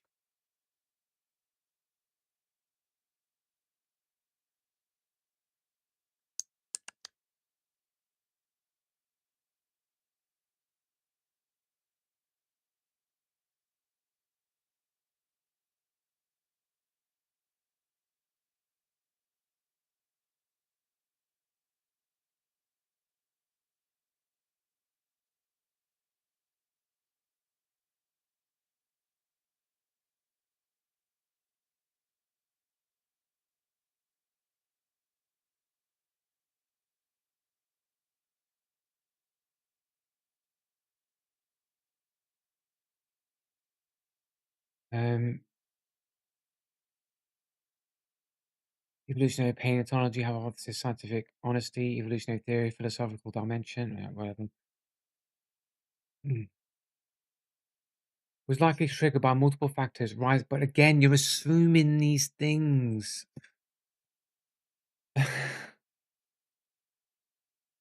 Reliability of fossil dating. Your skepticism about common dating is well placed. It only works for relatively recent fossils up to 50,000 years. And Cambrian fossils are 541 million years old, so scientists use other methods. But are all these other methods also just as unreliable?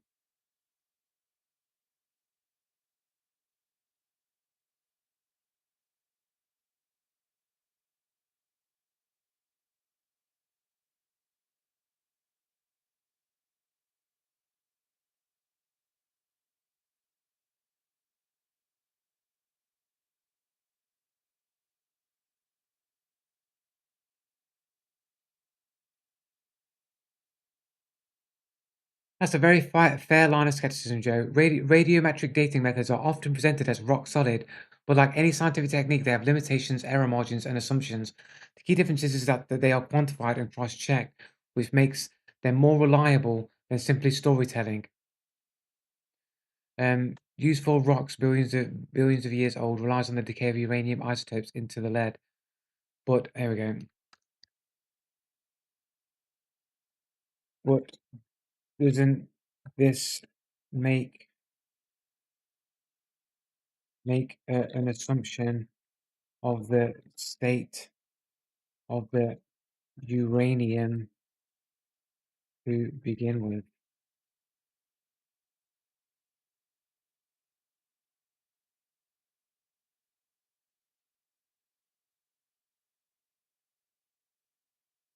Excellent point, Joe. Radiometric dating does indeed rely on assumptions about the initial state of the sample. There you go. And this is one of the most debated epistemological issues in geochronology. So the methods they use to date fossils are unreliable and you cannot determine how old a fossil is. So how do you know that there are fossil records that predate the Cambrian explosion?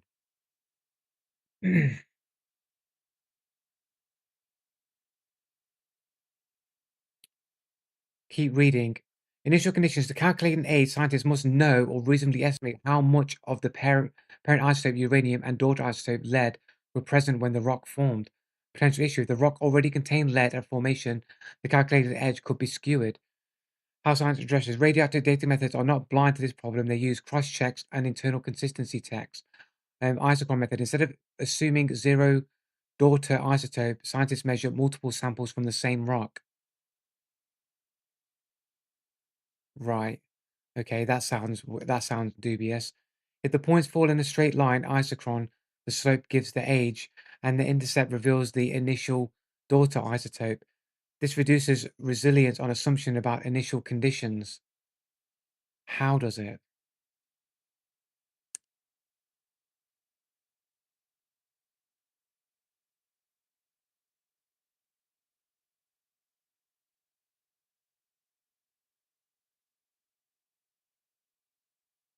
Let's slow down and unpack it. The traditional scientists often had to assume that when the rock formed, there was a zero daughter isotope.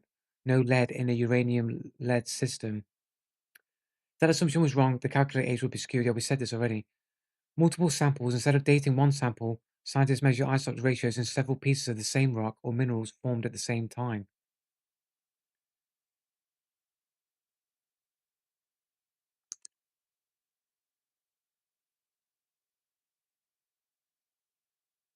Well, how do you know the same conditions are present on all aspects of the rock?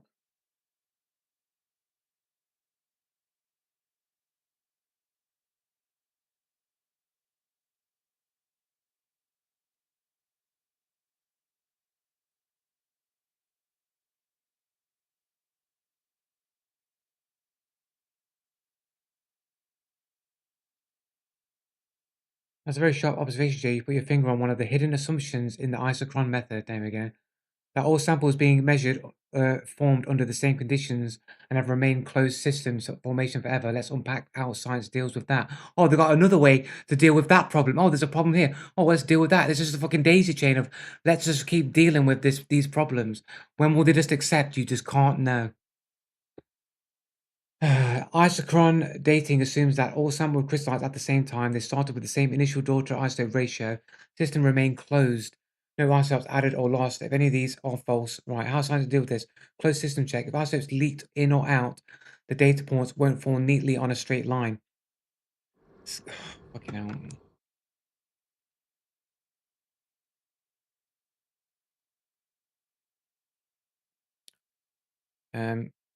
Right. If isotopes leaked in or out, the data point won't fall neatly on a straight line. Right? Scatter or curvature in the plot signals contamination or disturbance. Um, Geologists often date different minerals from the same rock if they agree. Different minerals from the same rock if they agree it supports the same conditions assumptions. Isochron ages are compared with other dating methods. Agreement methods strengthens reliability.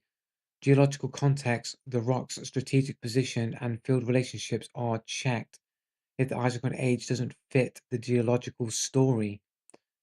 I mean, they literally call it a geological story. So, so everything is fundamentally based on a cross reference to a geological story. In other words, it it it in other words, for example, they determine age by how far in the ground it was found.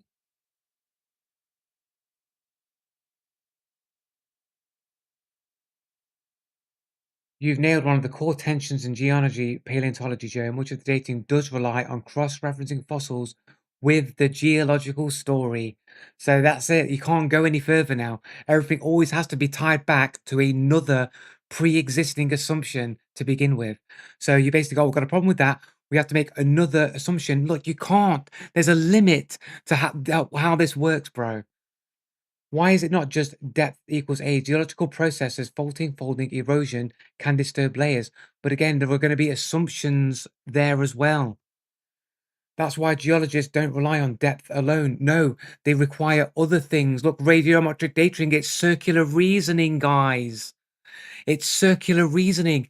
It's circular reasoning. Oh, we know how far down it is because we use the radiometric dating. How do you rely on the radiometric dating? Well, we have an assumption about how old these things are, how far in the ground they are. It's circular reasoning, bro. You can't go any further. You just keep going round in circles. It is circular reasoning. If I want to know how old something is, I use carbon dating. When you say, "Oh, carbon dating is not reliable," I say, "Yeah, you're right. It makes an assumption." So we use isometric, isotopic, radiometric dating instead, and then that has a limitation in it as well. So then they have to base it on the geological story, which is also an assumption, which is basically the layer in which they find it in. So they basically go, "Look, we know how old this is because we know the layer that it's in." To confirm that, we use carbon dating, which is unreliable to determine the age, which we can't rely on. So we use another form of radiation to test it, which we can't rely on either. And we have to rely on the geometric story that we're using these methods to determine the age of. So we're going round in circles, round and round in circles, bro. It's circular reasoning, bro. Right then, so then how do I know how old an object in the ground is? How do I know how old a fossil is? This first assumption is, um, so would it, so would, would this,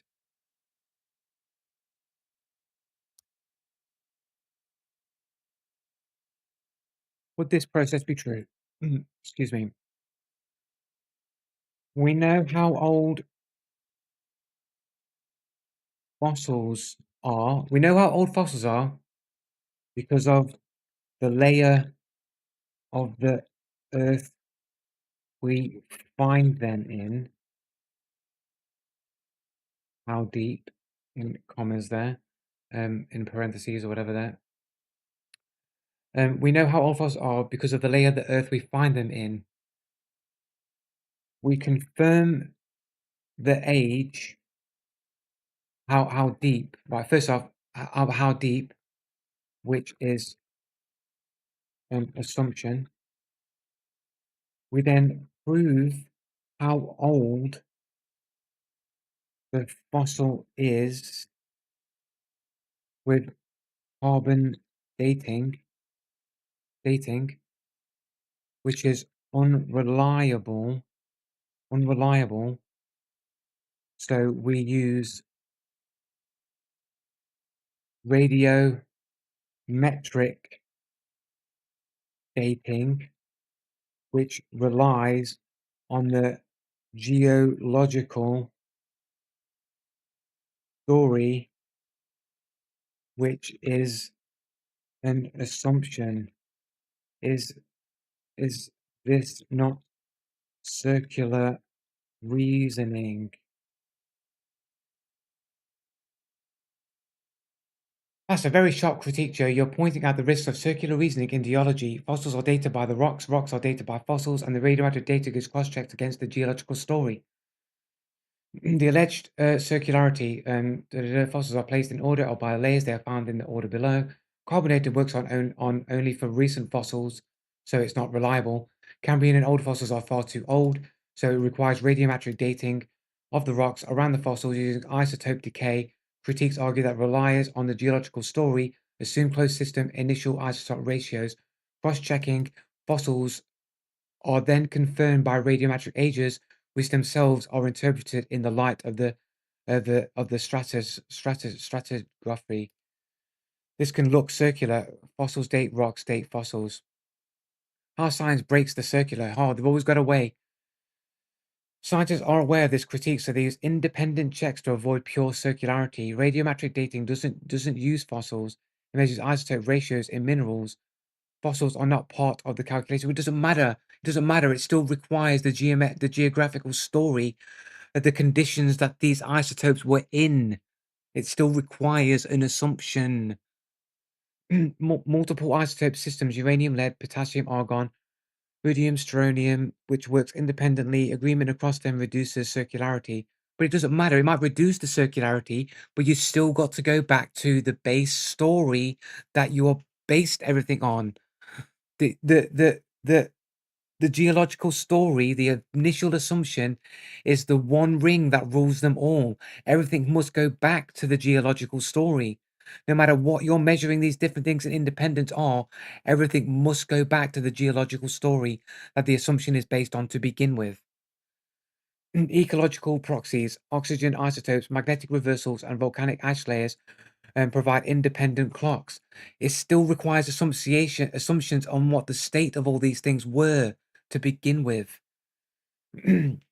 Cross-disciplinary convergence, ages from radiometric dating align with astronomical cycles. Holy shit. Now we've got to assume that the fucking Earth is a globe as well. Now we've got another assumption that we've got to apply on top. Why can't we just say, we don't fucking know? Why can't science just be honest? We don't actually know. That's the correct answer. That's the correct, truthful answer. We don't fucking know. That's the truth. We're doing all these things to try and they're battling, or literally they're fighting against the reality that you can't know. That's it. Science is just a constant battle with you don't fucking know. That's what it is. You don't know. They don't know. They're literally desperate. This is all desperation to try and escape the paradox that they're in. This is the paradox, the conundrum that science finds itself in. You cannot know.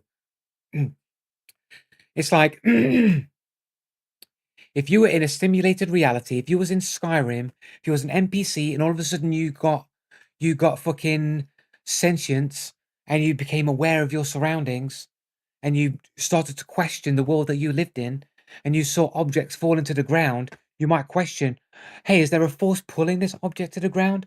All the tests that you do on Earth to test that gravity exists are the same tests that these NPCs in a simulated world would do, and they would never know that it was a physics engine and lines of code telling those objects how to work. No matter what science they did, they would never be able to prove that they didn't live in a simulation. They would never know. They just looked stupid to us. If we saw these computer programs running around trying to do science, trying to figure out gravity and all these objects falling around, we're looking at them, we go, ha, these idiots, they don't know they're in a computer game, brother, motherfucker. They're in a computer game. They actually think they can do science here. Oh, they think they can do science here, bro.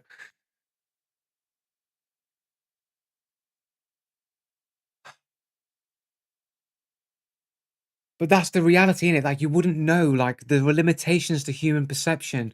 We have the same perceptual limitations as a computer program would have in a simulation. We have the same perceptual limitations. Like like you can't like this is just arguing with the fact they don't know. They're making up stories. They want to believe that this is true, and everything has to be based on an assumption to begin with, and everything has to go back to that assumption. And the assumption is they can determine age by the layers in which they find things in the dirt. And it's literally it baffles the mind that this is how retarded humanity is. They present this as why can't you just tell children, look, children, we don't actually know, we're not that intelligent. This is the best things that we know. We're actually dumb. We've got perceptual limitations.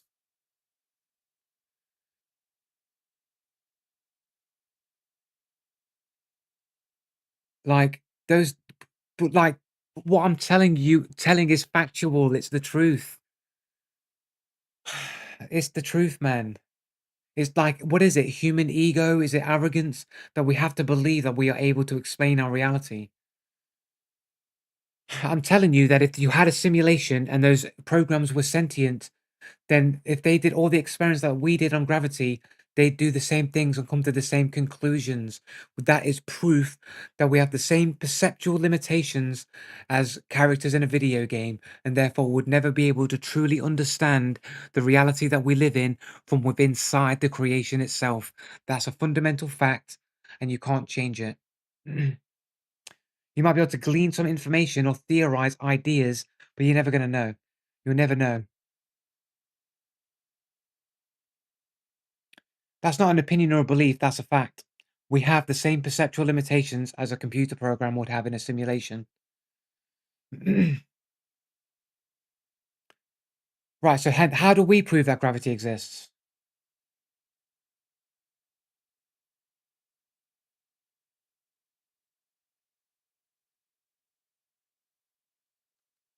How would we prove gravity? exists.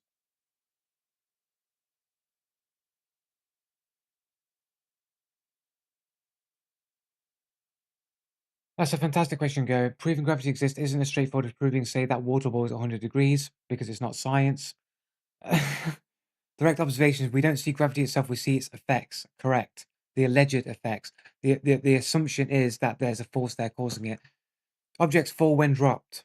Planets orbit the sun. Let's forget all this fucking mumbo jumbo here. Let's just stick with the baseline facts here.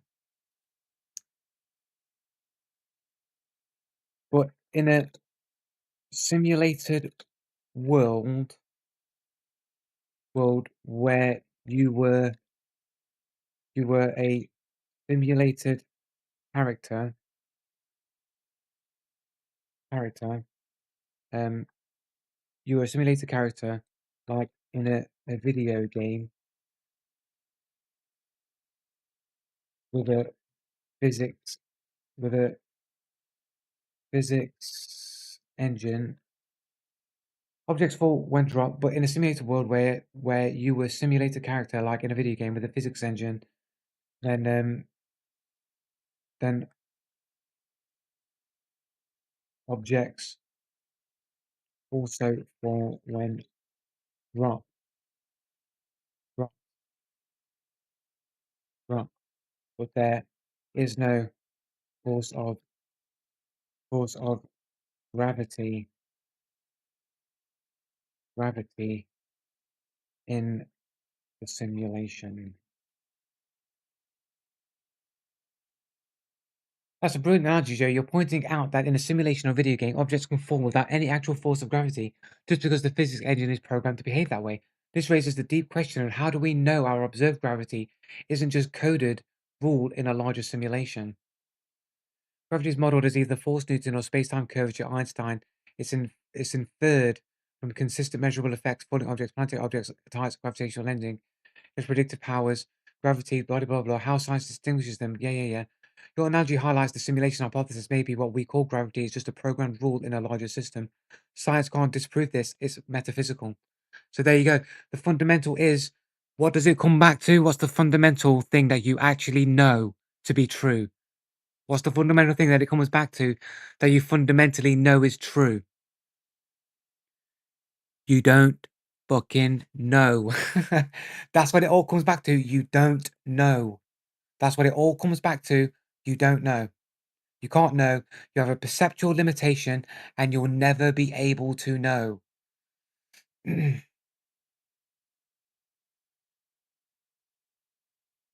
So falling objects would look same, but the difference is that in physics, gravity is testable experimental model, predictors of powers, just rules with no deeper cause.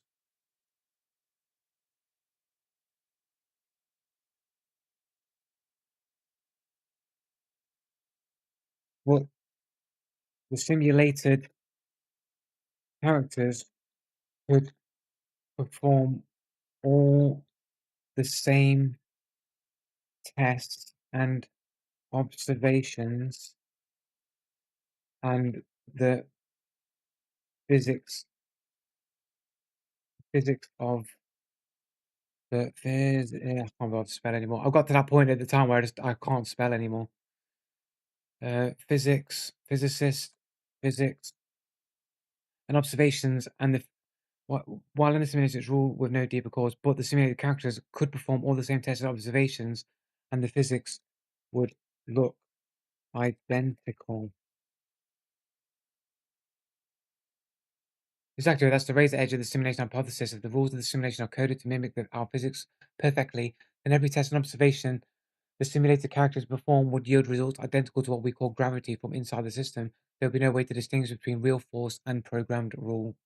Yeah, but the point is, science tries to claim that it knows things, but ultimately it doesn't fucking know. That's what I'm saying. Why can't science just be honest and say, we don't actually know, guys. We don't fucking know anything. There is a perceptual limitation. We'll never be able to know. This is the best what we believe and what we want to be true, but we don't actually know this is true. We could be in a simulation for all we know. We could be in hell for all we know. We could be anywhere for all we know.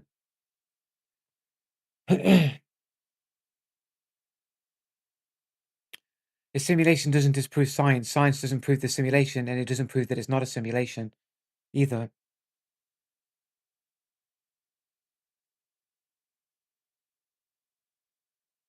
Basic science is everything is fundamentally based on an assumption, and that assumption ultimately can never be proven what it is, what the assumption is based off of.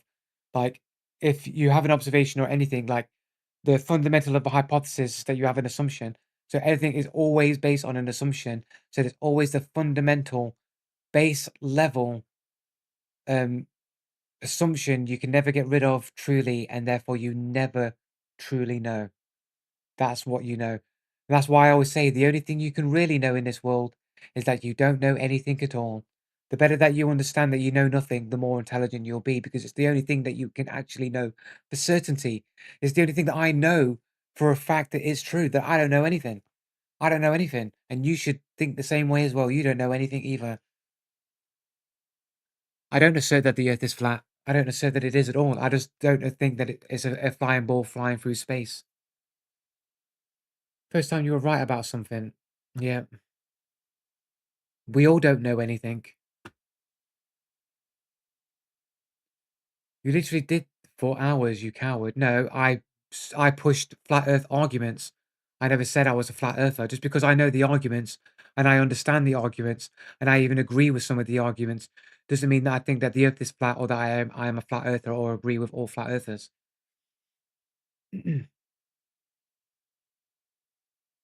I'm just not biased. That's the difference. I don't care if I live on a spinning ball. I don't care if it's a flat earth. I don't care if it's simulation.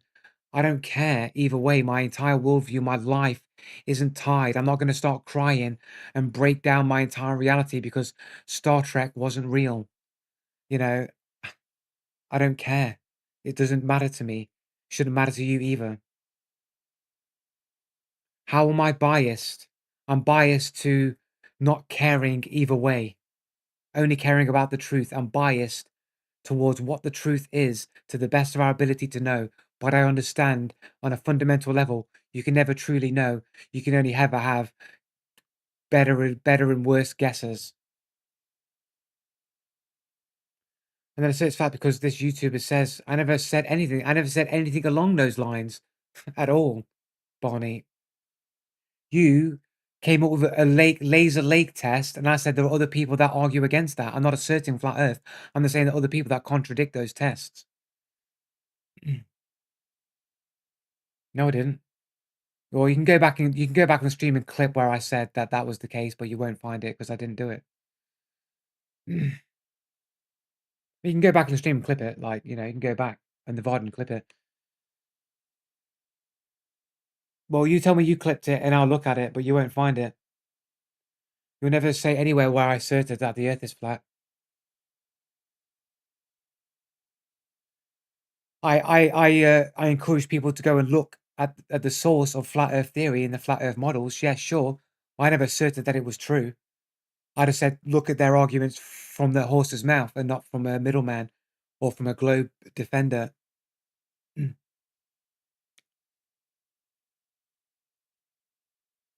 Well, if you literally just say, make it clear where I say, yeah, the earth is flat, and there's no context to what I'm saying, like I just said there, you could clip that bit there and say, see, you did say it, Joe, even though I'm referencing the thing. Well, that's just your opinion. I've looked at it for many years, and there's a lot of very good arguments within that community, for certain, yeah. I don't have a horse in a race. I don't care. My identity is not tied to the geographical shape of the plane of existence that I live upon. Like, I'm not going to cry if somebody all of a sudden told me that I lived in an oblong. I'm like, I don't care. Doesn't change my life in any way. I'm still living my life. I still got to make the decisions I've got to make. I still got to deal with these cheating motherfuckers in these video games. I still got to live this life. Nothing changes.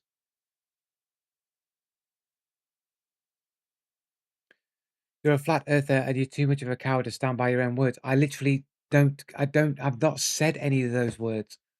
I don't care. I'm an against the reality narrative. I don't know what you call me.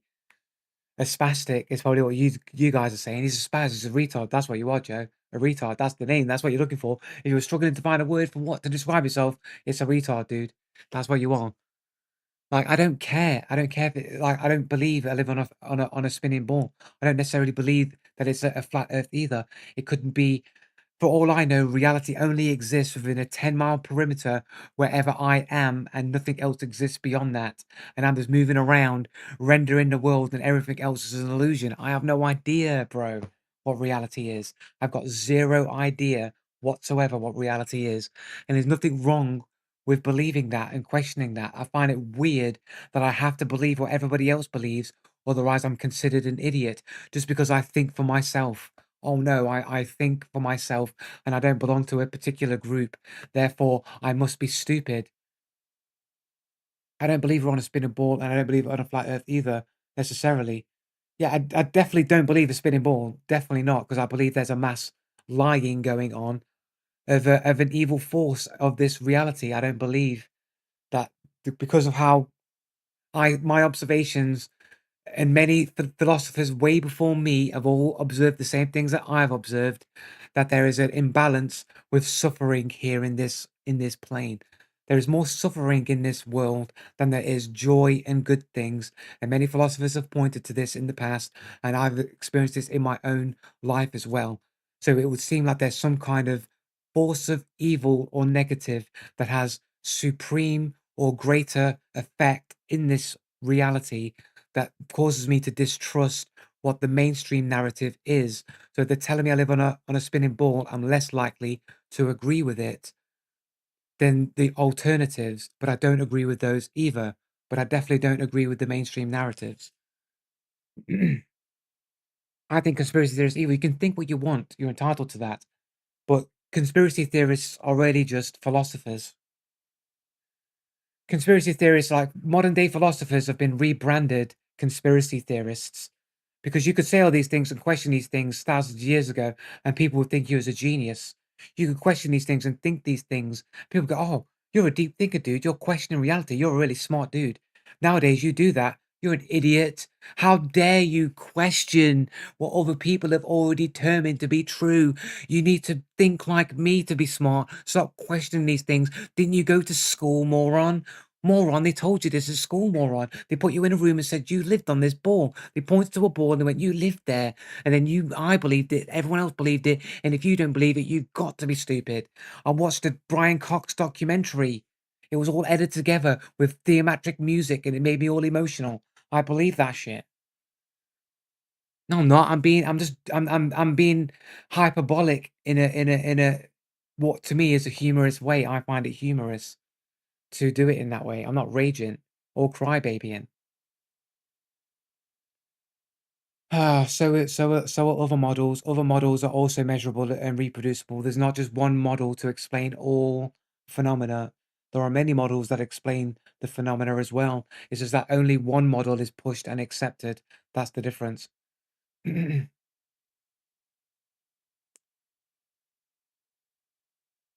There is what? That there are alternatives to the mainstream narrative. How can you say that we're so fucked as a species when the majority of the species think they live on a spinning ball? You're literally saying this as if, as a matter of fact, look, the human species is in a terrible state. That's basically what that says. But the mass majority of people don't think like me.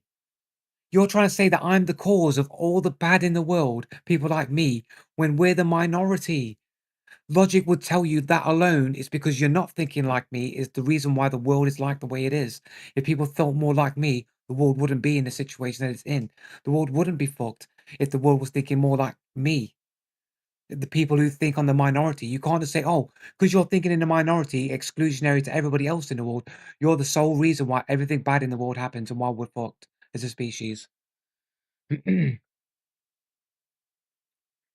earthers are a growing group of people, same with anti-vaxxers and other people. How can you not how can you say that people that don't want an experimental vaccine injected into them are somehow bad people for being anti-vaxxers?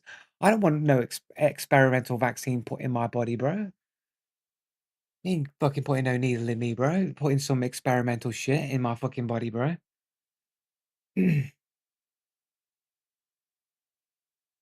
But that's what an anti-vaxxer is though, isn't it? An anti-vaxxer are people that don't want experimental toxins put in their body.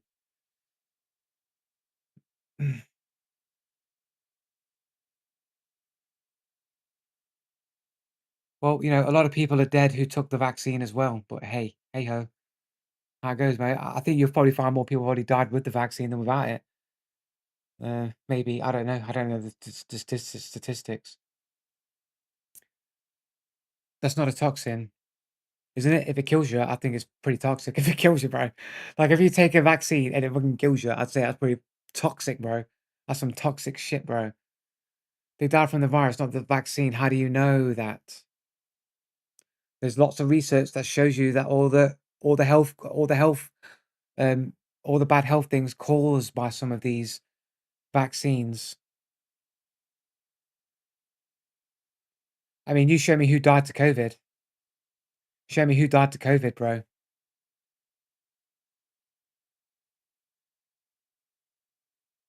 Because we all know what was going on during COVID. We all know that people were being run over with by cars, and because they had a detectable amount of COVID, COVID was put down on the documents to say they died to COVID, even though they were hit by a car.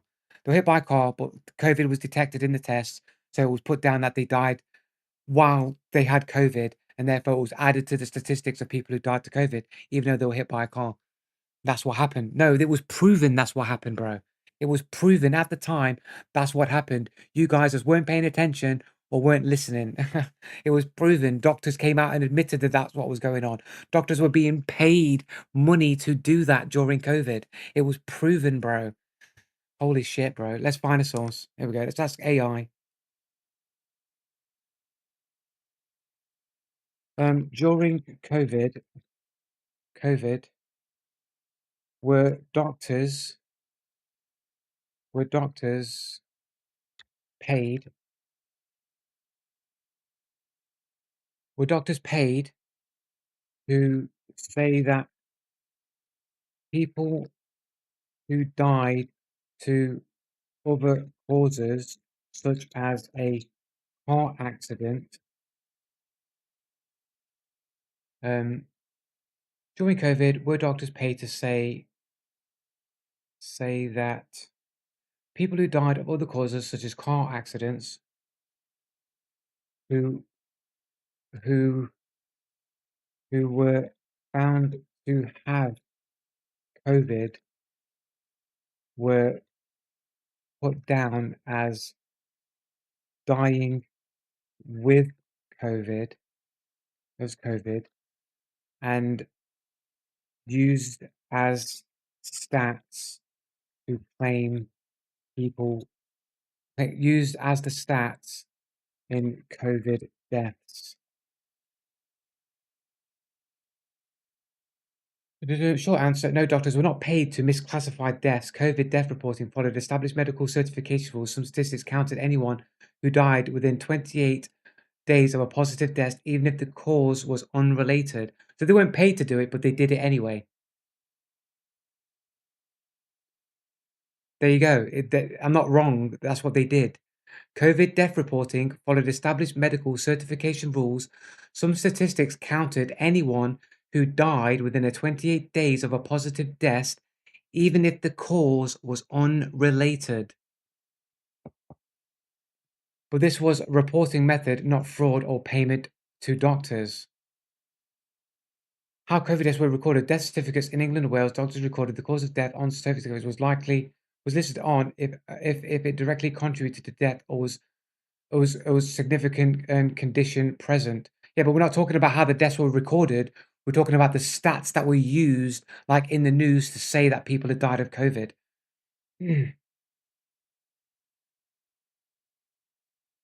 Health England PhD used a broader measure of any death. Here we go. Look, Public Health England used a broader measure. Any death within 28 days of a positive death was counted in the daily figures. Here you go. This is what was happening during COVID. If you got hit by a frigging car and died, but you tested positive within the 28 days, the Public Health in England will count that as a death.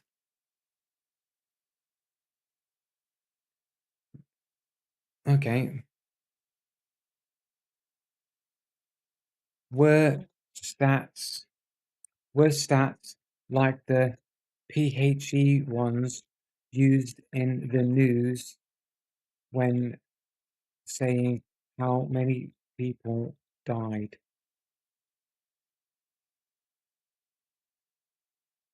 Yes. The daily death figures reported by the UK News during the pandemic were usually based on the Public Health England within 28 days of a positive death measure, not the stricter death certificate data. So there you go. So the news was lying to people about mass people dying when people were just being dying like under normal circumstances, but all tested positive for COVID. It was a hoax, guys. Like COVID was a hoax, bro. Like there were it's fraudulent data sets, bro. That's what they did. That's what the news was reporting, false information. I already learned all this stuff outside of AI. I was there when it happened. I lived through it as a conspiracy theorist who got shadow banned on Facebook for telling people that viruses don't exist. Do you know what I'm saying? I got shadow banned by Facebook because I told people that viruses don't exist.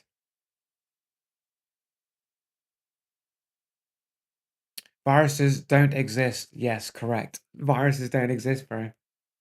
Yeah, man. Viruses don't exist, bro. Well, that's just the name, isn't it? I question reality. So unfortunately, a conspiracy theorist is what people call me.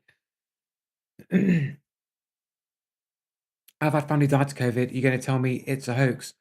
No, I'm not saying that people didn't die of COVID, but COVID is not a virus.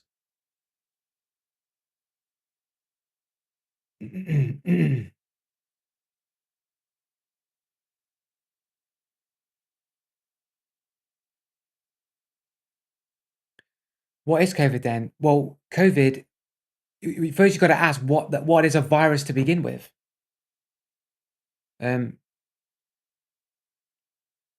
What is exotome theory?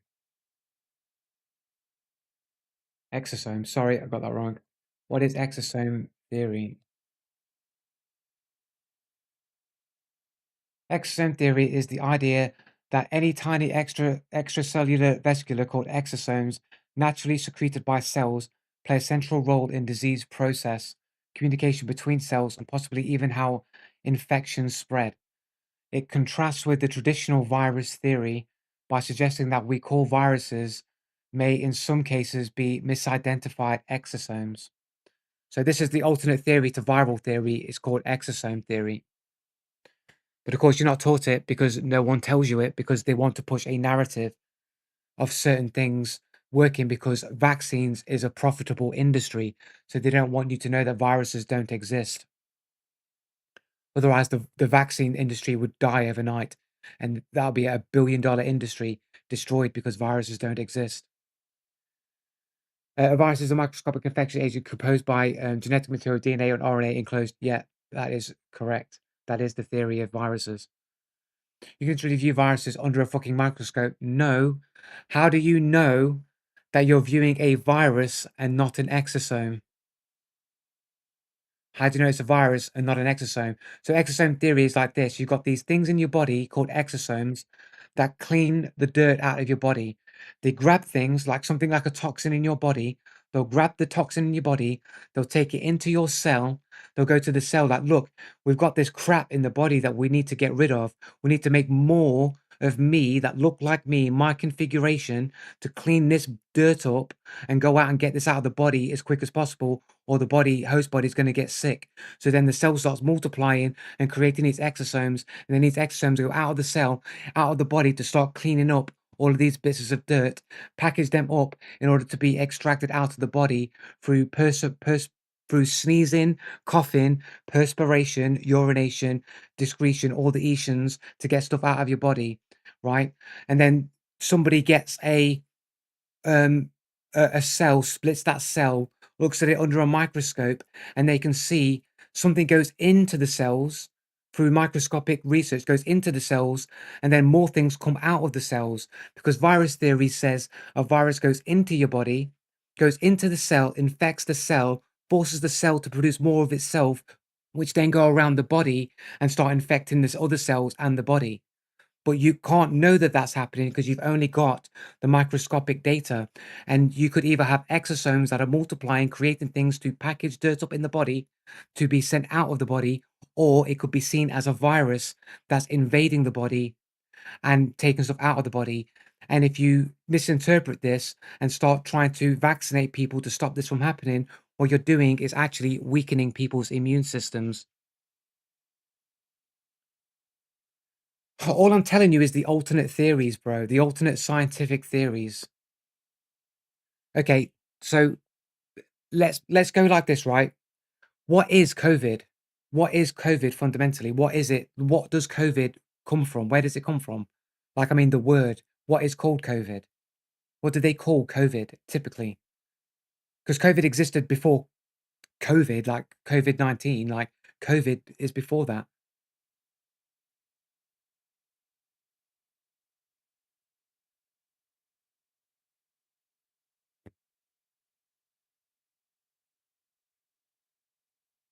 Well, no, it all relies on assumptions then. Again, it's about that perceptual limitation again.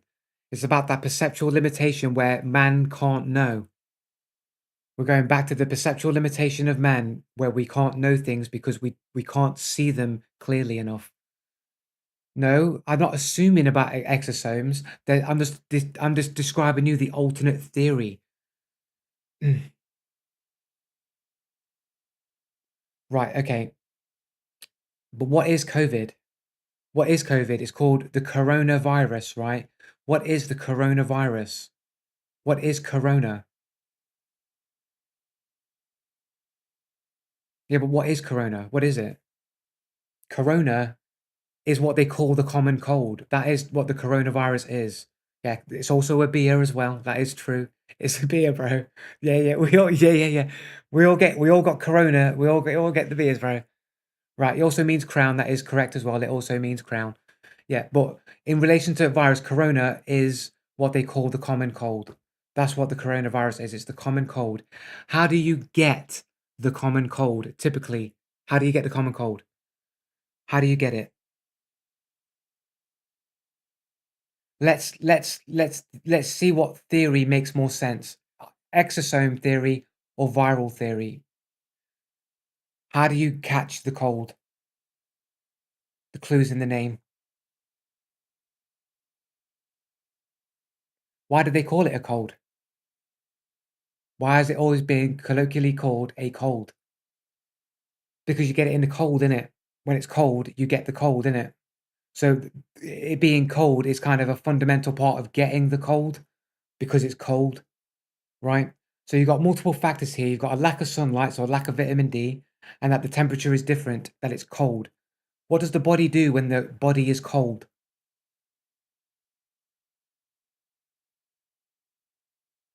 What does the body do when it's cold?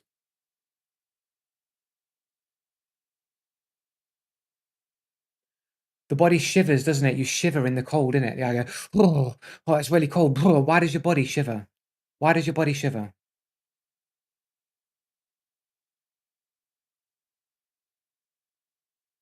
Well, your body shivers because your body produces an enzyme, which I can't remember the name of, that forces your body to shake in order to keep your internal organs at the correct temperature so that your body doesn't die, right? So you're shivering, so it keeps your body like at the temperature that it's supposed to be at, right?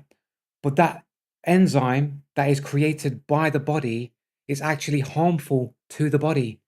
It's actually harmful to the body to have that toxin in your body. So once you've out of the cold and you've warmed up again, the body's got to get rid of that toxin in your body. How's it going to get rid of that toxin in your body? It's going to send these potentially. It's going to send these exosomes in to find all that enzyme, take it to the cell. Says, look, we need this shape. I need to turn myself into this shape and this configuration so that we can mop up all this enzyme, right? And we start packaging it up, taking it to the cells, producing more of those cells, going out, capturing more of that enzyme, getting it all packaged up so that it can be get out of the body. And depending on how bad You have this substance in your body that needs to be ejected in your body. Drastic measures have to be taken. Like you might go into a fever. You'll start fevering. You'll start sweating profusely in order to get this crap out of your body. So you're trying to get it out of your body by sweating and fevering to try and get the toxin out of your body. You'll cough. You'll start coughing and you'll start sneezing in order to get all this stuff out of your body that's in your body. And you call that a sickness. That's your immune system. That's your immune system working perfectly normally. That's your body getting the toxins out of your body. Yet you go to a doctor, and all they're going to do is give you something to stop the symptoms. The symptoms is your immune system. It's not a sickness. That's your immune system. That's getting rid of the toxins in your body. The cold, what it says is the virus is actually the exosomes trying to get that stuff out of your body. And if you're getting vaccines like an mRNA vaccine that targets specific types of exosomes from functioning correctly, then you're damaging your immune system. And you could potentially die or cause mutations genetically or anything further down the line in your bloodline genetically in the future. Which makes more sense? Viral theory. If it's a virus theory, then there's a cold virus going around somewhere in the air and you're breathing it in. So then where does the cold virus go in the summer? Where's it hiding? Where's it hiding? Is it under a bed? Where's it going for the summer? On vacation? Where does the virus go?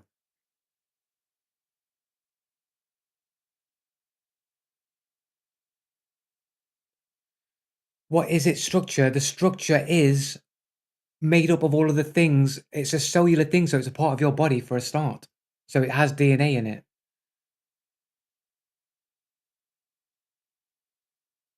People get sick with the cold during summer. Yeah, but it's not just like my days. Yeah, yeah. Oh my. It's this. Yeah, but it's not just. That's just what. But a cold. Sorry, it's like yeah, but oh man, you're missing the point that I'm making. Like the cold, I would argue, is caused because you've been out in the cold and you've had to have this enzyme created, and that enzyme has to be removed from the body. But there are plenty of other toxins in the world that can enter into the body that will also need cleaning, that would also make you sick, right? So you can get a cold during the summer because the symptoms of a cold is just your immune system, your body trying to get rid of something toxic out of your body by sneezing, coughing, and sweating and whatnot, right? That's the method the body is going to use to get toxic things out of your body.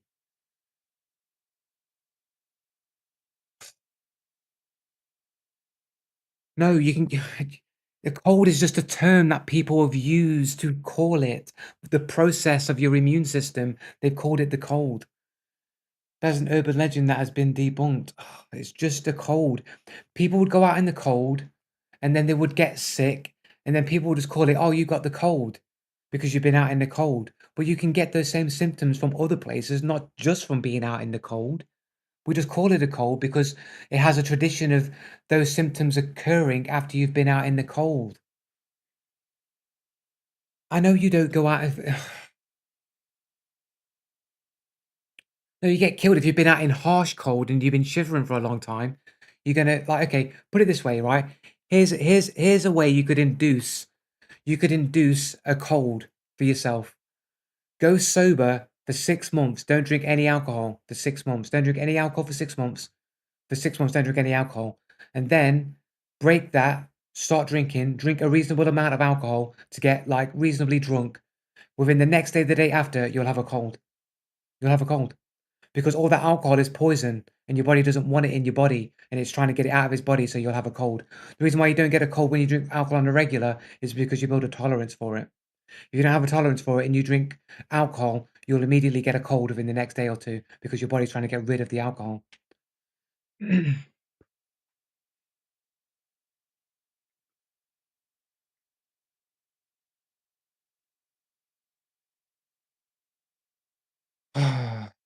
It doesn't give you a cold, it gives you the symptoms of a cold. Yeah, it does, it can give you the symptoms of a cold. I've done it. I've done it. I've done the test multiple times and confirmed it. But you've got to go without alcohol for a long period of time, and then you've got to drink quite a lot of alcohol as well. Not just a glass of alcohol or a bit of wine. I mean, you've got to get reasonably drunk, like hangover states, getting into a hangover. You need to have smashed your body like with some alcohol, right? And then you will get a cold within the next day or so, if not that next day. The next day, the day after, you'll have cold symptoms.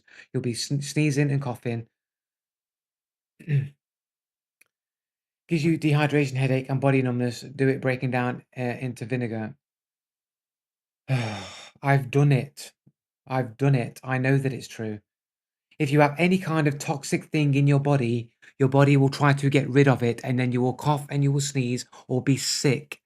Right? If you are sick, if you are sneezing, if you are coughing, it's usually because there's something toxic in your body's trying to get rid of.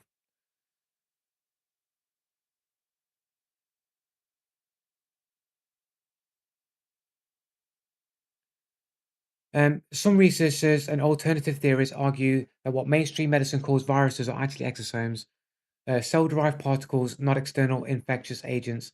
Implication: illness might result from cellular stress responses, exosome release, rather than viral invasion. Controversy: mainstream science recognizes exosomes as real biological messengers, but distinguish them clearly from viruses, so they say.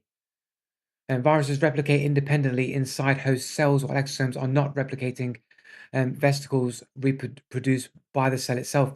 Well, no, exosome does claim that, so this is not true. The exosome equals virus idea is not supported by the majority of virologists, though it remains a topic of debate in fringe scientific and philosophical circles.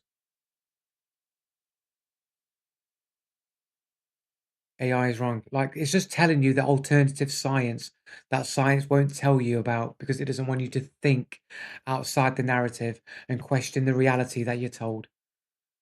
I think my body rejected it. Okay, fair enough, man.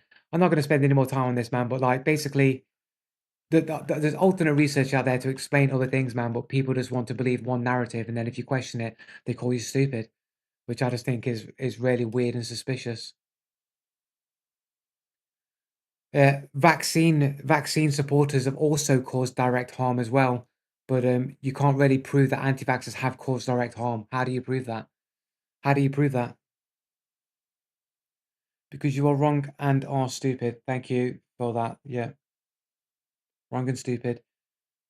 You were stupid for ignoring all the evidence, right? And what evidence, man? There's alternative theories that also make sense and also explain the phenomena perfectly well. Exosome theory explains illness far better than viral theory does. Like I just explained to you, you don't think that all these symptoms that you think is sickness is your body getting rid of toxins out of the body? Or is it 100 years of biased science that has been skewered by institutions that have paid to make medical and scientific research go a specific way for profit reasons?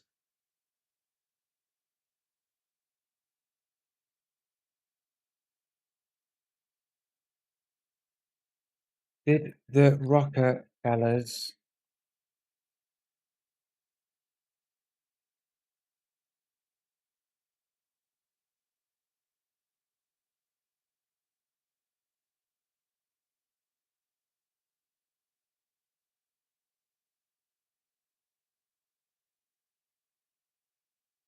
pay to skew medical data to push petroleum, petroleum, petroleum?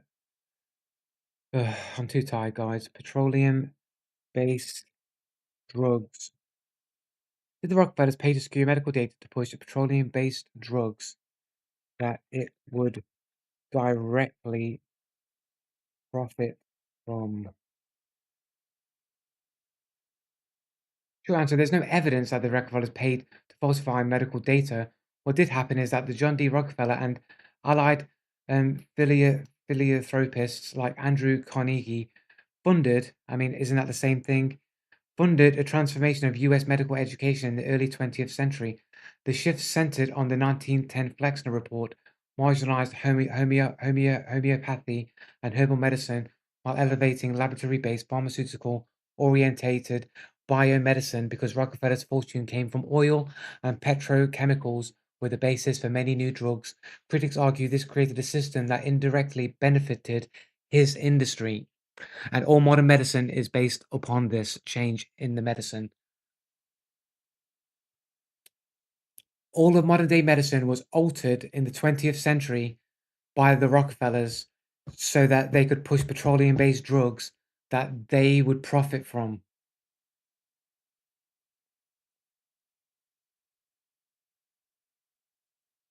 Ask AI how many cookies I can bake with 15 ovens working. Okay. Seek help, Joe. You generally need. What is wrong? Like all, like all I know is quite why, like, are you NPCs or are you real people? Because real people will just question this to me, like, why have you got a dog in the race? Like, why have you got a dog in the race? Why do you care? Like, what if the narrative is true or not?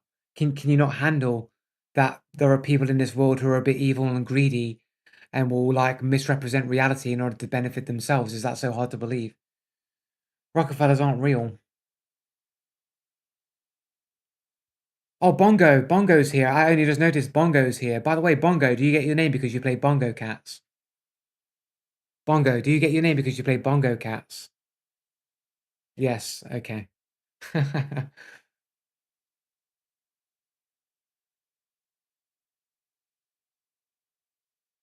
Like, I don't see what the problem is with questioning things. Um, you know.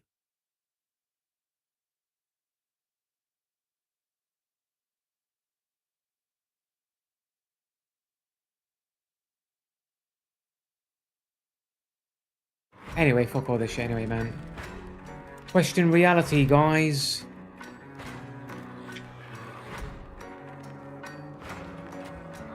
Nothing is what it seems. The truth is stranger than fiction, so they say. 10:30. I've not even had dinner yet, man. This is ridiculous lengths of my fucking life being eaten away here, trying to explain like just basic things that to me just seem straightforward, but people can't deal with. Do you think the moon landings happened? Probably not. They look pretty fake. Um, okay.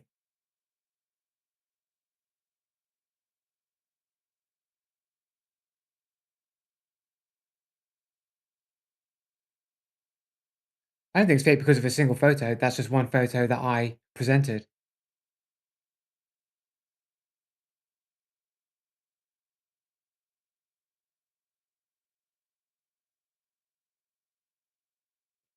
Anyway, okay, guys, I'm going anyway, guys, because I want to get some food and chill.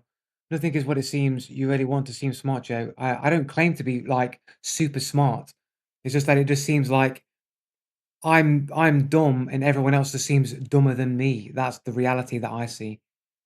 I'm not on again. I'm not tomorrow. I'll be on Tuesday. Like I don't see myself as smart. Just I just think I'm stupid and everyone else is just stupider than I am. And some people are just straight up evil and they know that I'm correct. Is Australia fake? I don't know. I've never been there, so it might be fake. I mean, I don't know anything that I see on the internet and what they say is real. I don't know. I haven't been there. And then even if I went there, you know, if yeah, I've been to America, but if I'm not in America, does America exist? If there's nobody, if I'm not in America and I'm not around to see America, is America really there?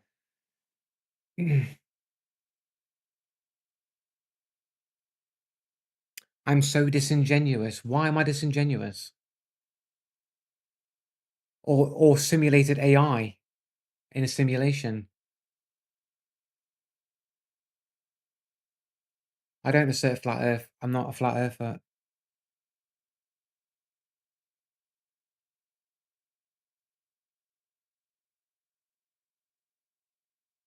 Yeah, I don't believe in anything. I question everything. That is correct. Yes, I question flat Earth as well, but so far, I've not really found anything where I'm like, oh, flat Earth, that's completely bullshit.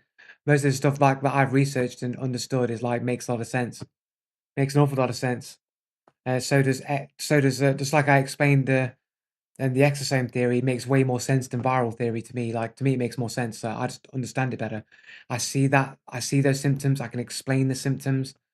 I can see how, if you knew that, how you could replicate, you could replicate areas where COVID is really strong, for example, because everyone goes to a shopping supermarket, and everyone uses their loyalty cards, and those loyalty cards, they know what everybody eats. They know all the food that you eat. They know what cultures, groups, and demographics eat what food. And if they just wanted to change an ingredient or put a poison in one particular batch that would infect a certain section of society to get ill, to get COVID, then they can create COVID in places and create an explosion and then cause lockdowns because of that and stuff like that. They could do that. If exosome theory was true, the infrastructure, the technology exists to orchestrate pandemics that explode out of nowhere and then require lockdowns to occur that can be engineered with exosome theory.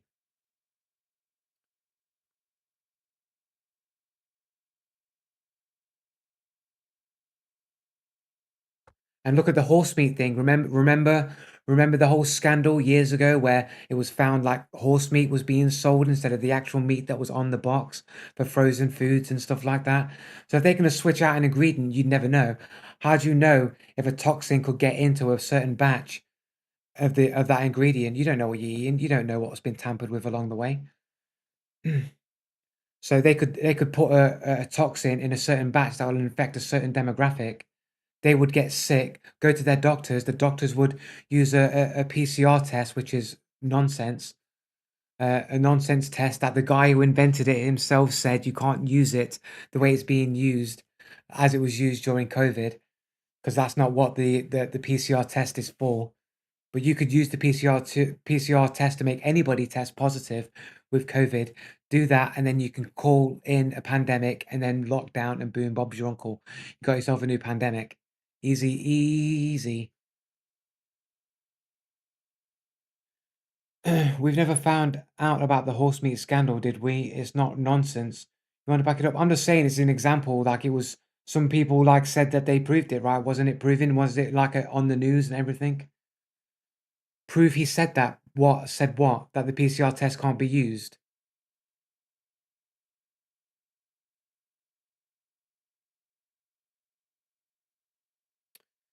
Um,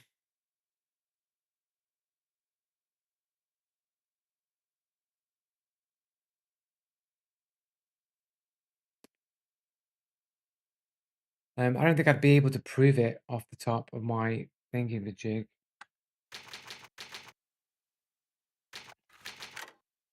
Odyssey. Um,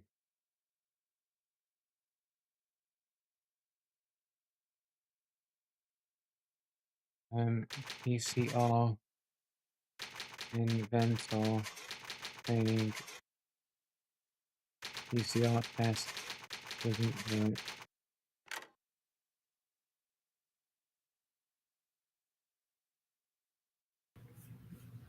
All right, everybody, I'm live. Control. Please tell me you've got the clip, dude, and you're not just a talking head, bro. A number of posts on Facebook have made Asians surprised. You already have a chronic, like 32. She was. He ain't got the fucking video footage, bro. You got it here. Video unavailable. It's been taken down. No surprise there. I know I do have it backed up somewhere, but I don't have the login details for the account.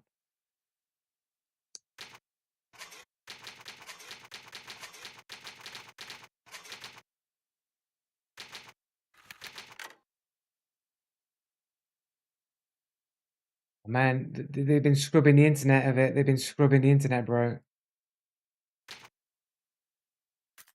You can find it on YouTube anywhere. Let me close that down. I don't want you to see my YouTube feed.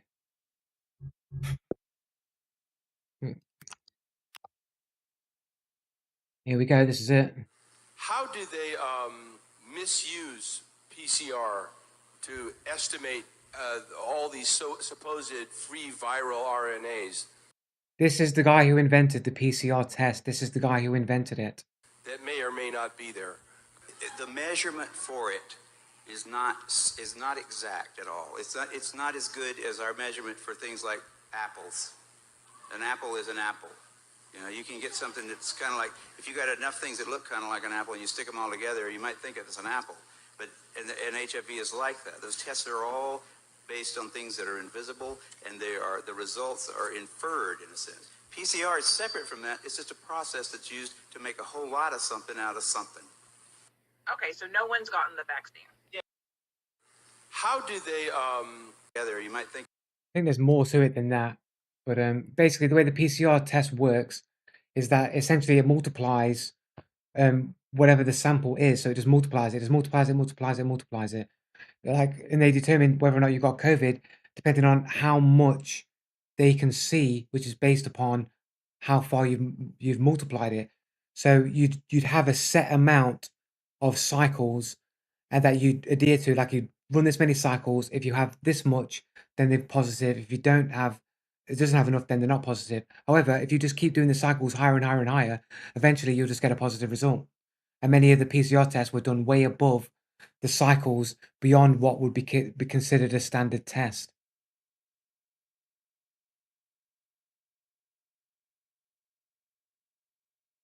Amplify one single molecule up to something that you can really measure, which PCR can do, then there's just very few molecules that you don't have at least one single one of them in your body. Okay, so that could be thought of as a misuse of it, just to claim that it's meaningful. It is. No, there's very little of what they call HIV, and what's been brought out here by Philpott and Isai already.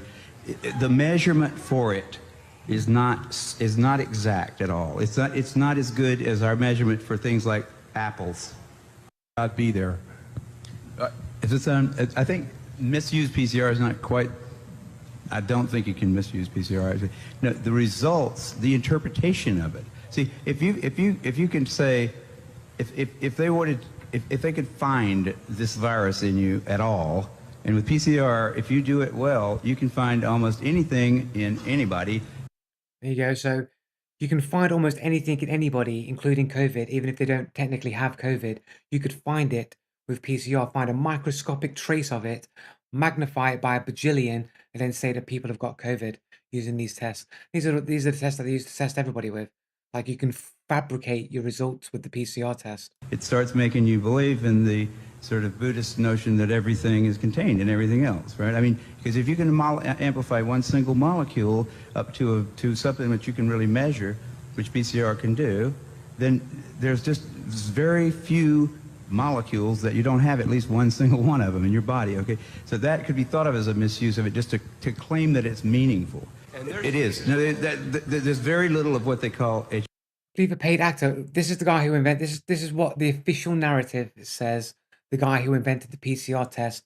This is what he's saying about the PCR test, and it was basically being used to fabricate COVID during COVID lockdown. It was used ridiculously. It was used. Cycles were done way above what was supposed to be done. How do you know he is the real one? Well, whatever. It's all the information that you have to go on. Like, as far as the authority on how the PCR test works, this guy is the alleged authority. Well, I'm assuming to a base level that this reality is real to a certain degree. I still have the fundamental base level. I don't know if this reality is real, but if we go along with the narrative that reality suggests, then this is the dude who allegedly invented it and how the test actually works. And you can understand how it's being misused during COVID to create false positives or invent cases of COVID where they didn't exist. Well, it would take too long to prove it, and I want to go away. You should have been paying attention at the time. Instead of going, oh, you're a crazy conspiracy theorist, what you should have been doing was paying attention at the time when the information was out there, instead of going, no, all those people are stupid. You must believe the narrative, always. Don't question everything. Don't look for information. Don't form your own opinion. Always follow what the news says. Always follow what your scientists say. Follow what your teacher says. And if you don't follow it, you're stupid. Never think for yourself. Always think as a herd. Anyway, I'm gone anyway. I'll catch you all on Tuesday for a multi-stream, the Arc Raiders, Fortnite, and Marvel Rivals, and I swear this is the last time we're ever discussing any kind of conspiratorial thing on this stream. This is about cheaters. I will not get derailed anymore. I've said all I can say. We're never going to talk about this stuff ever again. I don't want to talk about it. I want to focus on the games and the cheating. But anyway, thanks for tuning in, and apologies for those who had to listen to all of that and probably hate me for having to go through with it. But unfortunately, that's just the way it went. I apologize, and I refrain from trying to do this in the future. It's not going to happen. It's not even going to be a try. I'm not even going to, not even enter in the possibility it could happen. It's not happening ever again. This is the last time we go off on a tangent. We're going in disciplined, proper schedules, proper routines, to the point, what we're about. No, none of this fanning around where it's about 11 o'clock at night and I'm about to cook a massive meal to eat and be up until like 4 in the morning now because I've got to fucking like eat my food and shit. I think I was gonna have chips, some fake chicken, southern fried chicken, and fake like leek and vegetable thing with some fake cheese thing in it. So yes, some fake food created by Skynet for me to eat. I'm a vegan, yeah. I'm a vegtard. I'm vegtarded, mate. I'm a vegtard, yeah. Couldn't you guess by the fact how retarded I am questioning the mainstream narrative that I'd obviously be a vegtard as well? Did Hitler did anything wrong, Joe? The narrative says that he did, but I don't know if you can prove that's what happened. I don't know. I really don't know. Like, look, man. I don't know. I never met the dude. I don't know if the dude's an evil dude or whatever. If the dude's like a politician, I assume that they're all up to no good. Like every country throughout history is pretty much propagandized itself to its own populace that they're the good guy. That's pretty much throughout history. That's always occurred. Like it's difficultly to say who's right and who's wrong, who did what and who did what. All I'm gonna say is like, if there was some kind of big operation to like mass exterminate a whole bunch of people, it would require a lot of planning, a lot of people to be in the know, and a lot of moving pieces in order to make that work. And there are no records in the Nazi records to say that any such operation ever occurred. That's all I can say on the matter. Was there really? I don't think there was, bro. I think it's a lot of information from the Soviets. The Soviets came up with that narrative.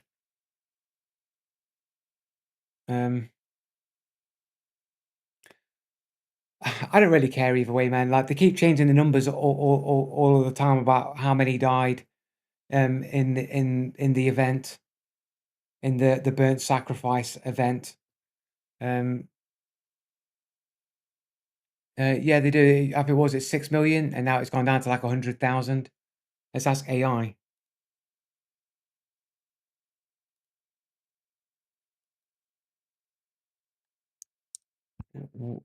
What is the current reported death toll of the Holocaust?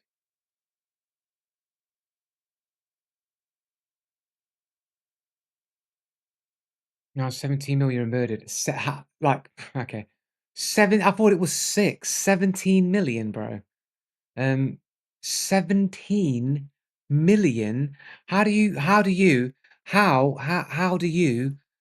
move 17 million people to their death and not have one witness or survivor of the Holocaust? I know they say there's survivors of the Holocaust, but there's no actual survivors of the Holocaust. No one went to the Holocaust and started being gassed and were like, quick, I've got to escape, and then found a hole in the wall, got out and ran to the border, got out and went, I survived, I saw it happen. No, what they call Holocaust survivors were people that never went to the Holocaust. They were diverted somewhere else. No, they call Holocaust survivors. There's no one there, bro. I'm not even going to get into it, bro. I'm not getting into this. Disabled individuals, right? Okay, so the figure of 6 million Jews has become a central historical marker, but it is part of a broader genocide that claimed millions more lives. Scholars emphasize that while exact precision is impossible, the scale and systematic nature of the Holocaust are among the most thoroughly documented events in modern history. It must be true. So, given your interest in etymology, I've got an interest in etymology. I didn't know that. Thanks for telling me. And the limits of empirical testing. This is a striking case study. The Holocaust death toll is reconstructed, not from a. It's giving.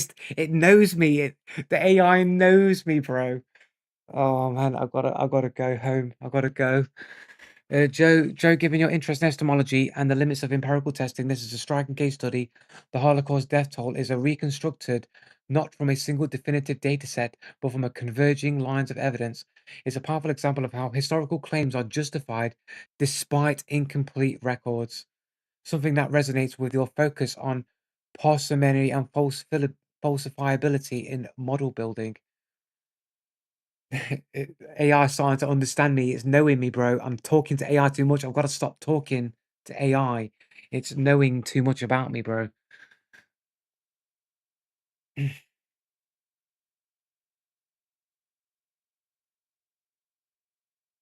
It's so what have I said that is disgusting? Questioning the things that I don't know.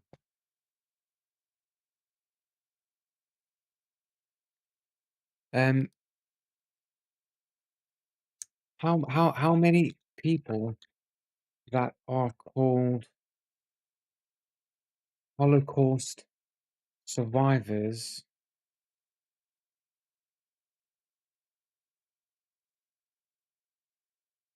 actually witnessed the Holocaust happening, as in they were being gassed.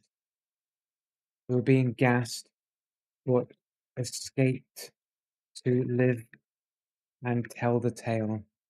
Tell the tale.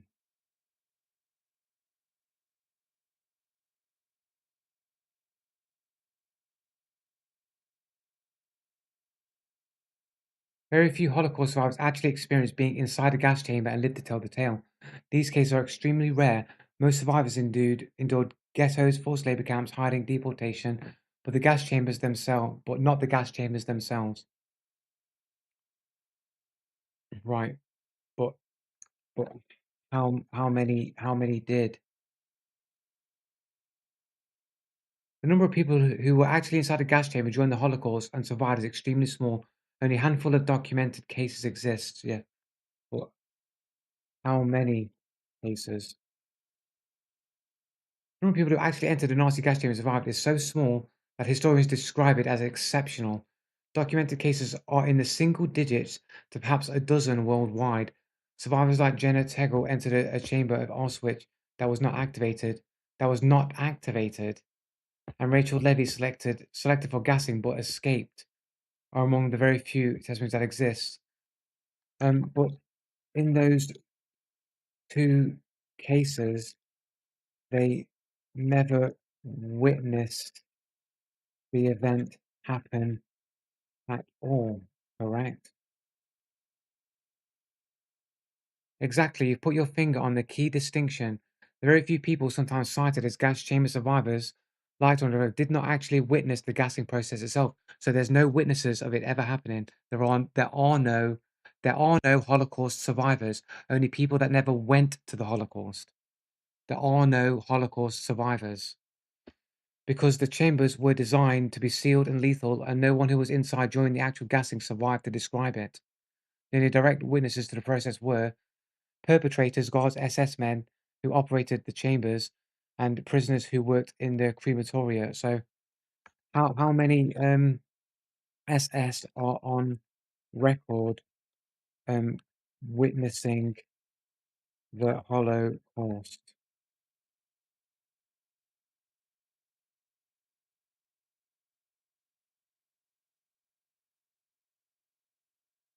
There is no single definitive number, but also estimate the thousands of personal. But are there any? What is there? Is there any witness testimony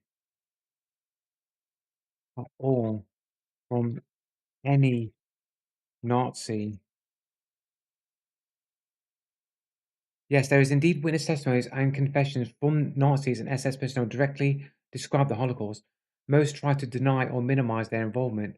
But how many and what did they see? Great question, Go. Let's pin down as much precision as historians allow. Thousands of SS men witnessed the Holocaust directly in camps. Around hundreds gave testimony after the war, either in the trials. Dozens left detailed written accounts or memoirs. These are the most cited. Mass shootings, okay.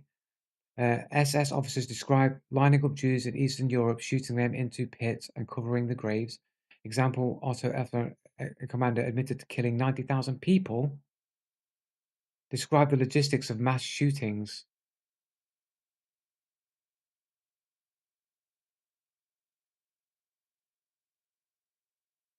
That's some crazy logistics. One person, 90,000 people. That's some crazy logistics, bro.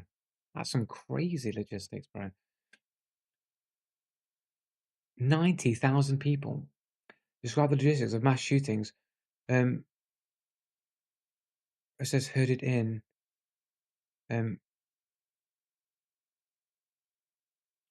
SS guards attributed Sober testified about carbon monoxide gassings and disposal of corpses. But it wasn't carbon monoxide gassings, though, was it? It was Zyklon B, wasn't it?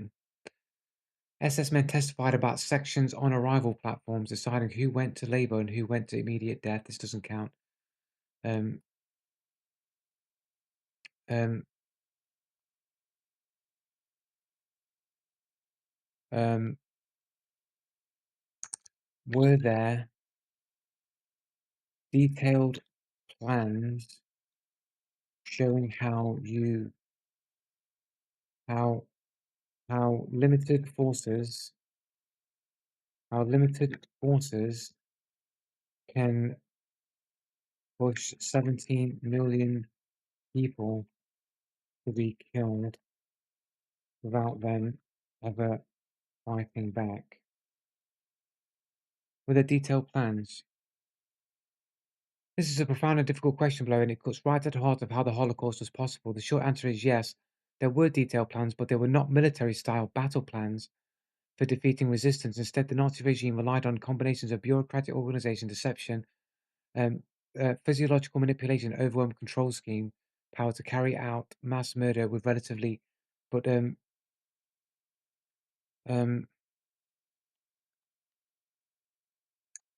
where can these plans be viewed to prove they are real rather than claims? Excellent question, Joe. You're asking the primary documentary evidence the source used to demonstrate the Holocaust. The Wannsee Conference Protocol, minutes of the meeting where senior Nazi officials coordinated final solution, explicitly outlines deportation and extermination plans for European Jews.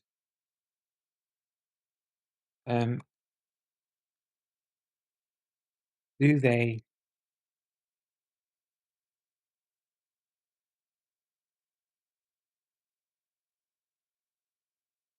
outline extermination and not just deportation?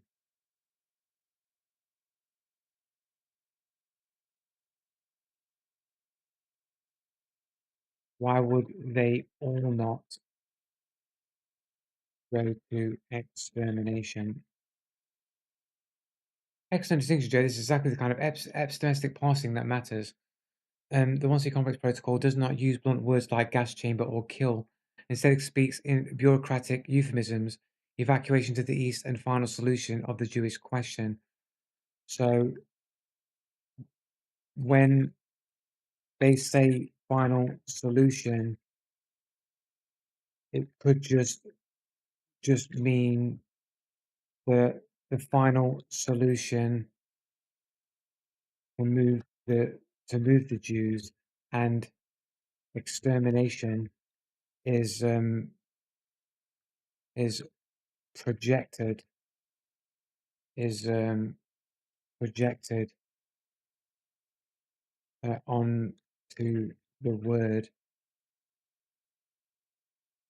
Is that the right thing? You see it on the crux of the historical debate, Joe. The phrase final solutions is ambiguous in isolation, but historians don't interpret it in a vacuum. In other words, there are no records saying that they were sending Jews to their death, other than the fact that they were moving Jews out of Germany. That's all the final solution states, isn't it? That's what it states. And there might have been some people that there might have been Jews that were like criminals or rowdy that may have been executed, that fought back because they didn't want to be taken or be deported because they thought they were going to be killed. Like, there's so many ways you could interpret the data. There's so many ways you could interpret it. This guy can't be weird. What, asking questions and not accepting the narrative? Sorry, fucking hell. Mass shootings by had already killed over 1 million Jews, and extermination camps like Kamino and Baltic were already operating. So when officials wrote final solutions, they were referring to a process already underway, systematic extermination. Well, that doesn't, right, okay. Context matters, okay.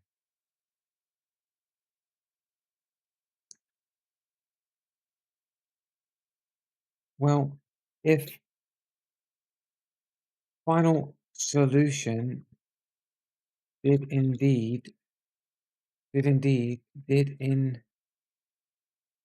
indeed refer to mass shootings, why were there deportations and not all sent to be executed?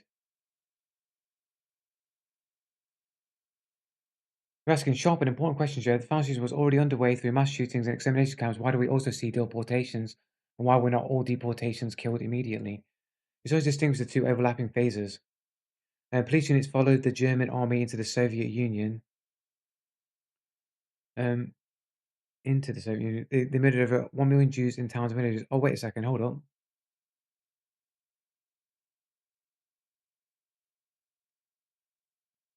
So are these murdered Jews on Russian territory?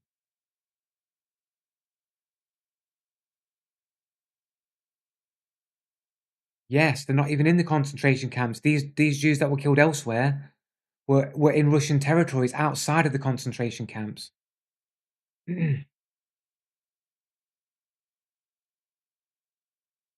So look, a very large portion of the Jews murdered in the Holocaust were killed on what was then Soviet territory. So it's not the Jews that were put in the concentration camps in Germany. It was when invading Russian territory.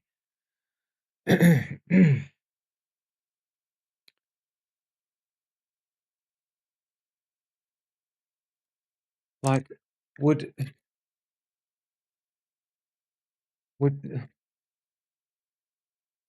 they not have been executed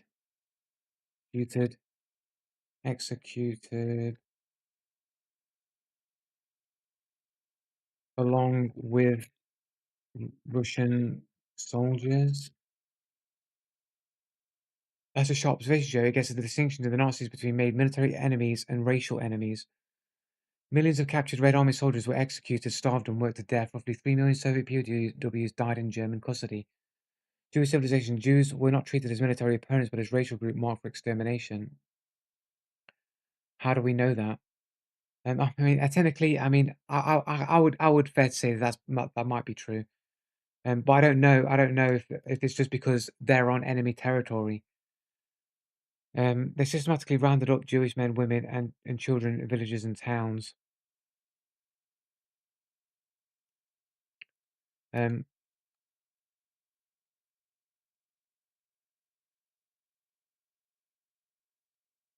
um, it seems very strange. Um,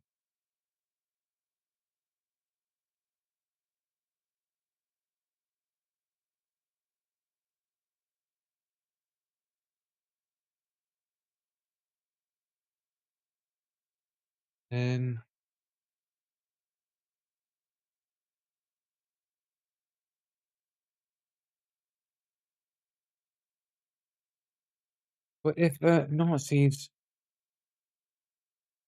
just went around rounding up Jews and shooting them.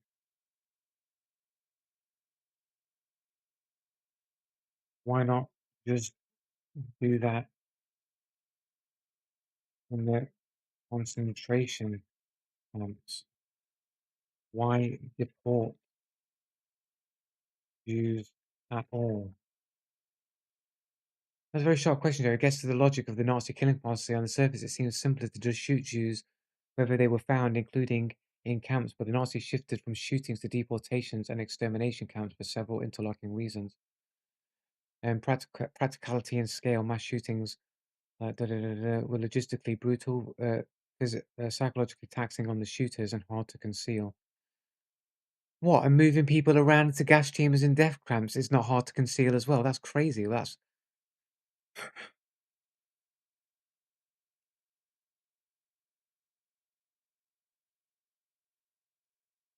wouldn't mass deportations and death camps be even harder to conceal?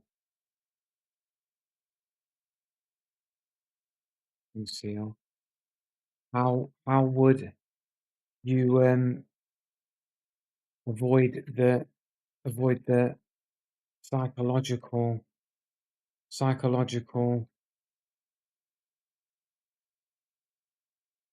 how do you avoid the psychological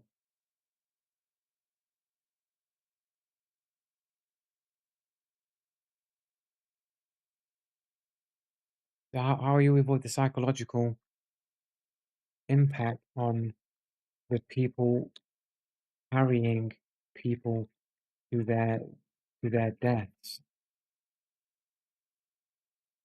You hit one of the most chilling aspects of the Holocaust, but deliberately designed the system to minimize visibility and psychological strain on the perpetrators.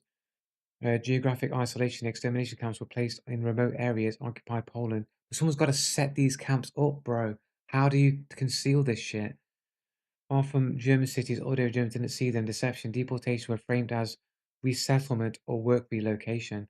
Victims were told they were going to labor camps, not death. Gas chambers were disguised as showers. Fucking hell.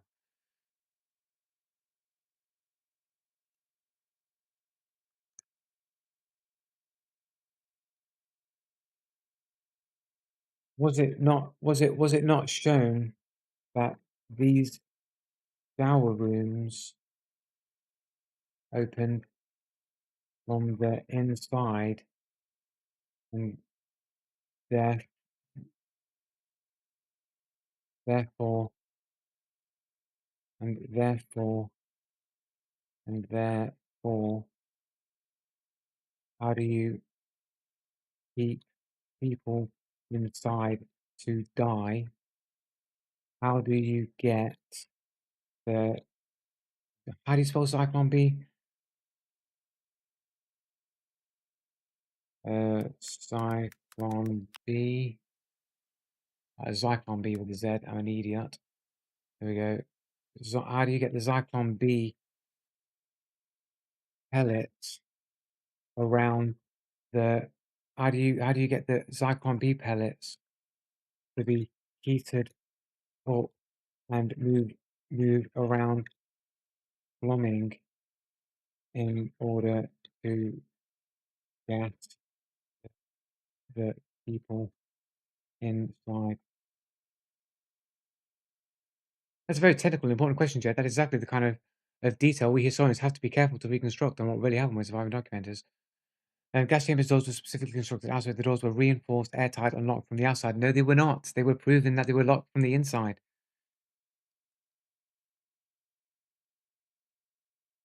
Wasn't there someone in the 80s who went to the gas chambers and showed video proof the doors opened from the inside? Yes, Joe, I know what you're referring to. In the 1980s, the Holocaust deniers produced videos claiming that the gas chamber's doors are now open inward or will be open from the inside, using this as a supposed proof that the chambers weren't used for extermination. Problem, Luther was not a historian or an engineer of gas chambers. He misidentified rooms, often delousing chambers or post-war reconstructions as gas chambers. No. Um, so, so how do you, how do you move? Oh no.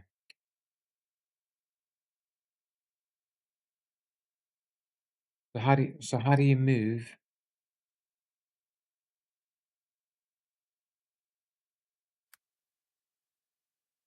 Cyclone B pellets around plumbing? You don't, and this is one of the key misunderstandings the Holocaust deniers have exploited. Zyklon B was never moved through the plumbing. The shower fixtures in the gas chamber were fake, part of the deception to make victims believe they were entering a bath or delousing facility. Okay, form Zyklon B as pellets as granules in them, impregnated with hydrogen cyanide. SS men poured the pellets into vents or openings in the chamber roof or walls. Makes no sense,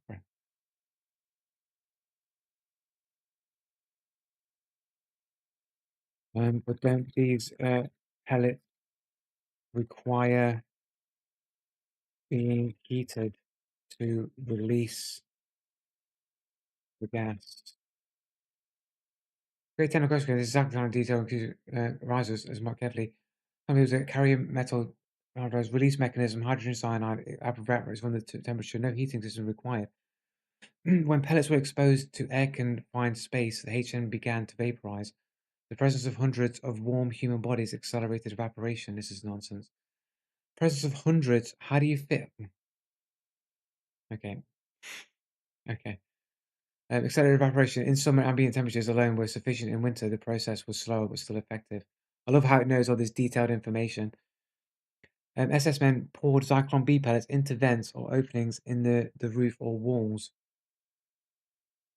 The pellets fell into wire mesh columns or onto the chamber floor. Gas spread through the chamber as the HCN evaporated. Victims died within 10 to 20 minutes depending on chamber size, number of people, and temperature. Why heating was not needed. Voluntary heat is unlike substances that need combustion or heating.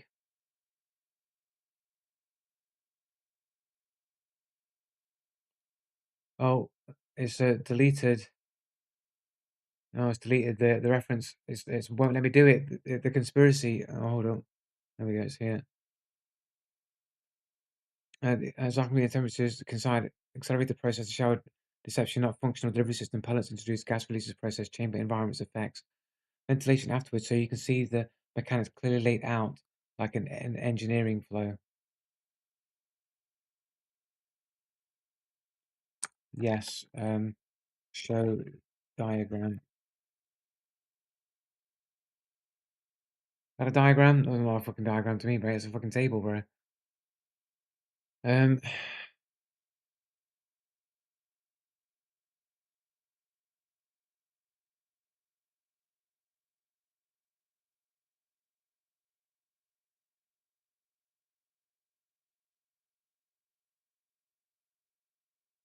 but is it not true that the Zyklon? Oh, fuck's sake, bro.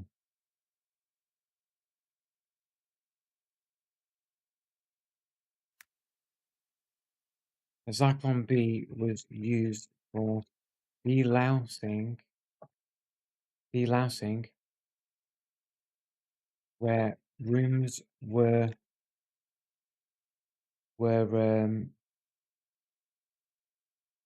stained blue from use.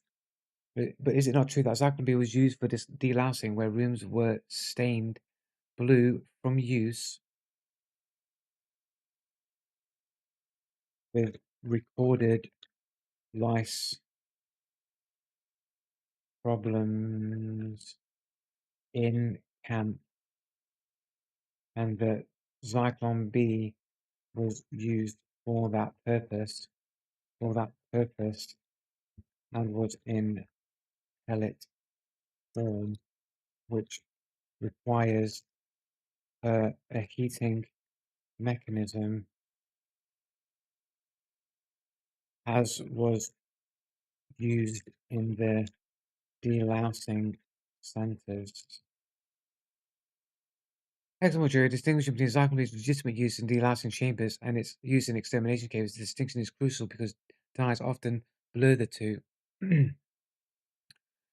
Zyklon B was originally developed as a pesticide to kill lice and other vermin. Lice were a major problem in camps spreading typhus. Method Zyklon B pellets were placed in special heating devices called Desch-Tex fumigation machines inside delousing chambers. The heating accelerated the release of hydrogen cyanide gas, disinfecting clothing and bedding. Residue prolonged fumigation left Prussian blue staining on the chamber walls. This is why some surveying delousing rooms show blue discoloration. Recorded use camp records confirms Zyklon B delivers both for both delousing and extermination processes.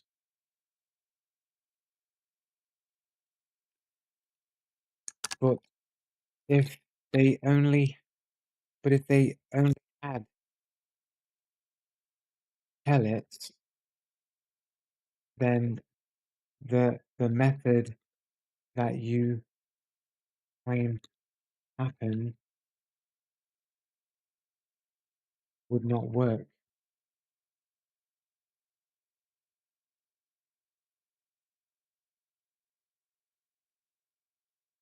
Correct answer. Zyklon B pellets did work without special heating in extermination chambers.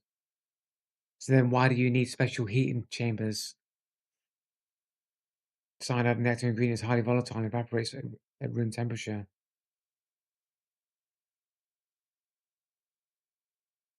So why do they have heating machines if room temperature is good enough?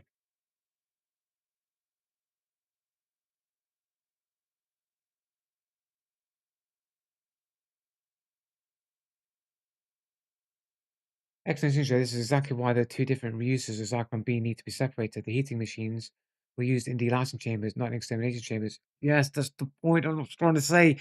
I'm saying that you need to use the heating machines to release the gas for the delousing chambers. So then how do you use just room temperature to release the gas without needing the heating machine? Oh, holy shit, bro. Zyklon being extermination is for killing people, rapid mass killing. So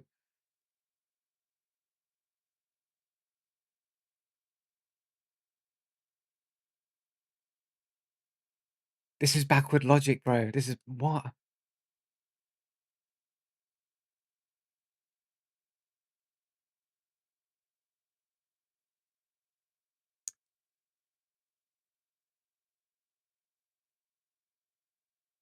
Why would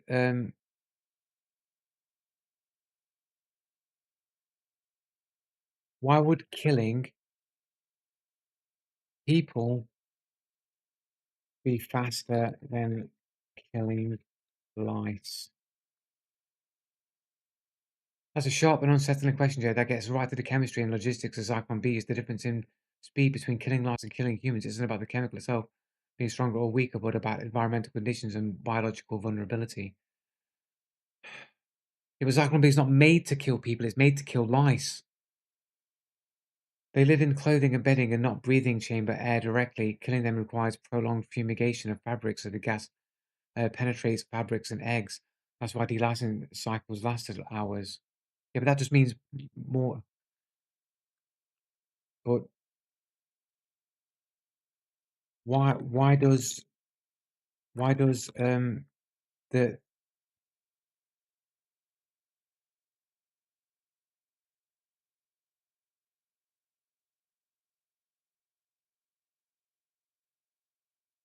how does heat equals slow, but room temperature like colder equal fast? Is this not just made up science fiction physics?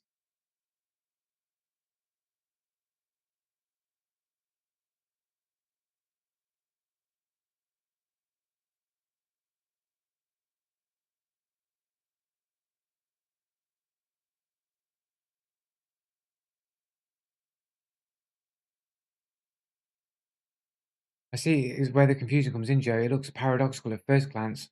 Maybe because it is. Hydrogen cyanide is the active ingredient. It's highly volatile, at minus 26 degrees, meaning it evaporates easily at normal room temperatures. Pellets are just a carrier, yeah. Earth, the gym soaked with liquid, yeah. Why heating was used in delightings, yeah. Yeah, we know why it was used. Solution heating device, yeah, we know. Extermination goal, kill quickly in a sealed room. Yeah, but how does heat equal slow reaction and cold equal fast reaction? Is this not the opposite of what should happen? Of what should happen? Shouldn't heat lead to fast reactions and cold lead to slow reactions?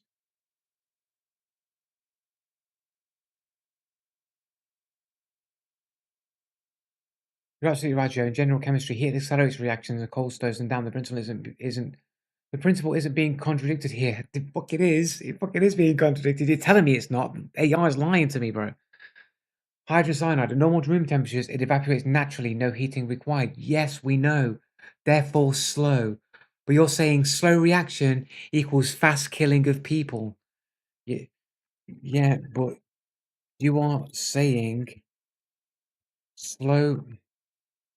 You're saying slow. You're saying slow reaction equals fast killing of people, and fast reaction equals slow killing of lice.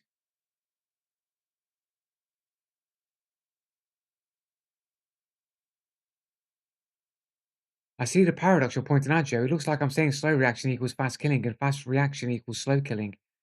Let's untangle that carefully. Holy shit. Environment examination chambers hundreds of warm bodies in a sealed space, raised temperature and humidity. But it's still going to be hot at slower temperatures than the machine is heating the pellets.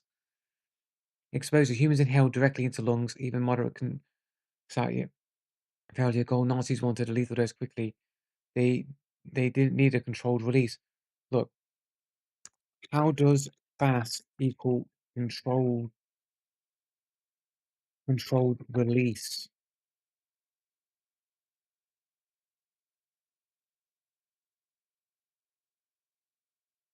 Like, surely that would be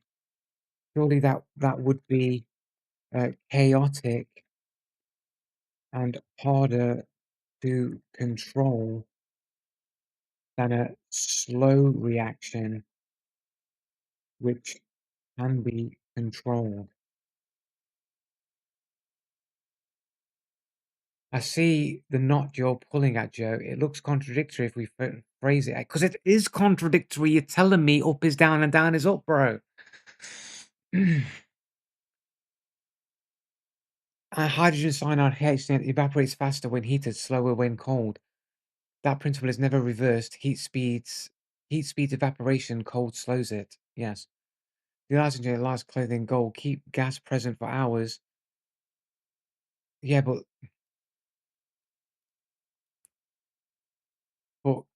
keeping gas present is just about continuing to pump more gas in, not the rate of reaction or temperature. Correct? I see what you're getting at, Joe. You're thinking in terms of keeping gas present, keep adding more fuel or raising temperature, but Zyklon the mechanism was a bit different. Let me break it down. Always a little bit different. Carrier pellets, Zyklon B was not pumpable liquid or gas. It was a porous material soaked with liquid hydrogen cyanide. Yes. Volatility HCl evaporates at room temperature, boiling point. Once pellets are exposed to air, the gas begins to release naturally. Yes.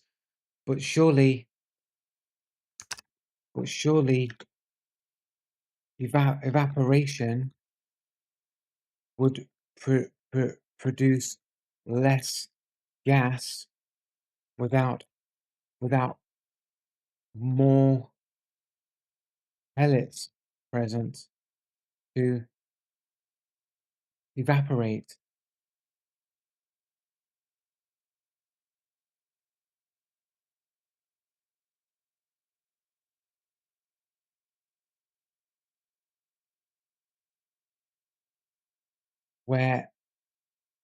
Whereas a heating device would burn up all the material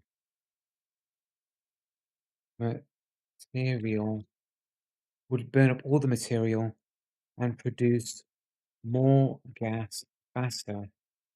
So it would require much more quantities of right, quantity quantities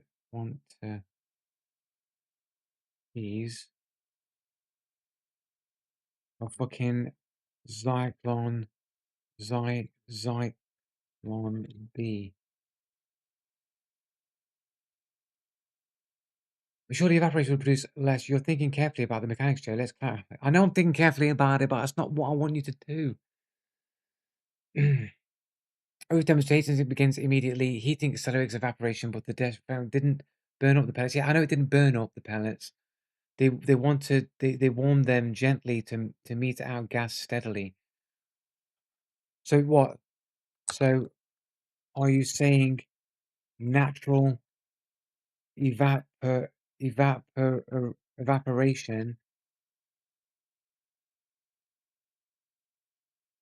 This is fucking retarded, bro. I tell you, man.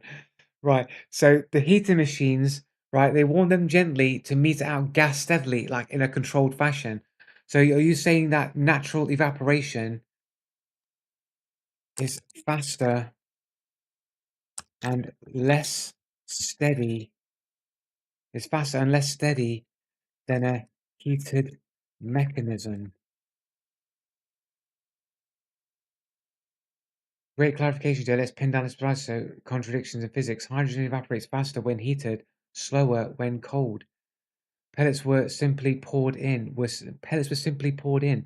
Natural evaporation at room temperature plus body heat in crowded sealed space was enough to reach lethal concentration quickly. The release curve was fast, uneven. So,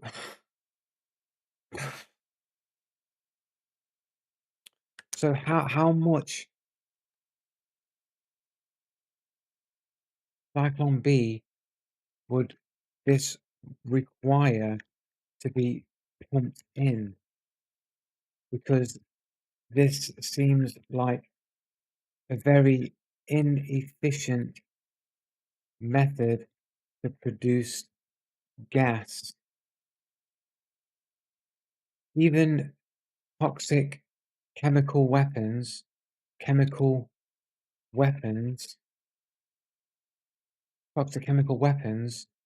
are very ineffective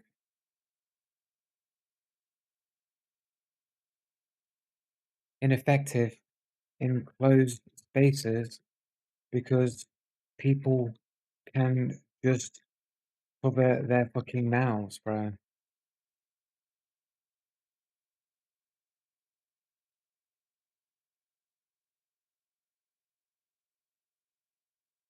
Correct answer was not pumped in. Zyklon was not pumped in. Pellets were introduced through the. I know. You're saying that there's somebody at the top of the roof pouring in buckets of pellets. They're pouring in. There's somebody there in the roof pouring in pellets like a fucking Pez dispenser into the fucking room, and then it's slowly trickling out gas. And all these people in there going, "Don't cover your mouth with all this gas."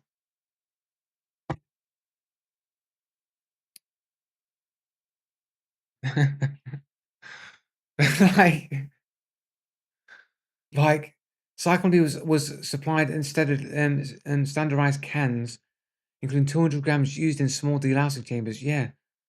Inhalation exposure. Cyanide gas causes rapid cellular hypoxia when inhaled. Yeah, but you got to inhale it. How about breathing in small? So what about people just like breathing less. Breathing less. Like there was a video on YouTube. Okay, is it that Thunderfoot dude? Thunderfoot chemical weapons. There we go. Japan recently executed the guy responsible for the Tokyo subway attacks that occurred in 1995. So I thought I would take this opportunity to take an objective look at nerve agents. Now, nerve agents in principle can kill thousands, tens of thousands of people. They are force amplifiers. But are they effective, say, compared to guns or bombs or other things that terrorists might use? Because, spoiler alert, they're really not that effective. Look, let's take our Tokyo subway attack. They used sarin. A fatal dose of sarin is about 20 milligrams. That's about 1 drop. So in principle, the Tokyo subway attack had about 10 kilograms of sarin, enough to kill about 500,000 people. How many did they actually kill? About 10. So rather than about 20 milligrams, it took about 1,000 grams, about a litre on average to kill someone. Indeed, if they'd have just given the attackers, of which there were 10, knives and just told them to stab people, or hell, just push people into the metro, it would have probably been comparably effective. Now, this thing about how potentially fatal something is compared to how actually fatal it is isn't limited to nerve gas. A bullet weighs about 10 grams and it will kill someone. So what was the amount of munitions needed to kill someone in World War II? Well, it was about 50 million tons of munitions expended in World War II, and it killed about 50 million people. So I mean, it typically took being in a 1 subway ton metro of is not munitions dissimilar. It's to a kill sealed one area. person. Or give or take, about 10 times your body weight of munitions was needed to kill the average person in World War II, whereas 10 grams would have been potentially fatal. All right, it's not a perfect How do you comparison, how do you ballpark figures. The ratio confirm of conventional a full munitions seal? potential efficiency Like versus a perfect actual seal is efficiency like is about so 1 difficult in to achieve, 100,000 versus for nerve especially gas, when you're it's something modifying like 1 pre-existing in buildings to do it. 50,000. Now, sarin's an oily liquid. This isn't actually sarin, it's oil, but it kind of looks similar. And you get a drop. But anyway, you understand the premise. Like it's difficult to like chemical weapons aren't as effective as just shooting people in the head, right? So this is remember how many people are being gassed in a super inefficient way. Even if you've got a sealed room, the amount of Zyklon B you must need to actually kill these people must be insane. Like, how much would you have on record? Who's producing all this Zyklon B? Like, is there even enough Zyklon B to kill that many people, even in an airtight sealed container? You can't fit 17 million people in one little room, right? You're gonna have to have lots and lots of little rooms, and you're gonna have lots and lots of Zyklon B. Like, you'll need so magnificent amounts of Zyklon B to be able to kill people on that kind of scale. Yeah, but you still got to produce and manufacture the Zyklon B. You still got to produce all of that Zyklon B. Like, how do you produce enough?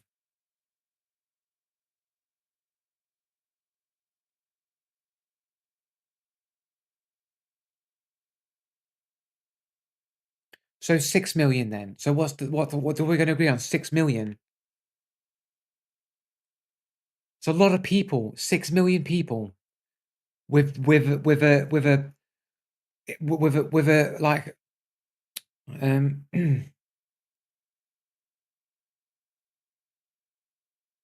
which is more deadly, Zyklon B or that sarin? Very much great.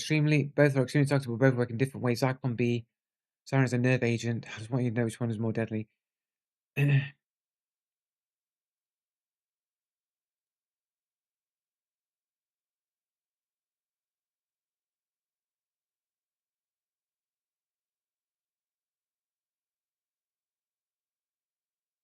Sarin is more accurately more acutely deadly. It requires far smaller doses and acts faster. So Zyklon B is still extremely lethal, but less efficient in terms of dose per volume, which means you're gonna need a lot of it. Like, how much Zyklon?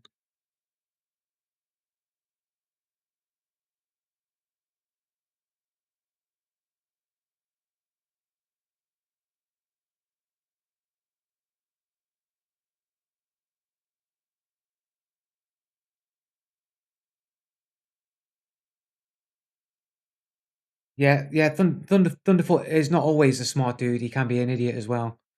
Like some people say smart things sometimes, and some people are stupid other times.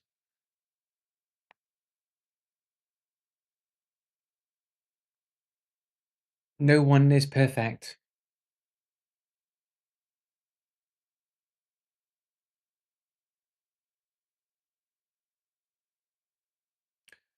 20 to 23.8 tons.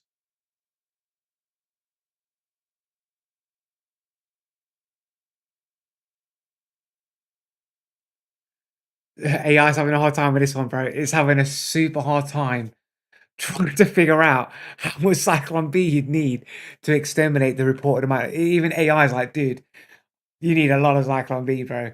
I think AI's been fucked. I think I've killed AI. I've destroyed Skynet. It can't comprehend the vast quantities of Zyklon B required to kill people in such an inefficient way.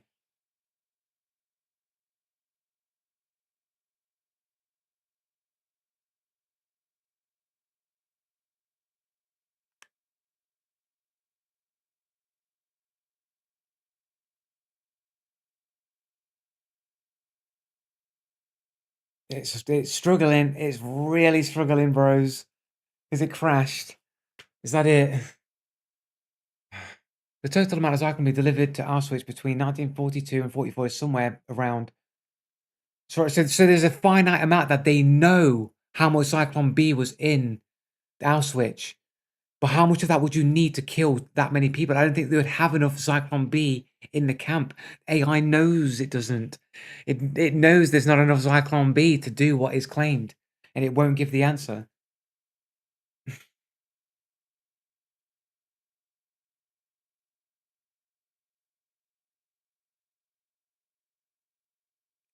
7.7 thousand kg used for homicidal gassing. But how much would you need to efficiently gas people?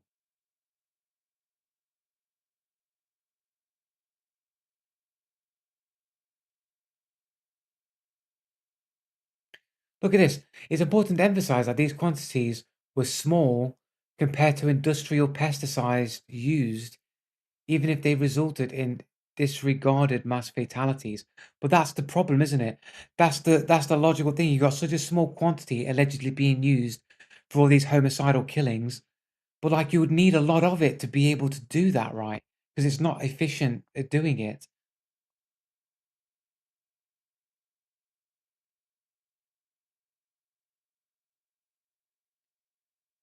Well, we know that jet fuel can't do that. You need like a um what's it called? Thermite, right? You need thermite, bro, to destroy reinforced concrete, bro.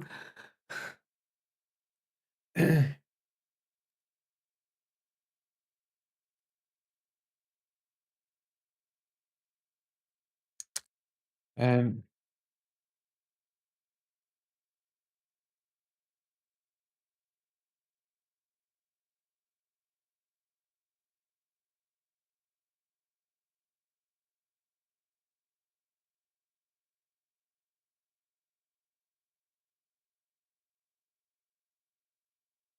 you've invoked one of the most famous conspiracy catchphrases, jet fuel can't melt steel beams.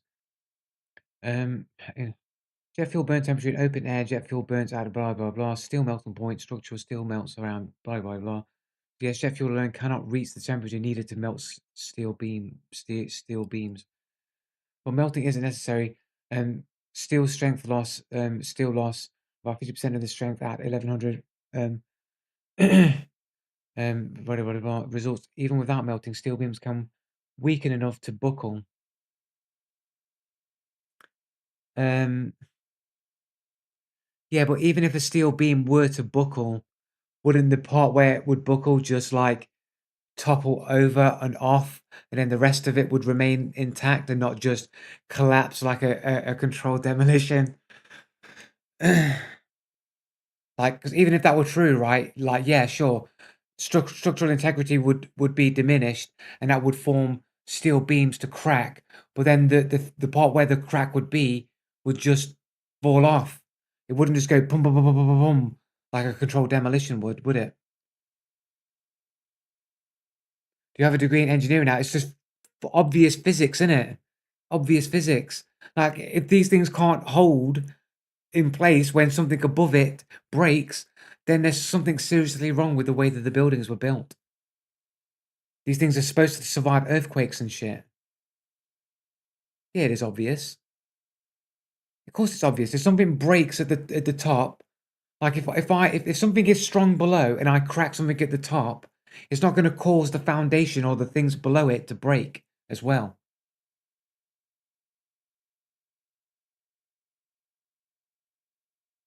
I've got to go, man. I'm tired. I'm not arguing this shit anymore, man, bro. I've got to go, bro. I've really got to go. It's 11:45, bro, so I've got to go. I'm out of here, guys. That is all for today. I'll catch you Tuesday, and I'm out of here, guys. Laters. Sorry, got to go. Running away, man. It's fucking 10 to 12, bro. You guys are literally just rolling around in circles deliberately to waste my time. You don't even care about conspiracy. You probably even agree with me. You're just keeping me going on the line to keep going to AI so that I can't go get something to eat. That's what you're doing. It's nearly 12 o'clock at midnight, man. I want to get some food, bro. You've literally, you hoodwinked me into basically wasting my entire night away. And now I'm going to have to eat my dinner at 12 o'clock at midnight, bro. Unbelievable, guys. You've tricked me into this. I blame all of you. There's no responsibility on me at all. I'm blaming all of you guys, and I'm gonna go and get some food. But anyway, yeah, thanks for showing up anyway, guys, and I will catch you on Tuesday. But yeah, safe for now, guys. Laters. I'm out of here.